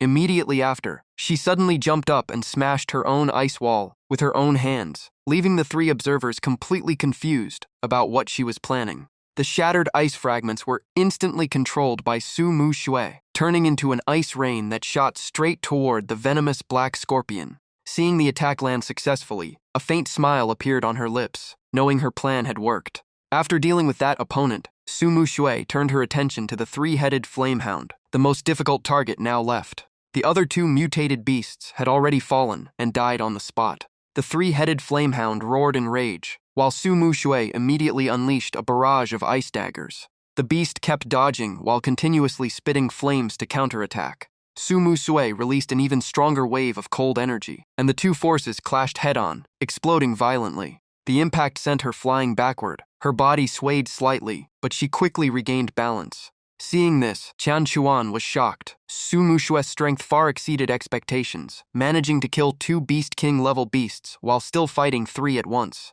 At this point, the three-headed flamehound was already near exhaustion. Xiao Han immediately ordered them to prepare Beast Soul Fusion and intervene, stating it was normal for Modu Beast University students to be this strong. Fang Liang hesitated, unsure if it was the right moment. Xiao Han glared back and asked if they were supposed to just watch until she finished off the Beast Kings and collected all the points before acting fairly. With that, he activated Beast Soul Fusion with the Silver Moon Venom Scorpion. His two teammates followed without delay, summoning the power of the Iron Armor Beast. The remaining one fused with the Thunder Water Jellyfish Beast Soul. Sumu Shue froze for a moment. Just after passing the first wave, she had already run into Beast Soul Masters from another academy, and the situation was clearly unfavorable. Xiao Han quickly assigned roles, ordering Fang Liang to strike first and restrain Sumu Shue's legs. Immediately, Fang Liang swung out multiple electric tentacles toward her. Sumu Shue tried to freeze them with cold energy, but the lightning power shattered the ice in an instant. She was shocked by the overwhelming power of the lightning, which far exceeded her expectations. The tentacles quickly wrapped around her, and the high-voltage electricity made her entire body go numb as she cried out in pain. Seeing the opening, Xiao Han immediately swept in with the venomous scorpion tail, not forgetting to praise Fang Liang for the coordination. Sumu Shue gritted her teeth in frustration, never expecting to be eliminated by such a sneak attack. Just as she closed her eyes in despair, a voice rang out, saying that attacking someone in distress was not the act of a gentleman. A figure instantly appeared in front of her, making Sumu Shue shout in shock, telling Lin Yuan to be careful. The venomous tail stabbed straight at Lin Yuan. Xiao Han smirked confidently, believing that once poisoned, the opponent would instantly lose combat ability. But to his surprise, Lin Yuan casually swatted it aside with one hand. There wasn't even a scratch on his body. Sumu Shue called out his name in shock, while Xiao Han froze in disbelief. His attack had failed to even break through the defense, making him suspect Lin Yuan had a defensive ability similar to Qian Xuan's. Lin Yuan smirked coldly, mocking them for only relying on ambush tactics. His gaze was full of provocation, treating Xiao Han like a complete amateur. Lin Yuan coldly declared that if they chose to attack from behind, they should be ready to face the consequences. The moment he finished speaking, a powerful punch sent Xiao Han flying backward. The strike instantly broke his fusion state, and his two teammates shouted his name in panic. Fang Liang quickly released Sumu Shue, while Lin Yuan turned to ask her if she was injured. Sumu Shue shook her head and said she was fine, then pointed at the remaining beast, saying she would handle it. The three-headed flamehound roared furiously. Lin Yuan looked at it and calmly said, "Trying to continue fighting for your master?" With that, he charged forward, while the beast responded with a burst of flames. The fireball hit his arm, but Lin Yuan only irritatedly knocked it away. Immediately after, he delivered a finishing blow to the three-headed flamehound. The system repeatedly announced that he had gained 1 gold essence from a Beast Soul Master at Beast King level, and another gold essence from a Beast King level, mutated beast. Lin Yuan smiled in satisfaction. This time he had earned 2 gold essences at once. After finishing everything, he turned to the remaining 3 and told them to voluntarily withdraw. His tone carried a clear warning that if they refused, he would personally send them out of the competition. The 3 immediately turned pale, hurriedly activated their watches to request withdrawal, and kept saying they would quit. The 3 ran off in panic, while Lin Yuan told Sumu Xue they should go find Wang Jinze immediately, since his strength was weaker than Song Lin's, and he could easily be eliminated. Sumu Xue agreed, but asked how they could locate him. Lin Yuan looked in a direction and explained that while still on the vehicle, he had memorized the approximate drop points of everyone. Otherwise, he would not have been able to find Sumu Xue. Hearing this, Sumu Xue felt even more admiration for Lin Yuan's observation skills. The 2 continued on their way. Along the path, Sumu Xue asked about his current strength. Lin Yuan thought for a moment and said it was roughly at Mid-Beast King rank 8. Sumu Xue immediately widened her eyes in shock, but at that moment, Lin Yuan stopped, because the area ahead was exactly where Wang Jinze had been dropped. After scanning the surroundings, but seeing no one, Lin Yuan guessed that he had already left and would not have stayed in place. Suddenly, his gaze locked onto a mark carved on a nearby tree trunk. Sumu Xue also recognized it as the Academy emblem, a sign left by Wang Jinze to guide the way. Lin Yuan nodded and praised his quick thinking, noting that following these marks would lead them to him. However, Sumu Xue felt the method was risky, because if other academies discovered it, they could track and hunt Wang Jinze using the same clues. Lin Yuan agreed, saying they had to find him first. At that moment, Sumu Xue noticed many beast tracks on the ground and immediately called him over. After observing them, Lin Yuan concluded that multiple beasts were following Wang Jinze, which was why the trail markings were interrupted. Fortunately, judging from the size of the footprints, they were not overly large. Suddenly, a strange sound came from ahead. Lin Yuan looked up and asked what it was, while Sumu Xue realized it came from the same direction as the tracks. Both of them almost simultaneously thought of the same possibility. Wang Jinze might be right ahead. They immediately sped up and saw in front of them a giant egg, surrounded and attacked by a flock of small birds. Sensing their presence, the flock immediately stopped and turned their gaze toward Lin Yuan and Sumu Xue. Sumu Xue asked in confusion what that giant egg was, but Lin Yuan also shook his head, saying he had never seen anything like it. Suddenly, a voice came from inside the egg, calling out to them. It was Wang Jinze, making both of them overjoyed. They froze in place, because that voice was indeed Wang Jinze's, but what stood before them was his beast soul form. Wang Jinze urgently urged them not to stand around, and to quickly drive away the annoying predatory birds. Lin Yuan immediately released a stream of black flame, its terrifying power forcing the flock to retreat in fear. In just moments, the entire group of birds scattered. Wang Jinze's face appeared on the egg with an annoyed expression, saying he was finally free from those pests. According to him, once those predatory birds locked onto a target, they were extremely hard to shake off. Sumu Xue asked if he was injured, and Wang Jinze immediately raised his head proudly, claiming those birds were not even enough to scratch him. Standing beside him, Lin Yuan laughed and mocked him for being chased around by Beast King-level birds, yet still acting tough. Wang Jinze immediately retorted that his beast soul was literally an egg, so how was he supposed to fight? Was he meant to roll over enemies to crush them? Imagining that scene, even Lin Yuan had to admit it was indeed hard to picture. He could not help but sigh, thinking that he had once believed his E-rank beast soul was strange enough, but now there was someone whose beast soul was literally an egg. He even joked whether it was meant to be boiled and eaten. Being stared at by Lin Yuan, Wang Jinze suddenly felt a chill down his spine, and hurriedly asked what he was planning, emphasizing that he was not edible. He rolled around while proudly boasting that although his offensive power was almost zero, his defense was absolutely top tier. If they did not believe it, they could try. Lin Yuan smiled and said that if he really hit it, the yolk might burst everywhere. Sumu Xue could not help laughing at the thought, finding the image too ridiculous. Wang Jinze turned red with anger and loudly declared that if Lin Yuan could really break his shell, he would take Lin Yuan's surname from now on.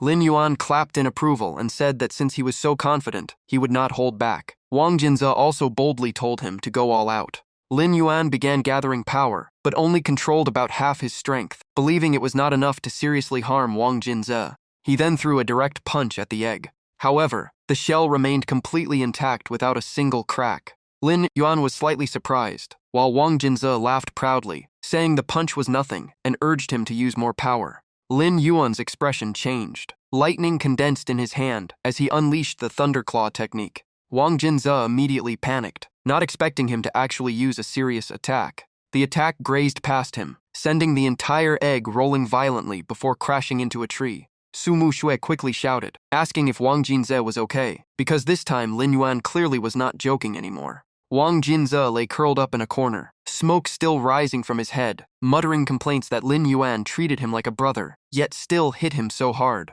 Even so, he still forced himself up and boasted that the previous attack still could not break through his defensive shell. Lin Yuan simply smiled meaningfully and said that if so, they should try one more time. Hearing this, Wang Jinze quickly changed the topic, saying the most important thing now was to find Song Lin and complete the team formation. According to his plan, he and Lin Yuan would handle defense, Su Mushui would control enemies, and Song Lin would provide support. Lin Yuan sighed and said the plan sounded reasonable, but unfortunately, after the earlier chase he had lost direction and could no longer locate Song Lin. Hearing this, Su Mushui could not hide her worry, unsure of what to do next. Lin Yuan proposed a rather risky idea. The group should head deeper into the Dragonbone mountain range. Su Mushui was shocked and asked if he intended to hunt Lord-level beasts with only 3 people. Lin Yuan calmly analyzed that most contestants were still hunting beast kings in the outer region. Because of that, the deeper area would have fewer people, meaning they would not always need to guard against sneak attacks from others.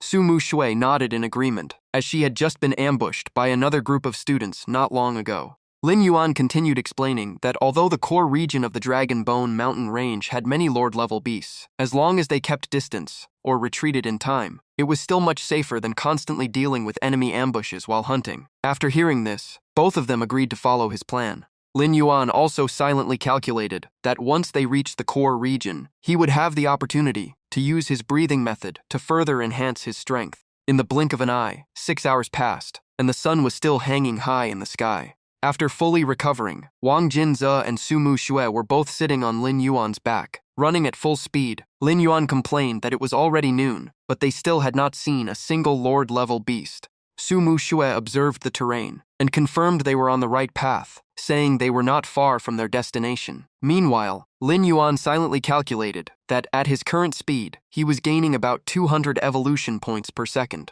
At that moment, a drone was flying directly above them. Lin Yuan paused for a moment before remembering that the entire competition was being broadcast live. Thinking of this, he immediately reminded himself to be more discreet, or exposing his secrets would cause serious trouble. At the same time, 2 high-ranking figures were watching the entire match through the broadcast screen.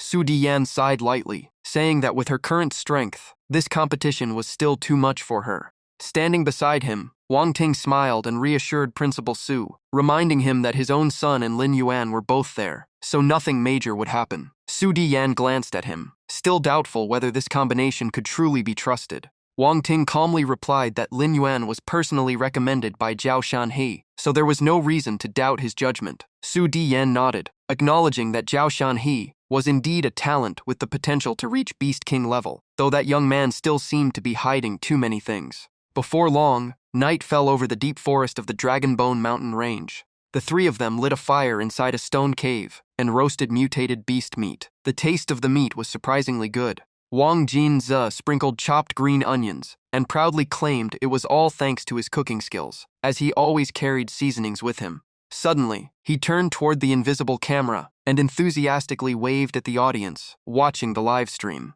Seeing this, Wang Ting could only facepalm and immediately ordered the technical team to switch camera angles, unable to tolerate the boy's antics. Lin Yuan reminded everyone that temperatures would drop sharply at night and danger would increase, so they needed to go out later to gather firewood and fetch water. Wang Jinze confidently said to leave it to him, but he suddenly froze, sensing Lin Yuan's aura had clearly become stronger. Wang Jinze suspected he had just broken through, and Su Mushui also noticed the same. Guessing he had advanced from mid-Beast King rank 8 to late stage, Lin Yuan simply smiled lightly and said he himself did not understand what happened. He just sat there for a while, and his strength naturally increased. Hearing this, Wang Jinze immediately hugged Lin Yuan's leg, begging him to share the secret and even willing to call him adoptive father. Lin Yuan laughed helplessly and pushed him away, explaining that it was not a secret technique he was hiding, but something that could not be passed on. Wang Jinze could only leave disappointed to go gather firewood.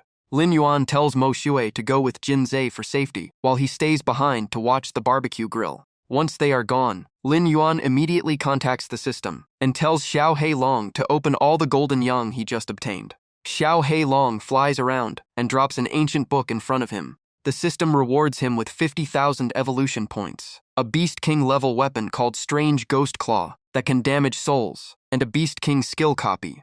Xiao Heilong excitedly introduces the book as Beast God 9 Transformations, Fierce Tiger Form, a 9-layer technique, and asks if Lin Yuan wants to learn it right away. Lin Yuan agrees immediately, and a surge of powerful energy shoots straight into his forehead. His body is engulfed in light as countless insights and techniques merge into his consciousness. In just a moment, Lin Yuan opens his eyes, confirming full mastery, while Xiao Heilong urges him to test it immediately. The next scene would shock anyone who saw it. Xiao Heilong explains that Fierce Tiger Form unleashes explosive power for a short time, like a raging beast. Lin Yuan lightly touches the book cover and prepares to strike. He stomps the ground hard and activates Fierce Tiger Form. A punch bursts out, tearing through the air with terrifying force. The ground beneath him cracks instantly. Xiao Heilong is satisfied, saying he can maintain it for at least 30 minutes, slightly weaker than the mysterious Elephant Mountain step. It explains this is only the first layer of the Beast God 9 transformations, and the full 9 layers will reach an entirely different level of power, which excites Lin Yuan. After a few days of camping, the three are still in the forest. Jinze complains they have not encountered a single Lord-level monster, and even the filming drones seem bored. Lin Yuan calmly replies that not facing danger is actually a good thing, while Jinze sighs, saying it just lacks excitement. Suddenly, Jinze feels a chill run down his spine for no reason. Lin Yuan sighs and points at him, saying his mouth is like a bad omen, while Jinze quickly denies it. Mo Xue suddenly stammers and points behind Jinze with a trembling hand.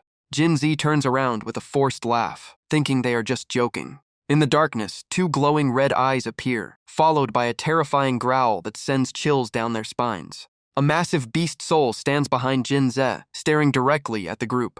Panicking, Jinze quickly activates his beast soul fusion state. In an instant, his body transforms into a giant egg, making even the monster pause in confusion. The monster then slaps the egg hard, sending it flying away. Jinze crashes into a cliff, and a long crack appears on the shell. Mo Xue shouts Jinze's name in panic. The 2-headed monster stomps forward and slowly approaches them. Lin Yuan and Mo Xue simultaneously complete their beast soul fusion and prepare to fight. Mo Xue exhales a burst of icy energy, while Lin Yuan throws a heavy punch straight at the monster. Injured, the monster roars and dives underground to escape. Lin Yuan immediately identifies it as an earth dragon and warns everyone to watch the ground. As expected, the earth dragon bursts out of the ground and targets Mo Xue. She quickly raises a solid ice wall to block it. However, sharp rock fragments still pierce through the ice toward her. Before she can react, Jinze rushes in. His egg form blocks the attack in front of her, taking the full hit while screaming in pain.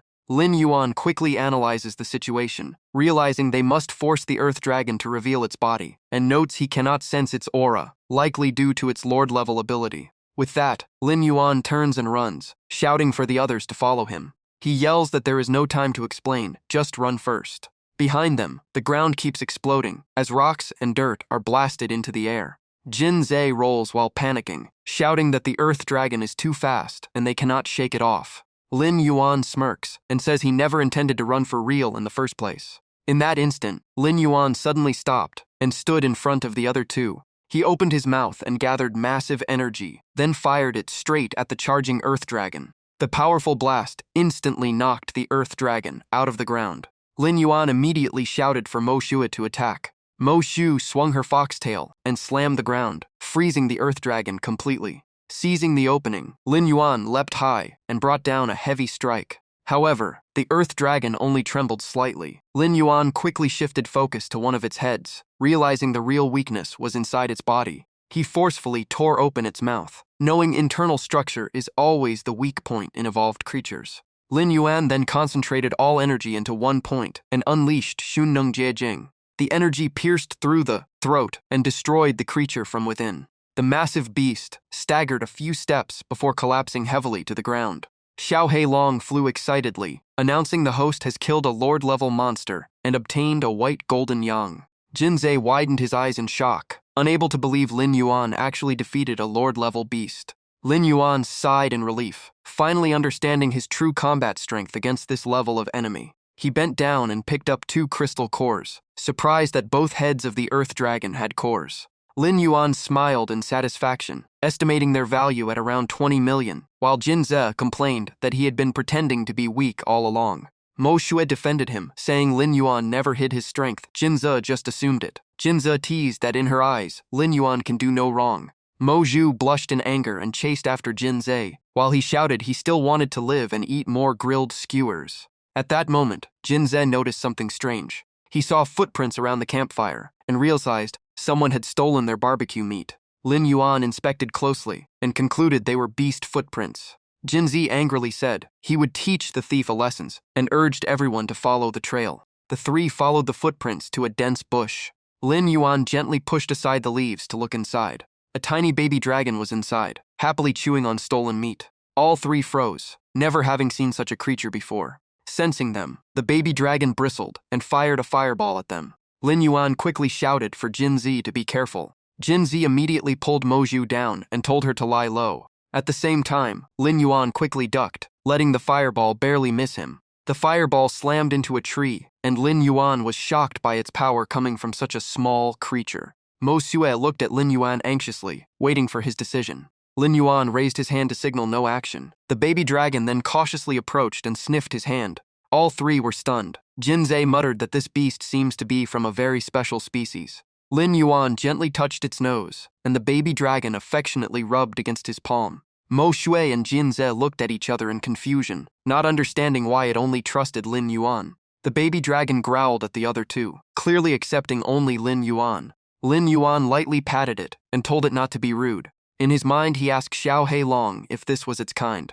Xiao Heilong denied it, saying it has no relatives, and the baby dragon was likely attracted by Lin Yuan's pure energy. Lin Yuan realized it was a mutated beast created by radiation, and it could become extremely powerful in the future. Jinze asked what to do with it. Lin Yuan also asked if beast soul users can keep beasts. Jinze said he never heard of it and asked if Lin Yuan planned to keep it. Lin Yuan nodded, saying he would try. It was already attached to him and had great potential as a future ally. While stroking its head, Lin Yuan said that if it ever becomes a threat to humanity, he would personally end it. Before long, it was the 7th day of the survival training. Just as the sky began to brighten, the 3 continue sitting around the campfire, now with the baby dragon joining them. Mo Zhu smiles and praises Jinze's grilling skills, saying they have become almost professional after days of survival. Even Xiao Hong is drooling at the meat. Jinze complains helplessly, asking if they really decided to name it Xiao Hong, saying it sounds too childish.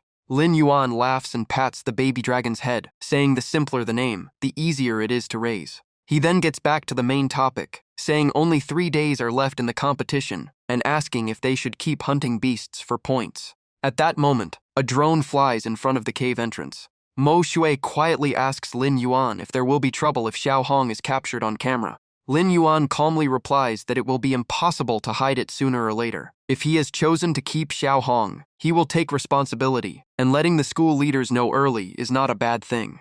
Jinze feeds Xiao Hong meat, while wondering how his mother and the other principals would react to this scene. In the monitoring room of Yanjing University, the top executives are still watching the competition on a large screen. The scene before them shocks everyone. Tianqi slams the table in anger and demands Principal Wang Ting explain why a student from his school is traveling with a beast. Di Yan immediately stands up and orders the technical team to cut the live broadcast signal. Contrary to everyone's tension, Wang Ting remains calm, saying it is likely just a young beast with human affinity, and after the competition, they can persuade Lin Yuan to release it, so it should not be a serious issue. Di Yan becomes even more serious, reminding everyone that although the color is different, the baby dragon's form is almost identical to a creature recorded in history. Hearing this, everyone recalls the black dragon of destruction that once brought disaster many years ago. The principal of Zhongyan Academy suddenly says 2 words, Hey. Wang Ting asks how certain he is.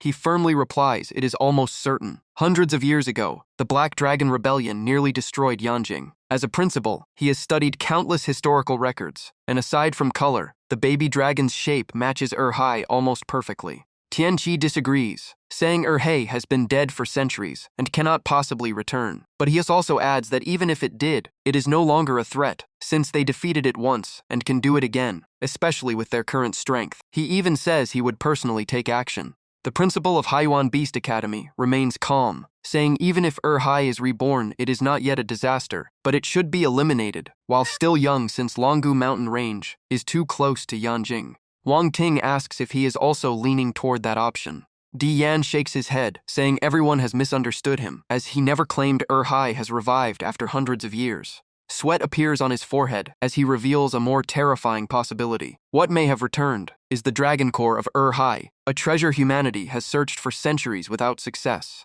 Wang Ting's expression changes as he asks if Di Yan means the dragon was born from that core. Di Yan nods, saying it is only speculation. However, the baby dragon is still too weak to pose a threat, so the competition can continue. The most important thing is to prevent the footage from spreading. He adds seriously that once the survival competition ends, they will report everything to the military bureau to deal with the threat in the Longgu Mountain Range. Deep inside the Longgu Mountain Range, a massive pile of bones is shrouded in black mist, and at its center floats a glowing dragon core. A giant monster crawls across the bone pile, carrying the corpse of a goat in its mouth. Suddenly, it opens its eyes wide, drops its prey, and rushes forward. Upon seeing the dragon core, fury erupts in its gaze. The monster opens its mouth and roars, shaking the entire mountain forest. It slowly crawls out of the sea of bones, black smoke swirling around its body. It then inhales all the dark mist into its body. In an instant, thick black fog covers the sky, causing countless beasts below to panic and flee. Jinzei widened his eyes and shouted that he just woke up, yet the sky was completely dark, wondering if he was still dreaming. Lin Yuan observed calmly and said the sky was still bright, only the entire area had been covered by a layer of black fog. Mo Zhu immediately felt uneasy, sensing the fog was not a natural phenomenon. Jinza also grew anxious, saying even a lord-level beast should not be able to affect such a huge area.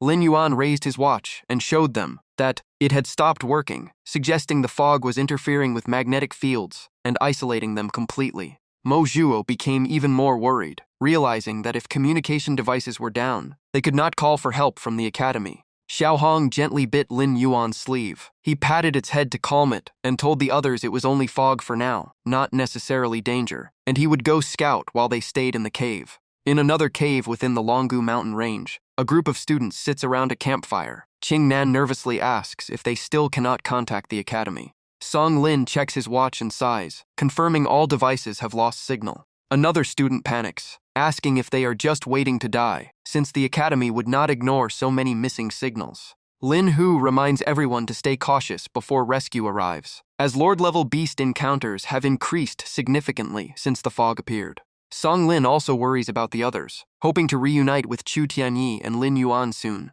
At that moment, Xuangu coldly interrupts, saying Chu Tianyi is worth searching for, but Lin Yuan is useless and likely eliminated already, too weak to enter deep zones. Song Lin immediately objects, saying they are teammates and should not speak like that. Xuangu scoffs, saying a useless rank beast soul user does not deserve to be called a teammate.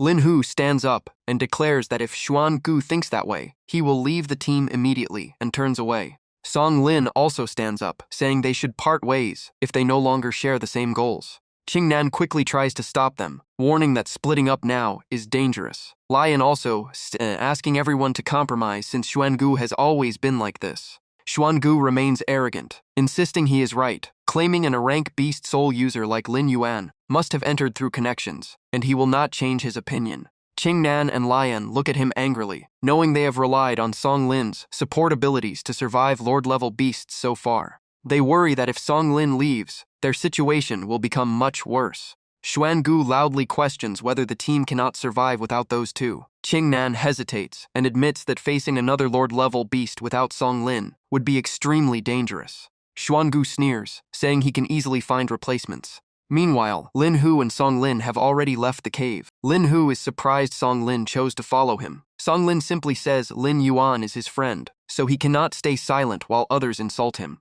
Lin Hu scratches his head, wondering if Lin Yuan is safe or already eliminated. Song Lin smiles confidently, saying Lin Yuan is much stronger than people think and might even be with Wang Jinze and Su Mushui right now. Seeing Song Lin smile back, the atmosphere between them eases. At the same time, inside the meeting room of Jing Beast University, a soldier steps forward to report that the initial investigation of the mysterious fog has produced results. He reports that the fog interferes with magnetic fields, disabling nearly all electronic devices. Recon units also detected a massive beast herd moving inside, including many Lord-level beasts, though their target is unknown. The soldier looks tense, saying such a concentration of Lord-level beasts should not exist under normal conditions, and the military suspects a stronger commander behind them, possibly a Beast Emperor-level creature in the mountain range. Hearing this, Wang Ting asks if the fog could be caused by that Beast Emperor. The soldier replies that it is highly likely. Due to the thick fog, student casualties cannot yet be confirmed. Fortunately, the affected area is only within the core region of the Longgu mountain range, and rescue teams have already entered, asking the principals to remain calm. The entire meeting room listens closely. The military proposes sending 2 Beast Emperor-level experts into the investigation zone. If a Beast Emperor is confirmed, it must be eliminated immediately. Wang Ting and Di Yan almost stand up at the same time, both volunteering for the mission.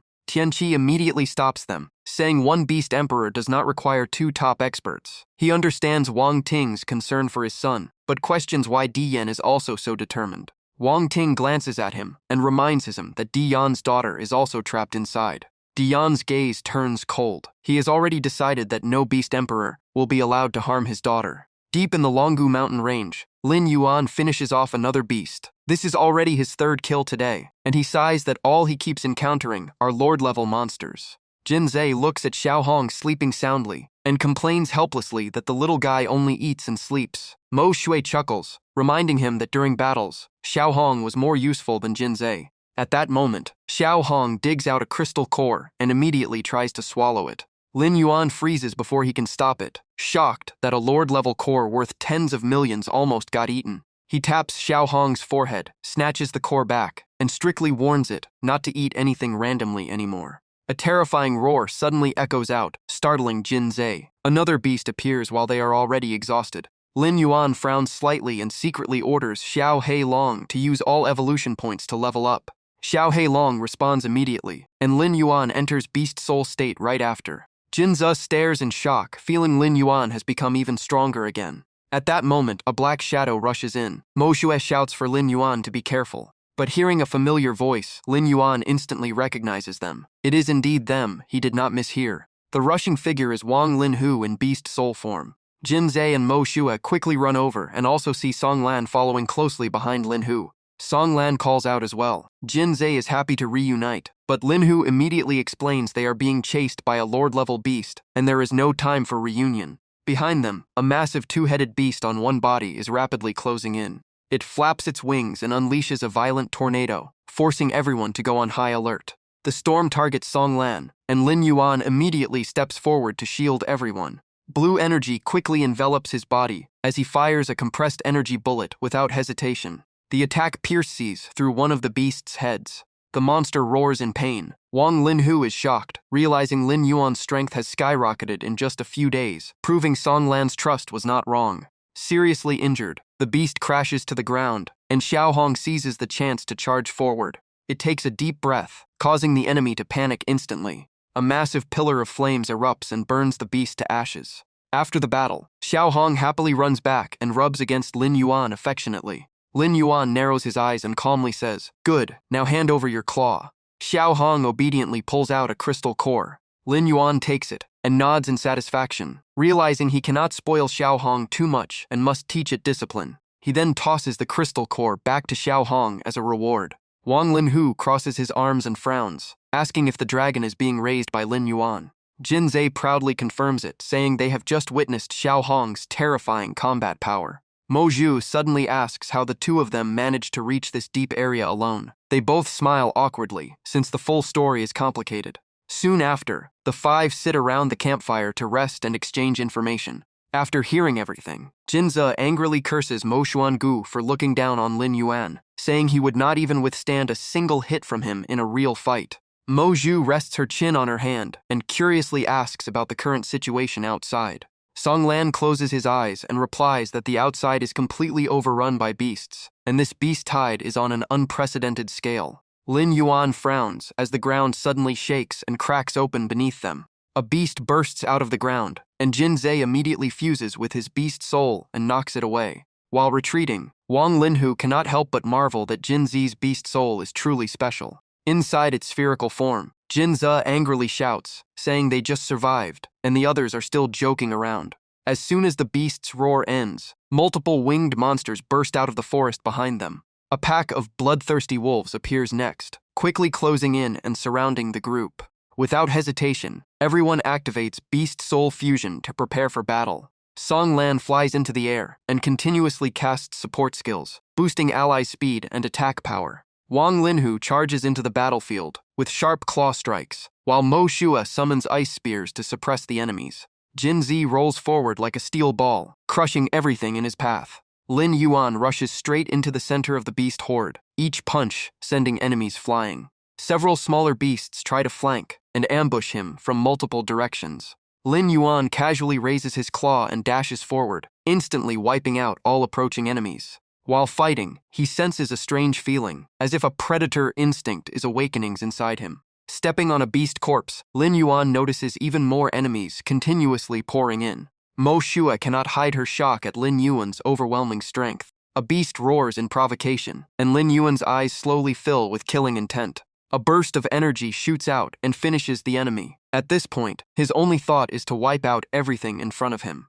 His gaze turns colder than ever as he realizes a violent instinct is rising within him, as if this is his true nature. Standing amid countless beast corpses, Lin Yuan suddenly hears a terrifying roar shaking the ground. The sound grows louder, echoing across the entire mountain range. Lin Yuan jumps onto a tall tree branch to observe, asking what it is. Strangely, all attacking beasts panic and flee, none daring to stay. Mo Zhu looks up and points ahead in shock. In the black fog, two glowing red orbs appear like suns. Lin Yuan immediately denies it, saying they are not suns but the eyes of a monster. Wang Linhu turns pale, unable to imagine how massive a creature must be to have eyes that size. The blood-red eyes remain locked onto the group. As the fog slowly disperses, the gigantic form of Long Suo is revealed to everyone. Wang Linhu changes expression and urgently tells Lin Yuan to retreat. Lin Yuan remains calm and states it is definitely a beast emperor-level creature, and at this distance escaping is no longer possible. Song Lan suddenly notices something strange. The monster's gaze seems fixed only on Lin Yuan. Lin Yuan looks down and quickly realizes the reason. Xiao Hong is tightly clinging to his leg, refusing to let go. Lin Yuan says a few words that calm Xiao Hong slightly, though the reason is still unclear. Looking at Long Suo, Lin Yuan declares they only have one choice left: fight to the death. Long Suo opens its massive mouth and absorbs all the surrounding black fog into its body. Wang Linhu holds his head in shock as the entire sea of mist is swallowed in seconds. It then spits out a terrifying surge of dark energy straight toward the group.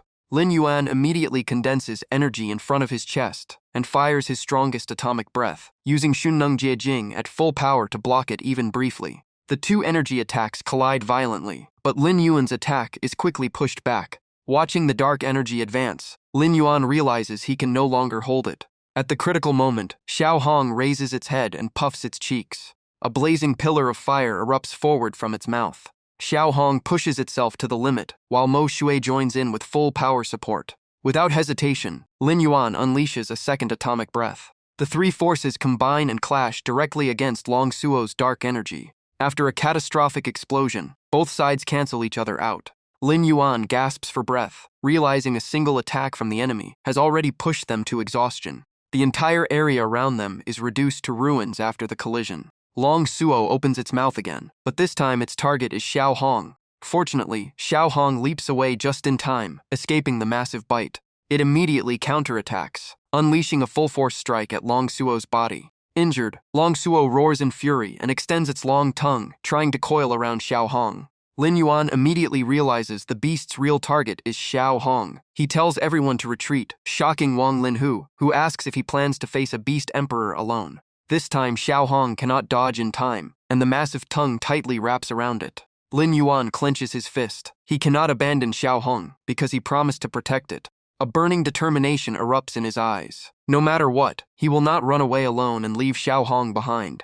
Mo Shua steps beside Lin Yuan and says she will stand with him no matter what he chooses. Wang Linhu smiles and says they are friends, so there is no way they would abandon each other. Song Lan floats in the air and calmly says that fighting a beast emperor together leaves no regrets, even if they die here. Jin Zhe loudly agrees, saying as the son of the Beast Academy principal, he cannot disgrace his father. If they fall today, his father will avenge them. Lin Yuan looks at everyone, deeply moved by their willingness to risk everything with him. Song Lan flies up and signals, and Lin Yuan immediately releases a sharp burst of energy. The attack cuts off the tongue, holding Xiao Hong, giving Wang Linhu a chance to leap forward. Wang Linhu spins in midair and unleashes a full-force strike onto Long Suo's body. Injured, Long Suo roars in rage, shaking the entire space. The terrifying shockwave sends everyone flying. Lin Yuan steadies himself and takes out a black Rubik's Cube.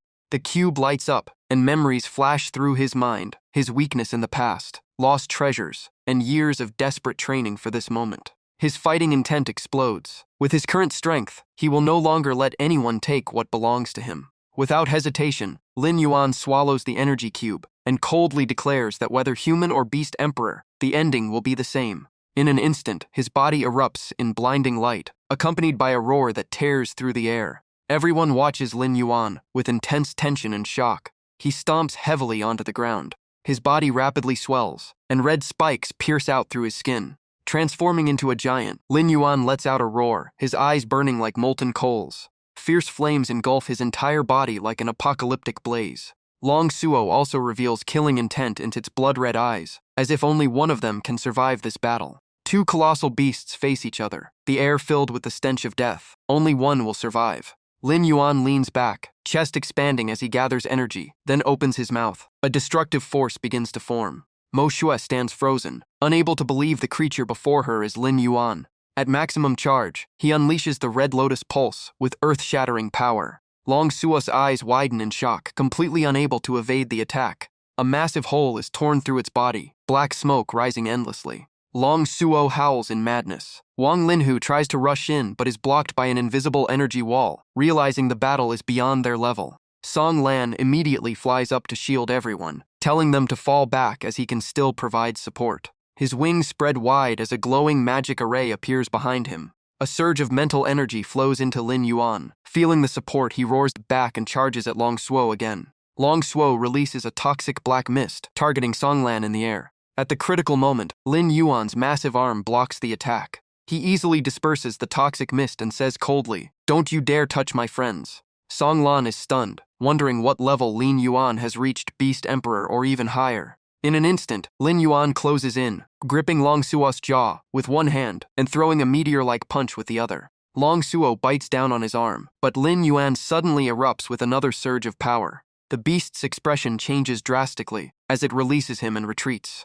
It raises its head, absorbing the remaining black mist, and both sides unleash their strongest attacks, creating an explosion that blasts everything away. In this clash, Lin Yuan completely overwhelms his opponent. His energy pierces through the black mist and crushes the surrounding fog entirely. Mo Shua rubs her eyes, but when she looks again, the scene only shocks her more. Long Suo is now trapped inside a massive fire sphere, burning intensely. Mo Shua first feels relieved, thinking Lin Yuan has won, but then suddenly notices something wrong. Countless streams of black smoke rush back toward Long Suo from all directions. Lin Yuan also realizes it is regenerating itself. Knowing time is running out, he pours all his energy into stopping the enemy from recovering. Without hesitation, Lin Yuan unleashes another devastating attack, straight at Long Suo. However, the moment his attack touches the black mist, it is completely swallowed. Song Lan's expression changes instantly. He rushes forward and shouts that the mist is absorbing energy. It is not healing, but completing a full evolution.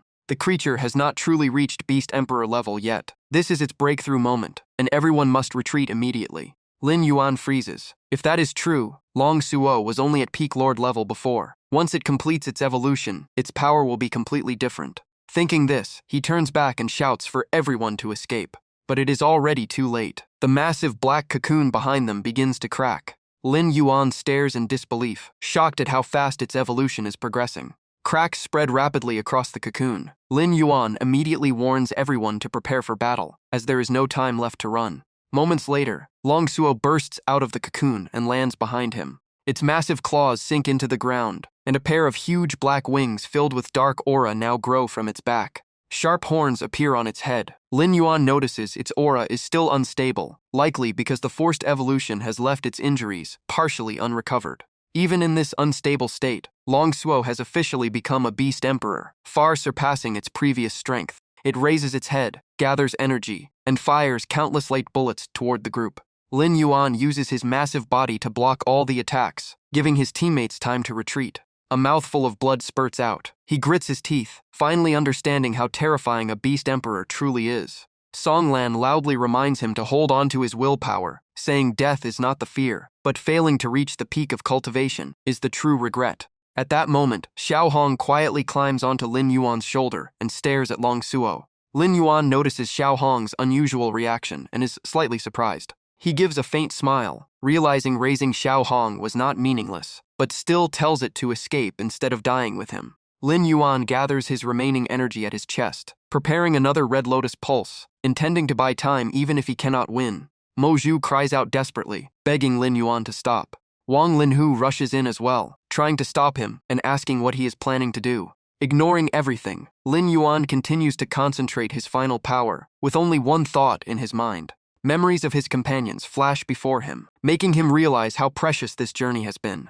He slowly closes his eyes, ready to say goodbye. Suddenly, a contemptuous voice echoes from afar. So this is the Beast Emperor they reported? Something this weak dares to call itself Emperor? Lin Yuan immediately stops charging his attack. Everyone looks up at the sky. Two figures slowly descend from above. The arrivals are Wang Ting and Di Yan. Jin Ze immediately calls out to his father in excitement. Mo Shu is also shocked to see Di Yan has arrived. Lin Yuan finally breathes a sigh of relief. The strongest reinforcements have come. After dismissing his giant form and returning to normal, Lin Yuan no longer has the strength to stand. He collapses unconscious, but before losing awareness, he thinks that everyone has survived this time. Meanwhile, the massive body of Long Suo crashes down from the air. Dian's eyes burn red like boiling magma. Mo Xiu quickly rushes to support Lin Yuan. Jin Zi waves frantically, trying to get Wang Ting's attention. Wang Ting coldly remarks that if he cannot even handle a crocodile, he should not claim to be his son, it is too embarrassing. Jin Zhe froze, unable to understand why his father still had the mood to scold him at a time like this. At that moment, the group had already gathered around Lin Yuan to check his condition. Wang Ting silently judged that forcing Long Suo into this state already proved Lin Yuan had remarkable strength. He then turned and asked Di Yan who would take care of the monster. Di Yan immediately stepped forward to take the job. Anyone who put his daughter in danger had to pay the price. As soon as he spoke, Di Yan exploded with massive mana and entered Beast Soul Fusion mode. The overwhelming pressure shocked everyone in Lin Yuan's group. Even Long Suo turned its head toward the source of that rising power. Di Yan's mana kept converging and expanding at an insane speed.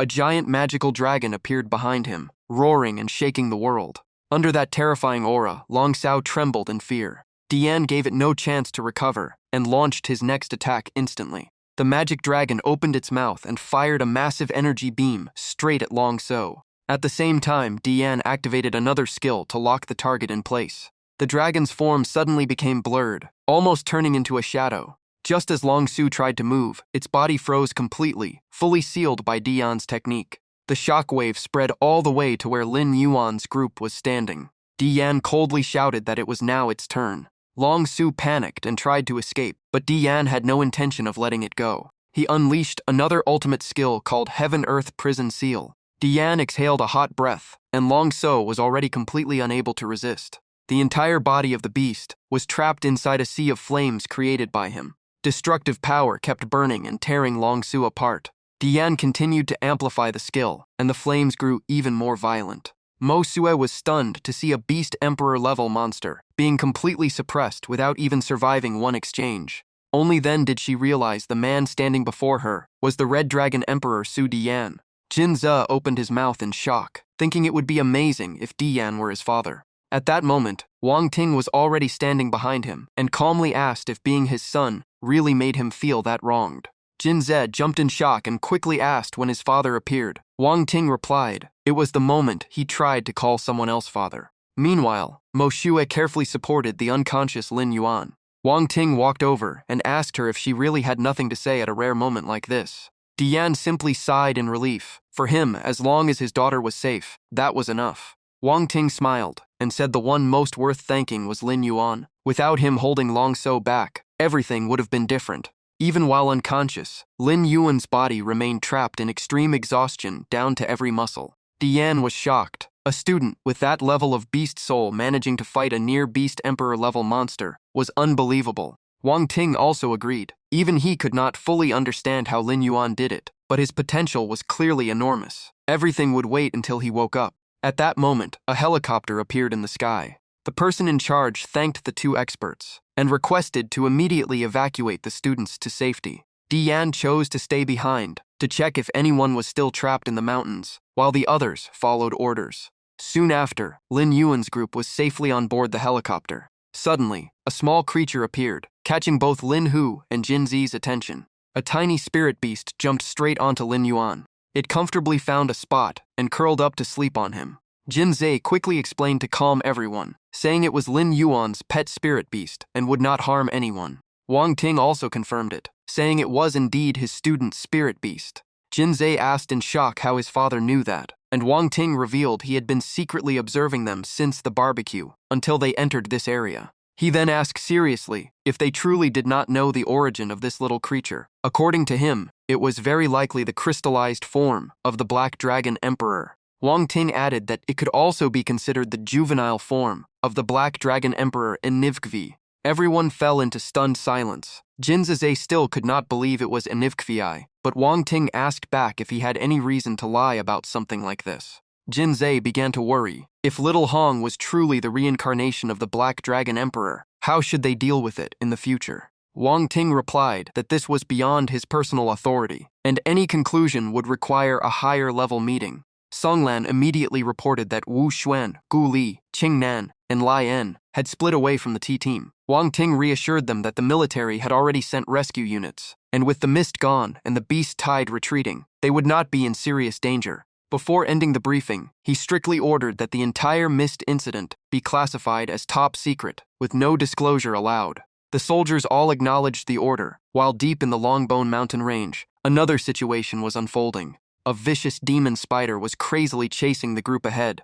Wu Xuan urgently urged Qing Nan to use vines to restrain it. Qing Nan snapped back that the opponent was a lord-level beast immune to toxins, making restraint impossible, and blamed Wu Xuan for forcing Songlan's group to separate earlier. Wu Xuan gritted his teeth and asked if she was blaming him. Qing Nan immediately retorted that she was stating facts. She alone could not hold back the demon spider, while Wu Xuan never cared about the team's safety. Wu Xuan arrogantly insisted he was the leader, and everyone should obey him. Qing Nan fired back that their real leader was Chu Tianyi, and if he were here, they would not be fleeing like this. Lie, and quickly stepped in to stop the argument, reminding them the enemy was still right in front of them. Qing Nan angrily questioned whether Lai En also sided with Wu Xuan. While they argued, the demon spider prepared its next attack. It spat out a mass of sticky acid, and Qing Nan was unable to dodge in time and was hit. Wu Xuan mocked her coldly, saying even fate was not on her side, and anyone opposing him would meet a bad end. Lying on the ground, Qing Nan watched the spider close in and thought she might die there. At that critical moment, the thick mist around them suddenly dispersed. The demon spider immediately clenched its fangs and stopped moving. Without warning, it turned and fled, and Lai En shouted in relief that they had finally been saved.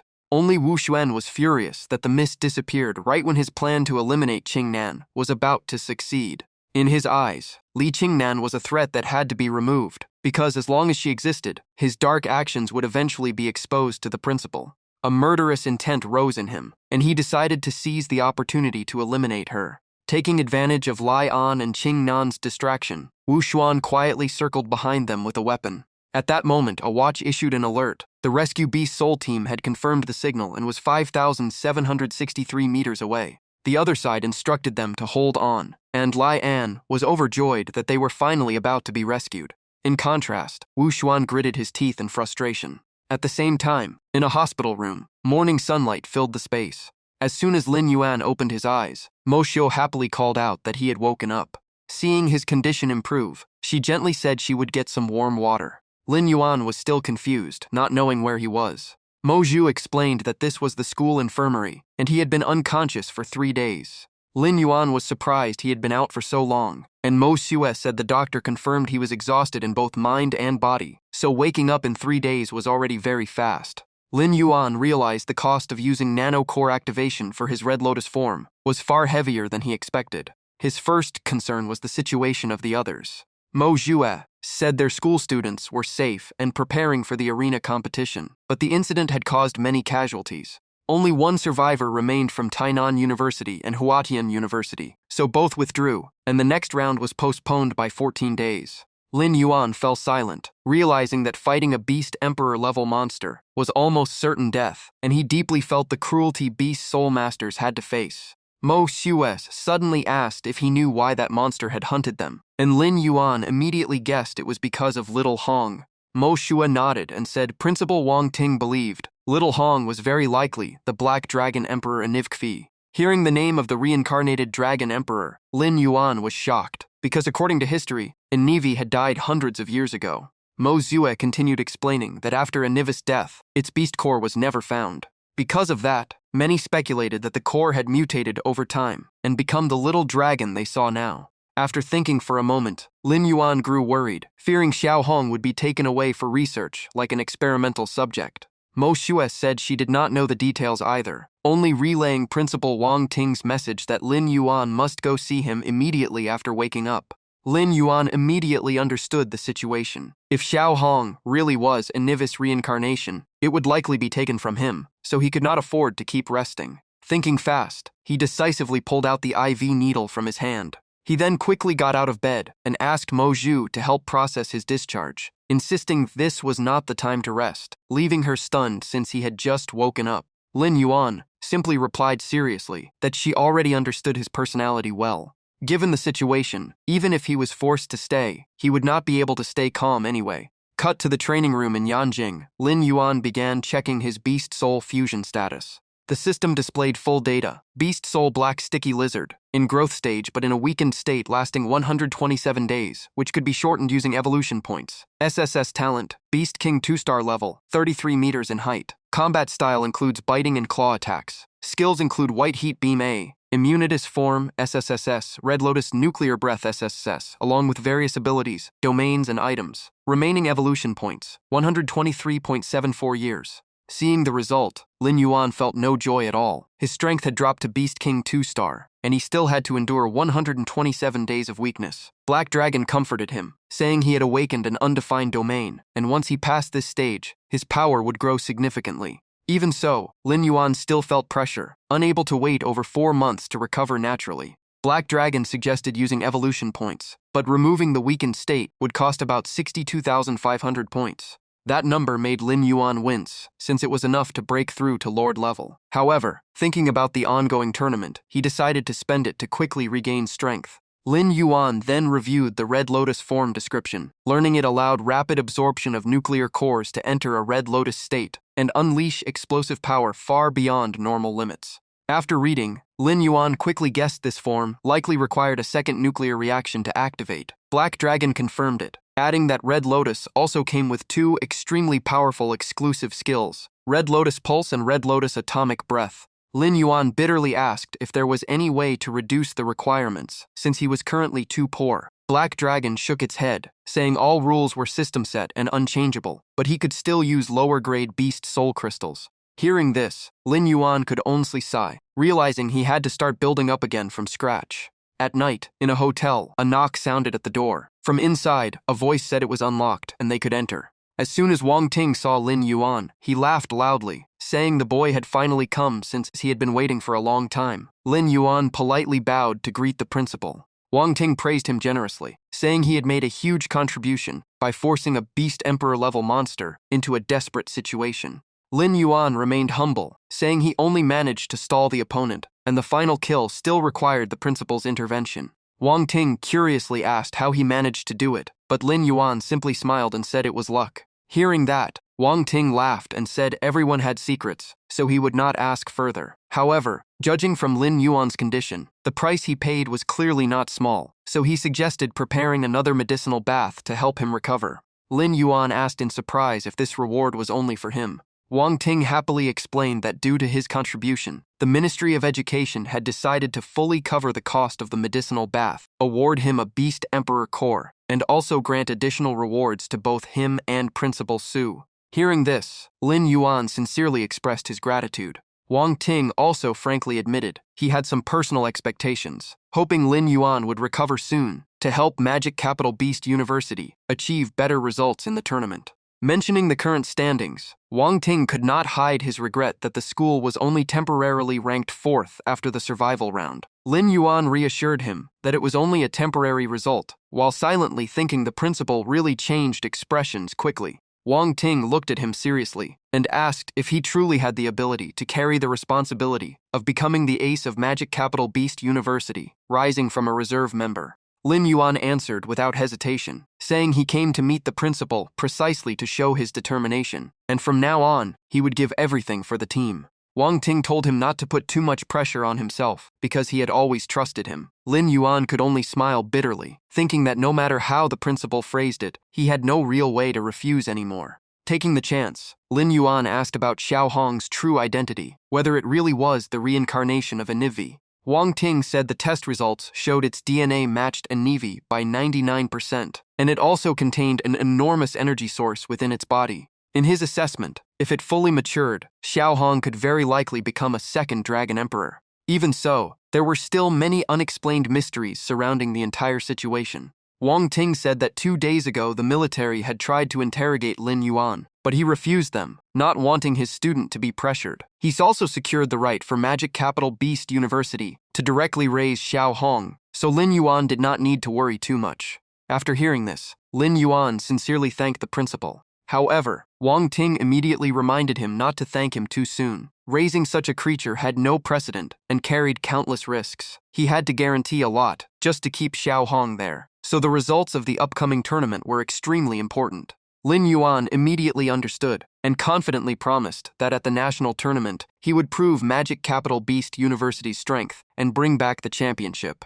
Hearing that, Wang Ting showed a satisfied smile, finally able to relax a bit. He then curiously asked why Xiao Hong was so attached to Lin Yuan, while others could barely get close to it. Lin Yuan could only say he did not know the reason either. In the end, he concluded that perhaps there really was a special bond between him and Xiao Hong. That night, the sky suddenly lit up, as if a corner of the darkness had been torn open. Amid that scene, a member of the God sect appeared, facing Li Laogui. The man spoke in a strange tone, saying it had been a long time since they last met. Li Laogui calmly replied that the other party was quite bold to show up here. The God sect member countered that if Li Laogui's mission had not failed, he would not need to come personally. Li Laogui explained directly that Anivi had awakened earlier than expected, so everything went off plan. Moreover, both Wang Ting and Su Dian had personally intervened, leaving him no other chance. It was already fortunate that they had not discovered this was a premeditated scheme. The God sect still remained confident, believing those people could never see through their plan. However, restoring Anivi was the most critical link and must not have any mistakes.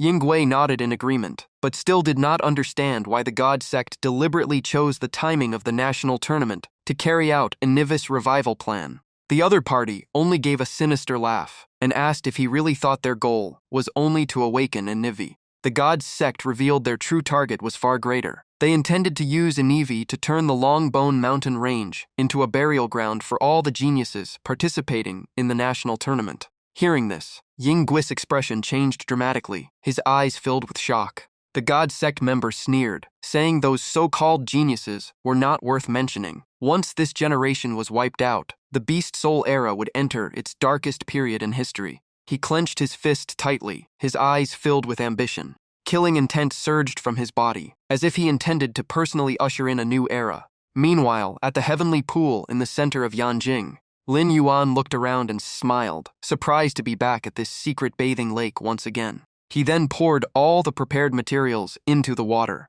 The medicinal liquid and 3 Beast Emperor cores quickly dissolved. Lin Yuan took off his robe, stepped into the pool, and immediately felt pure energy flow through his body, bringing an extremely refreshing sensation. Black Dragon continuously issued notifications, confirming he had successfully absorbed the energy of the Beast Emperor cores. The reward was 5,000 evolution points, and in the blink of an eye, 5 days quietly passed. At the expected moment, Lin Yuan slowly rose from the pool. His body after recovery was noticeably stronger, with powerful auras continuously radiating outward. He immediately asked Black Dragon to open his personal status panel, and the system quickly responded to the command. The data panel showed that Lin Yuan had stepped onto his own domain path, awakening the slaughter domain and moving close to Lord level. He also remembered he had spent 62,500 evolution points to remove his weakened state. Seeing that he still had over 20 million evolution points left, Lin Yuan believed it was more than enough to break through to Lord level. Black Dragon confirmed it was completely possible. Lin Yuan immediately began continuous upgrades, spending 1 million points to strengthen his scales, another to sharpen his claws, and further enhancing other attributes. Without stopping, he spent another 1 million evolution points to upgrade the reactor capacity of his nuclear core. At that moment, Black Dragon interrupted, stating that all stats had already reached the Beast King limit and could not be increased without a breakthrough. Lin Yuan was confused, since he had clearly reached the cap, but still could not enter Lord level. Black Dragon explained the reason was that his understanding of the domain was still insufficient, and the final breakthrough condition had not been met. When Lin Yuan asked for a solution, Black Dragon gave two options: spend 5 million evolution points to enter a special realm to accelerate domain comprehension, or rely on self-enlightenment without system assistance. After thinking, Lin Yuan realized evolution points were no longer the issue, and the domain itself was the key. Without hesitation, Lin Yuan chose to spend 5 million points to enter the realm. Black Dragon immediately confirmed the command and activated it. The system deducted 5 million evolution points and opened a personal secret realm named Slaughter Domain, wishing him success. In an instant, Lin Yuan's body went weak and lost balance, collapsing to the ground. His consciousness was pulled into the evolution space, and he knelt heavily onto the freezing ground. Lin Yuan immediately removed the cloak he was wearing. Black Dragon announced that all 5 senses, sight, hearing, touch, smell, and pain had been fully restored, and his soul power had also been enhanced to support comprehension. Lin Yuan remained skeptical, feeling it was no different from the previous test, and unsure whether it would truly improve his understanding. In the next moment, the scene before him completely changed as he was transported into a strange space. A ferocious beast immediately detected the intruder and lunged in attack. In an instant, Lin Yuan fused with his beast soul, transforming into his beast form and roaring in excitement. If this was the slaughter domain, he would fight to the end. Saying that, he charged straight at the enemy with equal momentum. A simple claw strike from Lin Yuan completely overwhelmed the beast. With a single blow, the opponent was torn apart. But it was all an illusion. The real beast had circled behind and rammed its steel-hard head into him. Not only that, it summoned more of its kind to surround Lin Yuan. Seeing the situation change, Lin Yuan immediately adjusted his strategy and coldly stared at the beasts. He began condensing energy, preparing a counterattack to wipe them all out. From Lin Yuan's mouth, a devastating energy blast erupted instantly. The energy stream did not stop, sweeping through everything in its path with overwhelming force. In a short time, the entire pack of beasts was completely erased. At this moment, Lin Yuan's mind was filled only with concepts of slaughter, destruction, and killing. In his perception, only killing was the absolute truth. The killing aura around him grew thicker, as if he was gradually stepping onto the path of a butcher. Lin Yuan suddenly thought of Mo Yanlong, wondering if he could use his domain to directly suppress opponents, like it did. With that thought, he looked down at a small beast below. Immediately after, a surge of killing intent enveloped the target.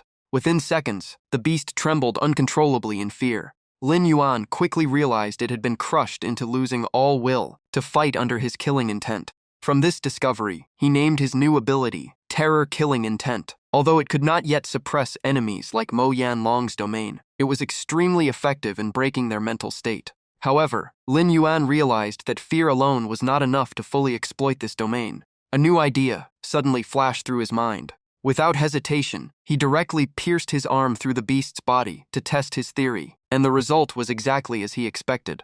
But just as his experiment ended, another wave of beasts rushed in once again. One beast seized the chance and landed a hit on Lin Yuan, but he instantly countered and sent it flying with a single strike.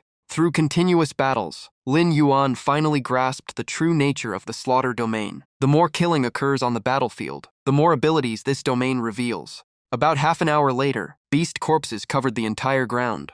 Lin Yuan raised his head and roared. He realized this was already the 4th wave of red-scale beasts, all of them at early Lord level. The pressure kept rising on Lin Yuan. Even with the slaughter domain active, the overwhelming number of Lord-level red scales was starting to push him to his limits. He fixed his gaze on a slowly approaching monster and realized he had reached his limit. With some regret, he still felt satisfied since his original goal was completed. No matter the outcome, Lin Yuan had to admit the 5 million evolution points were completely worth it. At that moment, the system suddenly announced that the host had officially broken through to Lord level. Black Dragon then reported that during his comprehension in the secret realm, he had created 2 new abilities, Terror-Killing Intent and Blood-Killing Armor, both now registered by the system. Lin Yuan became extremely excited and immediately wanted to continue the trial once more. But the surroundings suddenly shattered. With his newly awakened instincts, Lin Yuan sensed someone nearby. He immediately asked who it was, and a familiar voice responded. The person walking in with a food tray was Huang Peng. Huang Peng was so shocked he nearly dropped the tray and kept apologizing in panic. The shop owner quickly explained he only came to deliver dinner, but did not dare disturb Lin Yuan while he was cultivating. Lin Yuan smiled, thanked him, and asked Huang Peng to show him the bathroom since he wanted to clean up before leaving.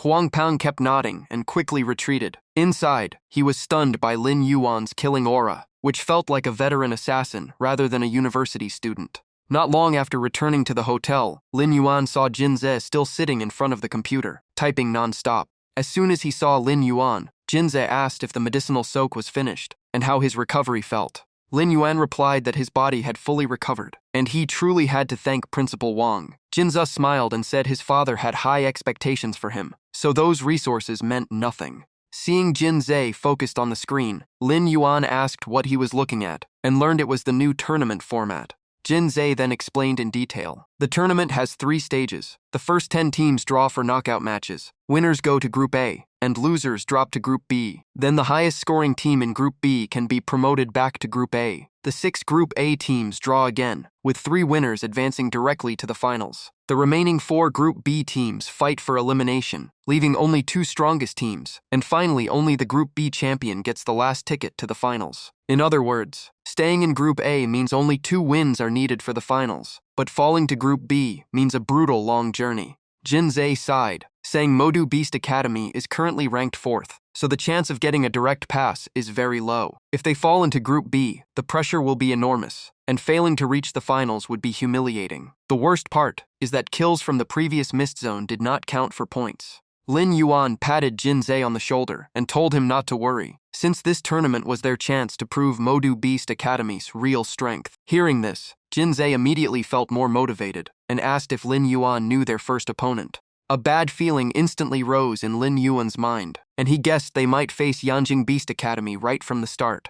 Jinze shook his head and said it was even worse. Their opponent was Jinghang Beast Academy, ranked 3rd in the survival round. If they perform poorly again, Principal Wang would definitely be furious. Hearing Jinghang Beast Academy, Lin Yuan suddenly recalled a young man and asked if their captain was Han Yuandong. At that moment, his phone vibrated. Zhao Long sent a message asking him to arrive at the hotel meeting room at 2 p.m. with Jinze. When they arrived, almost the entire team was already present. Lin Yuan apologized for being late. Zhao Long waved it off and told him to sit down. However, he was shocked to realize Lin Yuan's aura had changed dramatically in just a few days, and had already broken through to Lord level. At that moment, Xuangu mocked Lin Yuan, saying he caused the academy's results to drop, yet still had the nerve to show up. Lin Yuan calmly fired back, asking how many points Xuangu had actually contributed, and how many Lord-level beasts he had hunted. Struck at his weak point, Xuangu instantly went silent, then reluctantly claimed he was still stronger than Lin Yuan. Lin Yuan shrugged and said he was only a reserve member, while Xuangu was the vice captain of Modu Beast Academy, so being stronger was normal. As the tension rose, Zhao Long stepped in and officially started the meeting. Wang Ting went straight to the main topic, reminding everyone their first opponent was Jinghang Beast Academy, then asked Jinze to present the intel. Jinze muttered in frustration, complaining that all intelligence work always ended up on him. After turning on the projector, he introduced 2 notable players from Jinghang Beast Academy, with the most dangerous being Vice Captain Fang Shi. Jinze continued explaining that Fang Shi was a freshman with a beast soul called Giant Blaze, focused on explosive offense. His estimated strength was around 7-star Beast King, though his true limit was unknown. He once lost to Chen Zhushan of Shuchuan Beast Academy, but remained a terrifying opponent. While speaking, Jinze deliberately glanced at Xuangu with a meaningful look. He then asked with a smile if Jinghong's vice-captain was deployed, should Modu also send Xuangu to fight him, and whether he was confident in winning. Xuangu confidently claimed he would win if they met, but internally cursed Jinze for dragging up his past loss to Chen Zhushan. Song Lan reminded everyone that with the arena format, it was not easy for the two vice-captains to directly face each other. Jinze agreed, and said lineup strategy would be crucial. Lin Yuan asked if match order was not decided on the spot. Jinze explained that each team submits 5 starting fighters, while the remaining 5 can be adjusted, depending on the situation during the match. Lin Yuan then realized this was not just a battle of strength, but also a contest of strategy. Jinze then shifted to the most important figure, Jinghong Beast Academy's ace captain Han Yuandong. While the projection was loading, Jinze briefly introduced the young captain. According to intel, Han Yuandong's origin beast had special abilities, including elemental law manipulation and true origin creation. His strength was already at lord level. Hearing this, Xuangu scoffed, saying the intelligence was useless. Jinze immediately shot back, asking if they needed to investigate his birthday or horoscope to satisfy him. Xuangu sneered, refusing to believe a 14-year-old could reach lord level. Jinze replied that just because Xuangu could not do it, did not mean others could not. To prove it, Jinze played a recorded battle video of Han Yuandong. On screen, a young boy with a childish face appeared, clearly Han Yuandong. In front of him, a massive explosion had just shaken the ground. Lin Yuan immediately recognized his opponent as a 2-headed earth dragon. Han Yuandong looked at a lollipop in his hand, with regret, after the wrapper was destroyed by the explosion. He casually tossed it aside as the 2-headed earth dragon charged forward, kicking up waves of dust. Despite the beast's violent momentum, Han Yuandong stood still with a calm expression. He simply threw a paper talisman forward. Outside the recording, Lin Yuan watched closely, while Jinze explained this was the moment both abilities of the origin beast, speech becomes law, and true origin creation, were shown. On the other side, the 2-headed earth dragon continued rampaging forward, destroying everything in its path.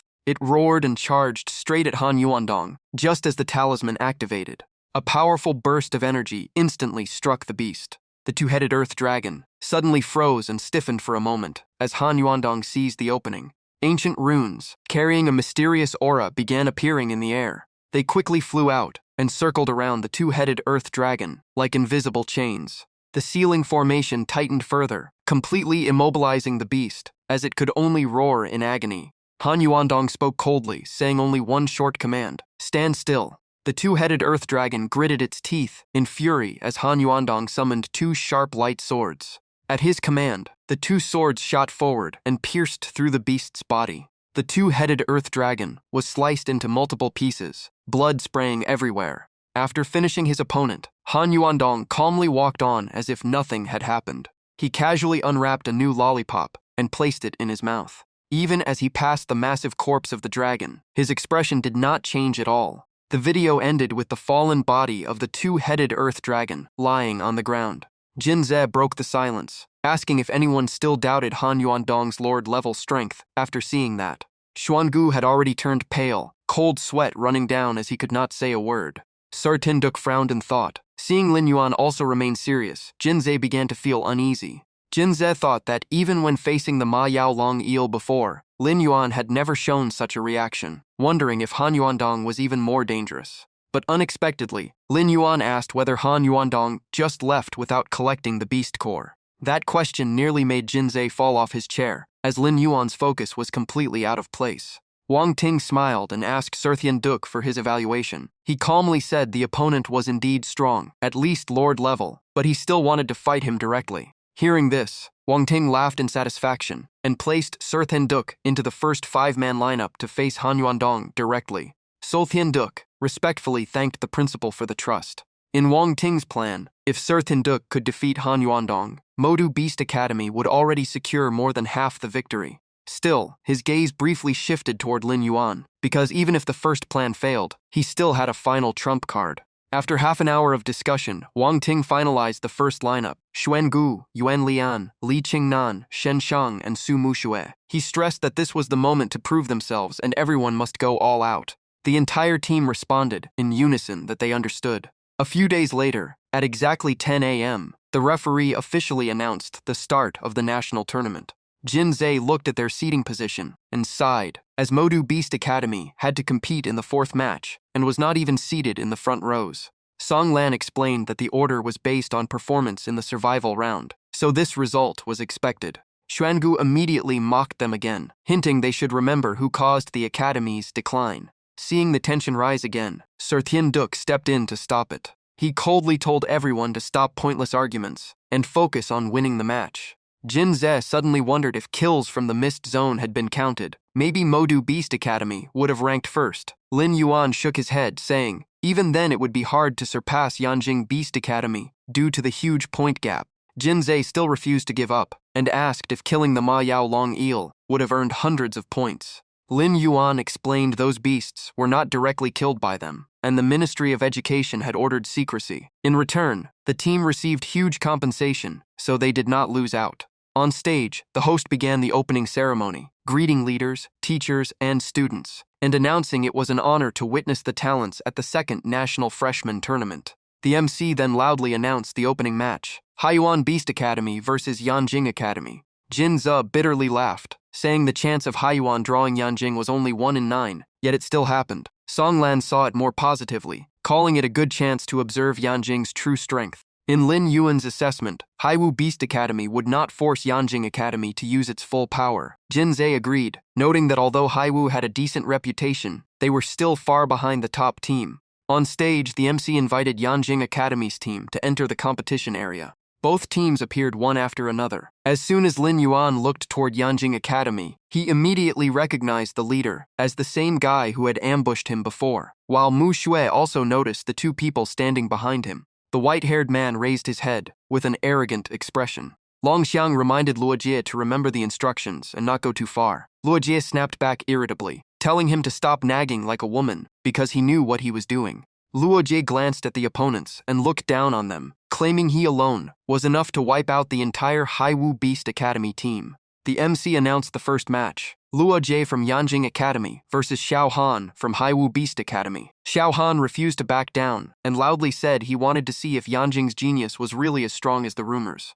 Luo Jie replied coldly that he had no interest in playing with weak opponents, and his only goal today was to clear out the trash in front of him. Without hesitation, Xiao Han immediately entered Beast Soul Fusion mode. Lin Yuan noticed that after the survival round, Xiao Han had broken through from 6-star Beast King to 7-star Beast King. After completing his transformation, Xiao Han launched a barrage of attacks straight at Luo Jie. Facing the pressure, Luo Jie also fused with his Beast Soul. The audience immediately erupted in shock as they had never seen this Beast Soul before. With a tiger-like body, a fierce face, and 2 wings on its back, many guessed it was the ancient beast Qiongqi. Seeing his opponent finish transforming, Xiao Han had to temporarily halt his offensive. He then activated his secret technique, Silver Moon Shadow Strike. In an instant, Xiao Han's speed and movement became extremely agile, leaving behind countless afterimages. On the other side, Luo Jie let out a powerful roar. The two clashed head-on. During the fight, Luo Jie mocked Xiao Han, saying his speed was no different from an old woman's. Every one of Xiao Han's attacks was easily evaded by Luo Jie.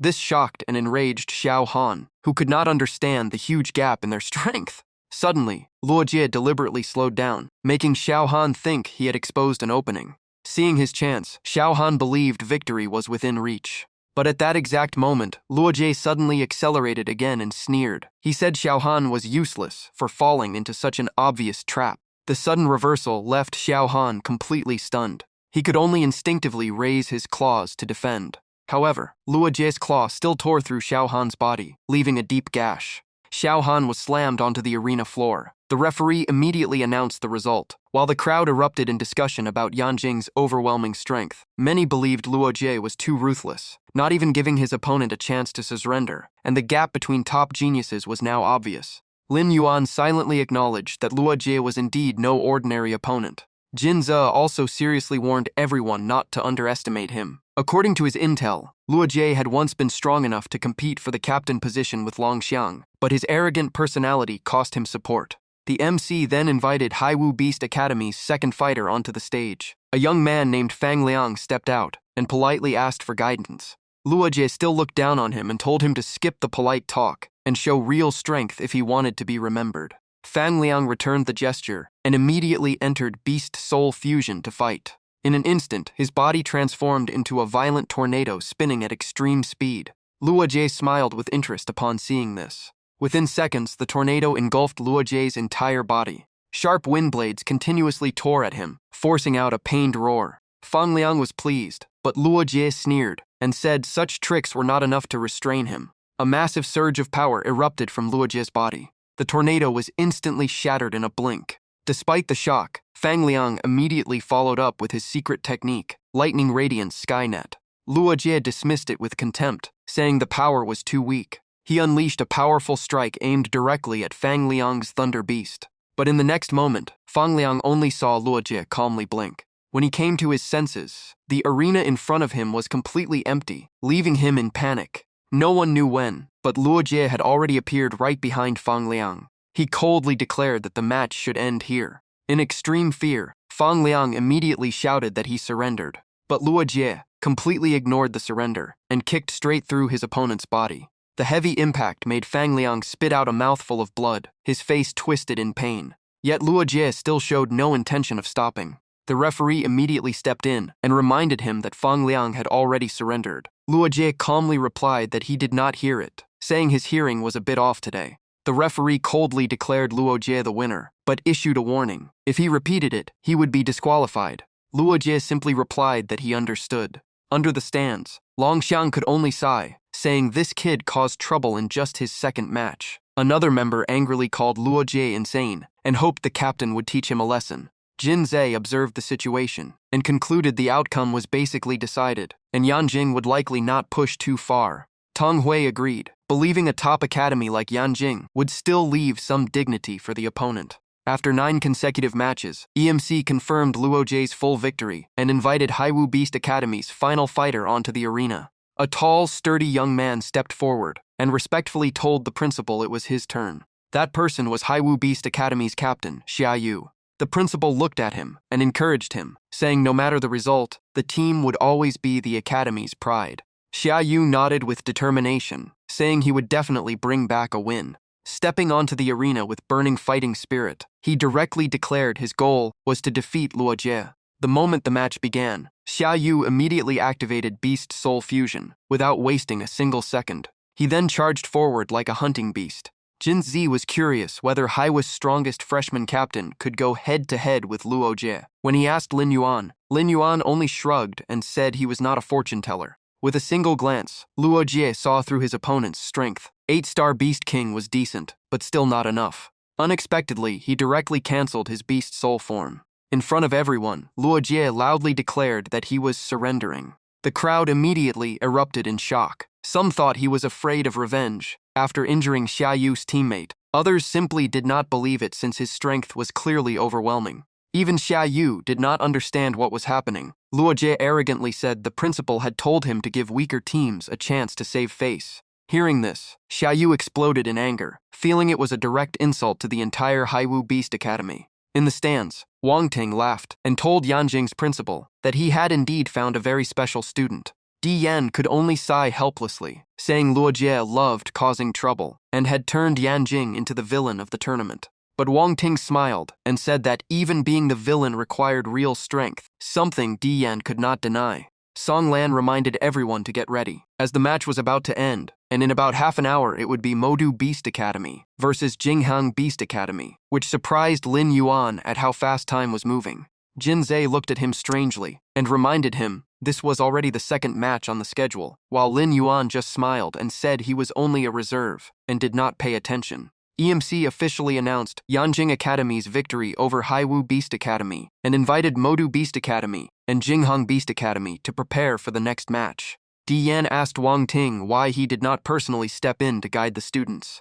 Wang Ting remained calm and said that planning belongs to humans, but success or failure is decided by fate, and he trusted his students. At that moment, Jinghang Beast Academy's principal Li Tianqi came over to greet them, saying it was a coincidence they met in the first round. Wang Ting politely replied that Modu was only one rank below Jinghang in the survival round, but he understood the other side's initiative was not simple. Li Tianqi continued saying, this format better reflected true strength than the survival round. Wang Ting only smiled and said the results would speak for themselves. Based on his experience, Wang Ting sensed unusual confidence from Li Tianqi, as if he already had victory in hand and was hiding a trump card. EMC then announced the next match. Fang Shi from Jinghang Beast Academy versus Wu Xuangu from Modu Beast Academy. While snacking on chips, Jin Zhe commented that watching the match live felt completely different. Mu Tai frowned and called Jin Zhe Fat Wang in annoyance. Observing the two fighters on the stage, Jin Zhe predicted that Xuan Gus' chances of winning were not high. Hearing that, Lin Hui immediately asked why Jin Zhe came to that conclusion. Jin Zhe explained that Fang Xi had the advantage because his beast soul countered Wu Xuangu, and the arena was too narrow for Wu Xuangu to fully use his strengths. However, Lin Hui believed that although Wu Xuangu was unpopular, he was not someone who acted without planning. Since he stepped onto the arena, he must have prepared something. On the arena, both fighters almost simultaneously entered Beast Soul Fusion mode. Fang Shi loudly declared he would use this match to prove Jinghang Beast Academy was not inferior to Modu, while Wu Xuangu calmly replied that the fight would reveal everything. Without hesitation, Fang Shi immediately activated his secret technique, Blazing Ape Domain. His entire body ignited like a fireball as he charged straight at his opponent. Wu Xuangu slightly opened his mouth, preparing a counterattack. A mass of viscous fluid instantly shot out to block the path, forcing Fang Shi to change direction and stop. Everything unfolded exactly as Wu Xuangu had predicted. He then leapt into the air and launched another attack from above. This time, the amount of viscous fluid erupted dozens of times greater than before. Unexpectedly, Fang Shi did not dodge and instead opened his mouth. He swallowed the entire mass of sticky fluid. Wu Xuangu immediately followed up with another attack, even mocking him as an idiot. The viscous mass quickly hardened and pierced through Fang Xi's outer defense. Even so, Fang Shi quickly regained control of the battle. He gathered force and landed a heavy punch directly into Wu Xuangu's abdomen. Seeing this, Fang Xi's teammates below immediately cheered. In contrast, Jin Zhe frowned, sensing the situation was not optimistic. He analyzed that the strike only caused minor damage and did not create any real advantage, meaning Fang Shi would gradually fall into disadvantage. As expected, Wu Xuangu showed almost no reaction and continued spraying viscous fluid. From mid-air, he kept attacking, forcing Fang Shi to struggle to dodge each wave.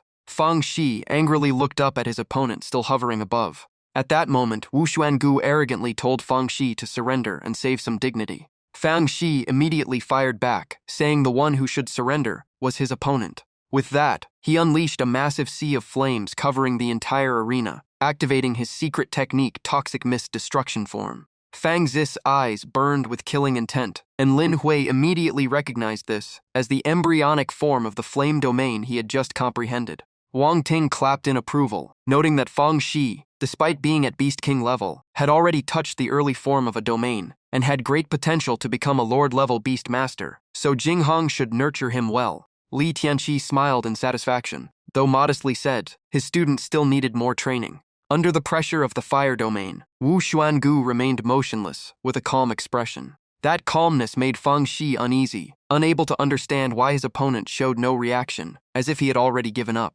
In anger, Fang Shi threw a heavy punch at Wu Xuangu's hardened armor. Only then did Wu Xuangu slowly speak, admitting Fang Shi had surprised him. But even in close combat, he was not strong enough to win. He immediately counterattacked and locked Fang Shi in place with his body. Fang Shi was shocked to find he could not break free at all, and Wu Xuangu's strength was far greater than his own.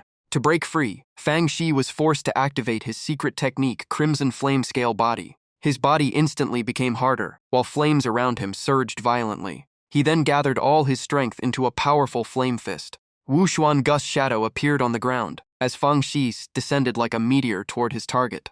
All his power was concentrated into this decisive strike. But the result was completely reversed, as Fang Shi himself was sent flying. Wu Xuangu struck faster, using his steel-like tail to whip Fang Shi away. The scene shocked the entire audience. Even Jin Zhe was stunned, unable to understand when Wu Xuangu had become this strong. Lin Hui judged that the previous strike alone had reached peak 8-star Beast King level. Jin Zhe could not believe it, saying Wu Xuangu had improved that much in just a few days. Lin Hui only smiled lightly and said he also did not know the reason. Lying on the arena floor, Fang Shi finally accepted defeat and announced his surrender. The stands erupted in cheers, everyone praising Modu Beast Academy's performance. The following matches continued, and Wu Xuangu went on to overwhelmingly defeat each opponent with superior strength. He kept taking down members of Jinghang Beast Academy, but after a string of wins, his stamina was clearly running out. In the end, Xuangu voluntarily jetru his beast soul state and admitted defeat. EMC then announced the second fighter from Modu Beast Academy and the fourth fighter from Jinghang Beast Academy to get ready.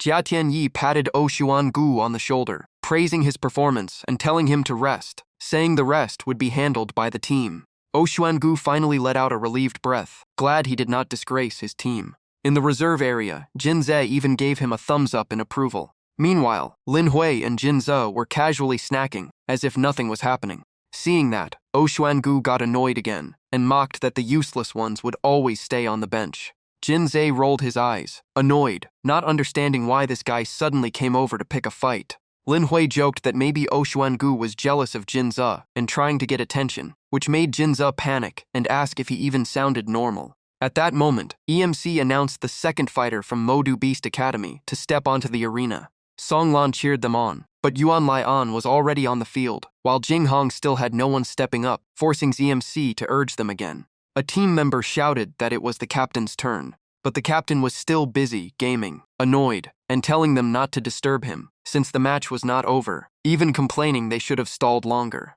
The teammate said the headmaster mentioned his parents would also be watching today. Hearing that, Han Muandong immediately stood up in shock. The teammate added that if Han Muandong could defeat Modu Beast Academy, the headmaster would reward him with the latest gaming console. Upon hearing that, Han Muandong instantly got motivated and walked onto the field, saying Modu Beast Academy was not worth his attention. As soon as he appeared, he arrogantly asked Yuan Lian if he was his opponent and told him to hurry so he could get back to gaming. Yuan Lian immediately realized he was facing a top-tier opponent, Han Muandong, and activated his Beast Soul Fusion. His Beast Soul transformed into the four-armed ape demon form. Standing before the massive monster, Han Muandong simply yawned lazily. Then he completed his own Beast Soul Fusion state. Although Yuan Lian initiated the fight, he kept his distance very cautiously. Seeing that, Han Muandong lost patience and said if the opponent would not attack, he would go first. He activated his ability. Ancient runes appeared in the air and turned into sharp arrows called Black 7.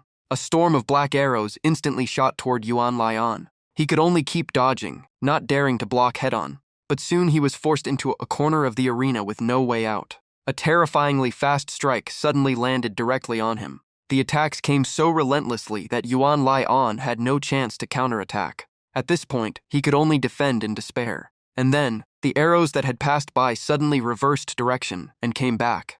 They pierced through his defensive layers, one after another. Only then did he bitterly realize he had not even used his trump card before being completely suppressed. In the end, Yuan Lian reluctantly admitted defeat. Leaving the arena in a dazed state, he felt deeply humiliated by the loss. Han Muandong remained expressionless and simply said one thing, next. Yuan Lian returned feeling guilty, but Shen Xiang comforted him, saying there was no need to blame himself since Han Muandong was a born beast soul ace of Jinghang Beast Academy, and losing to such a monster was not shameful. Qingnan stepped in to replace him, and Song Lan leaned over to remind him that victory or defeat was not everything. As long as he fought with all his strength, it was already a win, and Qingnan nodded slightly. As soon as he stepped onto the arena, Qingnan immediately entered his Beast Soul Fusion state. Sensing a plant-type opponent, Han Muandong spoke briefly, and Qingnan immediately controlled massive vines to rush forward while warning his opponent to be careful. Han Muandong did not move at all and simply said one word, stop.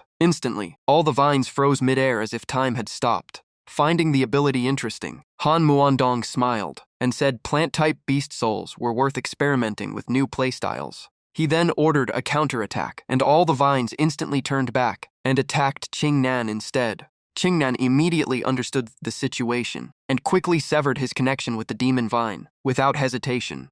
Without hesitation, he actively severed all vines from his own body. Immediately after, the remaining vines mutated further, becoming larger and more violent. Han Muondong asked if the opponent was still afraid he would take control of them. Qingnan stayed calm and replied that he could try, but controlling those vines would come at a heavy cost. Hearing that, the smile on Han Muondong's face slowly disappeared. He said if his ability had been seen through, then the game should end here. Instantly, countless ancient runes gathered into a massive black energy sphere called Black Flame, shooting straight toward Qingnan. Qingnan froze on the spot, only able to watch the destructive force coming at him. At the critical moment, his eyes turned firm, and he immediately controlled all vines to form a giant shield. Han Muondong coldly said one word, explode. The vine shield instantly shattered into pieces. The black flame continued forward, with unchanged power, piercing through the defenses and heading straight for Qingnan. He had no time to react and was blown away in agony. Lying in the sea of flames, Qingnan forced out a surrender before completely collapsing. Jinzei was stunned by Han Muondong's power, calling him a true monster. Meanwhile, Lin Hui quickly analyzed the situation, saying each use of his ability consumed massive energy, so Mo Du only needed to drain him over time and let Chu Tianyi finish the final fight. On the arena, Han Muondong grew impatient and kept urging the next opponent to come out. Shen Xiang stepped forward with a serious expression and activated his Frost War Beast state. Han Muondong calmly commented that this one was slightly stronger than the previous two. Shen Xiang roared in intimidation, but Han Muondong still used the same command, immobilize.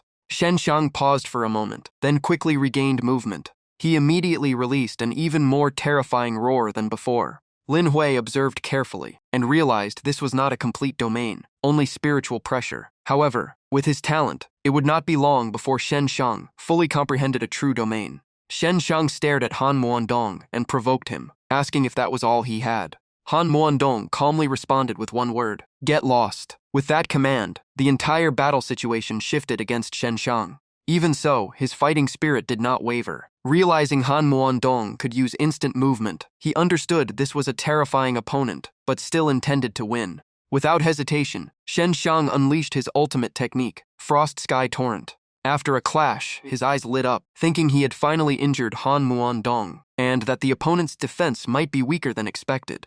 But Han Muondong remained completely unharmed, and even smiled, praising how beautiful the snow was. That sentence left Shen Xiang completely stunned. Looking up, he saw countless ancient runes surrounding him from all directions. Li Tianqi smiled and said Han Muondong was finally getting serious. Dian was also shocked to see that the boy not only had a born beast soul, but also an enormous energy reserve. Backed into a corner, Shen Xiang decided to risk everything in a final strike. Han Muondong calmly stated that all efforts were useless, because in his domain he held absolute control. With a command, countless runes surged forward like hunting beasts pouncing on prey. They wrapped tightly around Shen Xiang, completely sealing his movements. His body weakened rapidly, and his mind grew dizzy, but he still forced out his final technique, Frostbite Strike. Han Muondong coldly stated that all resistance was meaningless, because Shen Xiang could never be his opponent. Shen Xiang gritted his teeth until blood spilled. He gathered all remaining strength into his legs and unleashed the Spear of Muon Chi Miu Strike.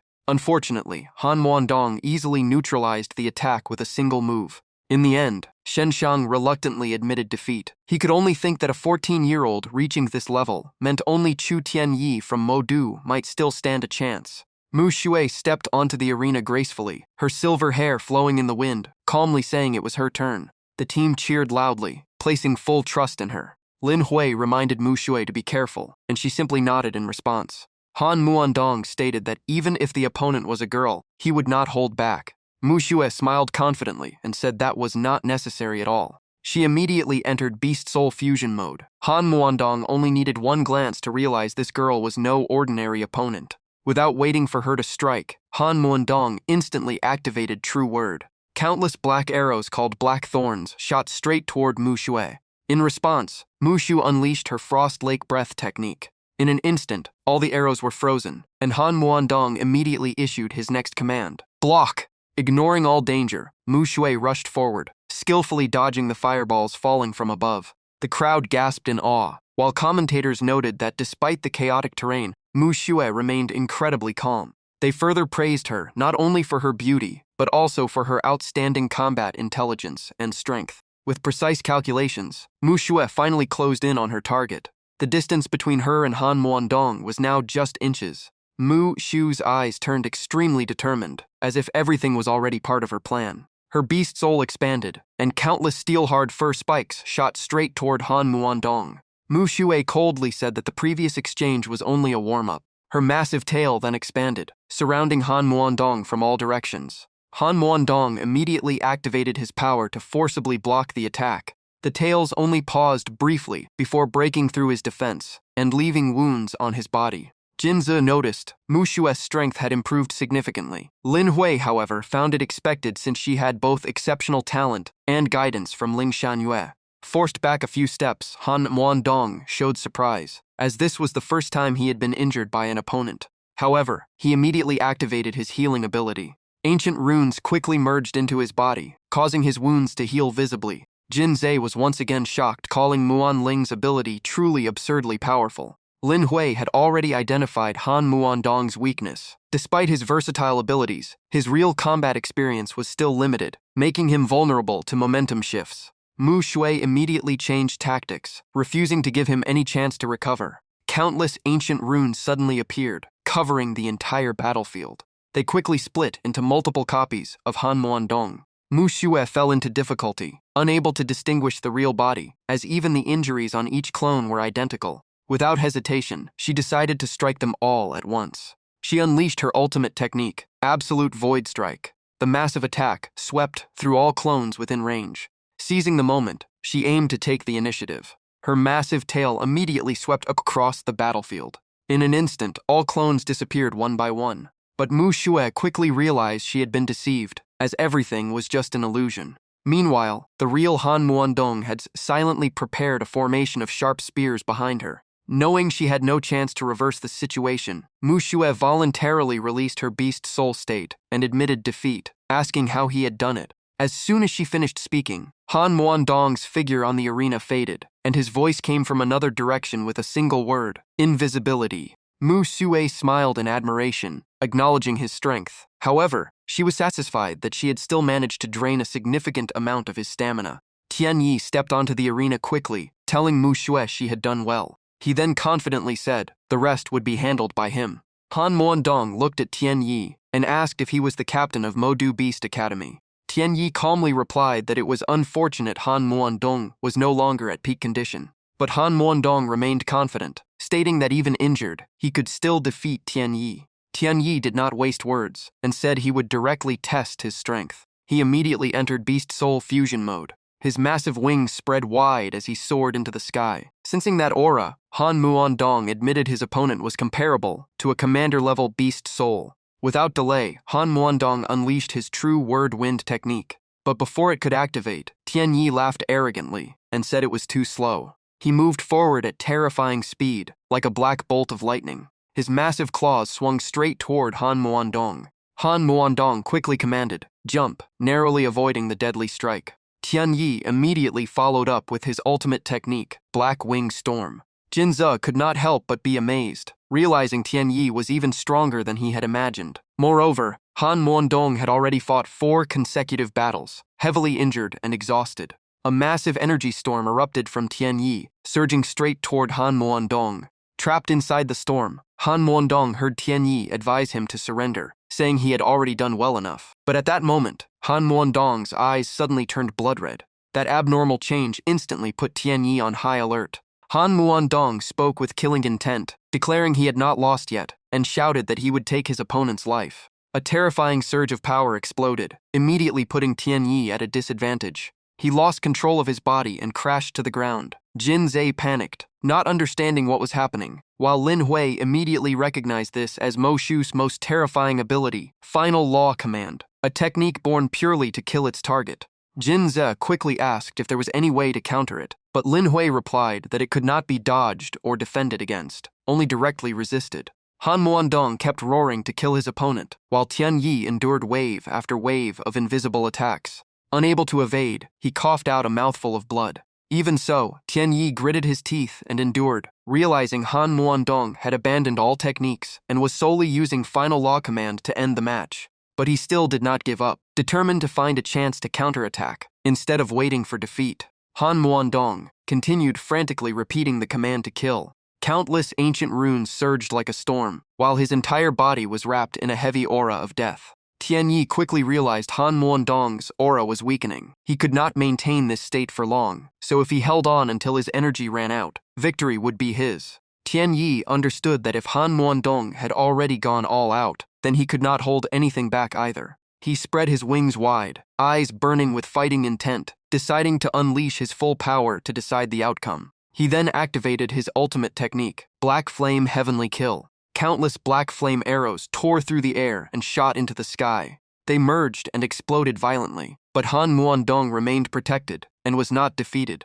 In return, he roared, unleashing a shockwave that injured Tianyi internally. Even so, Tianyi still forced himself to stay airborne. Without giving his opponent any rest, he followed up with Black Flame Heavenly Feather Kill. A sea of black fire closed in around Han Muandong, yet he still showed no sign of weakening. Worse still, Han Muandong counterattacked. Jin Zhe could only say the opponent was terrifying, while Lin Hui concluded the fight had become a pure battle of endurance, and whoever lasted longer would win since both had reached their limits. Han Muandong kept roaring under the overwhelming pressure of continuous attacks. He tried to issue the command kill, but his stamina was already depleted, and he could barely speak. His energy was completely drained. Breathing heavily, he admitted Tianyi was stronger, and he could not continue fighting. As soon as he finished speaking, Han Muandong collapsed onto the arena. Li Tianqi sighed softly, thinking they had pushed a child too far. Even in defeat, Han Muandong still had a vast future ahead and could reclaim this loss later. EMC officially announced Chu Tianyi of Modu Beast Academy as the final winner and asked the crowd for applause. Wang Ting looked at his student with pride and praised him loudly. Jin Zhe felt a bit discouraged, thinking geniuses were always the center of attention wherever they went. Lin Hui also noticed his growing insecurity about his own beast soul. EMC asked whether Tianyi wanted to continue fighting the next opponent. Tianyi calmly requested to let the next fighter from Jinghang Beast Academy step forward. The one who came out was Luo Zi. He was secretly pleased, thinking Tianyi must be exhausted after such a brutal fight with Han Muandong, and defeating him would boost his reputation. But just 5 minutes later, Luo Zi was already panting heavily and in a miserable state. In the end, he collapsed onto the arena and reluctantly admitted defeat. Lin Hui smiled and commented that even a weakened beast remains a beast. Di Yan sighed, saying the students of Modu Beast Academy were truly special, injured so badly, yet still fighting and winning continuously. Wang Ting replied that this was their fighting spirit, just like Han Muandong winning 4 consecutive matches without easily giving up. That the boy was indeed very arrogant. Wang Ting fully agreed, saying that without pride, one could not be considered a true genius. The two of them were briefly reminded of their passionate youth. Wang Ting felt a sense of regret at how fast time had passed, while Di Yan immediately cut him off, telling him not to drag him into old man nostalgia since he was still very energetic. Li Tianqi could only think to himself that Tianyi truly showed no respect for anyone. After defeating 4 more fighters from Jinghang Beast Academy, Tianyi finally released his beast soul state and admitted defeat. As he stepped off the arena, he was so exhausted he could barely stand, and Song Lan quickly rushed over to support him. Tianyi simply smiled and said his mission was complete. Song Lan nodded, thanking him for everything he had contributed. He immediately ordered everyone to take Tianyi to the medical room, as his injuries were severe and would require a long recovery. Shen Xiang was deeply worried, saying the captain had pushed himself too far, and that things would be difficult if they had to face Yan Jing next. Song Lan explained that Tianyi had done all this for Modu Beast Academy's honor, while Shen Xiang said he did not blame the captain, only worried about the road ahead. Jin Zi turned to ask Lin Hui whether he would step in if they faced a strong team in the next round. Lin Hui only smiled meaningfully, reminding Jin Zi that he had never liked showing off. Lin Hui then revealed that the championship reward was very attractive, and he also had a private agreement with the headmaster. EMC officially announced Modu Beast Academy as the winner of the match. Seizing the moment, Wang Ting teased Li Tianqi, saying Modu only won by a bit of luck. Li Tianqi was so angry he could not even bother responding. Wang Ting continued praising Jinghang's students, especially Han Muandong, while Li Tianqi proudly agreed that it was only natural. Wang Ting jokingly said it would be great if a seed like Muandong belonged to Modu Beast Academy instead. Li Tianqi silently snorted, thinking he would wait until Modu faced Yan Jing to see if Wang Ting could still smile. Lin Hui asked which schools would compete next. Jin Zhe replied it was Qibei Beast Academy versus Tianfu Beast Academy. At that moment, Mu Shui noticed a familiar face and told Lin Hui to look, saying it was Yu Mo Xuan. As the teams entered the arena area, Lin Hui confirmed that it was indeed Yu Mo Xuan, and he was even the captain.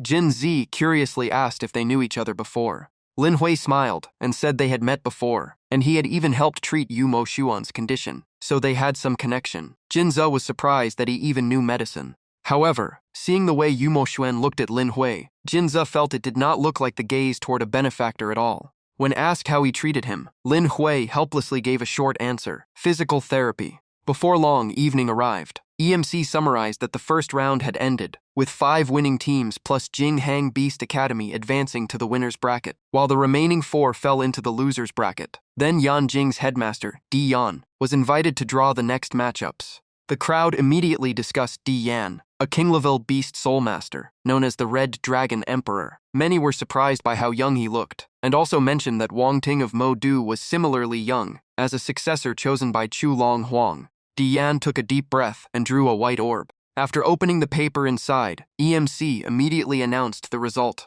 Yanjing Beast Academy would face Mo Du Beast Academy in the second round. The entire stadium erupted instantly, shocked that the 2 top contenders for the championship would clash so early, and eagerly awaited the showdown. Jin Zi turned to Lin Hui and complained that his words were too accurate, predicting everything correctly. Yuan Lian analyzed the situation, saying Tian Yi would definitely not be able to compete, while Yan Jing had top experts like Chen Longxiang, Xi Jiao, and especially Luo Jie. Song Lan immediately encouraged everyone, reminding them not to be pessimistic before the match even began. Xuangu objected, saying both the captain and himself were injured, so were they really supposed to rely on 2 substitutes in the end? Jin Zi immediately reacted angrily. Xuangu still refused to back down, insisting that Jin Zhe and Lin Hui were just useless people. Song Lan sternly reminded Xuangu that instead of attacking teammates, he should focus on dealing with Yan Jing. But Xuangu maintained his stance, saying anyone who had not contributed was not worthy of being called a teammate.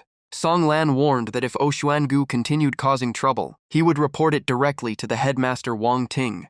Jin Zhe immediately requested permission from Song Lan to take the field in the match against Yan Jing. Xuangu looked at Jin Zhe with pure contempt. Unwilling to back down, Jin Zhe proposed a wager. If he won, Xuangu would apologize and stay out of his way in the future. If he lost, he would accept any condition. Xuangu showed no interest, saying fighting for the academy was Jin Zhe's duty and not something to bet on. Jin Zhe continued provoking him, claiming he was too afraid to accept. Xuangu ignored the provocation and calmly analyzed that he could handle Chen Longxiang or Luo Jie, but Xi Jiao was uncertain. The lineup should be decided by the team. Jin Zhe regretted that the provocation failed, while Lin Hui smiled and said Xuangu was not as foolish as expected. Jin Zhe turned to ask Lin Hui if he was confident this time, since he was the team's final trump card. Lin Hui only smiled with anticipation and said he could not wait any longer. In another corner, Huang Kui quietly watched Xuangu and sighed that the boy had matured and was no longer reckless. Upon seeing him, Xuangu immediately called out in shock. Huang Kui smiled and said he just came to watch his grandson compete, praising his performance earlier. Xuangu humbly said it was all thanks to his guidance. Huang Kui replied that he would always help, but how far he could go depended on himself. Xuangu nodded respectfully. Then Huang Kui suddenly mentioned Longgu Mountain, where Xuangu had once considered killing Li Qingnan. Xuangu broke into a cold sweat and trembled. Before he could explain, Huang Kui interrupted, saying that incident proved he had finally understood what he wanted. Placing a hand on his shoulder, Huang Kui said that daring to act against a teammate showed enough ruthlessness, but still lacked decisiveness. Otherwise, it would not have required his intervention. He then leaned in and reminded him that in 5 days they would face Yan Jing. Win or lose, he must perform well. Xuangu immediately nodded in gratitude. Xuangu repeatedly promised not to disappoint him, and Huang Kui simply waved him away. At that moment, a mocking voice came from behind, asking if this was Huang Kui's grandson, saying his personality was just like his. Huang Kui coldly asked what the other party meant. The man mocked that betraying teammates was never a good thing, then questioned whether Huang Kui feared that after bringing the boy into the beast god sect, he might one day expose them. Huang Kui mocked back, saying if the other party wanted to talk here, he should speak louder. Seeing the reaction, he laughed and said he was just joking and told him not to mind. Giving Miu Jia a meaningful look, Huang Kui slowly said that, compared to his grandson, he found him even harder to trust. He seemed to be only 30 this year? Miu Jia immediately corrected him, saying 29. Huang Kui continued, saying that becoming headmaster of Beast Academy before turning 30, with such a bright future, yet still joining the Beast God sect was hard to believe. Miu Jia raised an eyebrow and replied that if Huang Kui could join, why couldn't he? Miu Jia even deliberately said aloud that by seniority, Huang Kui should call him senior since he joined the Beast God sect earlier. Huang Kui did not bother arguing and simply left, calling it nonsense. Miu Jia casually picked his ear and mocked that Huang Kui was not friendly at all. No wonder he had been suppressed by Wang Ting for so many years. Elsewhere, Tianqi jokingly told Wang Ting that he should just surrender, so Beast Academy could directly face Yan Jing, which would be more interesting. Wang Ting calmly waved his hand, saying they were already here, so they would face it head-on. Tianqi smiled and said his mentality was strong, hoping he could still stay calm in 5 days. Tianqi leaned in and whispered whether he should ask the guy over there to go easy, so Beast Academy would not lose too badly. Wang Ting immediately asked who said they would definitely lose. Tianqi frowned and replied that if Beast Academy actually won, he would call Wang Ting grandfather. After speaking, he confirmed that deal himself. In the student gathering area, Lin Yuan asked if anyone wanted to go out for a meal. Someone immediately panicked, saying things were so tense and he was still thinking about eating. Mu Xue politely declined, saying Ling Shuangyue had arranged to meet her after the match, and Jin Ze also shook his head, preparing to go into secluded training. Qingnan reacted in surprise, asking if he was going into seclusion again, while Yuan Lian chuckled and said hearing that from him felt a bit strange. Jin Ze explained with hands on hips that he was still a member of Beast Academy and might even be selected for the opening lineup next match. Song Lin also said he was busy collecting intelligence on Yan Jing to arrange the team formation. Suddenly remembering something, Song Lin turned to ask Lin Yuan whether he wanted to be placed in the first 5 starters. Lin Yuan immediately slumped down in despair, asking if he was being treated as someone who had already given up. Song Lin hurriedly tried to explain, but Lin Yuan cut him off, saying there was no need to include him in the starting 5. When truly needed, he would step in himself. Hearing that, Song Lin nodded in agreement. Lin Yuan quickly left. Jin Zi chased after him and asked if he planned to lock himself in training for the next 5 days. Lin Yuan smiled and confirmed, then casually asked if Jin Zi really would not join him for a meal. The two walked away while chatting casually. Watching Lin Yuan's back, Song Lin silently thought that this time he might no longer be hiding his strength, and perhaps Beast Academy truly had a chance to defeat Yan Jing. Back in the high-level training room, Lin Yuan sat cross-legged and activated the real combat simulation mode. The system immediately asked him to choose a monster difficulty level, from On-Star Lord to 5-Star Lord.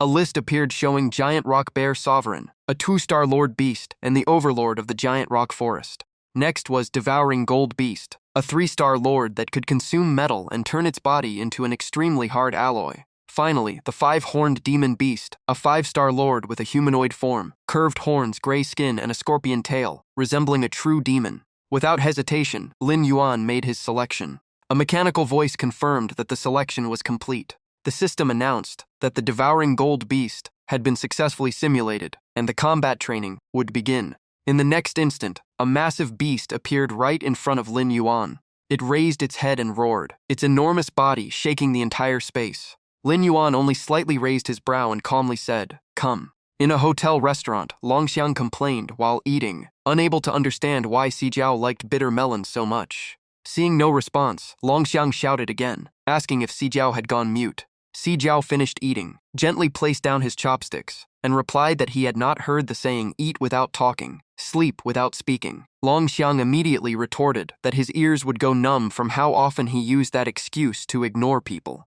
While continuing to eat, Longxiang grumbled that Zijiao did not act like a genius at all, yet everyone thought he had social anxiety and did not dare approach him. Zijiao calmly replied that it was better that way. The fewer people bothering him, the better. Besides, just Longxiang alone was as noisy as 10 people, and he really did not want more disturbance. After a while, Zijiao returned to the main topic and asked what Longxiang actually wanted from him. Longxiang smiled and said there was nothing important, he just wanted to talk. That answer surprised Zijiao. Normally, every time he approached him, he was rejected. Yet today Longxiang came on his own. Longxiang simply asked back if he was not allowed to come find him. Noticing Longxiang's unusual attitude, Si Jiao immediately guessed he had made a breakthrough. Longxiang shook his head, saying not exactly, but after a life-or-death battle and a few days of reflection, he had found a path suited for himself. Hearing that, Si Jiao smirked slightly and proactively suggested sparring, so Longxiang could deepen his understanding of that path. Longxiang immediately agreed happily, saying that was exactly what he wanted.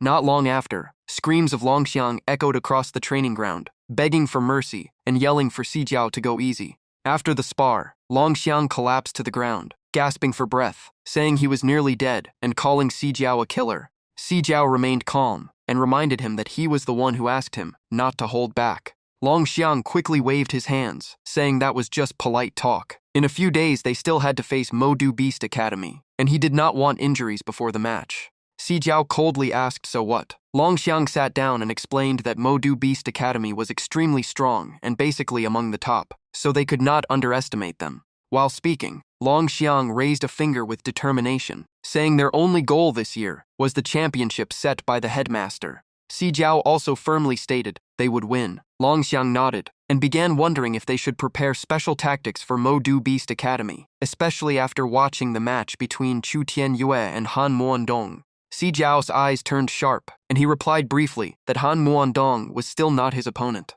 Longxiang sighed after hearing that answer, thinking confidence like that was not necessarily a bad thing. A moment later, he remarked that this year's tournament still did not feel exciting enough. He then asked Si Jiao if he wanted to continue training, but this time the answer was an immediate refusal. In the blink of an eye, 5 days passed. At Yanjing Beast Academy's training hall, Lin Yuan appeared and was surprised to see Song Lin there, asking why he was present. Song Lin explained he was sent by the headmaster to check Chu Tianyue's recovery. Lin Yuan pointed out that the second round was about to begin. Song Lin said he had only received the notice that morning. The losers bracket matches would be held in the morning, while Modu Beast Academy would compete in the afternoon. Hearing that, Lin Yuan decided to go with him to visit Chu Tianyue. The two entered the crowded medical room of Yanjing Beast Academy and greeted Wang Ting, Vice Headmaster Li, and Teacher Ling one by one. Wang Ting immediately asked Song Lin about the lineup. Song Lin quickly reported Wang Jinze would open, followed by Li Qingnan, third position Gu Zhen, fourth Wang Lunhu, and last Su Mu Xue. Song Lin then looked toward the hospital bed and said Chu Tianyue's participation still depended on recovery. Jinze added that if the opponent did not send Si Jiao and Chen Longxiang in the first 5 rounds, they still had a chance. At that moment, Chu Tianyue struggled to sit up and requested to join the afternoon match against Yanjing Beast Academy. But Wang Ting immediately interrupted and ordered him to rest. Wang Ting's voice grew heavier as he blamed himself, saying Chu Tianyue's overcompetitiveness and desire to prove himself against Han Muandong had caused his serious injuries. To him, victory and defeat were not that important. This was only an exchange match. He then looked seriously at all the students and reminded them this was not a life-and-death battlefield, and no one needed to carry such heavy pressure of honor. In his eyes, they had all performed well, and this tournament did not define their future. After speaking, Wang Ting's gaze landed on Lin Yuan, and he stated that the match had not even started yet, and no one could be certain Modu Beast Academy would lose. Lin Yuan immediately understood, feeling a chill. It was clear Wang Ting was placing all hopes on him. On the surface, he said victory and defeat did not matter, but in reality, he was betting everything on him. Standing nearby, Huang Kui also glanced at Lin Yuan with a meaningful, unfriendly gaze. Wang Ting quickly ended the discussion, telling everyone to leave so Chu Tianyue could rest, then go watch the matches. Everyone responded in agreement. On the way, Lin Yuan asked which academies would compete today. Jinze thought for a moment and replied that the first match was Tianfu Beast Academy versus Beijiang Beast Academy, with Beijiang clearly stronger. Then it would be Haiyu Beast Academy versus Yuelan Beast Academy. Song Lin thought briefly and said he heard Yuelan Beast Academy was ranked at the bottom. Jinze confirmed it but emphasized the match was still worth watching. Lin Yuan asked in confusion what was interesting about a last-place team. Jinze smiled meaningfully and revealed it was because Yuelan Beast Academy was an all-girls school. The scene shifted to a quiet corridor, where a loud shout suddenly broke the silence. Someone kept calling for Wu Xiaoyin to open the door. After a while, Xiaoyin lazily walked out with a sleepy face, yawning as she asked what her mother wanted. The woman immediately scolded her saying Yolan Beast Academy was about to compete against Haiyu Beast Academy, yet she was not going to participate. Xiao Yin calmly replied she had already withdrawn from the roster. Hearing that, her mother became even more disappointed, asking if she still had any sense of responsibility and whether she intended to just watch her team get eliminated. Xiao Yin covered her eyes with both hands and innocently replied that if she did not want to watch, she could just close her eyes. Her answer left her mother speechless with frustration. After speaking, Xiao Yin slowly retreated back into her room, preparing to close the door, even wishing her mother good night before returning to sleep. At that moment, her mother made a condition that changed everything. If Xiao Yin helped Yulan Beast Academy win in the losers bracket, she would allow her 4 years of university without attending classes, exempt from all exams, and free to sleep as long as she wanted. Upon hearing this, Xiao Yin instantly became fully awake, rushing out with shining eyes and asking if it was true. Her mother firmly said she had never broken a promise to her. Still, Xiao Yin pouted and insisted on a pinky swear as proof before believing it. After they completed the pinky promise, Xiao Yin happily cheered, declaring that once they sealed it, it could not be broken even in 100 years. Meanwhile, at the competition plaza, the host loudly invited representatives of Haiyu Beast Academy and Yulan Beast Academy to step onto the arena. The moment the announcement ended, the arena exploded with cheers. Lin Yuan looked confused and asked why everyone was so excited. Jin Zhe just smiled and told him to keep watching. Before long, a line of cute and beautiful female students walked onto the stage one after another. Even the toughest male students waved pink cheering sticks and shouted with incredible passion. Cheers echoed across the arena. Some called out Xiao Man's name, while others chanted for the girls, making the whole place feel electric. Lin Yuan rested his chin on his hand and shook his head. Anyone who knew would think this was a tournament, but outsiders would probably mistake it for an idol concert. Right then, Jin Zhe somehow pulled out a bag of chips. While snacking, he noticed Yulan Beast University only had 11 members. It looked like one person was still missing. Lin Yuan curiously asked who had not shown up yet. Jin Zhe immediately answered that it was Wu Xiaoyin, Yulan Beast University's famous genius, and the daughter of the Beast Empress and the school principal. Jin Zhe frowned and guessed that if Xiaoyin still had not appeared in such an important match, maybe the Beast Empress had already given up hope. Lan Hu agreed, saying their record made it hard to blame her. Song Lin sighed that even Principal Wu was absent, even though he had wanted to meet the Beast Empress in person. Jin Zhe guessed they probably stayed away because they did not want to face the result. Suddenly, a male student nearby jumped to his feet and shouted, "Go Xiao Man!" A beautiful girl with a pure and gentle look stepped onto the stage and instantly became the center of attention. The entire arena erupted with cheers and passionate confessions for Xiao Man. Xiao Han casually walked onto the arena, with both hands in his pockets, wearing a look of complete disdain. He mocked the crowd, saying they acted like they had never seen a girl before. But before he could keep acting tough, Xiao Man gave him a sweet smile and softly said she had watched his earlier match and thought he was amazing, so she asked him to go easy on her. That single sentence and adorable smile made Xiao Han blush instantly. The only thought left in his mind was that this girl was way too cute. In the stands, Jin Zhe looked completely unimpressed, saying it was nothing more than a beauty trap. He boldly claimed he would never fall for something like that. Lan Hu just laughed because he clearly did not believe him. Jin Zhe immediately lifted his head and challenged everyone to wait and see. He said he would get Xiao Man's contact information to prove how strong his will really was. Lin Yuan could only sigh and tell him to focus on the match instead of daydreaming. On the arena, both fighters completed the fusion with their beast souls. Lin Yuan watched closely and realized the girl possessed a flame rabbit. He wondered what grade its talent was. Jin Zhe calmly replied that even if it had a rank talent, an ordinary flame rabbit would never make much of a difference. A few seconds later, the flame rabbit erupted with blazing fire, and flames covered its entire body. At that exact moment, Xiao Han charged forward and swung his crocodile tail straight at his opponent. The gap in power was overwhelming. Xiao Mansan was launched high into the air, her small body drifting like a leaf in the wind. The impact knocked her unconscious on the spot. Even Jin Zezi and Lin Yuan in the stands were stunned by how quickly the fight ended. Seeing that, the male students exploded in outrage. They cursed Xiao Han for being heartless for hitting Xiao Man so hard, and everyone panicked when they saw she had passed out. Even Xiao Han was secretly confused. He was sure he had already held back a lot, so how had it still turned out like this? Yolan Beast University's next fighter was Meng Jiao. The moment she stepped onto the arena, she declared that Xiao Han would pay for hurting Xiao Man. Xiao Han rushed in without hesitation, yet only about 3 minutes later, Meng Jiao was carried away on a stretcher as well. That even made Xiao Han question himself. He knew Yuelan Beast University was not very strong, but he never expected them to be this weak. It honestly felt like he could wipe out the entire team alone. Meanwhile, the audience kept scolding him for showing no mercy to girls and having no sense of sportsmanship.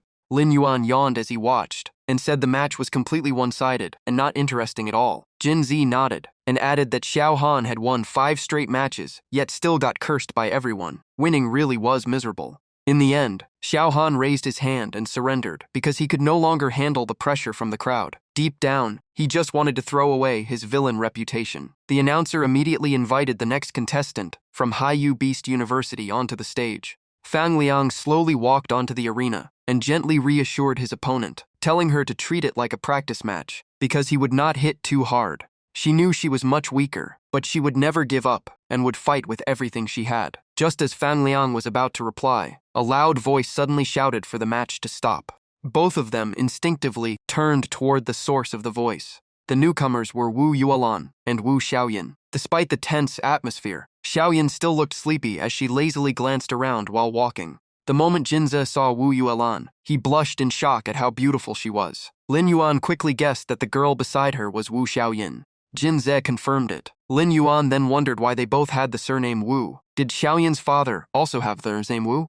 Jin Zi nodded and explained that he did. Wu Yuelan's husband not only shared the same surname, but he was also her cousin. Lin Yuan was left speechless after hearing it. Jin Zi continued that the Wu family had considered their relationship a disgrace to their ancient beast soul bloodline, so both of them were expelled and stripped of the Wu family name. Lin Yuan was still confused. If that was true, why was Xiaoyin using the Wu surname again? While eating his chips, Jin Zi explained that Wu Yuelan's husband later sacrificed himself during a massive beast tide to save countless civilians. Because of that, the family restored their status. Even so, Wu Yuelan never returned. She raised her daughter alone and founded Yuelan Beast University. Lin Yuan silently admired her determination. At that moment, Wu Yuelan requested a substitution. The referee immediately approved it and allowed Mo Ji to leave the arena. Mo Ji asked in surprise if Xiaoyin was taking her place. Xiaoyin simply let out a long yawn and casually said she would finish everything quickly so she could go back to sleep. Fang Liang froze for a moment, wondering if she had just declared that she would defeat the entire Haiyu Beast University team by herself. The audience also started whispering among themselves. Almost no one knew who Wu Xiaoyin was, but since Principal Wu had personally brought her here, she was obviously no ordinary fighter. Fang Liang quickly fused with his beast soul and transformed into a giant jellyfish floating in the air. Seeing it, Xiaoyin immediately widened her eyes and praised how beautiful it looked. She stared at her opponent with genuine excitement and kept saying how pretty that form was. Without wasting any more time, Xiaoyin shouted and began fusing with her own beast soul. The moment the beast soul appeared, Jin Zi was horrified to recognize it as the Moon Beast, the legendary inherited beast soul of the Wu family. The fact that Xiaoyin had awakened it proved both her bloodline and talent were top tier. Lin Yuan quietly nodded. He already knew the outcome of this match had basically been decided. High in the air, Fang Liang commanded the jellyfish's tentacles to gather electricity, preparing his strongest lightning attack. Xiaoyin lowered her head slightly as the mark on her forehead shone brighter than ever. She softly activated her secret skill, Moon Blossom Heavenly Slash. In an instant, countless crescent-shaped blades formed a dense storm and ripped through the air toward her opponent. The relentless barrage caught Fang Liang completely off guard. He could only frantically swing his tentacles to defend himself as he cried out in shock. While desperately dodging, Fang Liang fell into despair because the blades were simply too fast. Avoiding them all was nearly impossible. At the decisive moment, one slash broke through his defense and split his body in two. Xiaoyin looked at him coldly and calmly declared that the match was over. Whoever wanted to challenge her next could come. The entire arena exploded with excitement. The male students all jumped to their feet, amazed by Xiaoyin's strength and captivated by both her beauty and power. After the match, Xiaoyin walked over and politely apologized, saying it had been a long time since her last battle, so she had accidentally used too much force. Fang Liang could only force a smile and admit defeat. Feeling pain throughout his body, he realized the gap in strength was simply overwhelming. If Xiaoyin had not intentionally held back, he would already be dead. As Fang Liang left the arena, Chuan stepped forward under tremendous pressure. He silently complained that he had faced a monster from Yanjing before, and now another mysterious genius had appeared. His luck was truly awful. Down below, Xiao Han began regretting surrendering so early. If he had stayed a little longer, he could have at least worn Xiaoyin down. Xia Yu comforted him, saying no one expected Yuelan Beast University to be hiding such a terrifying trump card. After saying that, Xia Yu immediately stood up and prepared to enter the arena. Xiao Han asked why they were not sending someone else first to drain Xiaoyin's strength. Xia Yu shook his head and said it would not make much difference anyway. Xia Yu quickly stepped onto the arena. After Xiaoyin fused with her beast soul, her massive form made his current size look tiny by comparison. The announcer excitedly introduced Xia Yu as the captain of Haiyu Beast University. This would be a showdown between the strongest freshmen from both schools, leaving the entire arena eager to see the outcome. Xiaoyin curiously asked if Xia Yu was Haiyu Beast University's captain. After he confirmed it, she innocently concluded that he must also be the strongest member of the team. Xia Yu simply replied, that was more or less true. At that moment, Xiaoyin suddenly leaned closer and quietly said she wanted to make a deal. She offered to fight with only 80% of her strength. If Xia Yu still lost, then the rest of his teammates should surrender right away so everyone could save time. Hearing that, Xia Yu was immediately annoyed by her confidence. Mist began spreading around Xia Yu's body. He seriously said that even as captain, he had no right to decide for his teammates. Besides, he wanted Xiaoyin to fight at full strength for a fair battle. As soon as he finished speaking, Xia Yu completed his beast soul fusion and transformed into a giant beast called Gong Jin. Xiaoyin observed him carefully before quietly commenting that this opponent was certainly stubborn. Jin Ze immediately became excited because a more evenly matched battle had finally appeared. He turned to Lin Yuan and asked who he thought would win. Lin Yuan smiled and admitted he was not sure, but based on beast soul attributes alone, Xia Yu was at a disadvantage. The mark on Xiaoyin's forehead shone brilliantly once again. A crescent-shaped slash carrying terrifying power instantly tore through the air toward Xia Yu. Xia Yu remained calm. He looked up and gathered all his power into a gigantic sphere of water to meet the attack head-on. The two opposing forces collided directly, creating a violent shockwave that seemed to distort the surrounding space. Every spectator held their breath. Many were already sweating, believing this could be the deciding strike. Cheers erupted throughout the arena, and many people thought Yuelan had already won. But a moment later, everyone realized Xia Yu had completely disappeared. Only an empty arena remained in front of Xiaoyin, leaving everyone stunned. Some even wondered if Xia Yu had turned invisible. Xiaoyin, however, looked genuinely intrigued and wanted to know how he had vanished. Right then, strange sounds suddenly came from the ground behind her. Xia Yu burst out of the earth like a phantom, opening his savage jaws wide as he let out a fierce roar. But Xiaoyin's battle instincts were incredible. She dodged aside just before those razor-sharp teeth snapped shut. Xia Yu gave her no chance to recover, and immediately followed up with a relentless chain of bites, determined to keep her on the defensive. Yet in the next instant, Xia Yu suddenly froze in place, as though an invisible wave had completely locked down his movements. It was Xiaoyin's secret technique, Moon's Sacred Shield. Seizing the opening, Xiaoyin rushed forward and landed a devastating punch straight into Xia Yu's open mouth. She did not stop there. Using the horn on her head, she hooked onto her opponent and hurled him away with all her strength. Xia Yu was launched like an arrow from a bow, soaring through the air as a trail of blood sprayed behind him. His massive body completely lost balance and spun helplessly through the air, like a heavy punching bag. A deafening crash echoed across the arena as Xia Yu slammed into the ground, sending a huge wave of water surging out and swallowing his body. Watching that counterattack, Lan Hu could not hide his shock. He had never expected to see a fighting style like this. Jin Zi thoughtfully remarked that the technique was terrifying and gave Xia Yu a huge advantage, but the energy cost was equally overwhelming.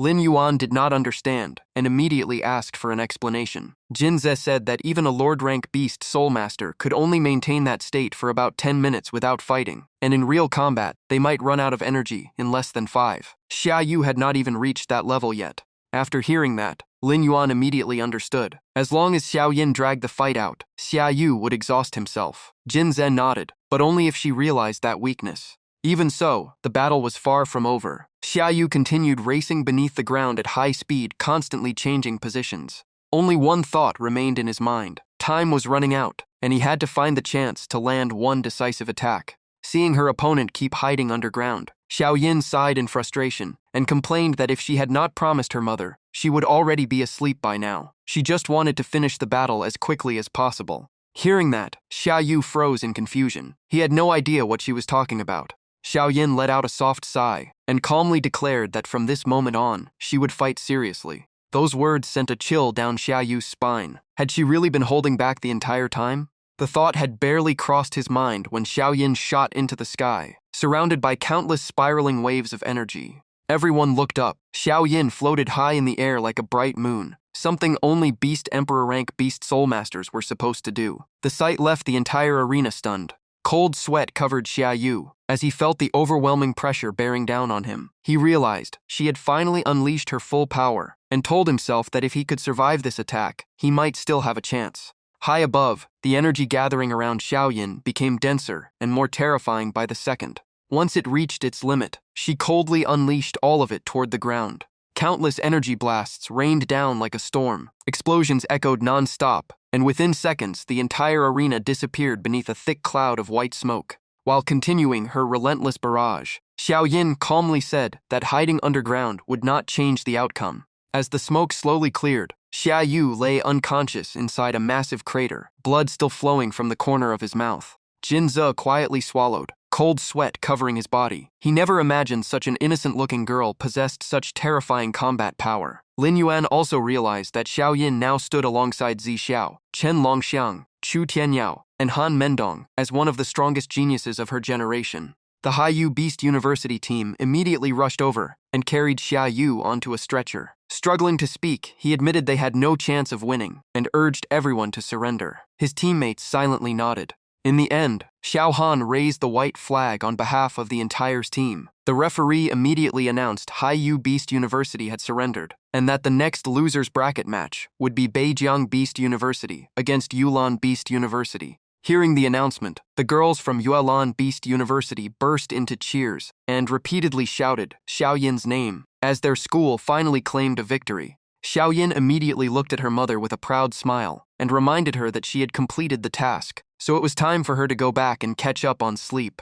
But Wu Yuelan called her back. Xiao Yin panicked and thought her mother had changed her mind. Wu Yuelan calmly assured her that she would keep her promise, but Xiao Yin's job was not finished yet. While the other girls respectfully greeted the principal, Xiao Yin loudly protested, insisting she had already defeated the enemy. Wu Yuelan calmly reminded her that the real task was to lead Yuelan Beast University to victory through the entire losers bracket. Xiao Yin's eyes went wide as she realized her mother had tricked her with clever wording. Wu Yuelan simply shrugged and said Xiao Yin had not fully understood the tournament rules. Even so, Xiao Yin turned around and tried to leave, saying it was her mother's fault for not explaining everything from the beginning. Smiling, Wu Yuelan asked what she planned to do now. As soon as she finished speaking, Xiao Yin rubbed her fingers together with a calculating grin. If they wanted her to fight again, they would have to pay extra. Exactly 1 hour later, Xiao Yin happily walked onto the arena and loudly declared that 10 minutes would be enough to defeat every opponent. The students from Beijiang Beast University burst into laughter. They believed there was no way she had fully recovered after fighting Haiyu Beast University, so they all charged at once. Just as she promised, only 10 minutes later, every male student was lying defeated at Xiao Yin's feet. One of them slowly backed away while trembling, thinking in despair that she had actually done it. They had been completely crushed. The scene shifted to the cafeteria, where Jinze sat down with a food tray piled as high as a mountain and started eating. Jishi asked in confusion if eating that much was really a good idea, especially since they had a Doherty match against Yanjing that afternoon, and Jinze would be fighting first. Jinze calmly replied that even if he was heading to his execution later, he still had to eat his fill first. Mu Shui immediately gave him a thumbs up. While enjoying his meal, Jinze reassured everyone to just wait until the afternoon because he was going to surprise them all. Lin Yuan frowned slightly, guessing that Jinze must be hiding a trump card for the battle against Yanjing. By the afternoon, the arena was packed with students. Everyone was saying Yanjing had gotten lucky by drawing Modu Beast University, especially since their captain, Chu Tianyi, had not fully recovered, making Yanjing look like the clear favorite. The announcer loudly declared the winner's bracket match had officially begun and invited the representatives of Yanjing University and Modu Beast University to enter the arena. The moment the announcement ended, the entire stadium erupted with thunderous cheers. The two teams entered from opposite sides of the arena and calmly faced each other. According to the lineup, the opening match would be Xiao Liming from Yanjing University against Wang Jinze from Modu Beast University. The crowd was surprised to hear the name Wang Jinze. They remembered he was only Modu Beast University's substitute, and even shared the same surname as Principal Wang Ting. Rumor had it his older brother studied at Yanjing while he could only sit on the bench, so they assumed he was nothing special. On the arena, Lei Ming stared at Jinze with a serious look and asked if he really was Modu Beast University's substitute. Jinze immediately pointed at himself and loudly corrected him. "Don't call me the substitute. My name is Wang Jinze." Lei Ming sneered. To him, it made no difference because Jinze would be defeated in just a moment. Jinze raised an eyebrow and shot back that if he lost today, he would write the surname Wang backward. Hearing that challenge, Lei Ming burst into laughter and accepted without hesitation.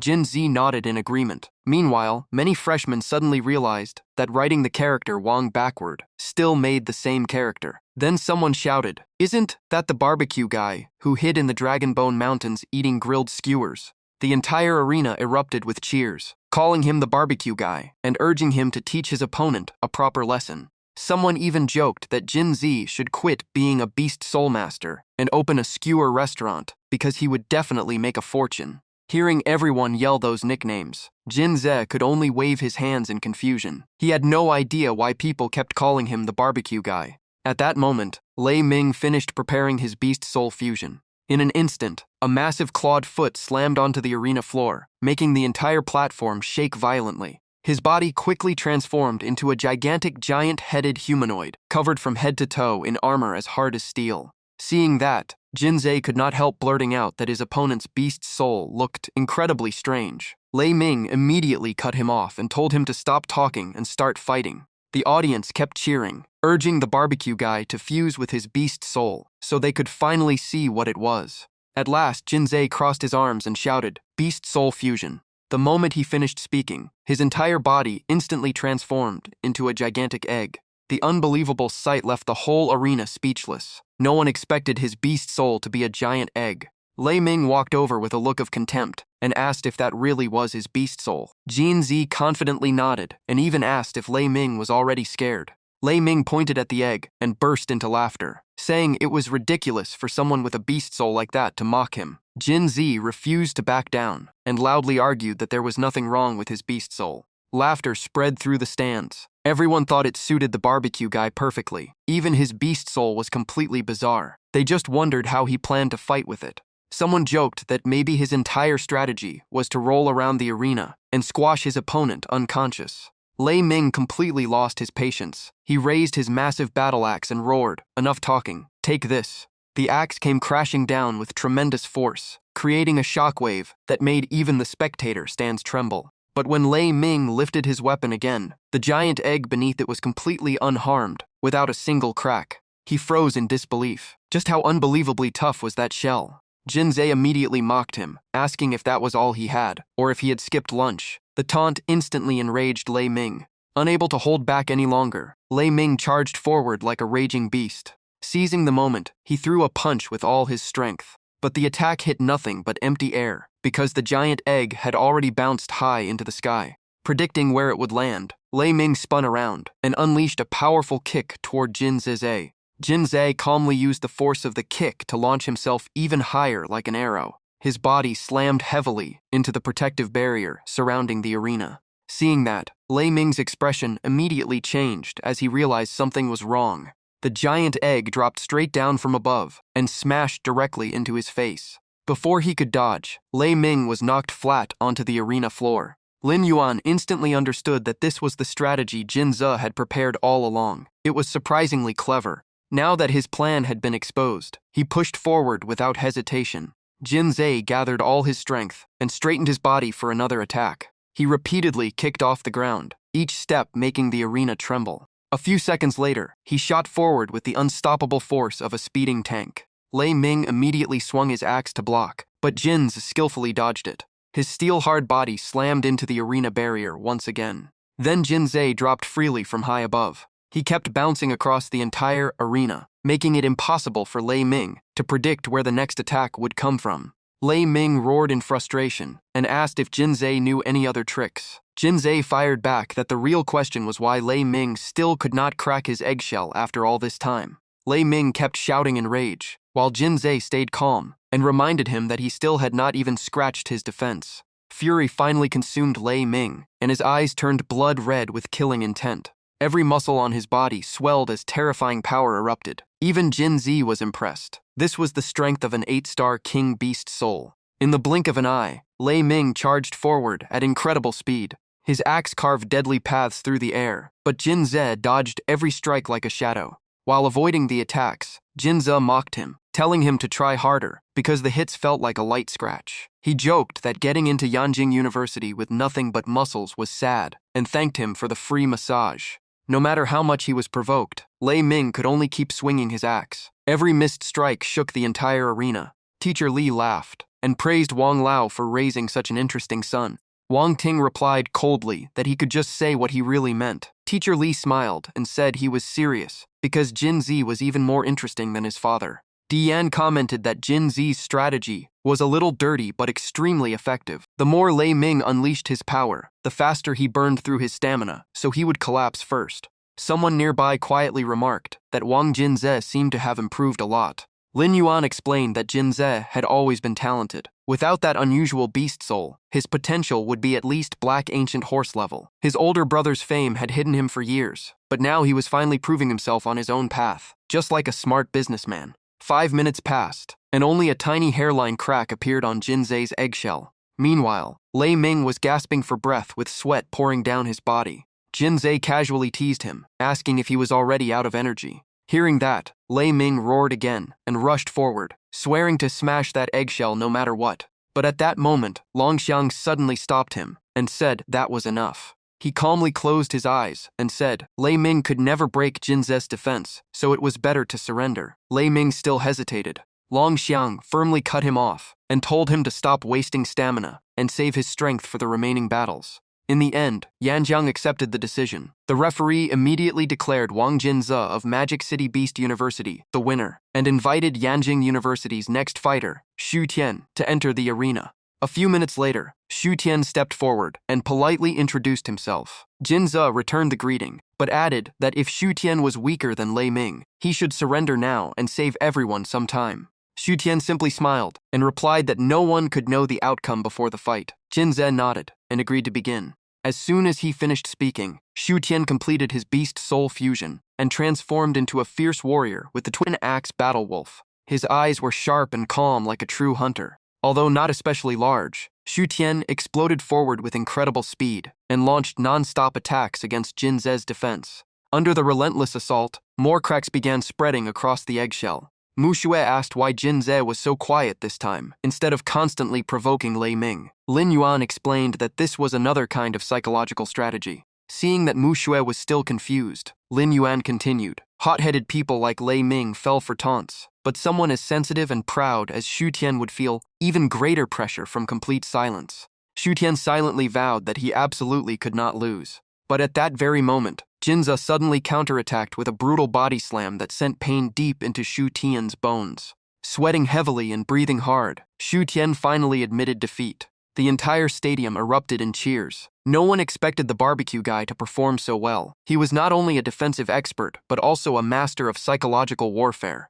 Many people started wondering how many more victories Jinze could claim. Some even guessed he planned to defeat the entire Yanjing team by himself. In the Magic City Beast University waiting area, Xuangu still looked down on Jinze. Qingnan reminded him that underestimating Jinze now was careless, because even Xuangu might not have done any better. There was no reason to compare himself to a punching bag. Qingnan could only shake his head at Xuangu's arrogance. On the Yanjing side, Yanjiang gritted his teeth and said this debt would be settled later. In his eyes, the most dangerous enemy was not a fierce beast, but a venomous snake waiting for the perfect moment. The referee excitedly announced that Jinze had won 4 matches in a row. Jinze looked around and loudly asked who wanted to challenge him next. Just then, Luojie casually walked out with a bored expression and said it was finally his turn because the previous fights had almost put him to sleep. The moment Jinze saw him, his face changed. Luojie smirked and asked if Jinze wanted to surrender now or wait until he beat him so badly he could not stand. Jinze did not hesitate and immediately raised his hand in surrender. the decision stirred the entire arena. Many people complained that the barbecue guy gave up too easily and said he should at least fight with pride. Some even mocked Jinze for not having the courage to face Luo Jie. Jinze returned to his normal form and muttered that a real man knew when to advance and when to retreat. Even so, the audience still rewarded him with loud applause. As soon as he sat down, Jinze grabbed his body and groaned that his ribs felt like they were about to snap. Lin Yuan helped him up and laughed helplessly, asking why he had not surrendered sooner if he was hurting that much. Jinze immediately argued that he might have lost the match, but he did not lose his spirit. Besides, his grandfather was watching, so he could not embarrass him. Lin Yuan patted his shoulder and said he had done a great job anyway. The moment Lin Yuan touched him, Jinze cried out in pain. Lin Yuan quickly pulled his hand back, apologized, and asked who would fight next for Magic City Beast University. Jinze gritted his teeth and said that if he remembered correctly, Yuan Lian was next. Lin Yuan frowned because he did not think Yuan Lian could beat Luo Jie.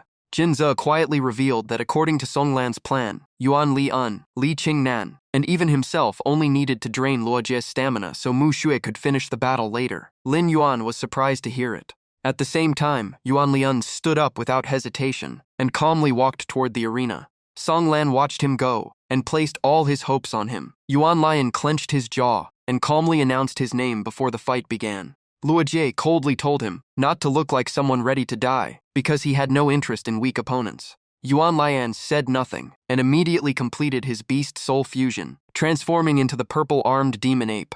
Luo Jie let out a long yawn and joked that his opponent would not even bother with a few opening words. What a boring fight. Right after that, Luo Jie also completed his beast soul fusion and summoned the ancient ferocious beast, Qiangqi. Yuan Lian threw back his head and roared as his overwhelming aura spread across the entire arena. Even with such an intimidating display, Luo Jie remained perfectly calm and casually praised his courage. But the instant Yuan Lian charged with full force, Luo Jie vanished and reappeared in the air, dodging the attack with ease. From above, he dived down like a hunting beast and bit straight through Yuan Lian's arm, tearing it open instantly. Watching the bloody scene, Jinze frowned while Lin Yuan said this was the true savage and ruthless fighting style of Luo Jie. Yuan Lian collapsed onto the arena floor, completely drained of strength. Luo Jie landed from above and slowly walked toward his fallen opponent. With blood-red eyes and a breath that reeked of blood, he coldly warned that if Yuan Lian refused to surrender, his next target would be his neck instead of his arm.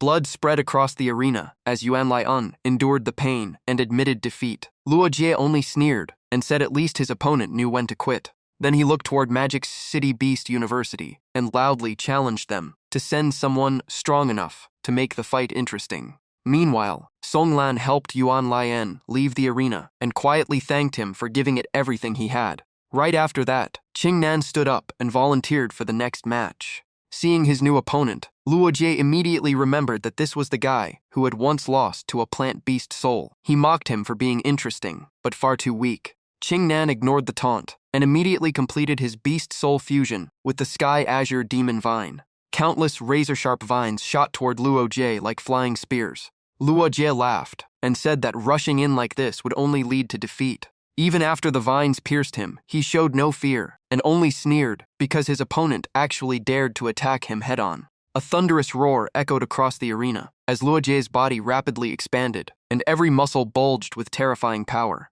The overwhelming pressure sent cold sweat down Qingnan's back, and he felt like he could no longer hold on. While he was still stunned, Luo Jie appeared right in front of him and mocked him, asking if draining his energy felt good. What a naive idea. Before Qingnan could react, Luo Jie gave him no chance at all. Luo Jie swung both arms with terrifying force, shattered Qingnan's defense, and knocked him down in an instant. Standing proudly in the arena, Luo Jie looked down and sneered that Qingnan was completely useless. After the match ended, Lin Yuan and Songlan helped Qingnan off the stage. Lin Yuan gently told him that he had already done his best. As Songlan stepped into the arena, the crowd immediately began talking. Some believed the vice-captain of Magic City Beast University had to be powerful, while others explained that he was only a support Beast Soul user and was not known for combat. The moment Luo Jie realized his opponent was a support Beast Soul user, he burst into laughter. Songlan calmly asked who had ever said support users were not allowed to fight.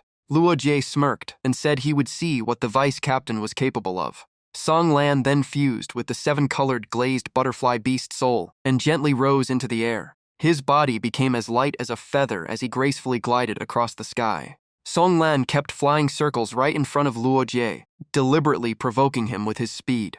A sphere of energy quickly surrounded Song Lan, and just as expected, Luo Jie lost his patience and decided to end the fight immediately. Song Lan's eyes flashed as if he had been waiting for that exact moment. The instant Luo Jie moved, a violent explosion erupted beneath his feet. Even so, Luo Jie immediately leaped forward and continued chasing Song Lan. Jin Zi curiously asked if that was Song Lan's ultimate skill. Lin Yuan shook his head and explained that it was a Beast King divine weapon called Sky Azure Wind Breath Wings.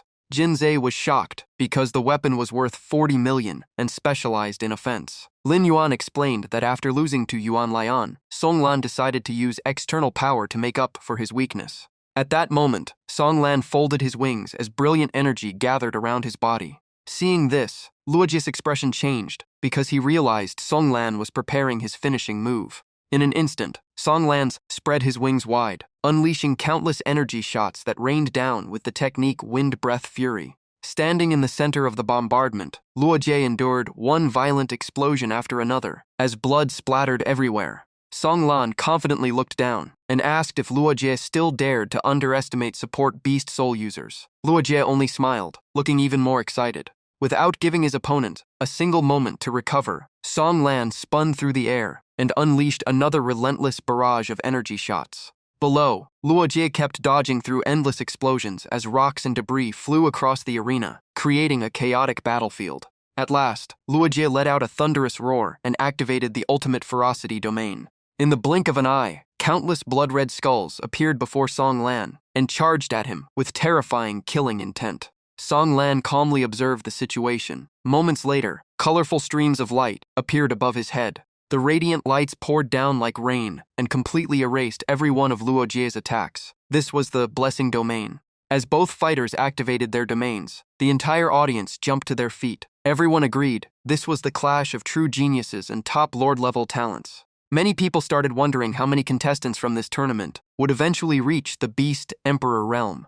Meanwhile, Luo Jie became more excited with every exchange. He laughed loudly and said this was finally a battle worth fighting, because nothing pleased him more than crushing so-called geniuses. Song Lan ignored the taunts and continued firing wave after wave from the wind breath wings. But in that instant, Luo Jie shot into the air so fast that only an afterimage remained. Song Lan's pupils shrank as he realized Luo Jie had already closed the distance. Before he could react, Luo Jie lunged forward and savagely tore into his body. Jin Zi instantly jumped to his feet and angrily shouted that the bastard was clearly doing it on purpose. Luo Jie ripped apart Song Lan's wings with his claws and threatened to cripple him so he would never fly again. Dragged violently down to the ground, Song Lan had no chance to fight back. But just as Luo Jie was about to deliver the finishing blow, he suddenly stopped because of an unexpected interruption. A massive tree branch tore through the air and forcefully separated the two fighters. As the dust settled, the match supervisor had appeared. He calmly released Song Lan's Beast Soul Fusion and caught him before he fell. The moment Jinze saw the man, he was stunned. Lin Yuan immediately asked if they knew each other. Jinze explained that the man was Li Mu, a plant-type beast emperor and a military officer. Because of his rigid and quiet personality, people jokingly called him the Wooden General. Lin Yuan thought it was an actual military rank. Jinze laughed and said it was only a nickname, but he was still surprised that the Ministry of Education had invited Li Mu to serve as the match supervisor. Lin Yuan quietly sighed in relief. If Li Mu had not arrived in time, Song Lan might have been crippled by Luo Jie. Standing up, Li Mu sternly demanded to know why Luo Jie had continued attacking after his opponent had already surrendered. Luo Jie immediately claimed that he never heard Song Lan surrender and hoped the senior would not blame him unfairly. Li Mu coldly warned that there would not be a second time. Luo Jie immediately acknowledged the warning and acted obedient. Watching everyone leave, Luo Jie muttered in annoyance that the fight had been interrupted just when it was getting exciting. After bringing Song Lan back to the Magic City Beast University team, Li Mu announced that his injuries were not life-threatening but would require a long recovery. The entire team thanked him. Li Mu told them to take Song Lan to the infirmary before returning to maintain order. Yuan Lian volunteered, saying he also needed treatment for his injured arm, so he could take care of Song Lan at the same time. After saying that, Yuan Lian carried Song Lan on his back and told everyone to do their best in the remaining matches. Lin Yuan nodded and told him not to worry. At that moment, Mu Xue puffed out her cheeks and said it was finally her turn. Lin Yuan reminded her not to force herself and to surrender if she saw no chance of winning. Mu Xue's cheeks turned slightly red. She clenched her fists and said she did not want to keep being protected by Lin Yuan. One day, she wanted to become strong enough to stand in front of him and protect him instead. As soon as Mu Xue walked away, Jin Zhen nudged Lin Yuan and teased him that they were making everyone jealous. Lin Yuan could only glance at him helplessly. When Mu Xue stepped onto the arena, Luo Jie immediately mocked Magic City Beast University for sending a girl to fight. Mu Xue looked him straight in the eyes and declared that she would repay everything he had done to Song Lan many times over. Luo Jie showed no anger. He simply smiled and said Song Lan was just too weak. He added that he never went easy on women and would cripple her if necessary. Hearing those words, Dian frowned from his seat. Wang Ting gently patted his shoulder and told him to stay calm. With Li Mu present, they could not interfere anyway. Besides, Mu Xue had chosen Magic City Beast University because she wanted to grow stronger on her own. Helping her now would only waste all her effort. Mu Xue wasted no time and immediately fused with the nine-tailed snow fox beast soul. The moment the battle began, Luo Jie launched a swarm of blood-red skulls straight at her. Mu Xue instantly breathed out a freezing blast that froze every skull and pushed the attack back. Seeing that, Luo Jie looked even more dismissive. He said that someone who had not even awakened a domain had no chance of making him pay. Mu Xue calmly replied that they would never know until they fought. As soon as she finished speaking, icy energy exploded around Mu Xue. Thick ice covered her body, and countless sharp spikes grew from it, completely changing her aura. Without hesitation, Mu Xue unleashed all her power and fired countless ice spikes that filled the space before her. Luo Jie merely sneered with murderous intent in his eyes, saying those attacks were still not worth his attention. When Mu Xue rushed in herself, he secretly mocked her for charging into close combat with such strength. To him, it was nothing but suicide. But in the next instant, Mu Xue suddenly split into countless identical figures, surrounding Luo Jie from every direction with Fox Phantom clone. Luo Jie sneered and said that no matter how many clones there was only one real body. If he could not find it, he would simply destroy them all. As soon as he finished speaking, the aura around him turned into a sinister black darkness. Luo Jie rushed forward and tore apart one figure, but it instantly dissolved like smoke. He froze for a moment, shocked that everything had gone completely differently than he expected.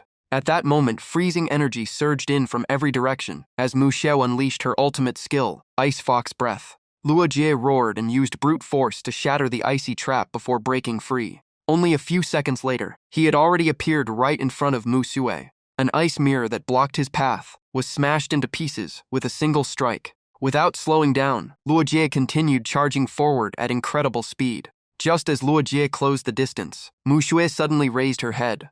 Luo Jie unleashed another devastating slash aimed directly at the figure before him. But the target vanished instantly. Only then did Luo Jie realize it was not an illusion, but an afterimage meant to fool him. In the blink of an eye, a massive sphere of ice sealed shut, trapping Luo Jie inside. Seizing the opportunity, Mu Xue rushed straight into the ice sphere. Jin Ze could not hide his excitement. Lin Yuan explained that Mu Xue had created 8 icy illusions, then placed a transparent wall of ice behind them and used light refraction to produce an extra afterimage that completely deceived Luo Jie. Jin Ze asked if it was like a desert mirage. Lin Yuan nodded and said it was almost the same. Combining 2 secret techniques at once had caught Luo Jie completely off guard. Mu Xue lowered her head and gathered every ounce of her power, preparing to unleash Absolute Zero. A blast of freezing air burst from her mouth, instantly freezing the ground and binding Luo Jie in place. Within moments, his entire body was sealed inside a gigantic block of ice, unable to move at all. Mu Xue immediately slammed the frozen block into a wall of razor-sharp ice spikes, piercing Luo Jie's body as blood burst out. The audience erupted in cheers. Many believed Luo Jie was finally about to lose after fighting 3 straight matches, especially since Song Lan had already drained so much of his stamina. Besides, Mu Xie was far from weak. But just when everyone thought the battle was over, Luo Jie's laughter echoed from inside the ice. Mu Xue stared in shock as the giant block of ice began to shake, while Luo Jie laughed louder and kept repeating that this was getting interesting. Blood slowly seeped through the ice. Luo Jie roared and admitted that Mu Xue had far exceeded his expectations. The next moment, he shattered the entire block of ice and glared at Mu Xue with savage eyes, saying that now he wanted to tear her apart, piece by piece. Crimson flames erupted around Luo Jie's body. He laughed loudly and declared that the real show was only just beginning.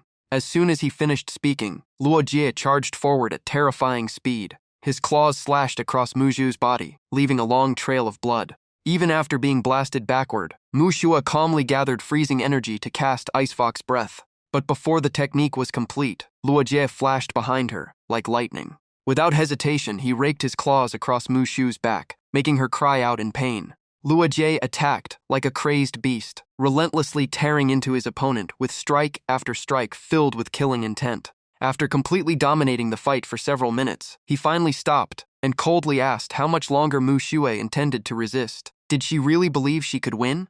Looking at his battered opponent, Luo Jie calmly said that Magic City Beast University had plenty of spirit, but determination alone could never save anyone. To him, weakness itself was a crime. Even so, Mu Shue struggled to stand and continued walking forward. Seeing that, Luo Jie flew into another rage, but said he would grant her a proper defeat as thanks for giving him such an entertaining battle. The moment he finished speaking, he unleashed blazing 100 slashes with thunderous force, sending Mu Zhua flying across the arena. Every wound on Mu Zhu's body split open at once. She coughed up a mouthful of blood before losing consciousness. Witnessing the scene, Dian could no longer stay seated and immediately stood up in fury. Wang Ting stepped forward to stop him and quietly reminded him that Mu Zhui had chosen Magic City Beast University so she could grow stronger on her own. Interfering now would only deny all of her efforts, so he had to remain calm. Wang Ting gently reassured him that with Yanjing University's healing abilities, even serious injuries would recover after about half a month of rest.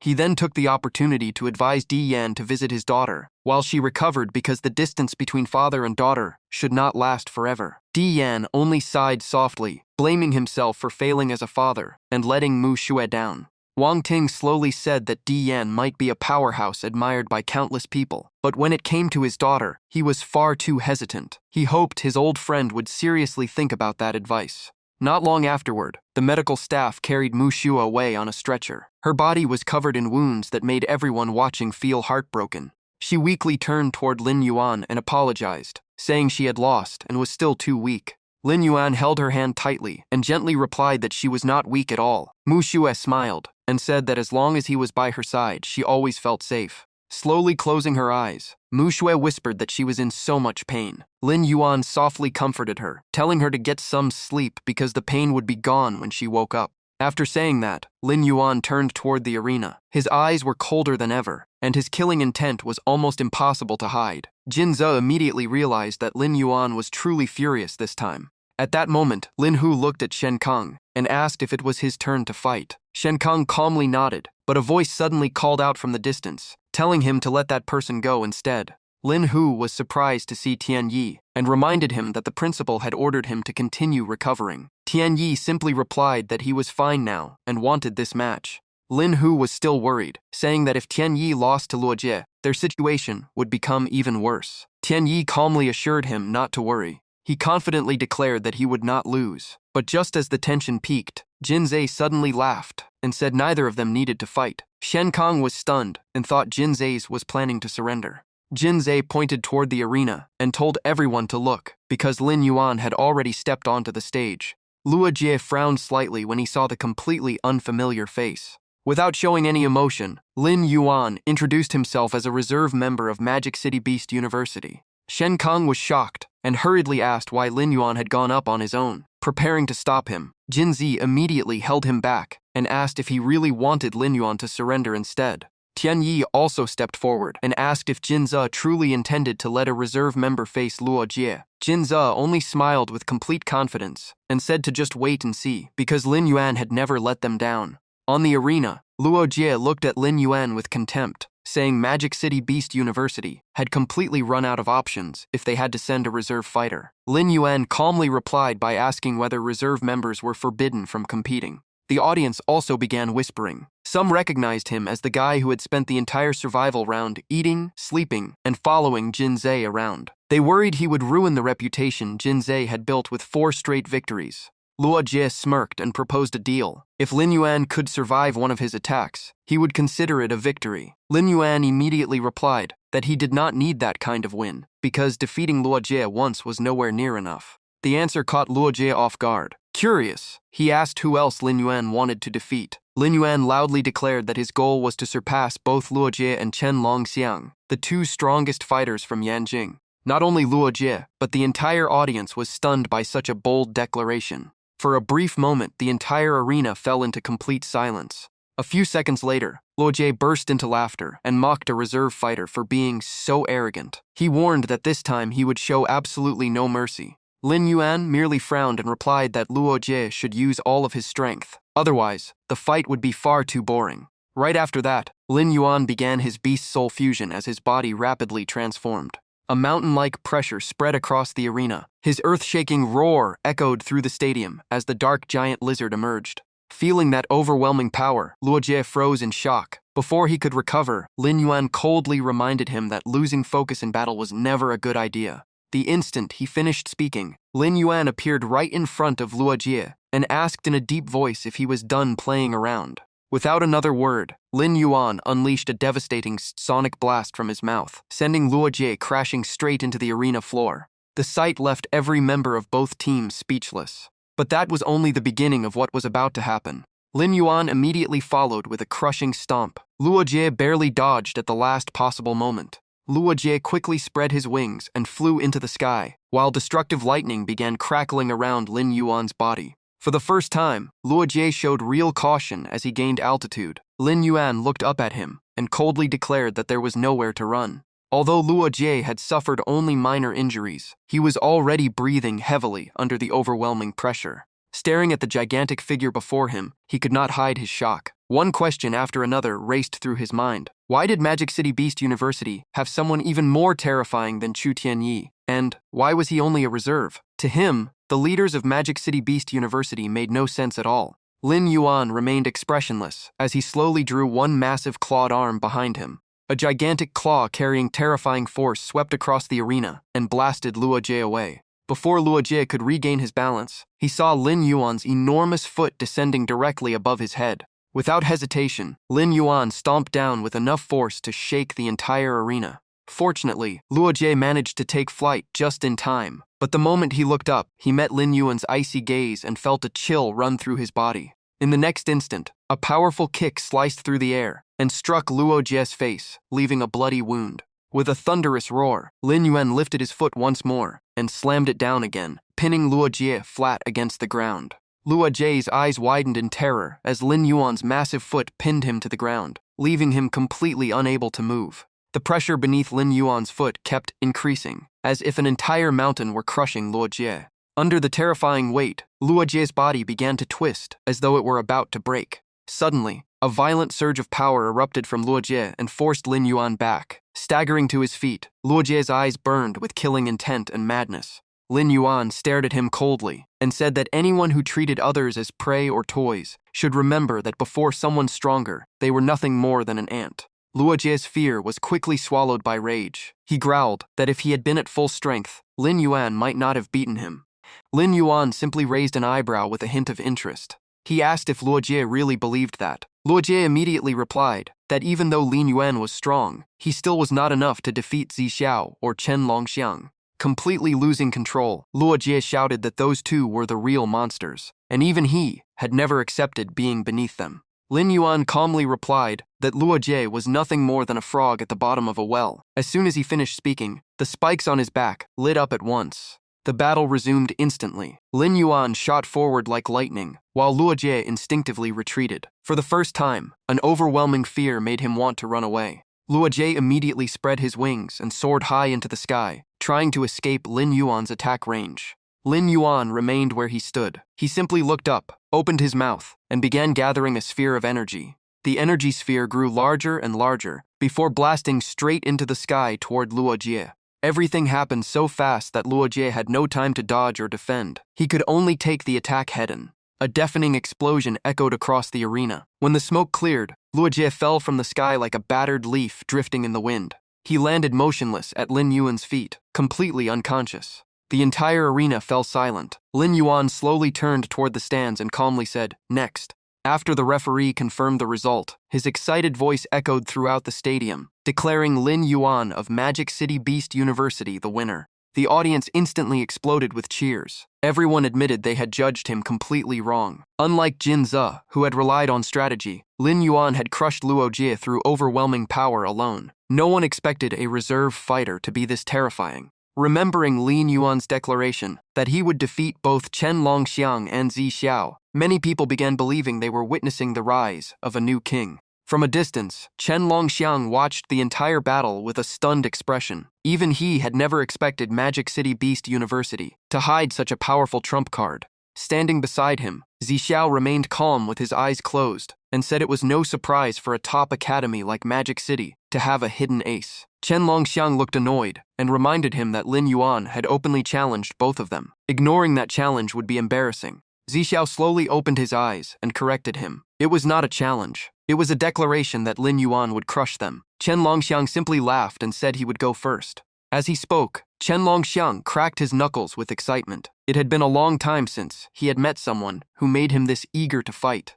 Zi Xiao remained indifferent and said Chen Longxiang could go if he wanted, because he still had no interest. Before Chen Longxiang walked toward the arena, Zi Xiao casually remarked that if Lin Yuan really defeated Chen Longxiang, only then would he take him seriously. Chen Longxiang smiled confidently, saying that would never happen. As Chen Longxiang stepped into the center of the arena, the announcer excitedly shouted that Yanjing University had sent out its vice-captain. Chen Longxiang calmly looked at his opponent and admitted that Magic City Beast University truly gathered remarkable talents. Even a reserve fighter had exceeded every expectation. Even so, he believed Lin Yuan's momentum ended here. As soon as he finished speaking, Chen Longxiang completed his beast soul transformation by fusing with the ancient barbaric elephant. The giant elephant stomped the ground, sending terrifying shockwaves and crushing pressure across the arena. The explosive aura nearly left the entire audience breathless. Everyone was shocked because the pressure felt no different from facing a Lord-level monster. Many guessed that Chen Longxiang had already reached at least that level, while wondering just how powerful Yanjing University's captain truly was.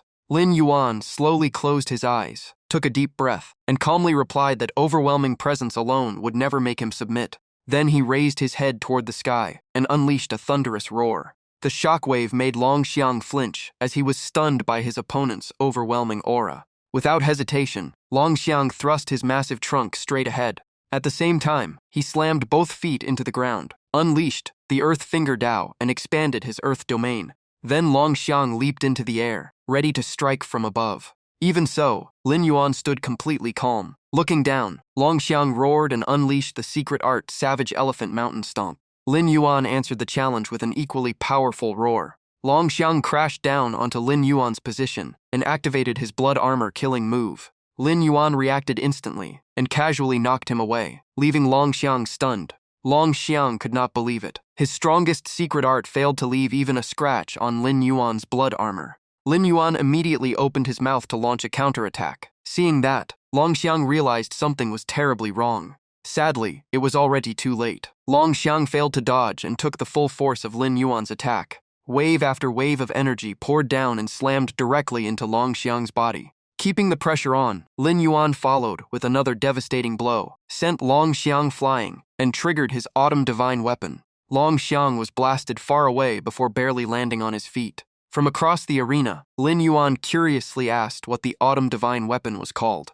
Longxiang frowned and explained that it was a top-grade king-rank Autumn Divine Weapon called Earth Spirit Axe, a gift from his clan. It automatically activated a defensive ability whenever its owner suffered a fatal attack. After hearing that, Lin Yuan simply asked how much the treasure was worth. Looking straight at Lin Yuan, Longxiang declared that he would no longer rely on the Autumn Divine Weapon and wanted to settle the fight fairly. Lin Yuan then asked if using it was against the tournament rules. Longxiang proudly lifted his head and declared that he could defeat Lin Yuan even without that treasure. Lin Yuan only smiled and remarked that Longxiang was incredibly stubborn. The next moment, Longxiang's eyes lit up as he unleashed the secret art Savage Elephant Earth Splitter. He suddenly stomped the ground with terrifying force. The violent shockwave blasted Lin Yuan backward, while Longxiang kept his murderous gaze locked on him. Without wasting the chance, Longxiang swung his massive trunk and rushed in. Lin Yuan quickly raised his weapon and blocked the attack head-on.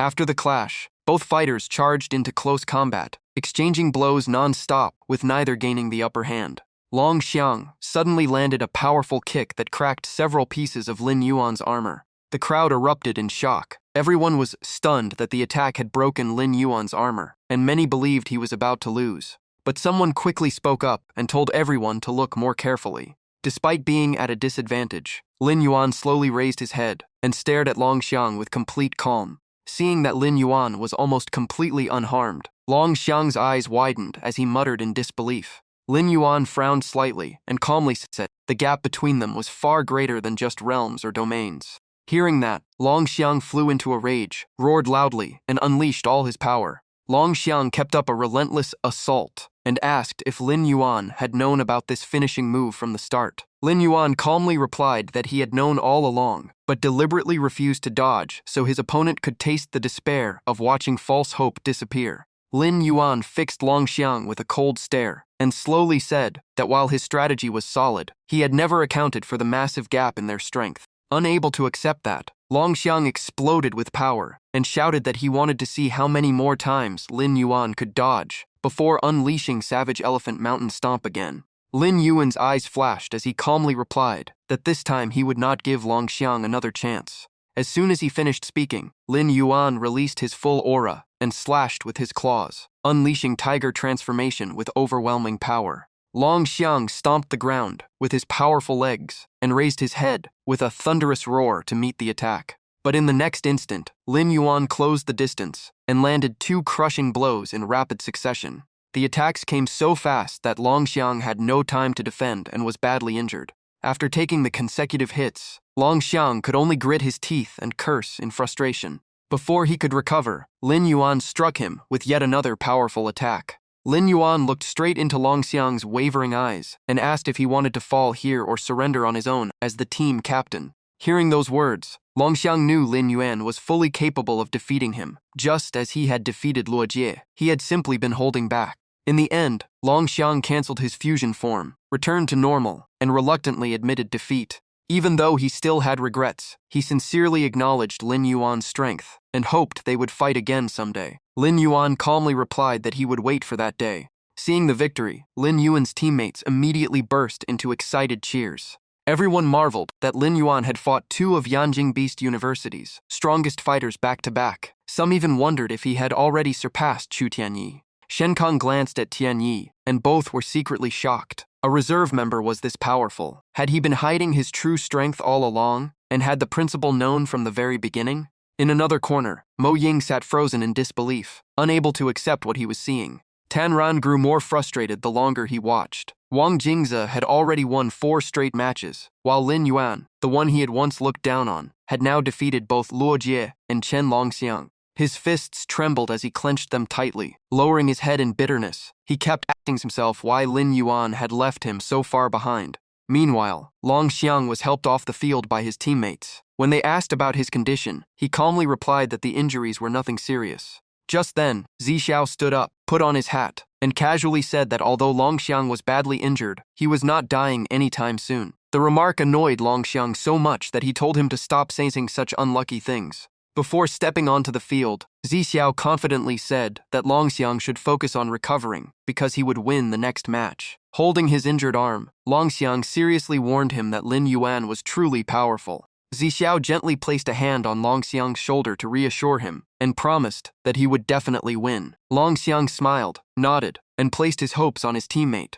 The announcer excitedly declared that after defeating Luo Jie, Lin Yuan had now taken down Yanjing's vice-captain Chen Longxiang. Next, Yanjing would send out Zixiao, and everyone was eager to see whether Lin Yuan's winning streak would continue. The entire arena erupted. Everyone was amazed by Lin Yuan's strength, saying that even Lord Rank Longxiang had been completely overwhelmed. Many also praised Magic City Beast University's ability to train talents, before turning their attention to Zixiao as he stepped onto the field. From a distance, Zixiao slowly walked over, with both hands in his pockets, and stopped in front of Lin Yuan. Narrowing his eyes, he calmly reminded Lin Yuan that he had claimed he would defeat all 3 opponents by himself, and now the third one had finally arrived.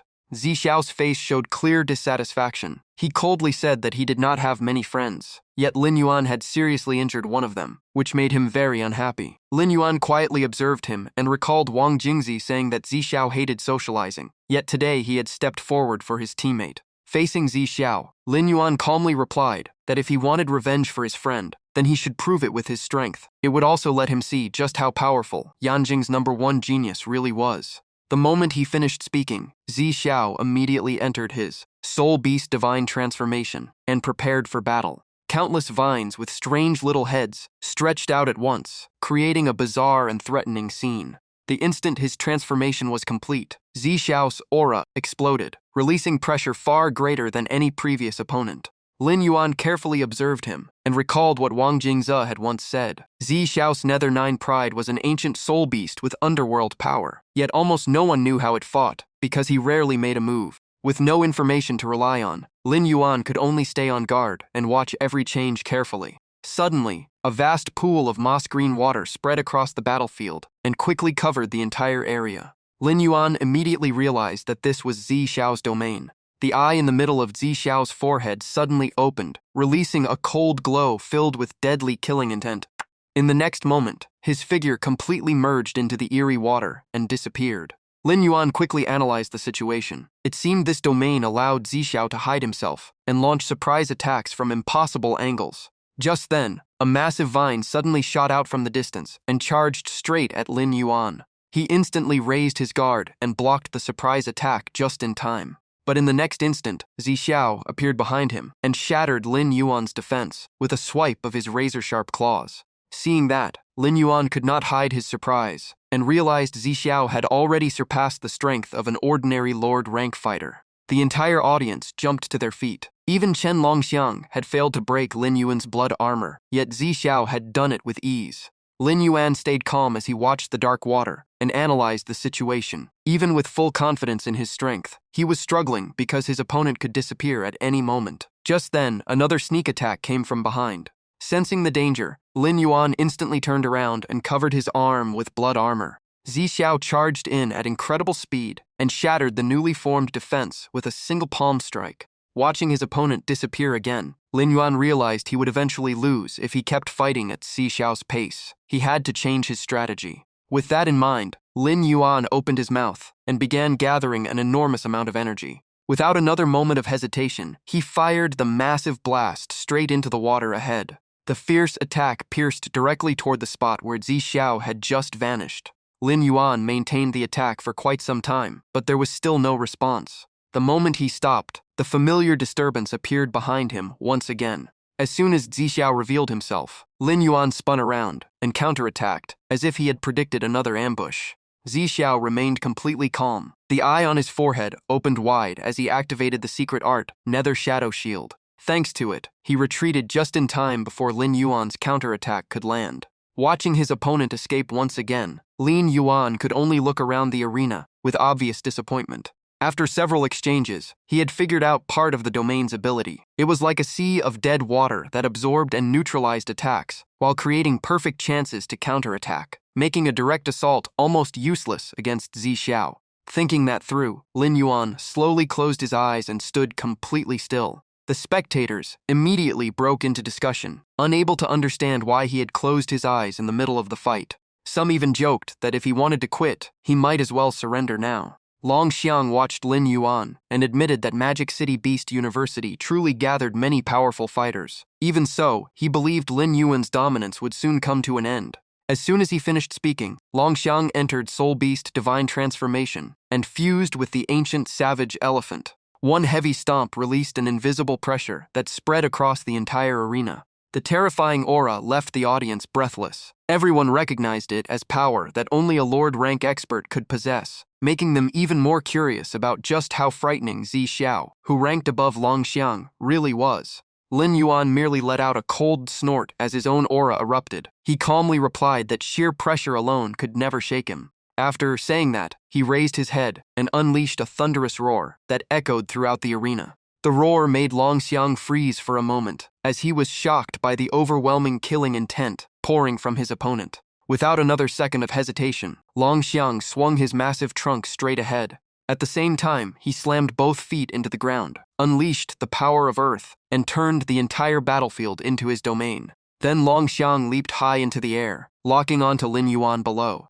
Looking down from above, he proudly declared that the battle would end here, before unleashing the secret art Savage Elephant Mountain Stomp. Faced with the challenge, Lin Yuan answered with a furious roar and showed no sign of fear. In the blink of an eye, Long Xiang crashed down like a meteor with overwhelming destructive force. Lin Yuan reacted instantly and knocked Long Xiang aside with a single strike, leaving him completely stunned. Long Xiang was frozen in disbelief. His strongest secret art had failed to inflict even the slightest damage. Refusing to give Long Xiang any chance to recover, Lin Yuan immediately gathered a massive energy sphere inside his mouth. The moment Long Xiang saw it, he knew he was in serious danger. But the distance was far too short, leaving him no chance to dodge as he took the attack head-on. The torrent of energy poured down relentlessly, smashing into Long Xiang with devastating force. Lin Yuan instantly closed the gap, landed another crushing blow that sent Long Xiang flying, and forced his Autumn Divine Weapon to activate automatically. Long Xiang was blasted far into the distance before barely managing to land. Watching from afar, Lin Yuan curiously asked what the Autumn Divine Weapon was called because it looked quite unusual. Long Xiang frowned and explained that it was the Earth Spirit Axe, a top-grade king-rank Autumn Divine Weapon gifted by his clan. It automatically activated a defensive ability whenever its owner suffered a fatal blow. After hearing that, Lin Yuan only wanted to know how much the treasure was worth. Long Xiang looked directly at Lin Yuan and declared that he would no longer use the Autumn Divine Weapon, choosing to settle the battle with his true strength alone. Lin Yuan then asked whether using the treasure violated the tournament rules. Long Xiang proudly lifted his head and declared that he could defeat Lin Yuan even without the Autumn Divine Weapon.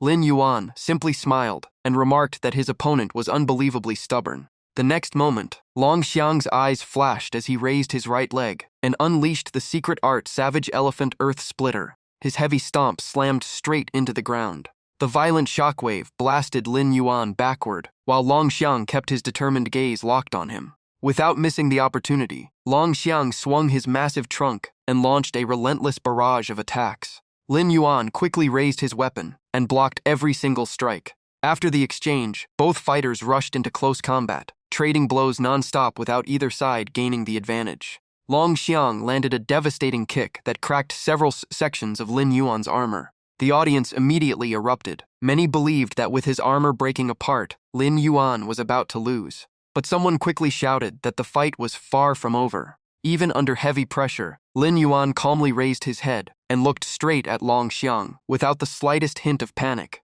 Seeing his opponent barely affected, Long Xiang stared in complete disbelief. Lin Yuan curled his lips into a faint smile and calmly said that the gap between them had never been limited to their domains. Those words instantly enraged Long Xiang, who roared back in anger. While attacking non-stop, Long Xiang demanded to know if Lin Yuan had seen through his plan from the very beginning. Lin Yuan calmly answered that he had known all along and had intentionally refused to dodge, so his opponent would believe victory was within reach, because false hope created the deepest despair. Lin Yuan's gaze turned colder than ever. He admitted that Long Xiang's strategy was solid, but the overwhelming difference in strength was what truly decided the battle. Feeling his pride challenged, Long Xiang let out a furious roar and unleashed Savage Elephant Mountain Stomp once again, determined to prove himself. Lin Yuan looked at him calmly and asked if he really believed he still had a chance to attack. The instant he finished speaking, Lin Yuan released his full power. Swinging his claws, he unleashed the secret art Fierce Tiger Transformation.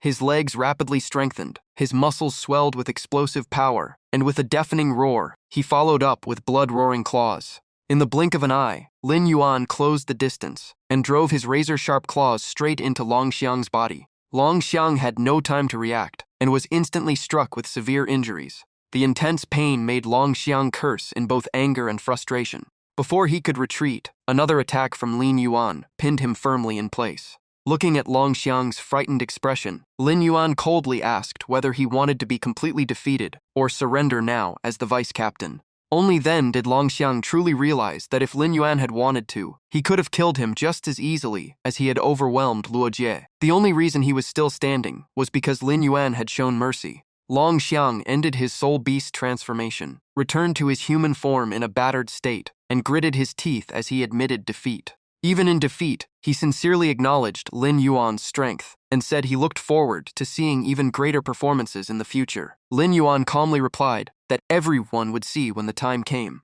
Witnessing the unexpected result, Lin Yuan's teammates erupted into loud cheers. Everyone excitedly declared that Lin Yuan had defeated Yanjing Beast University's two strongest fighters in succession. Some even suspected he had already surpassed Chu Tianyi. Shen Kang immediately looked toward Tianyi. Both of them shared the same thought. It was unbelievable that a reserve member possessed such strength. Had Lin Yuan been hiding his true power all this time, and had the principal known from the very beginning?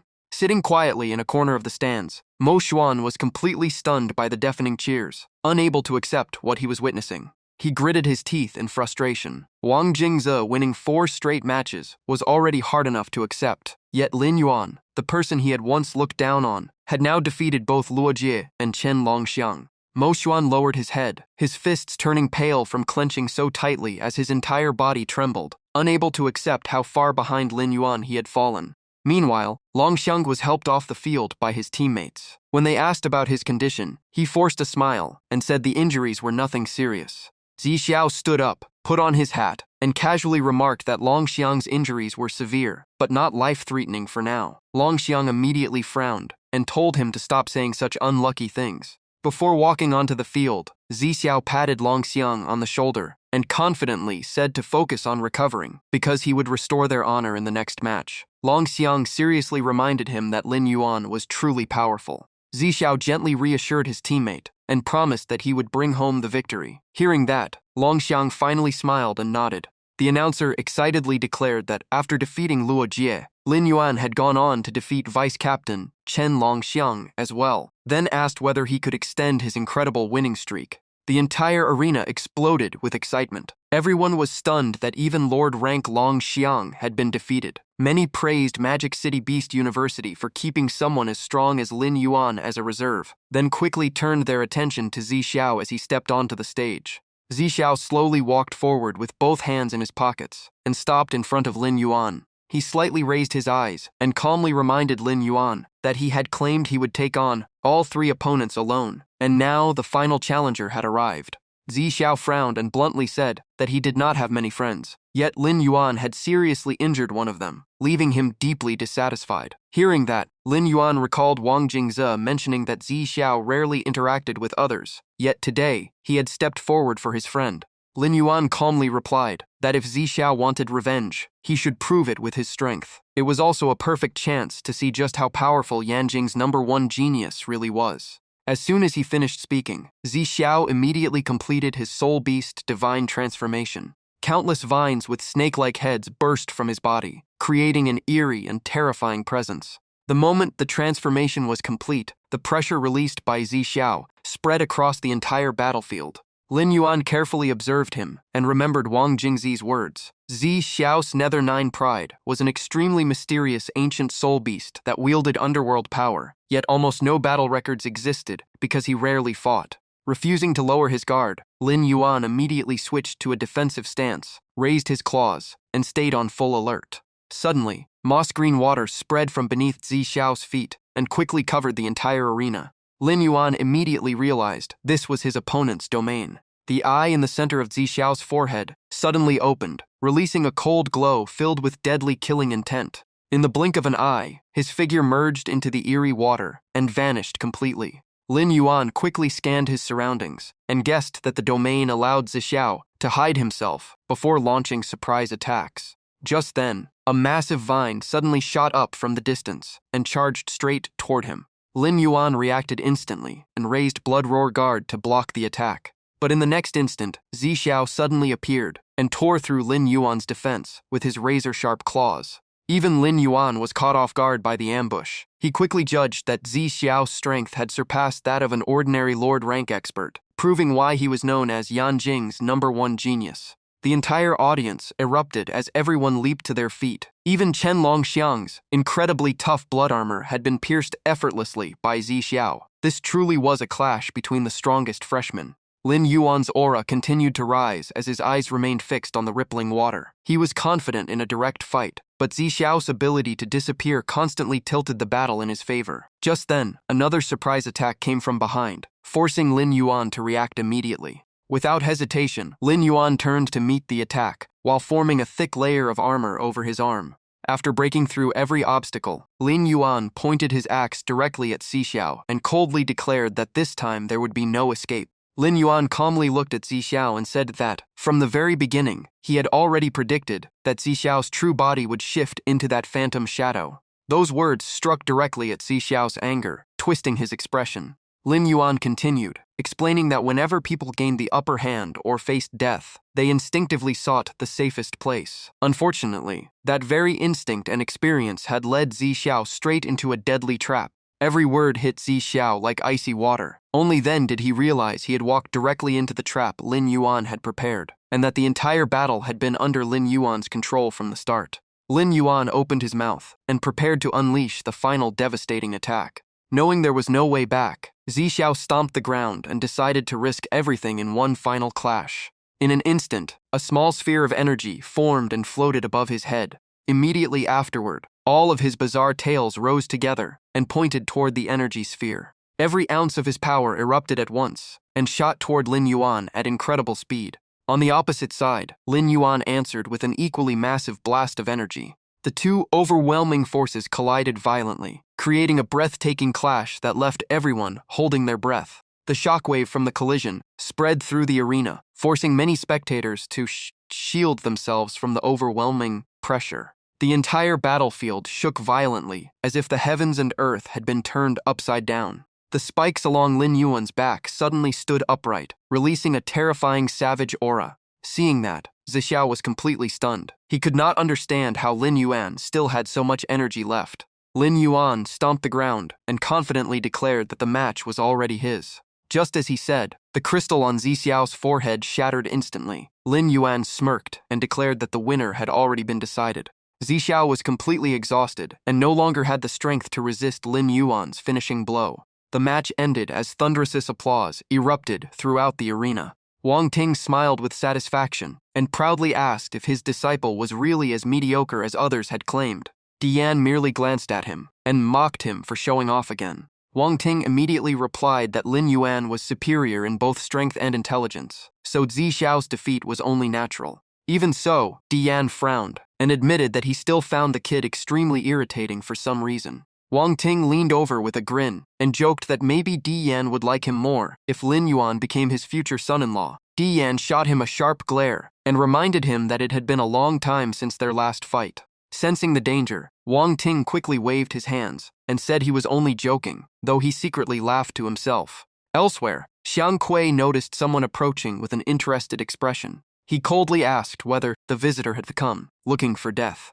Principal Yan curiously asked why Senior Li would say such a thing. Xiang Kui calmly replied that walking up to him so openly was not exactly the best way to avoid exposing oneself. The man laughed arrogantly and asked what there was to expose. Was his face marked with the words Beast God Cult? He even claimed that Xiang Kui's cautious behavior was far more suspicious. Seeing how fearless the man was, Xiang Kui finally asked why he had come. The man glanced toward the arena and said he wanted to ask about Lin Yuan from Magic City Beast University, believing that the vice principal should know him well. Xiang Kui replied that even he did not know everything, because Lin Yuan had hidden himself too well. He had only recently learned that Lin Yuan had broken through to the Lord rank. Principal Yan curiously added that Lin Yuan had once been placed on the reserve bench, and he had heard that Senior Li was involved in that decision. Xiang Kui's expression immediately darkened, as he demanded to know how the man had learned something that should have been known only to Magic City Beast University's leadership.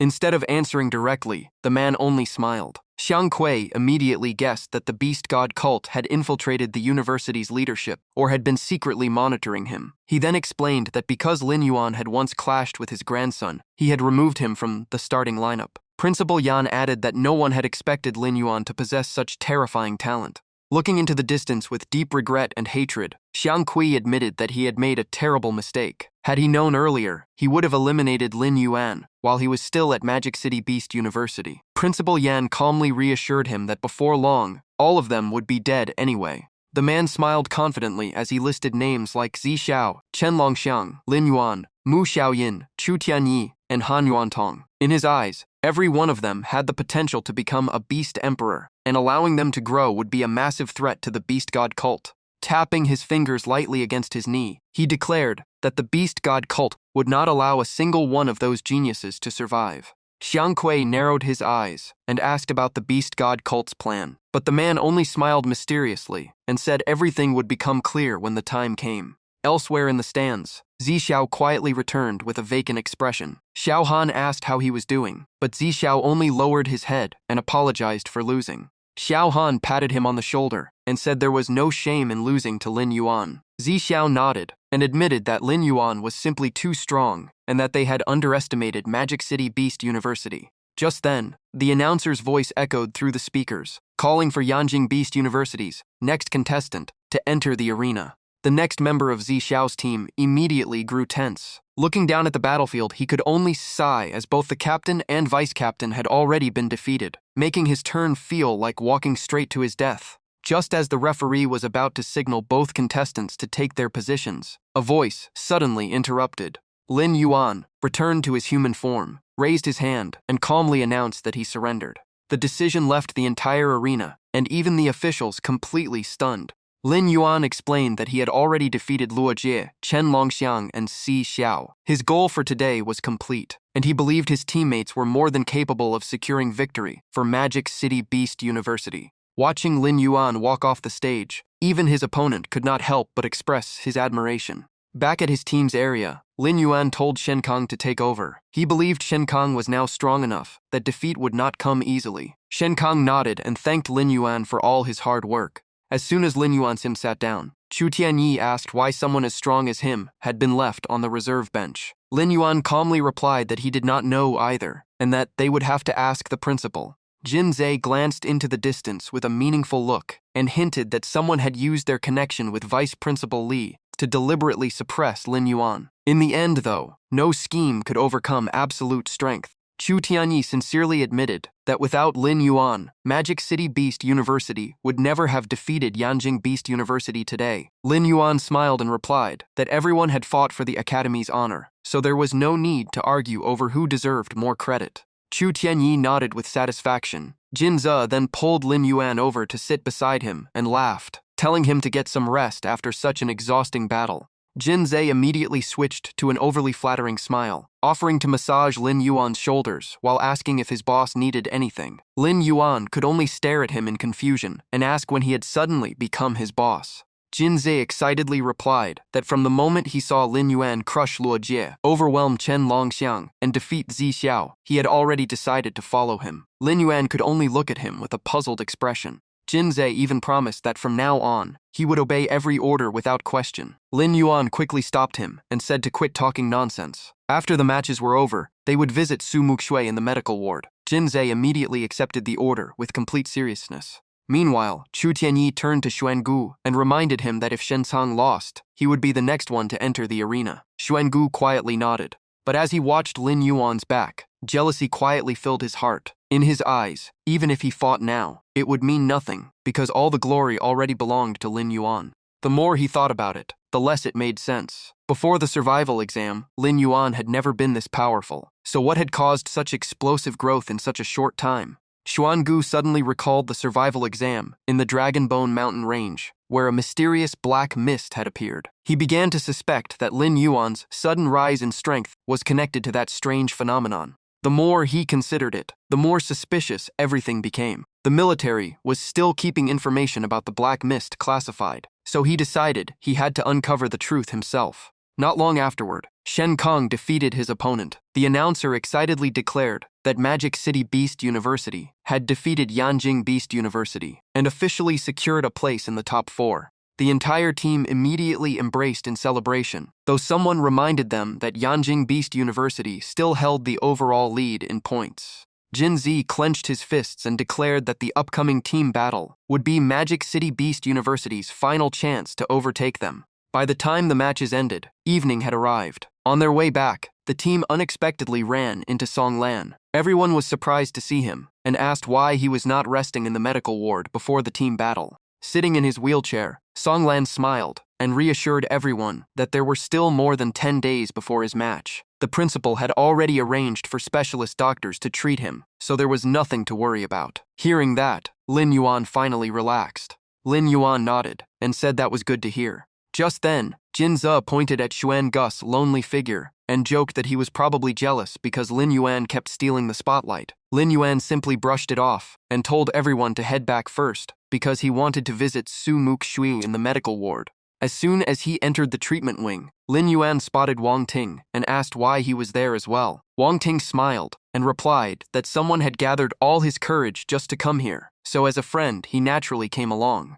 The two stood outside the hospital room. Before Lin Yuan could ask anything, Wang Ting motioned for silence and said the father and daughter should have some time alone. Inside the room, Dian looked at his daughter lying in bed and gently spoke. He knew Sumukshu was awake and only wished to talk with her for a few moments. Sumukshu immediately sat up and coldly told him to leave because there was nothing left to say between them. Dian quietly replied that he knew he had never been a good father. She had no father the day he abandoned her, and her mother was the day he stopped being family. Dian froze in shock and quickly explained that he had never abandoned them or intended to do so. He said everything he did back then was to prove to her mother's family that he deserved the woman he loved. But Su Mukshui immediately asked, what about her mother? Fighting back tears, she said her mother had waited for him all those years. Even on her deathbed, she still called his name and told Su Mukshui not to hate him. Dian stood there speechless. Su Mukshui said that everyone saw him as Huaxia's hero, the Red Dragon Emperor, and the youngest Beast Soulmaster to reach the Beast Emperor realm. But to her, he had never been a real father. After hearing her out, Dian slowly explained that he had never wanted to betray her mother. He was simply too reckless when he was young. Seeing him hesitate, Su Mukshui said he clearly had no regrets. Even at her mother's funeral, he acted like a complete stranger. As she broke down crying, Dian quietly asked if she truly hated him that much. Su Mukshui turned away and refused to look at him again. She only wanted him to leave. Knowing nothing else could be said, Dian told her to rest before quietly walking out. Once the door closed, Su Mukshui finally lowered her hands from her face. Tears streamed down her cheeks as she softly whispered, "Mom."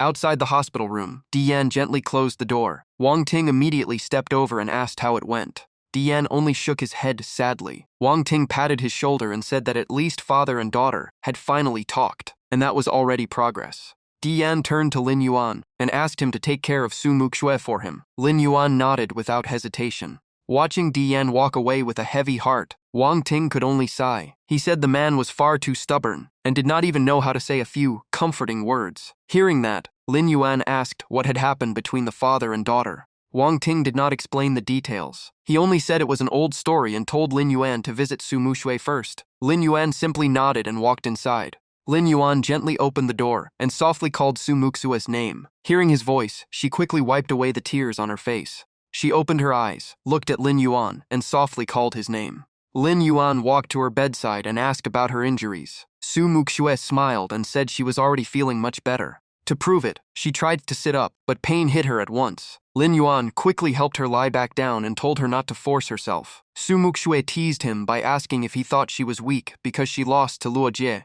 Lin Yuan immediately denied it. He said Su Mukshui had fought brilliantly, and no one could ever call her weak. She smiled and said the principal had already told her how he defeated Luo Jie, Chen Longxiang, and Xu Xiao one after another. Lin Yuan frowned slightly and calmly said it had to be done. Without defeating them, Modu Beast Academy could never surpass Yanjing Beast Academy. Besides, he had promised the principal to lead the academy to the top. Su Shui looked at him and asked if he was doing all of this for Xiao Hong. They silently looked into each other's eyes before Lin Yuan nodded. He then mentioned the upcoming team battle and said it was Modu Beast Academy's last chance to turn everything around. The moment she heard that, Su Shui insisted on joining. But Lin Yuan immediately refused. He said her current condition meant she would need at least a month to fully recover. Even so, Su Mukshui firmly insisted on fighting beside him. She seriously said that she knew Lin Yuan was strong enough to win without her. Even so, she did not want him to carry every burden alone. After saying that, Su Mukshui noticed Lin Yuan quietly staring at her. She blushed and softly asked what was wrong. Lin Yuan smiled and said that just having her by his side already made him happy. As soon as he finished speaking, Lin Yuan gently took Su Mukshui's hand and quietly shared his warmth with her. Su Mukshui shyly asked if he really liked that. Lin Yuan looked straight into her eyes and smiled. Whatever you think is the answer. The atmosphere turned warm and sweet, making Su Muxue's heart race. After a while, Lin Yuan gently reminded her to focus on recovering before the team battle. She quietly nodded. After leaving the hospital room, Lin Yuan saw Wang Ting still waiting outside and asked if he needed anything else from Su Muxue. Wang Ting smiled and said he was actually waiting for Lin Yuan because there was a victory banquet tonight, and the guest of honor could not be absent. As they walked down the hallway, Wang Ting brought up what happened earlier and asked if Lin Yuan was still curious about the relationship between Su Muxue and Di Yan. Lin Yuan nodded. Wang Ting began explaining that many years ago, Di Yan entered Yanjing Beast Academy as the top student. During his time there, he met and fell in love with Su Jingru. They were once seen as the perfect couple. Although they both carried the Su surname, their backgrounds were worlds apart. Su Jingru was the daughter of a prestigious Beast Soul clan in Yanjing, while Di Yan came from an ordinary family. Because of that huge gap in status, the Su clan never accepted Di Yan. They had already arranged Su Jingru's marriage, and she had no right to refuse. Refusing to give up, the young and passionate Di Yan challenged Zhu Qianjue, Su Jingru's fiancé, to a duel. Even though Zhu Qianjue had already reached the Lord Realm, Di Yan still defeated him, proving his talent was far beyond ordinary geniuses. Even so, the Su clan refused to change their minds. They insisted that Su Jingru marry Zhu Qianjue. In the end, the two lovers ran away together on the wedding day. With their closest friends as witnesses, Di Yan and Su Jingru became husband and wife before returning to their hometown. But from that moment on, Di Yan's future was almost completely blocked. The reason was simple. They spent their lives hiding from assassins sent by both the Su clan and the Zhu clan. Wanting to protect the woman he loved, Di Yan made a difficult decision. While Su Jingru was pregnant, he enlisted in the military. Wang Ting paused for a moment. Lin Yuan immediately realized that Di Yan was not there when Su Muxue was born. Wang Ting confirmed it, but said that was not the main reason she hated him. In fact, it was Su Jingru who submitted his enlistment application. Wang Ting continued by saying that although Su Jingru looked gentle, she was incredibly determined. Without her support, the Di Yan of today would never have existed. After hearing that, Lin Yuan said Su Muxue truly took after her mother. After joining the military, Di Yan rose through the ranks with his talent and hard work. Even so, the Su clan secretly caused him trouble every step of the way. By the time they reached the rooftop, the story had reached its most important part. Wang Ting said that 2 years later, Di Yan was finally given a special opportunity. Lin Yuan immediately asked what it was. Wang Ting explained that the military assigned Di Yan to infiltrate the beast god cult as a spy. The name alone left Lin Yuan visibly shocked. Seeing his reaction, Wang Ting asked if he knew anything about the beast god cult. Lin Yuan shook his head and admitted it was the first time he had ever heard of the organization. Wang Ting slowly explained that the first followers of the beast god cult had been seduced by intelligent monsters. Those creatures possessed overwhelming power and could even corrupt human minds, turning people against their own kind. To survive longer, countless people chose to join the beast god cult, allowing the organization to grow at an alarming rate. Those fanatics were willing to bathe their beast gods in the blood of newborn babies, and even sacrifice living people just to earn rewards and amuse the monsters. Fortunately, everything began to change after Beast Soul Masters appeared. Humanity gradually reclaimed its territory, and the Beast God cult slowly lost its influence. Wang Ting concluded that the Beast God cult now survived entirely on the faith of its followers. Hearing that, Lin Yuan immediately realized that faith was the key. Wang Ting went on to explain that the cult believed monsters were the true superior species and would eventually rule Blue Star in place of humanity. That twisted belief made them the most dangerous enemies of all. Looking into the distance, Wang Ting said the military once launched an operation called Blade. The mission was to turn Di Yan into the blade that would pierce the heart of the beast god cult and destroy it from within. Wang Ting's expression turned serious. He said Di Yan exceeded every expectation, successfully infiltrating the beast god cult and rising to a mid-level position in just 1 year. Lin Yuan realized the organization clearly valued exceptional talent, or Di Yan could never have advanced so quickly. Wang Ting added that the military hoped Di Yan would climb even higher and become one of the cult's top leaders to uncover its greatest secrets. But at that very moment, everything suddenly changed. Lin Yuan immediately guessed that Di Yan's cover had been exposed. Wang Ting nodded heavily and admitted everything happened so suddenly that no one had time to react. As they walked, Lin Yuan asked how Di Yan's identity had been exposed. Wang Ting sighed and said even he did not know because Di Yan had never revealed the details. Hearing that, Lin Yuan came up with a theory. The beast god cult might have planted a spy within the highest ranks of the Huaxia military. Wang Ting did not reject the idea. He said it was the most likely explanation, but no one had ever discovered how deeply the enemy had infiltrated.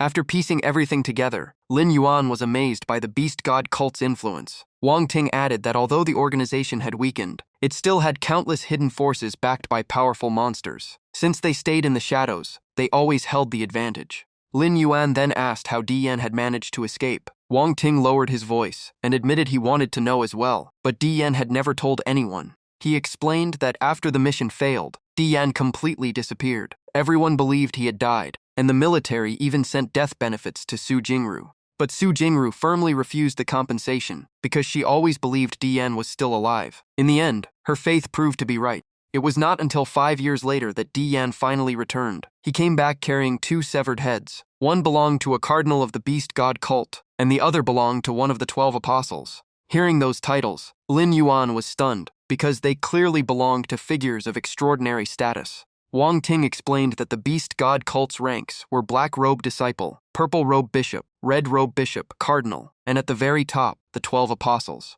He added that every apostle used their own soul as collateral to forge a contract with a monster, giving them power equal to a beast emperor. Lin Yuan was shocked because that meant Dian had already been strong enough to kill an apostle. Even so, Lin Yuan still did not understand. With such incredible achievements, why had Dian ended up as nothing more than the principal of an academy? Wang Ting stayed silent for a moment before saying the military had never fully trusted him. He explained that only a handful of people had known about the secret mission. The senior officers, who once defended Dian, gradually left their positions, and after the mission failed, no one remained to clear his name. Wang Ting continued by saying that, during the 5 years Dian was missing, Su Jingru died from her family's inherited disease. That tragedy completely changed his life forever. Lin Yuan was stunned to learn that Su Jingru had suffered from a hereditary illness. Wang Ting explained that those with the disease developed silver scales across their bodies. The scales spread until they drained away all of the victim's life force. The disease only affected about 20% of the family, but Su Jingru was one of the unlucky few. Lin Yuan asked if there was really no cure, and whether Su Muxue also faced the same risk.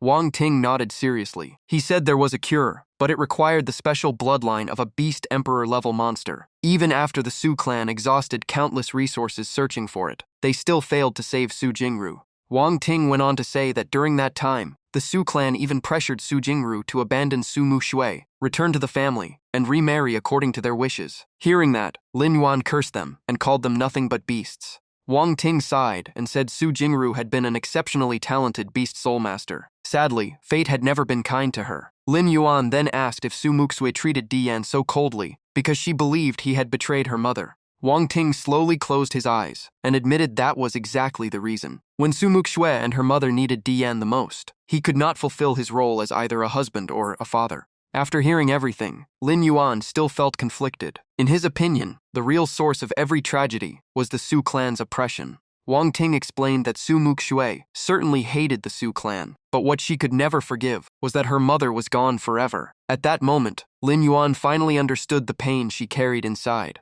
Wang Ting looked at Lin Yuan and said he was one of the few people close to Su Muxue. Maybe his words could change her mind. Lin Yuan simply nodded and said that if the chance came, he would try. Later, during the victory banquet at Zikasian Tower, Jinze raised his glass and asked how Lin Yuan could drink so much without getting drunk. Lin Yuan laughed and said he had unbeatable alcohol tolerance before telling Jinze to return to the hotel with everyone since it was getting late. Jinze asked where he was going. Lin Yuan simply replied that he was heading to the training room. Not long after, Hao Long appeared with an excited smile and immediately asked why Lin Yuan wanted to see him. Lin Yuan complained that Hao Long had been getting lazy lately. He had defeated 3 powerful opponents in a row, yet no rewards had appeared. Hao Long awkwardly admitted he got so caught up watching the tournament that he completely forgot.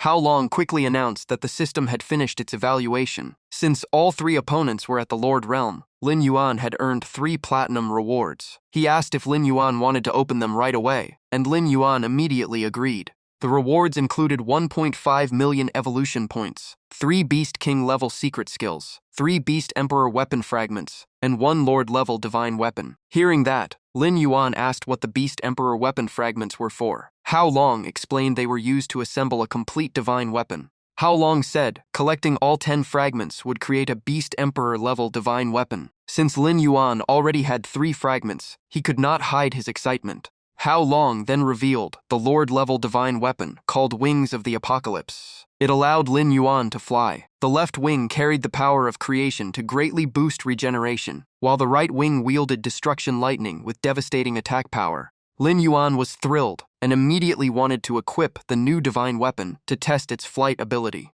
How Long confirmed the fusion would begin immediately and told Lin Yuan to experience the feeling of soaring through the sky himself. After the fusion with his beast soul was complete, Lin Yuan's battle form gained a massive pair of powerful wings.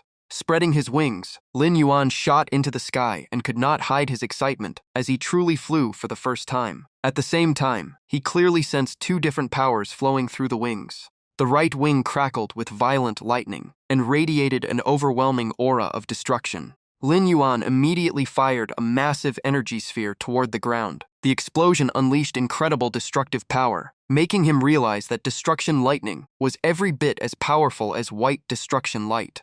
How Long flew over and explained that destruction lightning could also be combined with other skills. He then suggested testing the power of the creation wing as well. Lin Yuan agreed at once. Lin Yuan raised his sharp claws and slashed his own arm. Blood quickly seeped from the wound as magical power spread throughout his body. Strangely, writhing tentacles suddenly grew from the wound and waved wildly in the air. Moments later, every tentacle disappeared, and the wound healed as if it had never existed. Seeing that terrifying regeneration, Lin Yuan was completely astonished. Lin Yuan looked at How Long and laughed, saying that if the tournament did not ban Lord-level divine weapons and above, he probably would not have any rivals left. How Long immediately changed the subject and asked if he wanted to check out his new secret skills. How Long introduced 2 new Beast King level techniques, Beast God 9 Transformations Turtle Form and Beast God 9 Transformations Sky Eagle Form. Both greatly enhanced overall combat ability. Lin Yuan asked if they worked like Tiger Form. How Long explained that Tiger Form focused on offense, Turtle Form boosted defense and regeneration, while Sky Eagle Form enhanced speed and long-range perception.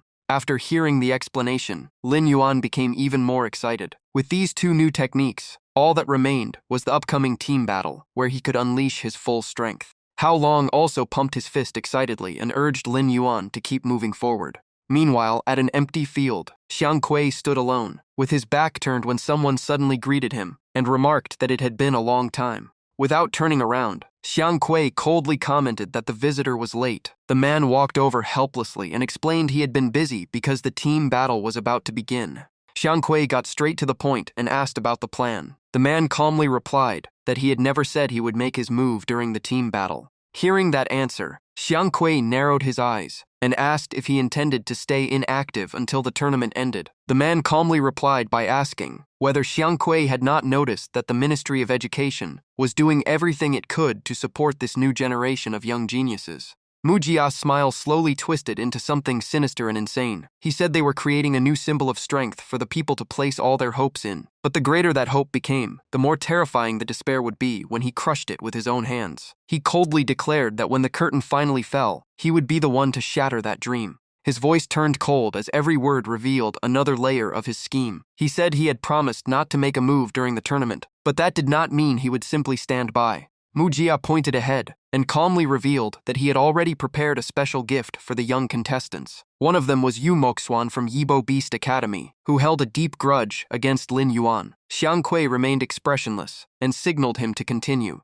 Mujia then revealed a shocking secret. He had given Yu Moxuan a Beast Emperor-level soul crystal. Even Xiang Kui could not hide his surprise. A Beast Emperor-level treasure was unbelievably precious, yet Mujia had actually used it. Mujia merely shrugged, as if it were nothing. In his eyes, a great performance required a worthy investment. Xiang Kui immediately asked how he could be so certain that the boy would follow his plan. Mujia casually slipped both hands into his pockets and confidently replied that the boy had no way back. To defeat Lin Yuan, he had secretly used forbidden drugs, ruining his own reputation, while his hatred for Lin Yuan had already sunk deep into his soul. Mujia even bent the rules to secure him a place at Yibo Beast Academy, leaving the boy deeply indebted to him. Xiang Kui then asked what would happen if everything was exposed. Mu Jia revealed a chilling smile and said a Beast King-level Beast Soul Master could never withstand the power of a Beast Emperor Soul Crystal. Once every last bit of value had been squeezed from him, he would become nothing more than a cripple. Hearing that, even Xiangqui admitted to himself that Mu Jia was even crazier than he was. Even so, Xiangqui quickly regained his composure and agreed to watch the show unfold. He also demanded that Mu Jia inform him of every future plan, because the Beast God cult had sent him to assist, not to stand by as a spectator. Their conversation came to an end. Without another word, they silently went their separate ways. Mu Jia quietly watched Xiangqui disappear beyond the doorway, a look of contempt slowly spreading across his face. He looked toward the light on the horizon and coldly judged Xiangqui. In Mu Jia's eyes, the man's ambition burned like a dark black sun. In the distance, Yu Ye shouted at Lei Sizi, telling him to strike the opponent to death with lightning. Lin Hui quickly climbed out of the water-filled crater. At that very moment, a brilliant golden bolt of lightning crashed down from the sky toward him. Standing in the water, Lin Hui took the full force of the devastating lightning strike, while Yu Ye watched from afar with a smug grin. Elsewhere, one of the Beast God cult apostles directly questioned Mu Jia. He reminded him that the organization valued him highly and granted him exceptional freedom, but that did not give him permission to act however he pleased. Mu Jia immediately realized he was referring to the Beast Emperor-level Soul Crystal. He did not deny it. The apostle sternly criticized him for wasting such a priceless treasure on someone so useless. Mu Jia narrowed his eyes and calmly asked if the apostle still had not understood his true intention. Instead of answering, the apostle changed the subject and remarked that Mu Jia clearly did not fully trust Xiangqui. Mu Jia calmly replied that he had no reason to trust him. Within the Beast God cult, aside from the 12 apostles and himself, he trusted no one. Hearing that, the apostle finally understood. Mu Jia had been testing Xiangqui's loyalty to the Beast God cult. Mu Jia calmly confirmed that he only wanted to see whether Xiangqui could keep the operation secret. The face beneath the apostle's hood turned serious. He warned Mu Jia that this had to be the last time, because everything must serve the Beast God cult's grand plan. This operation could not be allowed to fail under any circumstances. Facing the warning, Mu Jia simply smiled and calmly said that he understood perfectly. The two stood facing each other, as the apostle explained that one seat among the 12 apostles was still vacant. If this operation succeeded, that position would belong to Mu Jia. After saying that, the apostle turned and left, offering only one final reminder. He hoped Mu Jia would not disappoint the Beast God cult. Watching the figure disappear into the distance, Mu Jia frowned slightly and muttered the words 12 apostles with obvious disdain. Deep inside, he laughed with contempt. To Mu Jia, those apostles were nothing more than puppets controlled by the Beast God. Standing beneath the blazing sun, Mu Jia no longer bothered hiding his ambition. He looked down on the seat offered by the Beast God cult and believed that only fools would treat it as the ultimate prize. Inside the main hall of Yanjing University, Jinze sat beside Lin Hui with excitement written all over his face, marveling at the intense fighting spirit filling the entire place. Lin Hui simply asked one calm question. "Looks like you are ready, aren't you?" Jinze stood up, stretched, and confidently declared he was ready. He claimed that aside from the top fighters from Yanjing University, no one else could break through his defense. Lin Hui could only remind him that the principal had personally trained him for an entire month. Jinze crossed his arms and smugly said that, with his future father-in-law teaching him, the results were bound to be different. He even bragged that the principal had poured his heart into the training, so everyone should just wait for his performance. Lin Hui could only smile, as Jinze clearly had not changed at all. Right then, a familiar voice teased that after a whole month, Jinze was still as boastful as ever. As soon as Mu Shui appeared, Lin Hui's eyes lit up. He quickly asked about her injury, and Mu Shui smiled, saying she had just gotten her bandages removed that morning before coming straight here. Lin Hui was still worried, afraid her condition might affect the team battle. Mu Shui calmly looked at him and assured him everything was fine. Lin Hui gently told her not to push herself if it became too much. Mu Shui nodded in agreement. Watching the two care for each other, Jinze immediately complained that he was already being hit with public romance, first thing in the morning. Just then, Songlan's group hurried over. He laughed as he arrived, saying he almost ran out of breath trying to find everyone. Jinze glanced at the group with a grin and asked if Songlan was still holding a grudge over his previous defeat. Lian immediately fired back at Jinze before turning to warn Lin Hui as well. He insisted he was not petty, but if Lin Hui dared to lose, he would never let it slide.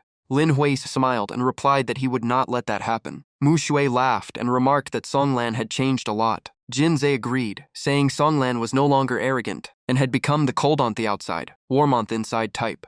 Songlan clenched his fist and seriously reminded everyone that despite doing well in the arena matches, their total score was still behind Yanjing University. That made the team battle their final chance to turn things around. Jin Zi immediately asked about the rules since he still had no idea how the event worked. Songlan began explaining that according to the principal's announcement, once the match started, every contestant would be sent into the Dragonbone Mountain Range. Lin Hui asked in surprise if that meant everyone's starting position would be completely random. Songlan confirmed it. He explained this would be a survival battle, and everyone would receive a radar tracker to locate teammates as quickly as possible. After hearing that, Shen Xiang suddenly remembered the major incident that once happened in the Dragonbone Mountain Range and became visibly concerned. Songlan reassured him that the military had already swept the entire area, eliminating every threat. Dragonbone Mountain Range was now the safest place, and this was also part of the test itself. Lin Hui nodded in agreement. He believed the team battle would test not only teamwork but also the real combat ability of Beast Soul Masters. Jin Zhe then curiously asked how long the match would last.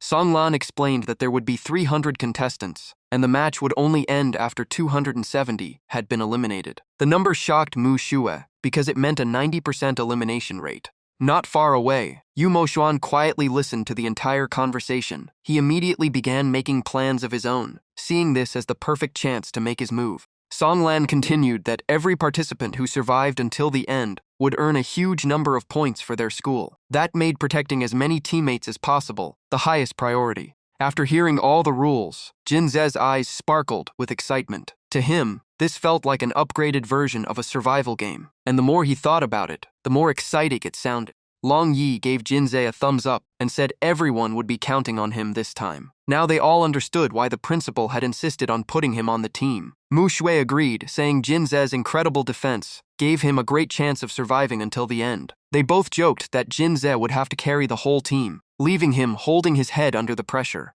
Songlan reminded everyone that once the match began, the most important task would be regrouping as quickly as possible. Only by gathering the entire team could they minimize their losses. Shen Xiang felt that sounded easy, but in such a massive area, reuniting everyone would be far from simple. Lin Hui quietly thought it over. He knew that once everyone separated, danger could come from every direction, and they could be surrounded at any moment. Just then, a commanding voice echoed across the entire arena from the stage, drawing everyone's attention. The speaker smiled as he greeted the crowd. It was Di Yan. Standing before every contestant, Di Yan began his speech. He reminded everyone that today was the final round of the National Freshman Tournament. After overcoming trials, survival challenges, and arena battles, they had all proven their strength. In his eyes, this was the finest class of students he had ever seen. He continued with words of encouragement, hoping everyone would unleash their full power and deliver their greatest performance in the deciding battle. Below the stage, Mu Shui quietly looked up at her father as he spoke.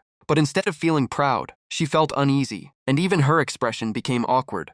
Once the arena fell completely silent, Di Yan announced that everyone should already know the rules. He reminded them that this match would once again be broadcast live across the nation, and wished every contestant the best of luck. Outside the arena, the sky was clear, and bright sunlight covered the ground. Through the windows, everyone watched military helicopters land one after another at the assembly area. Di Yan gave the order to move out, signaling that the match was about to begin. As Lin Hui and Jin Zi lined up, a familiar voice suddenly called out, reminding Lin Hui not to forget their promise. He turned around and immediately recognized Principal Wang Ting. Wang Ting had come to see the team off and encourage them. Looking at Lin Hui with satisfaction, he praised how much he had improved in such a short time. Lin Hui scratched his head with an embarrassed smile, though the confidence in his eyes was impossible to hide. He then asked about Xiao Hong. Wang Ting laughed and said she had been eating well, sleeping well, and had even gotten chubbier. The only change was that her temper had become fiercer, and she loved scaring people. Hearing that, Lin Hui finally felt relieved, and sincerely thanked the principal for taking care of Xiao Hong during his absence. Wang Ting laughed and teased that Lin Hui was thanking him before even winning the championship. Lin Hui looked him straight in the eye with unwavering determination and promised that he would definitely keep his word. Wang Ting smiled with great expectations and said he would be waiting for the good news. Dian walked over and remarked that Lin Hui was certainly confident. Wang Ting burst into laughter and replied that Lin Hui was just like him back in the day, and perhaps one day his student would even surpass his teacher. Inside the helicopter, the three of them settled into their seats and fastened their seatbelts. Jinzi kept looking around in excitement since it was his first time riding in a helicopter. The vice captain in charge of the flight stood in the middle of the cabin, told everyone to hold on tight, and handed out parachutes. He also explained the safety rules and stressed that anyone who ignored the procedures would be responsible for the consequences. After receiving his parachute, Jinzi nervously asked if they really had to jump out of the helicopter. The vice captain calmly confirmed that they did. The moment he heard that, Jinzi's face turned pale. He stammered that he had never parachuted before. The vice captain simply patted him on the shoulder and said everything had a first time, and if he was lucky enough, he might survive even with a bad landing. That strange encouragement only made Jinzi even more terrified. Hugging his parachute tightly, he looked ready to cry and asked if that was really supposed to comfort him. Seeing his reaction, Lin Hui laughed and asked if Jinzi was afraid of heights. Jinzi immediately snapped back, saying they were about to jump from that height all the way to the ground. Sitting nearby, Musui joined the teasing and said she never expected Jinzi to be such a coward, despite his huge build. Jinzi immediately protested, arguing that body size had nothing to do with being afraid. Lin Hui walked over, patted Jinzi on the shoulder, and said that if he was scared, Lin Hui would jump first to show him how it was done. Jinzi looked at Lin Hui in surprise and asked if he had parachuted before, since he seemed so calm.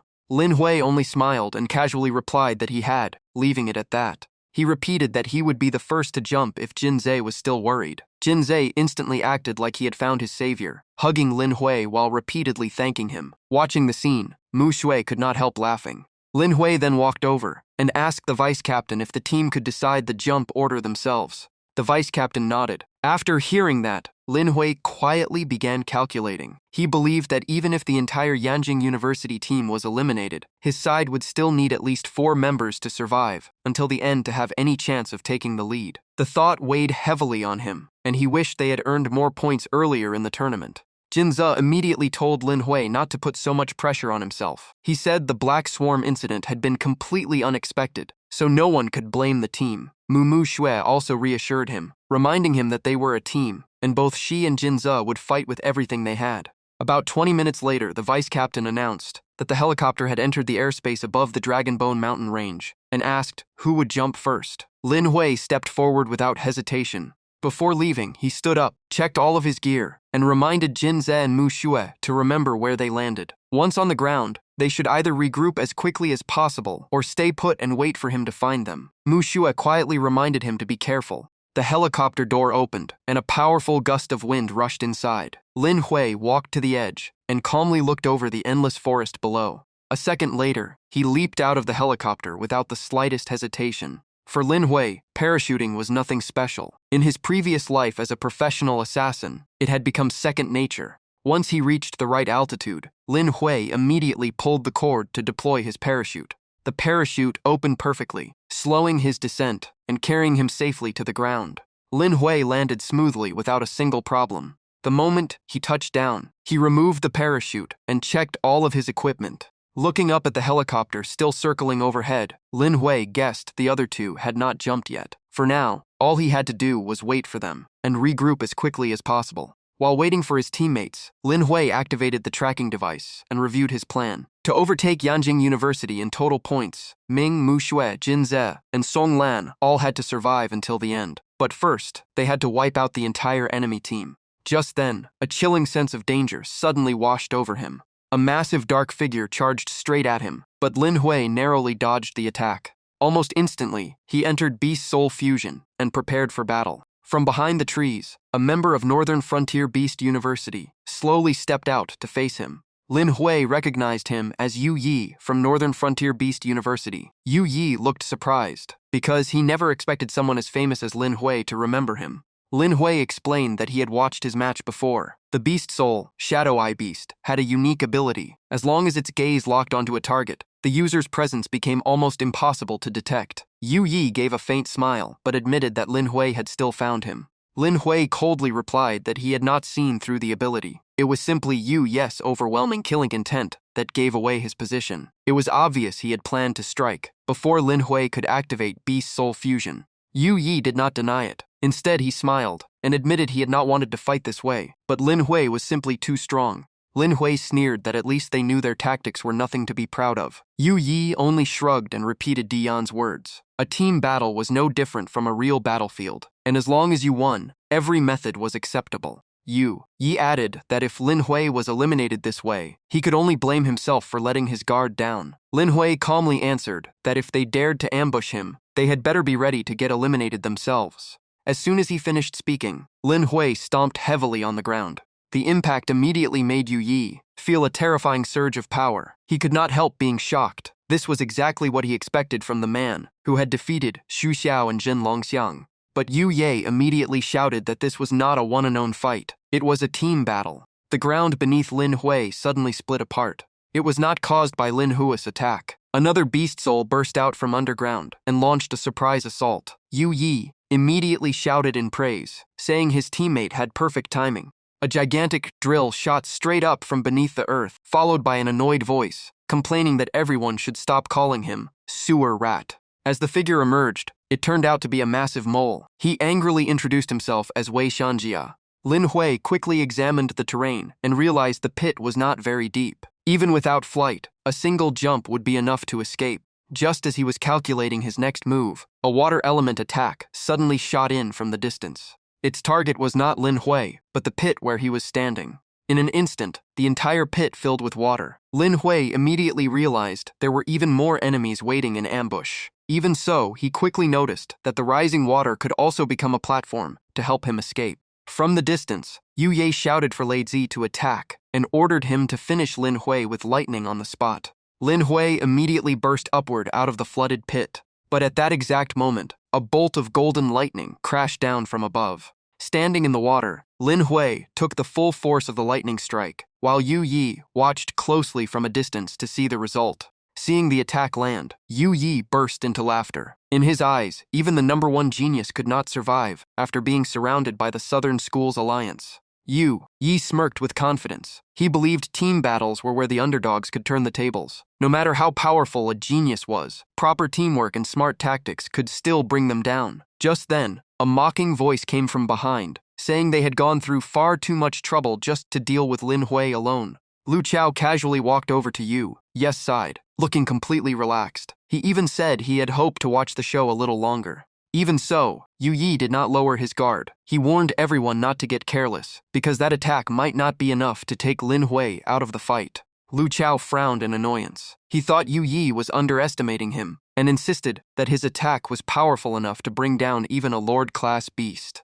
At that moment, the sound of cracking ice echoed through the air. Yu Yi immediately realized his fears had come true. Lin Hui stepped out from the layer of ice covering his body and calmly admitted that their teamwork was actually quite impressive. He effortlessly shattered the remaining ice before smiling faintly. Unfortunately for them, the attack was still far weaker than he had expected. The three opponents froze in shock. None of them could understand why Lin Hui was almost completely unharmed. Lin Hui simply curled the corner of his mouth and declared that it was now his turn. At that moment, only one thought remained in Yu Ye's mind: run. He immediately turned around and shouted for everyone to retreat. The three of them instantly fled in different directions. Lin Hui remained where he stood and calmly said that thinking about running now was already too late. A crimson mist quickly spread across the entire area. Yu Ye's expression changed the moment he realized it was a domain. Another teammate panicked because he could no longer locate Lin Hui, while the last one fell into despair, knowing they had no chance against him without a domain of their own.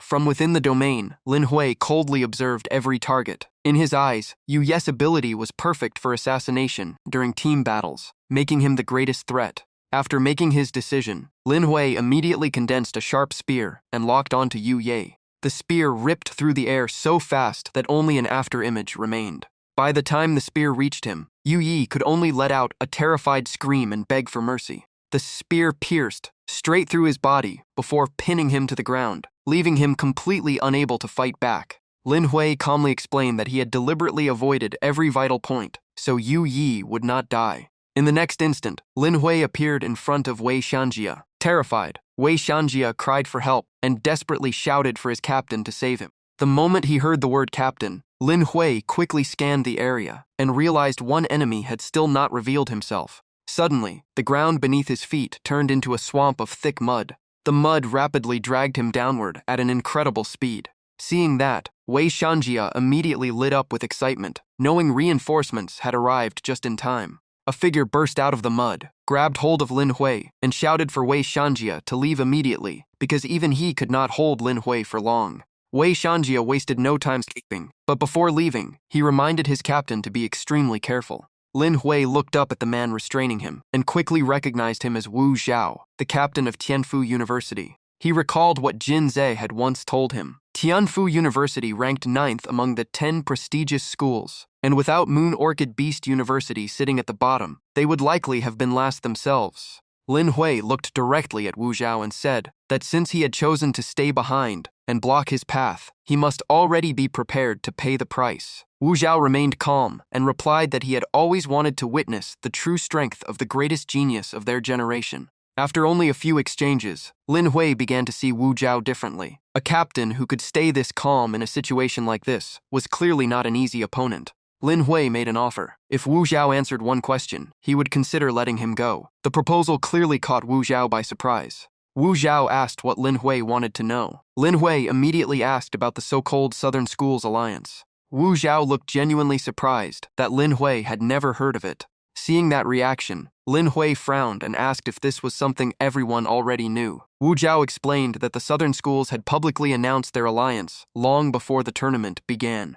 Lin Hui explained that before the tournaments started, he had been in secluded training the entire time, so he had never heard anything about it. Wu Zhao did not hide anything. He explained that the Southern Schools Alliance was created by the lower-ranked schools to deal with the top talents from the stronger academies. Aside from Yanjing University, Magic Capital Beast University, Chuanshu Beast University, Jinghang Beast University, and Moon Orchid Beast University, almost every other school had joined. After hearing that, Lin Hui wondered why Moon Orchid Beast University had refused, especially since Wu Xiaoyin was clearly incredibly strong. Lin Hui even guessed that maybe Moon Orchid Beast University was looked down on because its overall strength was too weak. Wu Zhao immediately shook his head, saying they had no right to underestimate them. Even though Moon Orchid ranked low, Wu Xiaoyin alone was strong enough to overwhelm the entire Tianfu University team. Wu Zhao continued, saying they had personally invited Moon Orchid Beast University to join the alliance and even offered several attractive conditions. Even so, Moon Orchid firmly turned them down, leaving Lin Hui even more curious about the real reason. Before leaving, Wu Zhao turned back and seriously warned Lin Hui not to target the alliance members again. Next time, they would not be nearly as easy to deal with. A while later, as Lin Hui made his way through the forest, his communication device suddenly received a signal. Looking at the tracker, he noticed a red dot appearing directly ahead. On the other side, Wu Xiaoyin was casually walking along, stretching as if she were out for a relaxing stroll. She sighed, complaining that everything felt like too much trouble. Meanwhile, Lin Hui wondered why she was all alone, instead of traveling with her teammates. The moment she spotted Lin Hui, Wu Xiaoyin immediately pointed at him and happily shouted that she had found someone she knew. She remembered he was the substitute from Magic Capital Beast University, but had forgotten his name, so Lin Hui introduced himself. As soon as she heard the name Lin Hui, Wu Xiaoyin remembered. She excitedly said her teammates had been talking about him non-stop after he defeated both Chen Longxiang and Xu Xiao. Lin Hui immediately asked what she meant. Wu Xiaoyin happily explained that because of those victories, she had specially watched his matches and thought he was genuinely strong. Since they had run into each other, Lin Hui suggested they have a match. To his surprise, Wu Xiaoyin immediately waved her hands and refused. She said fighting was tiring and troublesome, so she had no interest in it. That left Lin Hui wondering why she had even joined the tournament. Wu Xiaoyin casually replied that she was only here for free meals and to survive until the end. Lin Hui could only laugh because it was such an unusual answer. She then explained that she had entered the tournament only because her mother had offered a reward she simply could not refuse. Curious, Lin Hui asked what the reward was. Wu Xiaoyin explained that if she could survive until the end without being eliminated, her mother would buy her KFC every day for an entire month. Just thinking about that promise made Wu Xiaoyin beam with happiness. She even asked Lin Hui if he could really turn down such an amazing reward. Lin Hui was completely speechless because the reason sounded unbelievable. He asked if that was really all there was to it. Wu Xiaoyan immediately protested, saying he clearly did not understand how valuable that reward was. She quickly drifted into her own fantasy world, excitedly describing fried chicken, hamburgers, French fries, and every delicious meal she could imagine.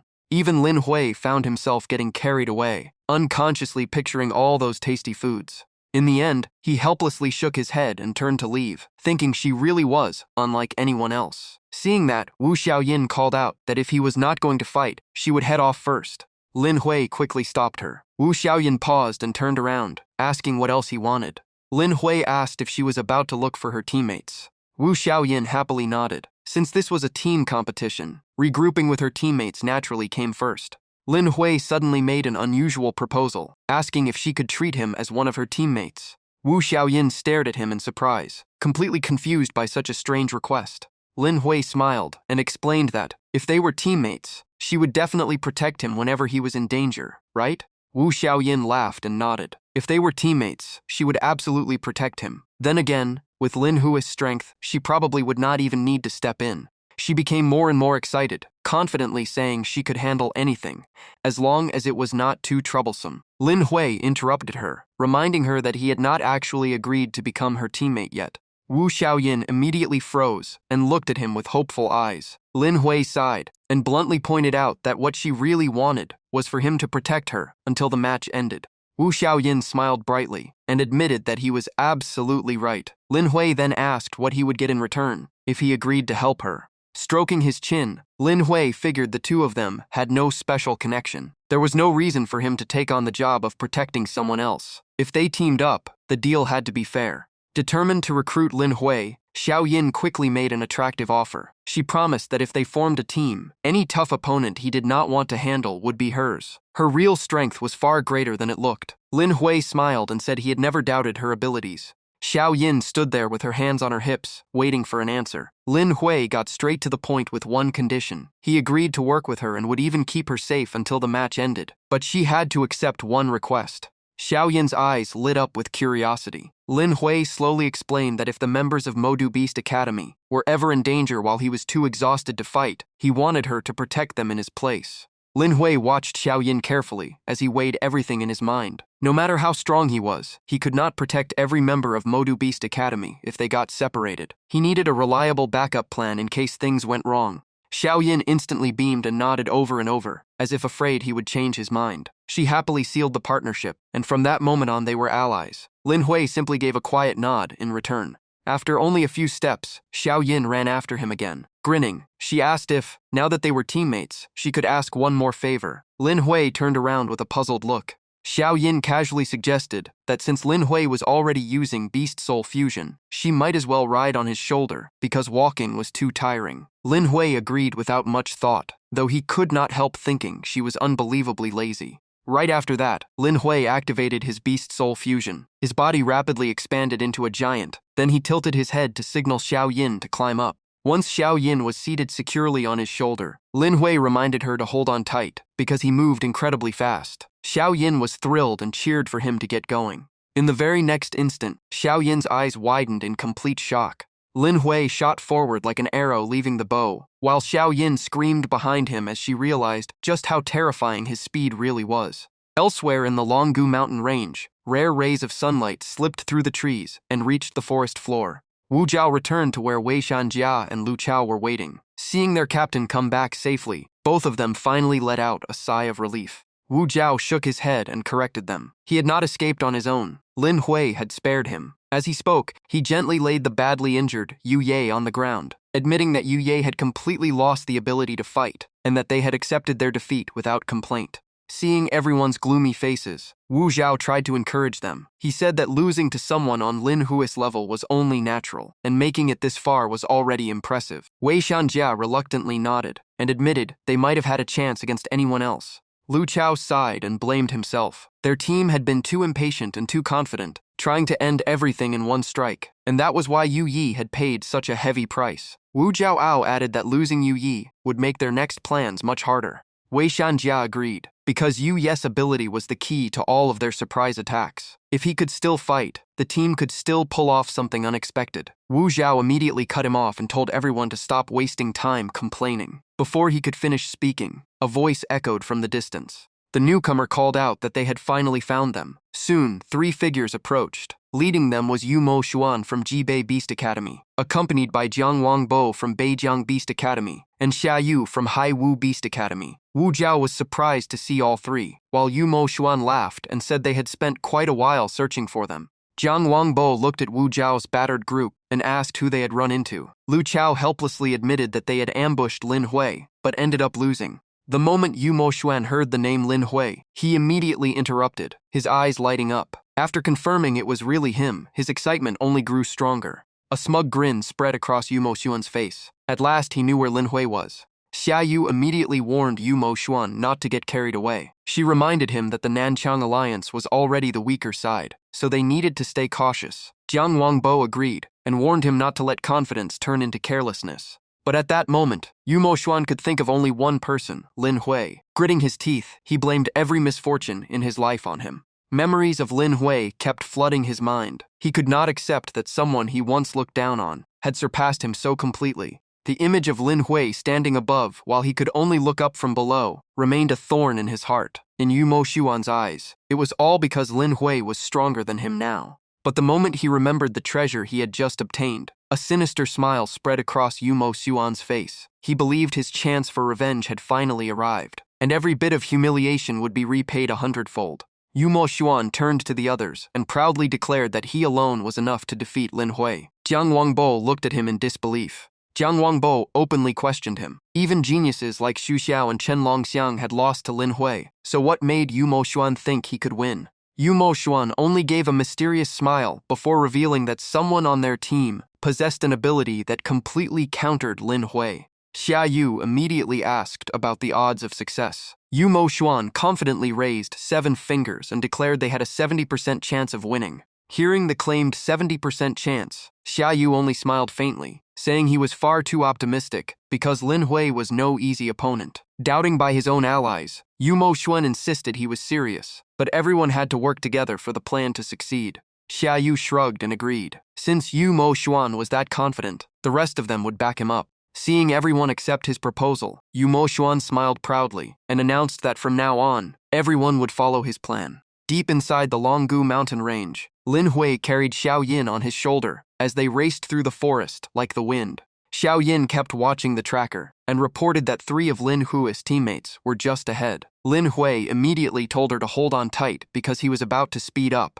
As they continued moving at incredible speed, a flying camera suddenly appeared overhead and began following them. Watching the live broadcast, the audience instantly erupted. Everyone was stunned to see Wu Shu Yin from Yulan Beast Academy riding on Lin Hui's shoulder. Many had expected the 2 prodigies to fight, but instead they had become allies, making the other team's chances look even slimmer. In the stands, Wang Ting turned to the headmaster of Yualan and asked if she knew about this. She could only shake her head helplessly, guessing Xiao Yin simply did not want to walk and decided to tag along with Lin Hui. Wang Ting laughed in disbelief, never expecting Lin Hui to agree to something like that. Even so, he admitted that the 2 of them together would have a huge advantage. Hearing that, Wang Ting nodded in agreement. While rushing through the forest, Xiao Yin suddenly stared at the tracker and cried out in alarm. Only 2 teammate signals remained ahead. Lin Hui immediately told her to hold on tighter because they had to move even faster. Pouring all his strength into his legs, Lin Hui pushed his speed to the limit, hoping his teammates could hold out just a little longer. At that very moment, Xiao Yin suddenly shouted a warning. A giant egg burst out of the bushes and flew straight toward Lin Hui. He reacted instantly and caught it in his arms. One look at the giant egg was enough for Lin Hui to recognize Jin Ze. Jin Ze's excited voice came from inside the shell, happy that he had finally found Lin Hui. Lin Hui immediately asked what had happened and whether any teammate had already been eliminated. Setting the giant egg on the ground, Jin Ze quickly returned to his human form and explained that Shen Kong had been eliminated. After landing, he met Song Lan and Shen Kong, but the 3 of them were soon ambushed. Lin Hui was surprised that Shen Kong had actually lost. Jin Ze explained that they had been attacked by the Shuchuan Beast Academy team. Lin Hui immediately asked how many enemies there were. Jinze said there were 4 beast soul masters, including Chen Zhushan and Fang Qi. Those 2 were the reason they could not fight back. Lin Hui immediately recognized Fang Qi as the vice captain of Jinghang Beast Academy. Jinze angrily declared that the 2 academies had definitely joined forces. Lin Hui also had not expected Shuchuan Beast Academy and Jinghang Beast Academy to form an alliance. Sitting on Lin Hui's shoulder, Xiao Yin cut in and said there was nothing strange about that, since they had just formed an alliance themselves. Only then did Jinze notice her, and ask in confusion why Xiao Yin was there. Lin Hui briefly explained that Xiao Yin was now on their side. She happily waved at Jinze and called him Egg Boy, making him frantically protest. Jinze's face suddenly changed as he hurriedly warned Lin Hui that the enemy had already caught up. Ahead of them, Fang Qi burst out of the forest and immediately summoned the Scarlet Flame Giant Ape. He shouted Jinze's name, declaring that there was no way he would escape this time. Panicked, Jinze turned to ask Lin Hui what they should do. Lin Hui did not back down. He walked straight toward Fang Qi and coldly declared that Fang Qi had no right to lay a finger on anyone from Modu Beast Academy. The moment Fang Qi saw Lin Hui, his face turned pale. He cried out Lin Hui's name before turning around and running without a second thought. Jinze could only stare in disbelief at how fast his opponent fled. Sitting on Lin Hui's shoulder, Xiao Yin happily clapped her hands, feeling even more certain that following him had been the right choice. Jinze asked if they should chase him. Lin Hui immediately nodded because eliminating one more enemy meant one less threat to his teammates. While fleeing, Fang Qi suddenly noticed countless red beams of light appearing around him, quickly sealing off the entire area. Realizing he had been trapped inside a domain, he cursed in panic, knowing his chances of escape were almost gone. The crimson domain completely closed, swallowing Fang Qi inside. But only a few seconds later, the domain suddenly disappeared, leaving him completely confused about what had just happened. At that very moment, Lin Hui's icy voice echoed from behind him like a final verdict. It was over. Fang Qi turned around just in time to see an attack rushing toward him like a falling meteor. It was already too late to dodge. In the blink of an eye, the attack pierced straight through his body, instantly knocking Fang Qi down and leaving him unable to fight. Fang Qi lay trembling on the ground, overwhelmed by despair as he realized he had no chance of resisting. Meanwhile, Lin Hui was slightly surprised that Fang Qi had managed to stay conscious at all. Fang Qi frantically raised both hands in surrender and stammered, "Stop, please stop, I surrender, I give up." With an icy stare, Lin Hui immediately demanded to know where Chen Zhushan was. Terrified, Fang Qi spilled everything, saying that Chen Zhushan had gone after someone else. Without wasting any time, Lin Hui turned to Jinze and asked which direction Songlan had fled. Jinze immediately pointed east. As soon as he knew the direction, Lin Hui burst forward at top speed like the wind. Jinze hurried after him, shouting as he ran.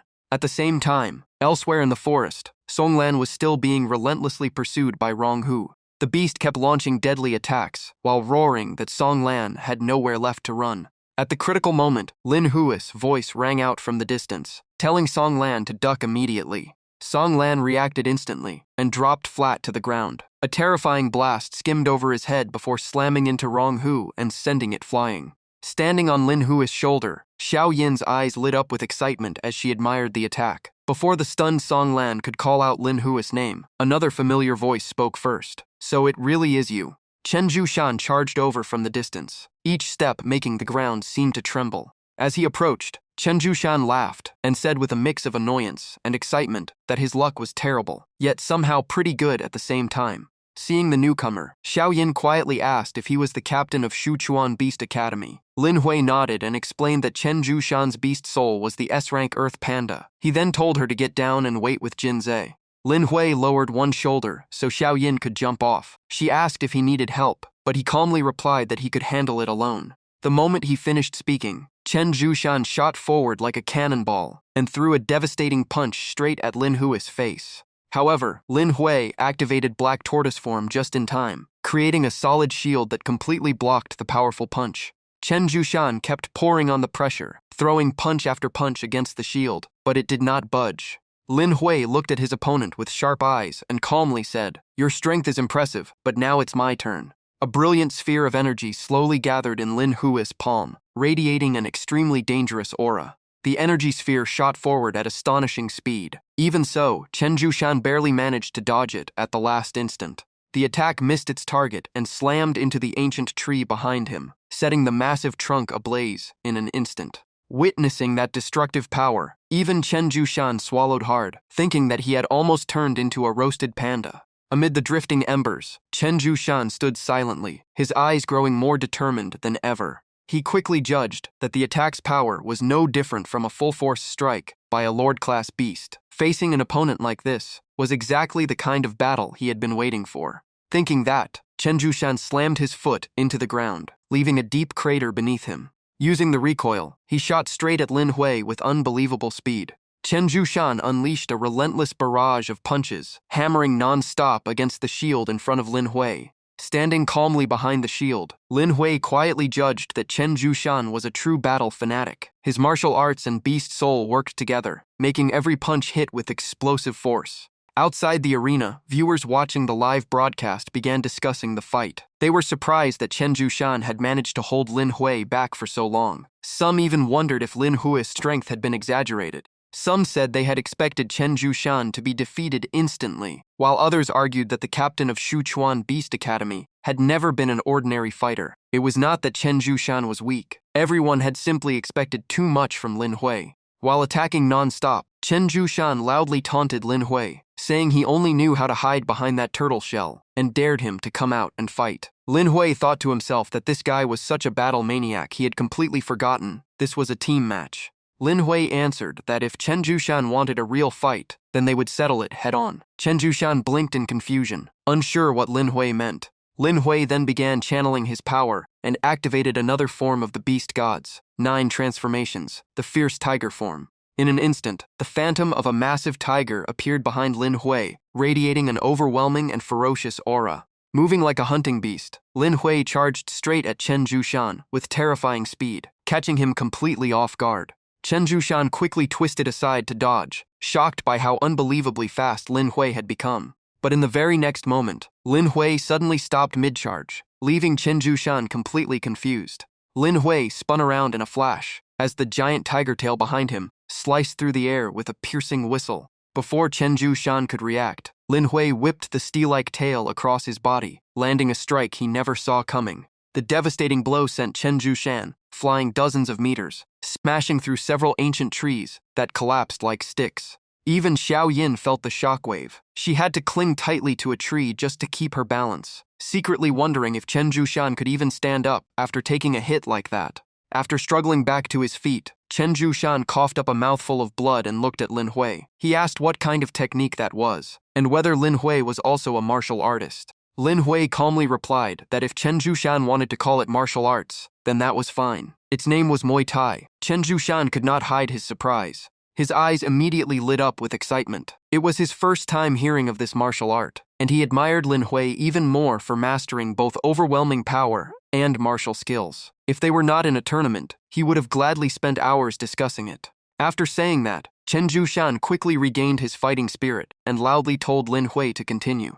Seeing that reaction, Lin Hui silently admired him as a true martial arts fanatic. Chen Jushan held no malice. He simply loved to fight, making him an opponent worthy of respect. Chen Jushan immediately adjusted his defensive stance, reminding himself not to underestimate Lin Hui again. Without giving his opponent any more time to prepare, Lin Hui rushed in again and unleashed another relentless series of attacks. As Chen Jushan struggled to defend himself, he became more alarmed with every exchange. Every strike from Lin Hui targeted a vital point, and he knew he could not last much longer. Suddenly, Lin Hui stomped the ground with tremendous force, sending a powerful shock through the earth and throwing Chen Jushan off balance. As Chen Jushan staggered, Lin Hui's voice sounded right beside his ear. He reminded him that Muay Thai still had much more to show. As he spoke, Lin Hui slowly drew the massive tiger tail behind him, preparing the decisive finishing blow. Chen Jushan refused to retreat. After regaining his footing, he tightened his guard and shouted for Lin Hui to come at him. Lin Hui answered with another crushing tail strike, blasting Chen Jushan backward once again. Blood burst from Chen Jushan's mouth. He struggled to stay on his feet, clutching his chest as intense pain spread through his body. His face was filled with shock. The force of that attack was so overwhelming that it felt as though every internal organ had been shaken apart. Unable to hold back any longer, Chen Jushan loudly asked what kind of technique could possibly possess such terrifying power. Lin Hui calmly explained that Muay Thai was known as the art of 8 limbs, but not because it had the strongest attacks.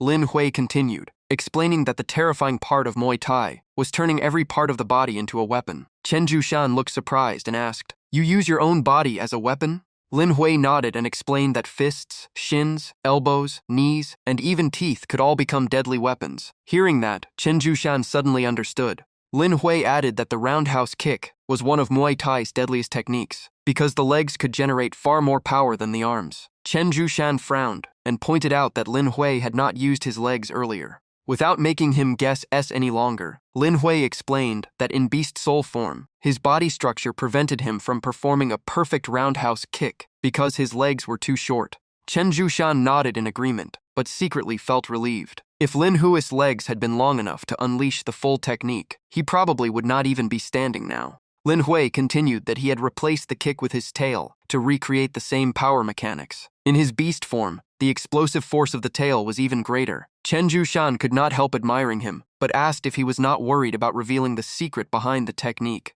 Lin Hui's eyes instantly turned cold. He replied that true masters broke through techniques during battle itself. In the end, the winner was the one with the stronger will. Besides, his opponent would not get another chance anyway. As soon as he finished speaking, Lin Hui opened his mouth and began gathering a sphere of energy filled with a destructive aura. Seeing that, Chen Zhushan fell into despair, believing his journey would end here. Just as the energy sphere was about to be fired, a weak voice suddenly cried out, "Captain." The next moment, Da Xiong, a member of Shuchuan Beast Academy, rushed forward and stood directly in front of Chen Zhushan. Chen Zhushan shouted his teammate's name in shock. Even Lin Hui had not expected someone to appear at that moment. Even so, Lin Hui did not hesitate and immediately fired the energy sphere straight ahead. Da Xiong used his own body to take the full impact. The overwhelming force knocked him down instantly, while Chen Zhushan could only scream his teammate's name in horror. Watching from a tree branch in the distance, Xiao Yin turned to Jin Ze and asked if he had noticed something. Looking at the overwhelming Lin Hui, she commented that he looked exactly like the final villain right now. Jin Ze calmly explained that it was perfectly normal. When someone as powerful as Lin Hui fought another person, the opponent naturally became the weaker side, making the stronger fighter seem frightening. Xiao Yin nodded in agreement. Watching Chen Zhushan hold Da Xiong, Jin Ze slowly explained that if the attack had hit Chen Zhushan directly, it would have only knocked him out of the fight. But because Da Xiong had taken the blow instead, Chen Zhushan would no longer hold anything back. Xiao Yin smiled brightly, feeling even more certain that she had judged Lin Hui correctly. After being eliminated, Da Xiong returned to his human form, gently laying him on the ground. Chen Zhushan clenched his teeth and vowed that he could not fall here, or everyone's sacrifice would be meaningless. He slowly raised his head, his eyes now filled with nothing but cold determination. Chen Zhushan let out a roar and unleashed his domain, Myriad Bamboo Forest. In an instant, countless bamboo stalks burst from the ground and surged toward Lin Hui like raging waves. The sharp bamboo shoots looked like endless spears ready to pierce their target. Lin Hui was slightly surprised to learn that Chen Zhushan possessed his own domain. Refusing to be pushed onto the defensive, Lin Hui immediately activated Black Tortoise form, raising a sturdy barrier to block the entire assault. However, the pressure from the bamboo forest kept increasing. Wave after wave of impacts slowly covered the barrier with cracks. Realizing that staying on defense would only put him at a disadvantage, Lin Hui immediately switched to Blood Sea of Killing Intent. A blood-red aura exploded outward, instantly sweeping away every bamboo stalk rushing toward him. Without wasting the opportunity, Lin Hui charged straight at Chen Zhushan, determined to end the battle once and for all. Facing that overwhelming pressure, Chen Zhushan unleashed his own ultimate technique. Countless bamboo stalks shot forward again, but Lin Hui casually waved his hand and shattered every one of them, leaving Chen Zhushan horrified. The next instant, Lin Hui's sharp claws carved a long slash across Chen Zhushan's chest, forcing out a desperate scream. Chen Zhushan fell onto his back and stared at the wound on his chest. He realized that if Lin Hui had wanted to, those claws could have pierced straight through his heart. Lying motionless on the ground, Chen Zhushan painfully admitted defeat. He knew Lin Hui had deliberately held back, just to show how enormous the gap in their strength truly was. At that moment, Lin Hui suddenly reached out with his sharp clawed hand toward Chen Zhushan. But instead of attacking again, he offered his hand to help his opponent back to his feet. Chen Zhushan was stunned. Lin Hui calmly said their match was over. Chen Zhushan could only sigh in admiration. From his strength to his character, Lin Hui was truly someone extraordinary. As he helped Chen Zhushan up, Lin Hui explained that the purpose of the tournament was not to kill each other, but to forge beast soul masters, strong enough to protect the people who mattered. Chen Zhushan sincerely thanked him. Chen Zhushan then smiled and said he hoped they could spar again someday in their human forms, using only martial arts, because he truly wanted to exchange techniques with Lin Hui. Lin Hui happily agreed. Outside the arena, Headmaster Wang Ting watched the broadcast and praised Lin Hui for being so mature. He even took the chance to brag about his own eye for talent. The person beside him immediately looked annoyed, saying that had nothing to do with Wang Ting. The two instantly started arguing, and Wang Ting fired back by teasing him for acting childish despite his age. Elsewhere, Xianggui stared at the screen with a dark expression and gritted his teeth, muttering that they would see how much longer Lin Hui could keep shining. Just then, a figure stepped out from behind and coldly reminded Yu Mo Xuan not to disappoint him. Back in the forest, Lin Hui quietly watched Chen Zhushan help Da Xiong away from the battlefield. Standing behind him, Xiao Yin immediately showered him with praise, saying he deserved to be the boss, because he had defeated such a strong opponent with ease. She even compared him to a lighthouse guiding everyone through the darkness. Listening to her non-stop compliments, Lin Hui simply turned around with a smile and told her to stop flattering him. Xiao Yin only grinned, secretly thinking that as long as she stayed with Lin Hui, she probably would not have to lift a finger to survive until the end. Getting carried by someone this strong really was comfortable. She lazily stretched and sighed that a bed for a nap would be perfect right now. Then she suddenly remembered something and asked Lin Hui where Song Lan was. As soon as his name was mentioned, Song Lan stepped out from behind the bushes and gratefully said that Lin Hui had saved his life once again. Lin Hui smiled and replied that it was only natural between teammates, then suggested they continue searching for Sun Mu Xue and Wang Lin Hu. But just as he finished speaking, a dark figure suddenly flashed past Song Lan. The attacker was Luo Jie. He planned to seize the opportunity and use the Evil Fox Extreme Curse on Song Lan. The moment Jin Ze saw the danger, he immediately shouted for everyone to be careful. Without wasting a second, he activated his Beast Soul Fusion and transformed into a giant egg, shielding Song Lan. Seeing what was happening, Lin Hui instantly realized the situation was too urgent. Even he feared he was already too late to stop it. Luo Jie's claw, wrapped in deadly black energy, was only inches away from the giant egg. At that exact moment, a crescent-shaped sword tore through the air and blasted Luo Jie away. Lin Hui recognized the familiar technique at once. It was Moonlight Slash. Turning around, he discovered that Xiao Yin had somehow appeared behind them, her arms still extended from releasing the attack. Xiao Yin angrily shouted that no one was allowed to ambush her teammates. Lin Hui quickly realized that because Luo Jie's target had not been him, he had failed to sense the killing intent. Fortunately, Xiao Yin had detected it in time. Her perception was even sharper than his. Xiao Yin stepped back and told Lin Hui to leave the rest to him. He gave her a slight nod of thanks. Lin Hui then turned to face the attacker and coldly spoke his name, Luo Jie. Luo Jie wore a sinister smile and said it was a shame he had come, just short of eliminating one of Lin Hui's teammates. Lin Hui said nothing. He silently circulated his spiritual power, as the killing intent around him grew heavier and heavier. In the blink of an eye, he used fierce tiger form to close the distance and launched a direct attack at Luo Jie. Luo Jie barely managed to block the strike, but even he had to admit his opponent was terrifying. After being forced backward, he immediately reminded himself to keep his distance from Lin Hui. Seeing Luo Jie retreat, Lin Hui mocked him, saying that Luo Jie had been the one who came looking for trouble, so it was already too late to run. As he spoke, Lin Hui continued advancing, extending his massive hand wrapped in powerful spiritual energy toward his opponent. Luo Jie hurriedly raised his arms to block, silently cursing, because Lin Hui fought even more recklessly than he did. At that moment, Lin Hui calmly said, "I thought you were smarter than that." The moment he finished speaking, Lin Hui's massive tail suddenly swept across, smashing into Luo Jie before he could react. The full-force hit sent Luo Jie flying dozens of meters, leaving his entire body racked with pain. Struggling back to his feet, Luo Jie let out a sinister laugh and said, "Do not rush. The real game is only beginning now." Lin Hui calmly walked forward and replied that, in his eyes, Luo Jie's game had ended the moment he came looking for death. Luo Jie only laughed and asked whether Lin Hui wanted to know how he had managed to find him. He then pulled out a Denrei Davi and asked Lin Hui where he thought it had come from. With an excited grin, Luo Jie revealed that Wang Lin Hu had stubbornly tried to hold him back, despite knowing he stood no chance, forcing him to waste quite a bit of time before defeating him. Growing more unhinged with every word, Luo Jie smugly asked whether he could use this Denrei Davi to hunt down every one of Lin Hui's teammates. Those words instantly ignited Lin Hui's killing intent. Behind him, Song Lan quietly concluded that Wang Lin Hu had probably been eliminated. What surprised him was that students from other academies could also use someone else's Denrei Davi. Jin Zhe explained that the tournament rules never forbade taking another person's device, so it was completely allowed. Jin Zhe added that once stolen, a Denrei Davi no longer tracked allies and instead became a tool for hunting targets. Song Lan simply shook his head, saying Luo Jie's fate was already sealed.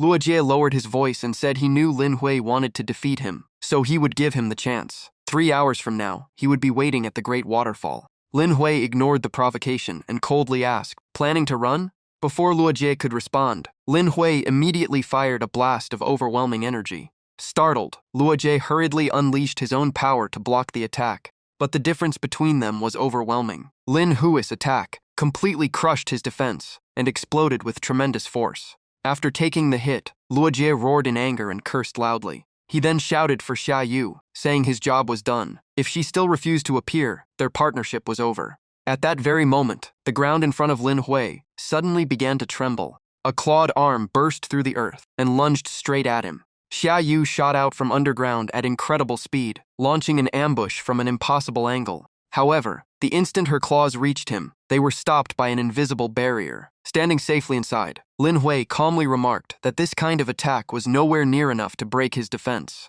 To his surprise, Xia Yu did not continue fighting. She immediately slipped back underground and vanished without a trace, leaving even Lin Hui slightly surprised. Everyone watching was stunned. Jin Zhe recognized the technique as Xia You's deep-sea burrow. Song Lan asked if they should rush in to help, but Xiao Yin confidently replied that it was unnecessary. Lin Hui alone was more than enough. Lin Hui fixed his gaze on the small puddle left behind where Xia Yu had disappeared underground, silently studying the traces she had left. Narrowing his eyes, he said coldly, "Do you really think hiding underground will save you?"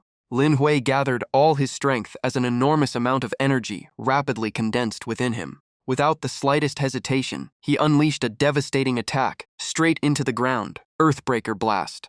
The explosion ripped the earth apart, sending rocks and dirt flying in every direction. Jinza instantly transformed into a giant egg to shield Songlan and Xiaoyin. While enduring the shockwave, he exclaimed that Lin Hui looked ready to flatten the entire Longgu mountain range. Xiaoyin, meanwhile, enthusiastically cheered him on. Deep beneath the ground, Xia Yu took the full impact of the shockwave and spat out a mouthful of blood. As dust and smoke spread everywhere, Lin Hui remained at a distance, calmly watching the devastated battlefield. Slowly walking forward, he judged that if the thick layers of earth had not absorbed part of the impact, Xia Yu would have been eliminated on the spot. Even though she survived, her injuries would keep her out of the fight for quite some time. When Lin Hui finally looked toward Luo Jie, he realized that the man had already escaped during the chaos. He could only think to himself that Luo Jie really knew how to run. After everyone returned to their human forms, Jin Ze sighed that if Lin Hui fired a few more Earthbreaker blasts, the entire Longgu mountain range might end up completely flattened. Songlan quietly observed that the enemy had carefully planned everything from the very beginning. Looking toward the distant Great Waterfall, Lin Hui murmured, 3 hours from now at the waterfall? Jin Zhe stated that it was definitely a trap, and there was a very good chance Luo Jie had already joined forces with the entire Nanchang alliance. Songlan calmly pieced everything together. He believed Luo Jie deliberately took Wang Linhu's Dendrei Davi as a warning for Lin Yuan. If Lin Yuan left, they would use the device to track down and wipe out every remaining teammate. The thought alone filled Songlan with rage. Xiao Yin agreed. The Southern Alliances was not strong individually, but their greatest advantage was their numbers. Jin Zhe added that with the Denrei Davi, the enemy could quickly locate the Yin Mo Du Wei Beast Squad members, making the situation extremely dangerous. Songlan continued his analysis. Aside from Chu Tianyi, no one else on their side could face Luo Jie head-on. It was obvious their true target had always been Lin Yuan. While everyone else looked tense, Lin Yuan simply smiled. He knew the one at the top would always be the first target. He just did not expect the storm to arrive so soon. Jin Zi asked what the next plan was. Lin Yuan shrugged and confidently replied that since they had gone through so much trouble to invite him, he should at least show up and see what they had prepared. Lin Yuan was filled with curiosity. He wanted to know what trump card gave them the confidence to think they could defeat him. Seeing how calm he was, Xiao Yin wondered if Lin Yuan was still hiding an even greater power he had never used. Jin Ze rubbed his chin and guessed that Zi Xiao and Chen Longxiang might also be part of this plan. Song Lan immediately agreed because only those two were powerful enough to truly pressure Lin Yuan. Xiao Yin laughed and said those two geniuses would never bother with such sneaky tricks. Lin Yuan agreed, because proud people like them would rather fight face to face than set traps. Jin Ze concluded this was most likely Luo Jie's plan, after failing again and again. Lin Yuan remained interested and wanted to see what strategy Luo Jie would use. Song Lan offered to scout ahead, but Lin Yuan shook his head and told them to give the enemy more time to prepare. After that, Lin Yuan decided to use the remaining time to find more teammates. He told everyone to climb onto his shoulders to travel faster, and the whole group immediately followed. 2 hours passed, but even after searching the entire area, Lin Yuan's group failed to find a single additional teammate. Jin Ze paced back and forth anxiously. There was still no sign of Chu Tianyi, Su Mushui, or Wu Xuangu, and the meeting time was almost up. Lin Yuan firmly announced it was time to head for the meeting point. He reminded everyone to fuse with their beast souls as soon as they arrived. Even if they were outnumbered, their spirit could not lose. Xiao Yin lazily stretched and laughed as she asked if she could just stand back and watch everyone else fight this time. Jin Ze frowned at Xiao Yin and suspiciously asked if she was planning to betray the alliance. Xiao Yin gave a sly smile and said she trusted Lin Yuan. Besides, if this really was a dangerous trap, someone should stay outside in case things went wrong. Jin Ze could only mutter that she was obviously just looking for an excuse to avoid fighting. Lin Yuan seriously warned everyone that he was the enemy's true target, so no one was allowed to act recklessly. Their highest priority was staying alive, and he would handle everything else. Song Lan immediately agreed and decided to follow Lin Yuan's plan exactly. About an hour later, the group arrived at the waterfall while fused with their beast souls. Song Lan spoke in a low voice, saying that a terrifying Lord-class monster was rumored to live beneath the waterfall. Hearing that, Jin Ze wondered if the enemy planned to use the monster against Lin Yuan, but he quickly dismissed the idea because it was only a legend. Lin Yuan calmly looked ahead and said they would find out soon enough. With that, the three of them continued toward the lake beneath the waterfall. As they got closer, Jin Ze could not help admiring the massive waterfall. Song Lan kept scanning the area, wondering why the enemy had not appeared yet. Lin Yuan calmly replied that, once the time was right, they would reveal themselves. At that moment, the ground beneath Lin Yuan suddenly began to shake. Countless chains burst from the earth and tightly wrapped around his body like giant pythons. With just one glance, Lin Yuan recognized the ability to turn the ground into a swamp. Niu Jiao stepped out in front of him. Lin Yuan coldly reminded him that he had already given him one chance before. Niu Jiao replied with a conflicted expression that as the captain of the Tianfu Beast Squad, he could not avoid this battle. Lin Yuan simply nodded and said it was good that he had come prepared. The moment he finished speaking, Lin Yuan slammed his foot into the swamp beneath him. At the same time, a beam of destructive energy shot from Lin Yuan's mouth, straight toward Niu Jiao. Caught off guard by the attack's speed, Niu Jiao could only panic in silence. At the critical moment, a massive turtle shell suddenly appeared and blocked the entire attack. Even so, the defender was shaken so badly that he coughed up blood and his internal organs suffered severe damage. Taking the chance, Lin Yuan instantly escaped the swamp, trapping him. The entire clash was captured by the recording devices, without missing a single moment. The audience immediately exploded with excitement. No one expected the Southern Alliance to attack Lin Yuan directly. Everyone believed Luo Jie must have another trump card, and many even suspected Zi Xiao and Chen Longxiang had joined the plan. Sweeping his gaze across the battlefield, Lin Yuan coldly asked if they were ready to face his wrath. Elsewhere, Niu Jiao watched in silence and realized there was no turning back now. Suddenly, another surprise attack came from behind Lin Yuan. The Scarlet Chain Purgatory Beast unleashed countless eerie chains that quickly wrapped around Lin Yuan's body. Jin Zi immediately recognized the attacker as a Beijiang Beast Academy student with the rank 5 beast soul called the Scarlet Chain Purgatory Beast. The enemy roared and declared the battle would end right here. But Lin Yuan remained completely calm. He mocked the enemy, asking where that confidence came from, to think a few chains could restrain him. The taunt instantly enraged his opponent. Lin Yuan curled his lips into a cold smile and sneered that the enemy was simply too weak. As soon as he finished speaking, a fierce roar burst from his throat. Lin Yuan immediately activated the Beast God 9 transformations and entered tiger form. The explosive power instantly shattered every chain binding his body. Witnessing the scene, the Scarlet Chain Purgatory Beast was so terrified that he could barely speak. Lin Yuan did not bother replying. He grabbed one of the chains and yanked it with overwhelming force, dragging the Scarlet Chain Purgatory Beast right in front of him as the enemy cried out in terror. But it was already too late. Lin Yuan's sharp claws pierced straight through his opponent's chest, ending the battle in an instant. After the strike, he coldly tossed the defeated enemy aside like a worthless object. Seeing such a brutal ending, many wondered how long they could survive if they were in the same situation against Lin Yuan. Lin Yuan's slowly scanned the battlefield and warned that his patience had run out. If they still had any trump cards, they should use them now. Otherwise, he would drag every hidden enemy out himself. Right then, a figure slowly appeared in the sky, surrounded by dark energy that covered the entire area. Looking down at Lin Yuan, Niu Zhao admitted to himself that this man was truly a monster. When it came to domain mastery, no genius among the 10 academies could surpass him. Even so, Niu Zhao clenched his fists and swore that no matter how monstrous Lin Yuan was, he would be eliminated today. This battle would become the moment that etched the Southern Alliance into history. The moment that thought ended, Niu Zhao shouted for everyone to stop hesitating. He slammed his hand into the ground, triggering a violent tremor. In an instant, countless complex formations appeared at once, completely surrounding Lin Yuan and catching even him by surprise.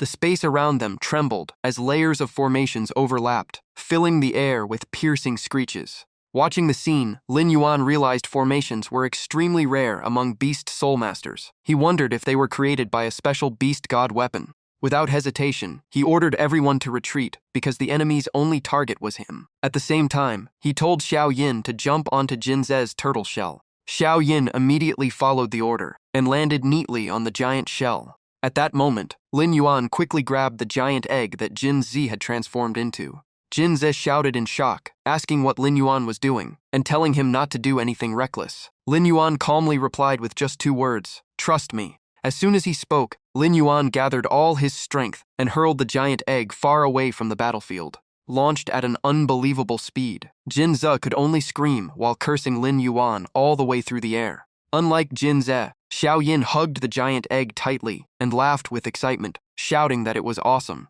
Not long afterward, the giant egg finally slammed into a cliff before coming to a stop. Dizzy and shaken, Jin Ze sighed in relief after barely surviving, while Xiao Yin excitedly asked if they could do it one more time. He could fly on his own, so there was no need to throw him like that. Lin Yuan smiled and said he knew, but before leaving, Songlan should use his ability to grant him a few divine runes. Songlan agreed at once, as long as he did not get thrown like Jin Ze. As soon as he finished speaking, Song Lan released a 7-colored rainbow glow that completely covered Lin Yuan. Feeling the new power, Lin Yuan praised the top-tier 7-colored butterfly support beast soul. His strength, speed, and even his mind became noticeably sharper. As more soul power flowed into his body, Lin Yuan realized the divine runes carried soul attributes. He understood that Song Lan had used his strongest ability to empower him. After finishing the support, Song Lan immediately flew away and reminded Lin Yuan to be careful. Lin Yuan smiled and told him not to worry because Song Lan and Jin Ze only needed to watch from outside. Seeing everyone else leave the battlefield, Niu Zhao thought that as long as Lin Yuan was defeated, the rest would be no threat at all. Looking at the formation surrounding him, Lin Yuan noticed their colors matched the 5 elements of metal, wood, water, fire, and earth. From the distance, Jin Zi loudly warned that it was the 5 Mystic Emperor Slayer formation, a grand formation created from 5 special beast god weapons and designed to kill Beast Emperor level experts. Song Lan asked in surprise how Jin Zi knew so much. Jin Zi immediately replied that he had grown up reading his family's secret records, especially those related to beast emperors. Just then, Luo Jie slowly stepped out from one corner of the formation and let out a hoarse laugh, praising Lin Yuan for recognizing what he was looking at. He continued by saying Jin Ze was right. This was indeed the 5 Mystic Emperor Slayer formation, although only a simplified version. In another part of the formation, Xia Yu slowly appeared and coldly remarked that it seemed they had met again. He confidently walked forward and directly called out Lin Yuan by name. Seeing Xia Yu appear, Lin Yuan calmly asked how he was still standing after suffering such serious injuries. Xia Yu gritted his teeth and replied that he would never fall until he saw Lin Yuan defeated with his own eyes. Lin Yuan only smirked and asked if 3 people who had already lost to him really believed they could change the outcome. At that moment, a familiar voice greeted him from another direction. Lin Yuan turned his head and instantly recognized the newcomer. The moment he saw him clearly, Lin Yuan angrily shouted the name Wu Moxuan. Hearing that, Wu Moxuan's expression also became vicious. Wu Moxuan smiled excitedly and asked whether Lin Yuan liked the gift he had prepared. Lin Yuan calmly asked if Wu Moxuan had been the one behind the entire plan. Wu Moxuan laughed and mocked him, saying Lin Yuan had figured that out too. Lin Yuan immediately replied that Wu Moxuan had indeed improved and had even convinced Luojie to cooperate, despite always looking down on the weak before. Luojie spoke up and declared that as long as Lin Yuan could be eliminated, he did not care who he worked with. He also revealed that the 5 Mystic Emperor Slayer formation trapping Lin Yuan had been provided by Kibo Beast Academy. If anyone was to blame, it was Lin Yuan for making too many enemies. Lin Yuan continued observing the formation and calmly remarked that it seemed to be only a simplified version. Wu Moxuan did not deny it and simply smiled, asking if Lin Yuan really believed he was a Beast Emperor level expert. Watching from afar, Song Lan could not hide his curiosities and asked if the formation was really that terrifying. Jin Zhe seriously explained that the complete 5 Mystic Emperor Slayer formation required 5 beast god weapons of the metal, wood, water, fire, and earth elements, each at least Lord class. At full power, it could even seal and kill a Beast Emperor level expert. Xiao Yin immediately asked how powerful the simplified version was. Jin Zhe could only shake his head and admit that he did not know. Lin Yuan slowly looked around and coldly said they had truly gone to great lengths just to deal with him. What interested him most was where they had obtained those beast god weapons. Wu Moxuan lost his patience and shouted that Lin Yuan did not need to know. He immediately ordered everyone to reveal themselves and activate the formation. The moment his command echoed out, a gigantic dark gold giant ape appeared. Right after that, an ancient withered wood tree demon with a decayed yet incredibly sturdy trunk emerged as well. Jin Zhe recognized them at a glance as students from Beijiang Beast Academy and Haiwan Beast Academy. Song Lan could only sigh, saying the enemy had prepared everything perfectly. In the blink of an eye, a formation circle with a different color appeared above each person's head. They all rose into the air together, leaving long streaks of light behind them.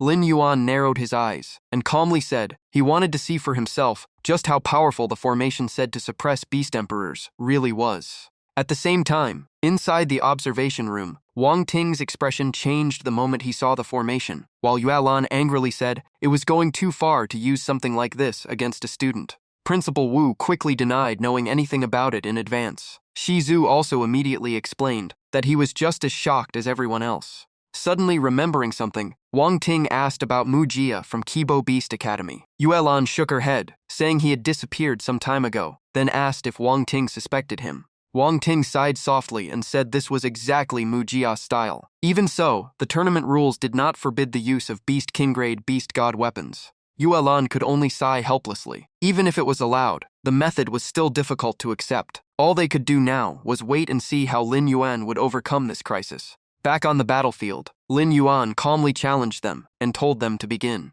Wu Moxuan sneered that since Lin Yuan was so eager to be eliminated, he would gladly grant that wish. He immediately activated the 5 Mystic Emperor Slayer formation. At his command, every formation in the sky merged into one enormous ring of light that unleashed terrifying pressure, shaking the entire area. At the same time, an overwhelming sealing force erupted beneath Lin Yuan's feet. Feeling that pressure, Lin Yuan thought he was like a tiny boat, struggling in a raging storm that could swallow him at any moment. Even so, he unleashed all his power, charged straight ahead, and expanded his slaughter domain. Every muscle in Lin Yuan's body tensed as explosive power surged in every direction. Seeing this, Wu Moxuan immediately shouted, 5 Mystic Emperor Suppression. The moment the command was given, countless beams of destructive light rained down from the grand formation above. Endless explosions echoed across the battlefield, shaking both the earth and the sky. Lin Yuan kept dodging through the explosions while realizing these attacks were far stronger than before.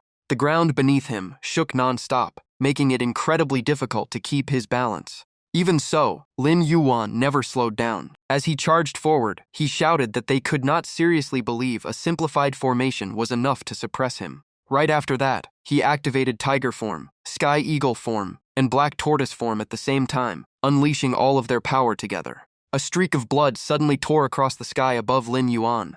Watching the scene, Wu Moxuan broke into a cold sweat. He could not understand how an rank beast soul master could possess such terrifying strength. Without wasting another second, he raised his arm and shouted, "5 Mystic Emperor Seal." In an instant, every halo in the sky merged into one massive stream of energy that completely engulfed Lin Yuan. Lin Yuan's vision slowly became blurry. Looking up at the lights falling like meteors, he clearly sensed danger closing in. One beam after another pierced through his defenses and stabbed directly into his body. Lin Yuan immediately realized his condition had become chaotic. One moment he felt like he was burning alive, and the next he was freezing solid. His body gradually stiffened until he could barely move. In only a few seconds, Lin Yuan's aura weakened dramatically, and his breathing became much heavier. Seeing this, Songlan anxiously said, something was clearly wrong with Lin Yuan. Jin Zi nodded and explained that this was the sealing effect of the 5 Mystic Emperor Slayer formation. Jin Zi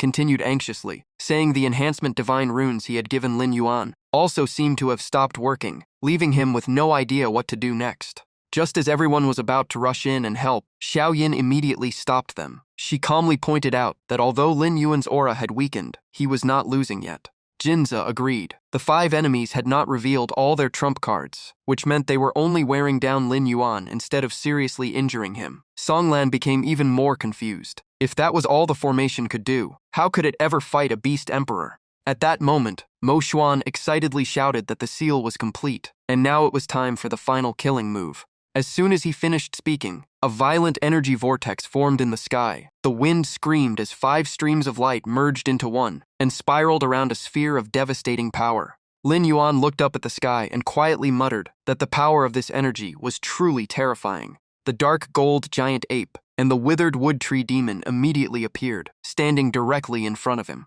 Wu Zhao and Xia Yu slowly rose into the air as well, preparing for battle. Luo Jie burst into laughter and confidently declared that this time Lin Yuan had no chance of defeating them. The moment he finished speaking, he shot forward at incredible speed, like a bullet aimed straight at Lin Yuan. Facing the attack, Lin Yuan raised his claws with a roar and declared that borrowed power would never be enough to defeat him. Luo Jie's eyes lit up as he grew even more excited to see Lin Yuan face him head-on. A faint flame quickly wrapped around Luo Jie's arm as he activated the secret skill, Flame Burst Slash. Neither side tried to dodge, as they collided head-on with a thunderous explosion. But the instant their powers clashed, Luo Jie's confidence turned into shock. Lin Yuan completely overpowered him, sending him flying backward before crashing across the ground. Luo Jie gasped in disbelief. Even with the formation's enhancement, his strength was still completely outmatched. Just then, Lin Yuan suddenly let out a painful roar as his leg was attacked. Xia Yu had seized the chance to sneak behind him and bit deeply into his leg, driving his sharp fangs in and forcing Lin Yuan to cry out in pain. After the bite, Xia Yu immediately opened his mouth and began charging a destructive energy sphere. But the moment he looked up, he sensed a deadly danger closing in. Without waiting for Lin Yuan to strike back, Xia Yu instantly turned and fled at full speed. Even so, before retreating, he still fired the energy sphere straight at Lin Yuan. Lin Yuan thought to himself that Xia Yu had already been seriously injured before. Even after treatment, he had not fully recovered, so another heavy hit would surely be too much for him. At that moment, Hao Long appeared with an excited voice, announcing that Lin Yuan had defeated a Lord-level beginner beast soul and earned the corresponding reward. Lin Yuan nodded slightly. It seemed the formation had boosted Xia Yu enough for the system to recognize him as Lord-level. He asked Hao Long to postpone counting the rewards because he was still fighting. Hao Long understood, immediately left, and said he would return later. Lin Yuan then looked up at the 5-colored energy sphere in the sky, because that was the greatest threat of all. Right then, the ground beneath his feet shook violently once again. In an instant, countless vines burst from the earth and tightly bound Lin Yuan's entire body, leaving him unable to move. The dark gold giant ape immediately seized the opportunity and leaped high into the air. It threw a full-powered punch into Lin Yuan's chest, forcing him to stagger backward. Lin Yuan quickly assessed the situation. His own strength had been suppressed, so taking a Lord-level attack head-on would still affect him. Meanwhile, the dark gold giant ape was secretly alarmed. Even its strongest punch had failed to seriously injure Lin Yuan, or even break through his blood armor. Seeing Lin Yuan remain completely calm, the ape broke into a cold sweat, but reassured itself that Lin Yuan's claws were tied by the vines, and his legs were trapped in the mud, leaving him with no way to fight back. Lin Yuan smirked and praised their teamwork, but said they had forgotten one important thing, his tail. Hearing that, the dark gold giant ape instantly realized something was wrong and panicked. Before it could react, Lin Yuan's massive tail swept across and smashed into its body. The dark gold giant ape was sent flying before crashing hard onto the ground in miserable condition. Jinzei could not help saying that strike had probably broken several of the ape's ribs. Songlan took a deep breath at the terrifying power of the tail, and even joked that he was suddenly craving braised ribs. The dark gold giant ape struggled to stand, but its entire body kept trembling uncontrollably. At that very moment, Lin Yuan fired another energy beam straight into its chest. Thick white smoke immediately poured from the dark gold giant ape's body, as its life force was nearly drained away. Xiao Yin watched in confusion, and said Lin Yuan had deliberately avoided a fatal blow, proving he was actually kind-hearted. Jinzei immediately agreed, saying his boss was both powerful and compassionate, even if he never showed mercy in battle. Looking at the situation, Songlan concluded the enemy had already lost 2 fighters, greatly improving their chances of victory. Right after that, an energy sphere emerged from the dark gold giant ape's body. It floated in the air for a brief moment, before shooting straight toward Luo Jie in the distance. Luo Jie immediately let out a roar as enormous demonic power erupted from his body, filling the battlefield with crushing pressure. At the same time, Xiao's energy sphere also began transferring all of its remaining power into Wu Zhao. That energy completely surrounded Wu Zhao's limp body beneath the ground. A few seconds later, Wu Zhao suddenly burrowed even deeper underground. In the next instant, he emerged directly beneath Lin Yuan. Lin Yuan was briefly surprised. He never expected them to inherit their teammates' power. It seemed this was another ability of the 5 Mystic Emperor Slayer formation. Just then, someone urgently shouted for him to be careful. Jinzei quickly explained that whenever one formation beast was defeated, its 5-element energy would be transferred to the remaining ones. Lin Yuan could only laugh helplessly and said it would have been nice to hear that before he defeated them. Jinzi awkwardly apologized, saying he had only just remembered. Xiao Yin immediately scolded him, saying he was even more absent-minded than she was. Lin Yuan quietly analyzed the situation. Defeating Xia Yu and the dark gold giant ape too early had actually become a mistake. Luo Jie was already the strongest, and absorbing everyone else's power would only make him even harder to defeat. Wu Moxuan laughed excitedly, and declared that today he would finally drag Lin Yuan down from his undefeated throne. Lin Yuan simply smirked and calmly asked, "Just you?" Then he laughed confidently and coldly replied, "You are still not worthy." Luo Jie roared with excitement, saying he had finally found the chance to erase his past humiliation. Lin Yuan immediately answered that Luo Jie had deliberately retreated in their last fight just to prepare this trap. Luo Jie did not deny it. He said that if his opponent was stronger, then he would use even greater power to crush him and repay every bit of that humiliation. Lin Yuan calmly replied that Luo Jie had always bullied the weak with his own strength, and only now did he understand what it felt like to be on the receiving end. Luo Jie sneered that he was a heaven's chosen genius, while Lin Yuan was nothing. Lin Yuan only gave a cold smile and said he specialized in beating so-called chosen geniuses. The moment he finished speaking, the spikes on Lin Yuan's back became even sharper as he coldly declared that he would end this battle himself. Right after that, Lin Yuan fired an overwhelming energy beam straight ahead. Seeing the attack, Wu Zhao immediately rushed in front of Luo Jie and declared that he would take the hit himself. His body directly swallowed the terrifying blast whole. After enduring the attack, Wu Zhao stopped and began coughing violently in obvious pain. Lin Yuan asked why he would go that far. Wu Zhao calmly replied that others might call him foolish or say he was sacrificing himself for others, but he truly wanted to fight Lin Yuan with everything he had, even if only once. Lin Yuan quietly replied that he had never looked down on him. Wu Zhao nodded. That was exactly why he felt so bitter. Before meeting Lin Yuan, he had also been praised as a genius, yet standing beside him made him seem completely ordinary. Lin Yuan continued, saying that Beast Soul Masters should see the monsters outside as their true enemies, not each other. He always respected opponents like Wu Zhao, who fought with everything they had.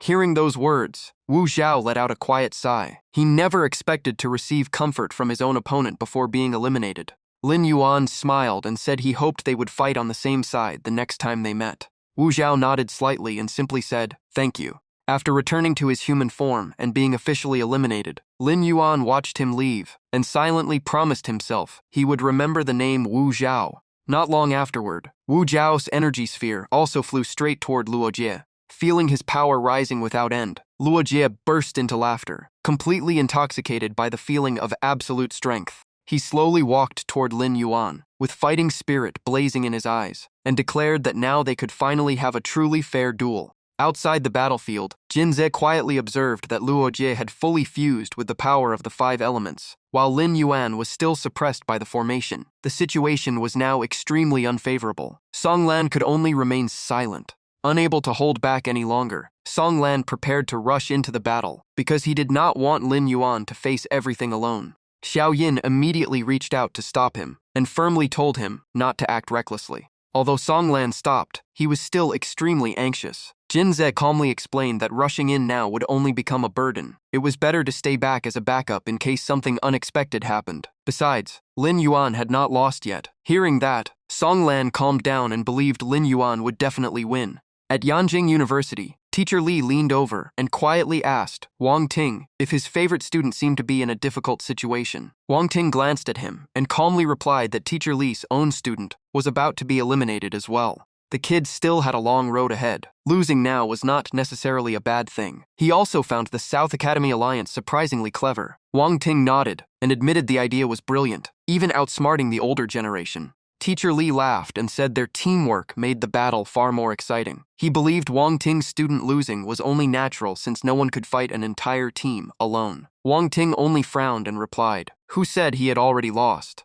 Teacher Li kept smiling and said the other side even recreated a simplified 5 Mystic Curse Emperor formation, so losing would not be embarrassing at all. Wang Ting cut him off and told him to stop talking. Deep down, he knew the old man was still celebrating that one victory over Jinghe Beast University. Wang Ting finally spoke up and said the match was not over yet, so it was far too early to reach that conclusion. Teacher Li smiled knowingly, realizing Wang Ting still had complete faith in his student. Wang Ting calmly closed his eyes halfway and said that, as the principal, failing to trust his own students would be the real failure. Teacher Li immediately gave him a thumbs up. Meanwhile, Dian remained seated in silence, showing almost no emotion. He quietly thought to himself that a formation like the 5 Mystic Curse Emperor formation was impossible for a few students to create on their own.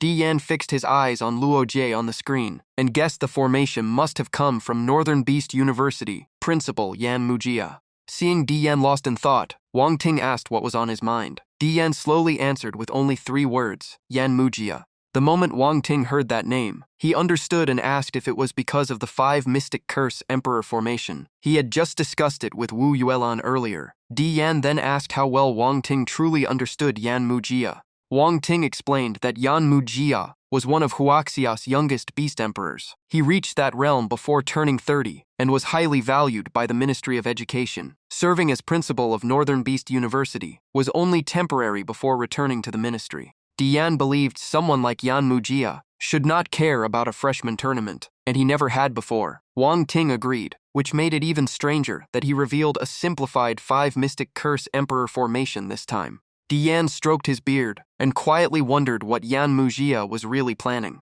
On the battlefield, the Huai Wood Tree Demons slowly stepped forward and loudly asked Luo Jie if he wanted to borrow more 5-element power. Luo Jie immediately refused and told him not to waste his effort. The same trick would never fool Lin Yuan twice. The Huai Wood Tree Demon wanted to argue, but Luo Jie cut him off and said he could defeat Lin Yuan without absorbing any more power. All he needed was support from the back. Jinze suddenly realized that unlike most geniuses, Luo Jie barely showed any arrogance. Song Lan disagreed and said Luo Jie was simply the type who would use any method to achieve his goal. To him, pride was nothing more than an excuse to hide his unwillingness to lose. Xiao Yin added that people who only cared about the final result and ignored everything else were the most frightening. Jinze nodded and said Luo Jie and Lin Yuan were actually similar, except Lin Yuan had not gone that far. At that moment, the Huai Wood Tree Demon's body suddenly shrank and twisted into a massive knot. Seeing that, Lin Yuan immediately let out a furious roar. The Huai Wood Tree Demon secretly admitted that even with his power sealed, Lin Yuan's presence was still terrifying. Every spike across Lin Yuan's body suddenly stood upright like countless razor-sharp blades. He opened his mouth wide and rapidly condensed an enormous energy sphere. The Huai Wood Tree Demon stared in shock, unable to believe Lin Yuan had actually chosen him as the target. Only one thought remained in his mind. This guy was completely insane. Without wasting a second, the Huai wood tree demon transformed his entire body into a gigantic vine shield and unleashed the secret skill Wood Vine Shield. But in the next instant, Lin Yuan's energy blast tore through the air and slammed directly into the shield. The Huai wood tree demon froze as he felt the overwhelming force piercing straight through his defense.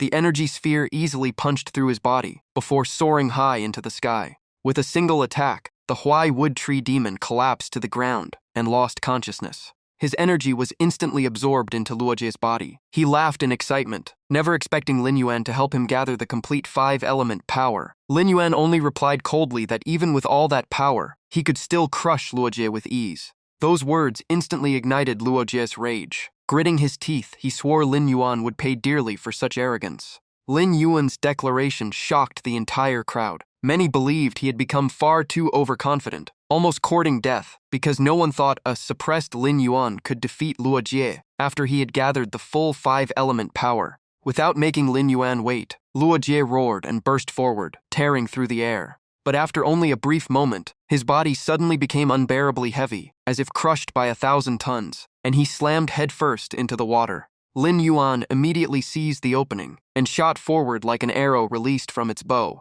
His razor-sharp claws slashed straight at Luojie, aiming to end the fight in one strike. Luojie barely dodged the slash when Lin Yuan's massive tail suddenly swept across his vision, leaving him only enough time to gasp in shock. Before he could react, the steel-like tail sent Luojie flying. The entire audience was stunned. Everyone stood there, with mouths wide open, because no one had even seen when Lin Yuan attacked. Many could not believe Luojie was still being overwhelmed even after fusing with the complete 5-element power. Others reminded them the battle had only just begun, so it was too early to decide the outcome. A moment later, Luojie struggled back to his feet and spat out a mouthful of blood. Lin Yuan mocked him coldly, saying this was all the strength he had. Luojie roared back, telling him not to celebrate too soon because the best part was still coming. As soon as he finished speaking, Luojie dove straight into the water. Only seconds later, countless copies of him burst out from beneath the water and surrounded Lin Yuan. Lin Yuan frowned slightly as 2 words flashed through his mind: clones. He quickly recalled that Luojie had never used this move before. It seemed to be a new ability gained after absorbing the 5-element power. Lin Yuan immediately considered whether these figures were real or just illusions, but quickly dismissed the question. His solution was simple: destroy every single one, and it would not matter which was real. Without hesitation, his massive tail swept around again and again, smashing every figure nearby. But after only a few strikes, Lin Yuan noticed something strange. If Luojie's real body was among them, it should not have shattered so easily. Above his head, countless fragments from the destroyed clones began raining down. From those fragments, endless water spikes shot out like a deadly storm of needles. Lin Yuan immediately understood. These were not illusions, but water element clones created from the 5-element power. He quickly wondered where Luojie's real body was hiding, if all of these were water element clones. At that exact moment, Lin Yuan suddenly turned around. Just as he expected, Luojie had quietly emerged from the water directly behind him. Lin Yuan instantly realized Luojie had mastered Earth Escape by using the Earth element power. Luojie laughed proudly and mocked him for reacting too slowly. Watching the scene, Songlan angrily cursed Luojie for bragging after relying on borrowed power. Jin Zhe agreed and reminded everyone that Lin Yuan was still partially suppressed by the formation. At that moment, a thick layer of ice rapidly covered Lin Yuan's entire body as he activated Black Tortoise form. Lin Yuan stood motionless inside the ice, while waves of freezing energy spread outward, making the entire space seem to tremble. Luojie raised his razor-sharp claws and charged without hesitation. He immediately unleashed the secret skill Evil Flame Burst Slash, pouring all his strength into the ice protecting Lin Yuan. Even while attacking, Luojie mocked Lin Yuan for hiding behind his defense like a turtle in its shell. Every one of his claws radiated a mysterious and incredibly sharp energy. Lin Yuan calmly observed and realized Luojie had infused his claws with blood energy, greatly increasing both their hardness and destructive power. Without another moment of hesitation, Lin Yuan threw an incredibly powerful punch. Luojie had just begun taunting him when Lin Yuan's fist slammed directly into his body. As he attacked, Lin Yuan knew this punch contained every bit of strength he still possessed.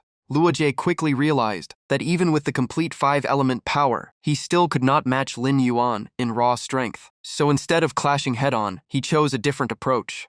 With that thought, Luoji immediately spread his blade-like wings wide. The next second, he slashed both wings straight at Lin Yuan. A tearing sound echoed as a long bleeding wound appeared across Lin Yuan's body. The pain made Lin Yuan roar, and the ice armor around him shattered instantly. The students broke into cold sweats. Even against Chen Longxiang or Xu Xiao, Lin Yuan had never suffered such a serious injury. Many began to wonder if Lin Yuan would finally lose this time. Luo Jie burst into laughter, saying this was the price for daring to challenge him. Lin Yuan simply let out a slow breath and calmly replied, "Is that all?" As soon as he spoke, a massive energy sphere formed inside his mouth, making Luo Jie's face change. The energy blast shot toward its target at incredible speed. Luo Jie instinctively dodged, but the attack still grazed him, carving a deep cut across his skin as blood poured out. Luo Jie gritted his teeth in shock. He could not understand how Lin Yuan was still this powerful, despite having part of his strength sealed by the formation. The moment Lin Yuan turned around, Luo Jie tensed once again. Knowing he could not dodge in time, he folded his wings together to block the attack head-on. Lin Yuan slammed his massive tail into the water, instantly sending a towering wave crashing toward Luo Jie. The impact smashed Luo Jie into the ground. Even though his wings absorbed most of the force, his internal organs still felt violently shaken. Unlike his opponent, Lin Yuan remained perfectly calm, without the slightest change in expression. A single thought flashed through Luo Jie's mind. It was time to use his final trump card. Even so, he clenched his wings tighter and roared with confidence that he could still endure. Lin Yuan gave him no chance and fired another devastating energy blast. Luo Jie's eyes widened in horror, filled with disbelief. The beam ripped through the air at terrifying speed. The attack blasted Luo Jie away, sending him rolling across the ground with no strength left to resist. The entire audience stood frozen. No one expected Luo Jie to lose so badly after obtaining the complete 5-element power, especially when Lin Yuan had not even revealed all of his strength. Wang Ting could no longer hide his proud smile, feeling his student had truly brought him honor. Teacher Li walked over and joked that if he wanted to laugh, he should just laugh instead of holding it in. Wang Ting replied that it was simply modesty. Teacher Li laughed and said that kind of modesty only made others more jealous, because Wang Ting now had a national treasure-level talent. Wang Ting smiled until his eyes narrowed, saying Lin Yuan truly was the greatest treasure of Modu Beast University. Without him, they might not even have secured second place this year. Teacher Li smiled knowingly and said Wang Ting was probably happiest, because this gave them a real chance to defeat Yanjing University for the championship and attract far more students next year.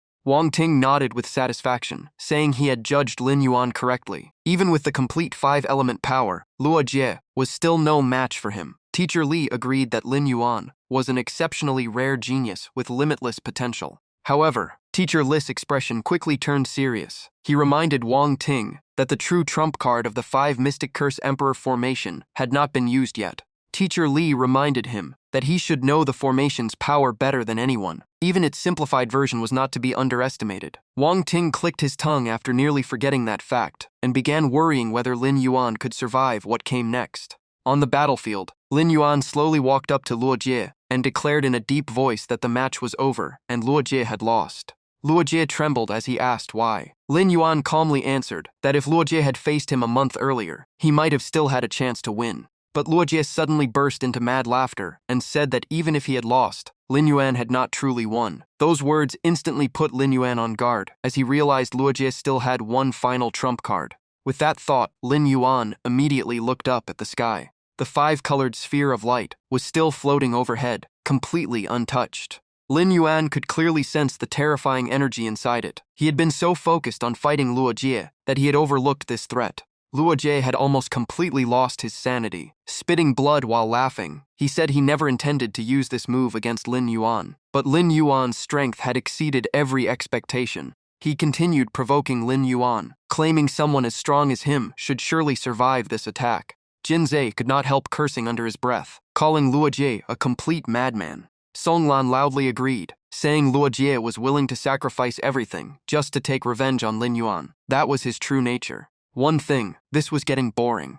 At that moment, the 5-colored sphere of light exploded and unleashed a massive pillar of energy from the sky. The devastating attack shot straight toward Lin Yuan without hesitation. Lin Yuan immediately activated Black Tortoise form, covering his entire body in thick ice. His eyes turned ice cold, Then a deafening explosion erupted and completely swallowed his figure. From above, the destructive beam continued crashing down on the exact spot where Lin Yuan stood. Seeing the danger, Jinze panicked and shouted Lin Yuan's name. Songlan also rushed forward, determined to rescue him. Xiao Yin quickly stopped him, saying charging in now would only mean certain death. Songlan still hesitated. Xiao Yin pointed ahead and told everyone to look closely at what was appearing around Lin Yuan. Looking again, everyone was shocked to see Lin Yuan still standing inside the beam, completely unshaken by the overwhelming power.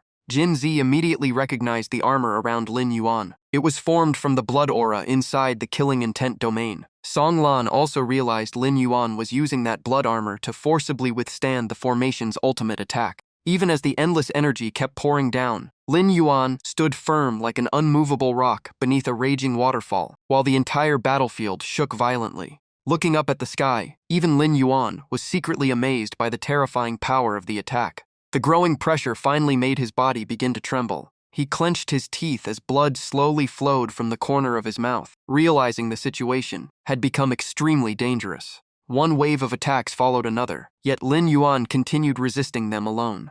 On the other side, Luojie laughed proudly, convinced Lin Yuan could not possibly survive this time. But suddenly, a violent shockwave erupted, blasting Luojie away and smashing him into a tree, forcing him to cough up blood again.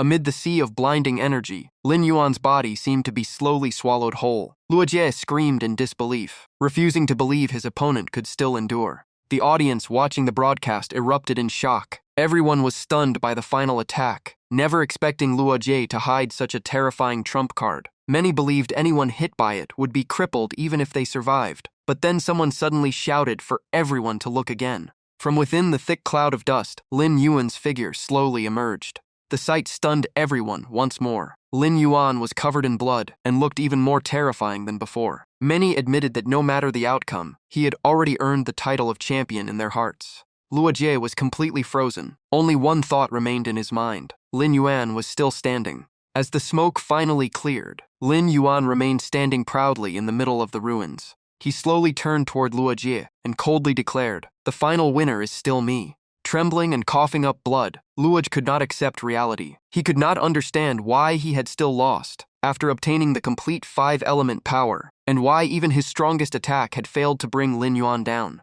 In the end, Luojie finally admitted defeat before Lin Yuan. His fusion state automatically ended, and he returned to his human form. Hao Long appeared and announced that Lin Yuan had defeated 3 Lord-level Beast Soul Masters, earning 6 silver boxes as his reward. Hearing that, Lin Yuan became excited and hoped the silver boxes would contain a few valuable treasures. Hao Long smiled and said that with Lin Yuan's luck, he would probably get something amazing. Hao Long then asked about Lin Yuan's condition. Lin Yuan calmly replied that he could still fight, despite being seriously injured. With Songlan's 7-colored glazed light helping him recover, it would not take long. Just as Lin Yuan was about to return to Jinze and the others, a cold voice suddenly called out from behind, asking who had given him permission to leave. Turning around, Lin Yuan saw that it was Mo Xuan. Mo Xuan reminded him that their score had not been settled yet. Lin Yuan only sneered, saying that even injured, Mo Xuan was still no match for him. Mo Xuan laughed coldly and said he had come fully prepared. In his eyes, Lin Yuan had never truly taken him seriously, and today he would make him pay for it. As soon as he finished speaking, Mo Xuan immediately fused with his Shrank Beast Soul, Frost Insect King. Looking at his opponent, Lin Yuan remembered that this very Shrank Beast Soul had made Mo Xuan stand out during the awakening ceremony. But now, an ordinary Shrank Beast Soul was no longer enough to pose a serious threat. Lin Yuan was about to tell Song Lan that Mo Xuan had not even reached the Lord level and was only as strong as a Beast King, so he could not understand where all that confidence came from. But before he could finish speaking, Mo Xuan made his next move. Mo Xuan roared with hatred and declared that from now on, he would personally destroy everything that belonged to Lin Yuan. To him, the last attack was only the beginning. Lin Yuan looked up and realized the energy sphere had weakened greatly, but it still held the remaining power of the 5 Mystic Curse Emperor formation.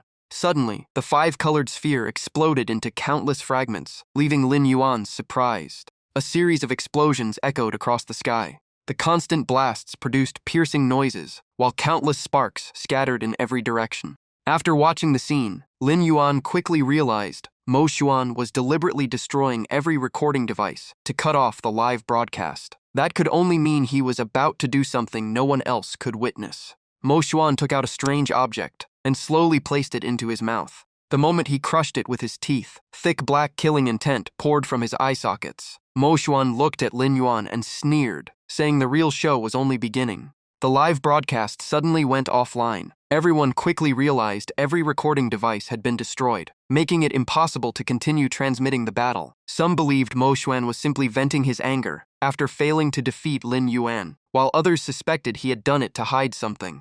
The audience kept discussing the situation, unable to understand what Mo Xuan was planning. Many even questioned whether destroying all the recording devices violated the tournament rules. Shi Zhu immediately demanded an explanation from Principal Su. Dian calmly replied that the current rules did not actually forbid such actions, but, before finishing, he turned toward Yan Mujia and demanded that the principal give everyone a proper explanation.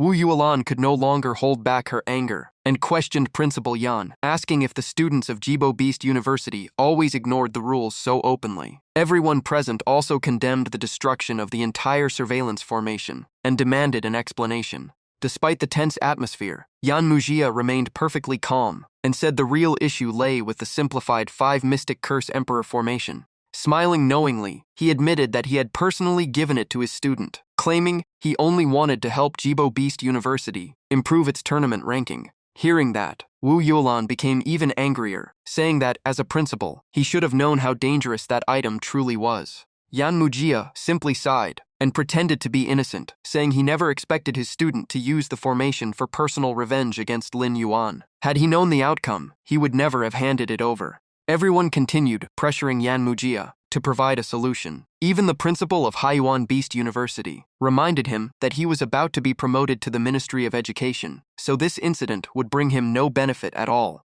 Wu Yuelan quietly muttered that he was putting on quite a performance. At that moment, Wang Ting turned to Di Yan and asked if the battlefield feed could be restored as quickly as possible. Di Yan immediately ordered every nearby drone to head to the battlefield and instructed General Li to lead all nearby military beast soul masters to secure the students' safety. Li Mu immediately accepted the order, saying it was his responsibility and he would carry it out at once. Li Xiangui watched silently, puzzled that Di Yan had even mobilized Li Mu, a Beast Emperor-level Beast Soul Master. It seemed Di Yan had already discovered something. His gaze shifted toward the calmly smiling Yan Mujia, as he wondered why the man remained so composed. Could everything still be part of that madman's plan? On the other side, Yan Mujia was thinking to himself. He believed the other side would never expose the secret, which meant Li Xiangui was still loyal to the Divine Church. Even so, he regretted that the truth had not been revealed, because that was the outcome he wanted most. Yan Mujia continued thinking about the battle. He wondered whether Mo Xuan could kill Lin Yuan, but whether he succeeded or failed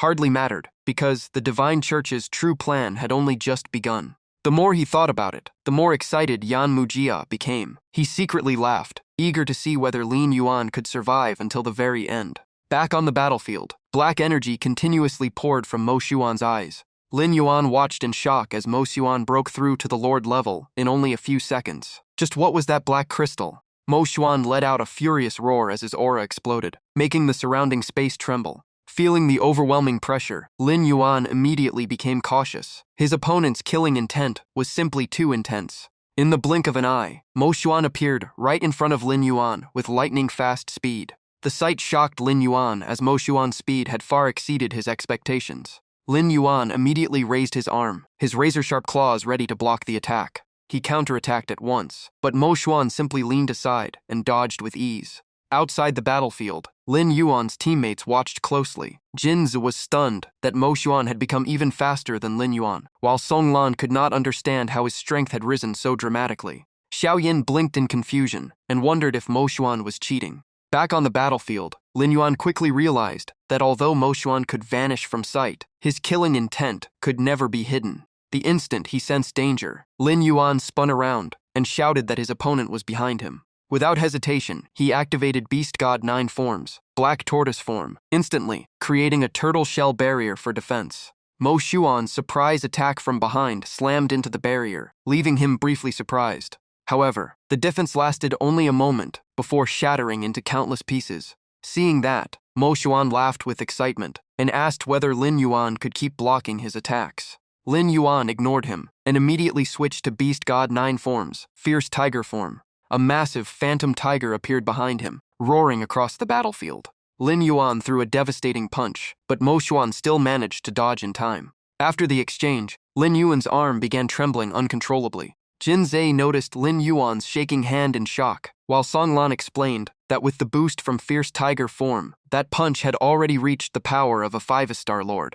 He was even more stunned that Mo Xuan had not only blocked it, but had not even used his full strength. Xiao Yin guessed the black crystal he swallowed had dramatically increased his overall power. Jin Zhe declared this had to be illegal. Otherwise, Mo Xuan would never have destroyed every recording drone. Song Lan angrily cursed him for fighting so dishonorably. He added that destroying the drones could only delay the truth, not hide it. The academy would definitely investigate. Xiao Yin agreed, saying that if Lin Yuan could hold on a little longer, Mo Xuan would pay for everything he had done. Lin Yuan calmly tried to reason with him, saying there was no longer any grudge between them, and that attacking now would only ruin Mo Xuan's own future. Mo Xuan immediately snapped back with hatred, claiming Lin Yuan had destroyed his future long ago. Consumed by rage, Mo Xuan brought up the humiliation he had suffered before everyone years ago, and demanded to know whether Lin Yuan had ever cared about his future. Lin Yuan calmly replied that Mo Xuan had brought it upon himself, because those who loved humiliating others would eventually receive the same treatment. Refusing to argue any further, Mo Xuan roared and cut him off, accusing Lin Yuan of stalling for time. He declared that before the academy arrived, he would cripple Lin Yuan. Hearing those words, Lin Yuan only smiled, leaving Mo Xuan completely confused. Lin Yuan looked at him with disdain and said the funniest part was that Mo Xuan still believed he held the absolute advantage. Then Lin Yuan calmly said something even stranger. He thanked Mo Xuan first. Lin Yuan's eyes turned icy as he explained that Mo Xuan had broken the rules first. That meant no one would care how ruthless he became from now on, even if he killed Mo Xuan before the academy arrived. Those words left Mo Xuan stunned. Mo Xuan immediately flew into a rage, calling Lin Yuan unbelievably arrogant, before declaring he would show him where that confidence came from.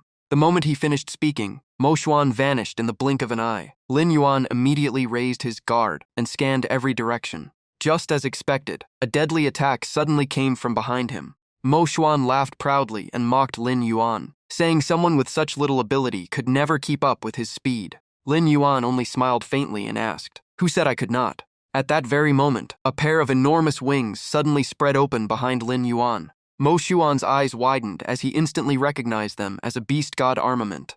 Outside the battlefield, Jin Zhe was equally stunned to see that Lin Yuan possessed a mightier lord-level beast god armament. Song Lan finally realized this was Lin Yuan's true trump card, while Xiao Yin was thrilled to see him take to the skies. Mo Xuan gritted his teeth as his killing intent grew even stronger. He said killing Lin Yuan immediately would be too boring. Instead, he wanted Lin Yuan to struggle until the very end before dying in despair. He charged straight at Lin Yuan, but Lin Yuan instantly glided away and effortlessly avoided the attack. That caught Mo Xuan off guard as Lin Yuan's speed had increased yet again. Without hesitation, he unleashed all his power, covering his entire body in invisible flames. In the next instant, Mo Xuan slashed forward with his claws at incredible speed. At that exact moment, Lin Yuan activated the ultimate skill, Sky Eagle form. Empowered by the technique, he shot into the sky and cleanly dodged the lightning-fast ambush. Mo Xuan struck nothing but empty air and realized that Lin Yuan's secret art combined with the beast god armament was far stronger than expected. Just then, someone shouted Lin Yuan's name. Jin Zhe suddenly charged in like a steel cannonball and slammed into Mo Xuan, knocking him flying. Lin Yuan called out to Jin Zhe in surprise, while Mo Xuan staggered back to his feet and angrily yelled at him to get lost. Only a few seconds later, Jin Zhe clutched his stomach and cried out in pain, saying that attack had nearly shattered his internal organs. But Mo Xuan was the one truly shocked after realizing his full-powered strike had failed to leave even a single crack on Jin Zhe's armor. He could not help wondering what kind of monster Jin Zhe really was. Before Lin Yuan could figure out what was happening, he heard Song Lan shouting his name. Song Lan said they might not be strong enough to fight beside Lin Yuan, but they would never stand by and do nothing. As soon as he finished speaking, Song Lan activated a support skill. Brilliant streams of light surrounded Lin Yuan and filled him with even greater power. Feeling the new strength surging through his body, Lin Yuan sincerely thanked him. Song Lan smiled and replied that there was no need for thanks. The only thing that mattered now was for Lin Yuan to win. Realizing he had allowed Lin Yuan's teammates to support him, Mo Xuan cursed under his breath, knowing he had fallen into their trap.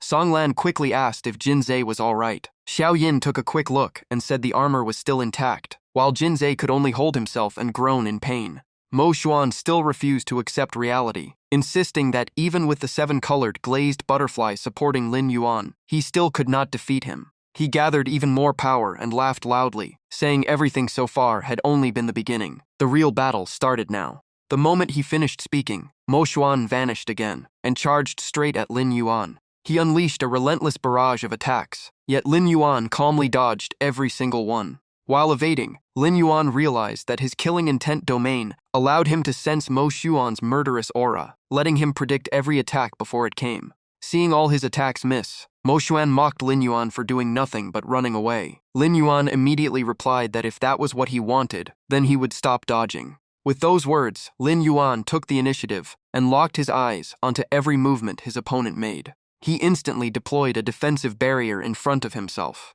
The moment Mo Xuan rushed in, the barrier blasted him backward. Furious after being thrown away, he yelled that Lin Yuan was nothing more than a turtle hiding behind his shell. Lin Yuan said nothing. He simply spread his wings as bolts of lightning gathered around him, filling the air with sharp crackling sounds. Then he unleashed the full power of the lightning element and launched his counter-attack. A powerful bolt of lightning struck Mo Xuan directly in the chest, making him scream in agony. Even while taking the hit, Mo Xuan roared with hatred and swore he would kill Lin Yuan. He opened his mouth wide and charged like a wild beast driven completely insane. Lin Yuan calmly lowered his head and coldly reminded him that losing your composure was the greatest mistake in battle. Had his teacher never taught him that? He continued mocking Mo Xuan, saying that after all this time, he still had not matured at all. As soon as he finished speaking, Lin Yuan charged forward and chose to face him head-on. In a single clash, Mo Xuan's body was torn into countless pieces.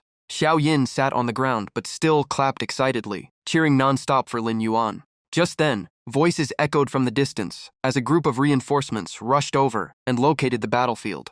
Seeing the reinforcements and the military beast soul masters arrive, Mo Xuan quietly muttered that they had come surprisingly fast. Lin Yuan believed his opponent would no longer have any chance to use more tricks. Hovering high in the air, Lin Yuan looked down at Mo Xuan and firmly declared that he would teach him a lesson so he would never dare appear before him again. But Mo Xuan suddenly became even more unhinged, shouting that the battle was far from over and everything had only just begun. Looking up at the sky, he declared with overwhelming hatred that every bit of suffering he had endured would be repaid by Lin Yuan 100-fold. In response to the threat, Lin Yuan only gritted his teeth as a surge of radiant energy gathered deep inside his throat. An instant later, he unleashed the entire blast as a beam of light straight at his opponent. But Mo Xuan seemed to have expected it. He only smirked and said one word, useless. The tension between them reached its peak, as if the slightest spark could ignite everything. Seizing the moment, Lin Yuan swung his massive tail with overwhelming destructive force. But in the next instant, his eyes suddenly shifted toward the sky in surprise. Lin Yuan's pupils narrowed as an eerie voice echoed through the space. "Welcome to my demon prison domain." He immediately scanned his surroundings and realized he had been pulled into a twisted world. It seemed this was Mo Xuan's strongest technique. Mo Xuan proudly explained that the demon prison was an isolated domain completely separated from the outside world. No one could interfere from either side, and the barrier would only disappear after his death. Lin Yuan merely smiled and remarked that Mo Xuan had certainly prepared plenty of trump cards just to deal with him. Mo Xuan stared at Lin Yuan with icy eyes and said hatred was the only reason he had survived until today. That was why he wanted a fight to the death here. Lin Yuan showed no fear and calmly replied that if Mo Xuan wanted a battle to the end, he would gladly accept. Outside the barrier, Song Lan stood frozen by the sudden turn of events, while Jin Zi hurriedly asked what the demon prison domain actually was.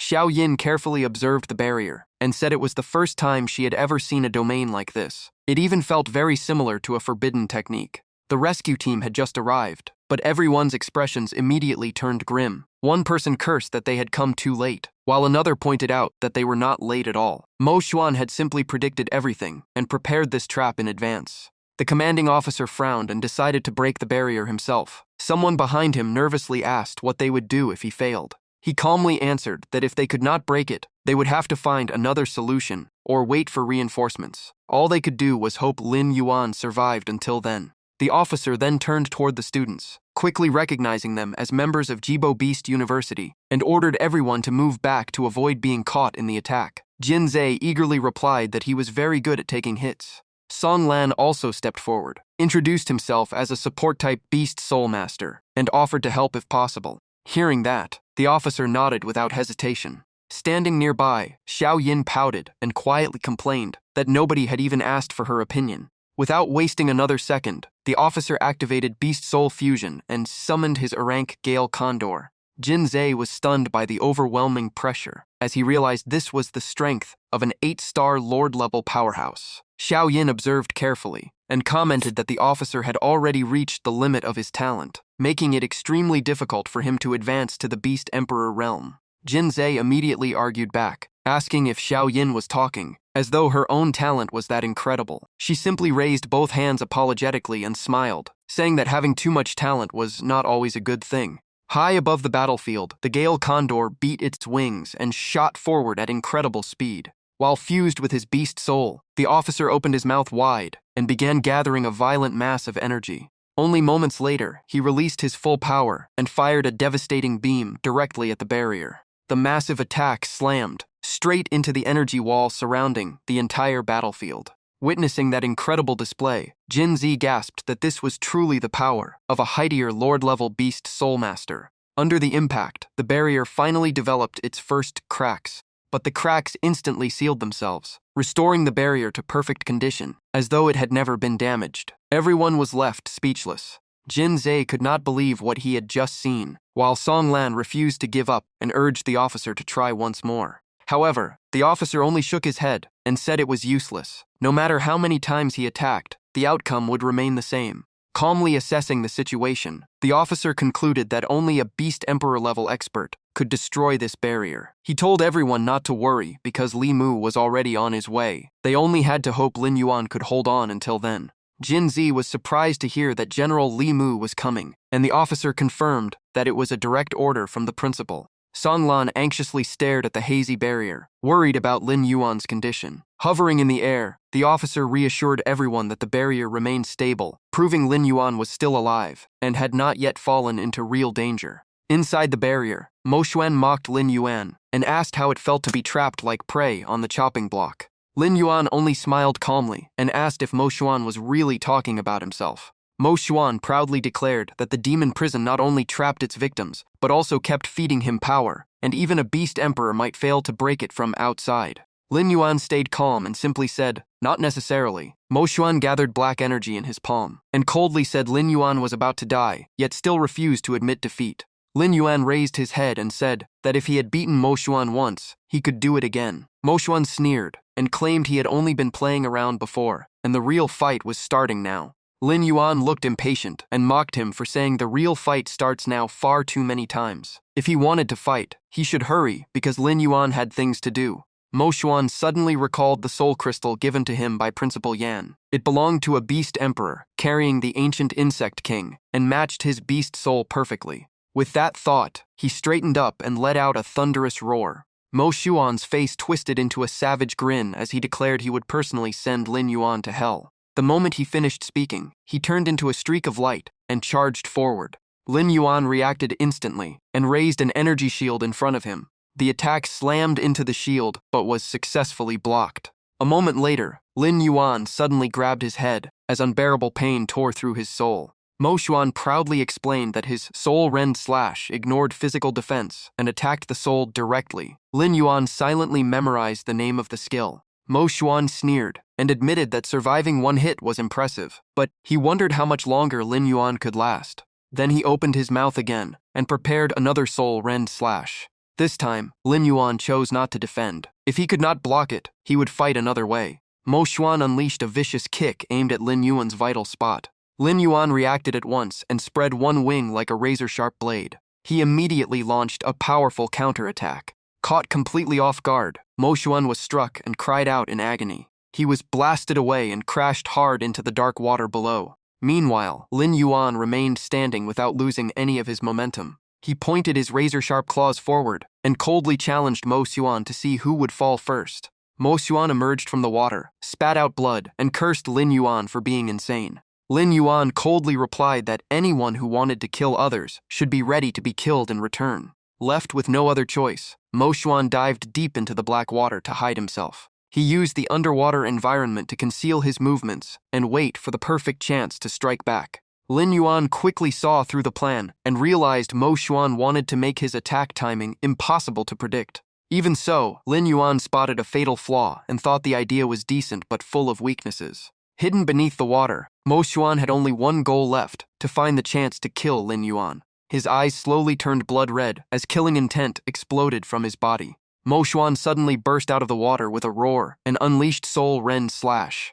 Almost instantly, Lin Yuan turned to face the attack. Mo Xuan's eyes widened in shock as he could not believe Lin Yuan reacted that quickly. Even so, he convinced himself that as long as the attack landed, the outcome would stay the same. But Lin Yuan's next move completely shattered every expectation and left Mo Xuan frozen in disbelief. Lin Yuan swung his tail with full force and sent Mo Xuan flying once again. Mo Xuan struggled to his feet while clutching his chest in pain. For the first time, he truly felt uneasy. Had Lin Yuan already seen through everything? Even stranger, Lin Yuan had taken 3 soul rend slashes, yet his soul still had not collapsed like an ordinary Lord-rank beast soul master. A deep wound had appeared on Lin Yuan's body, but it did nothing to weaken his fighting spirit. Lin Yuan smirked and calmly taunted that his soul was far tougher than Mo Xuan had imagined.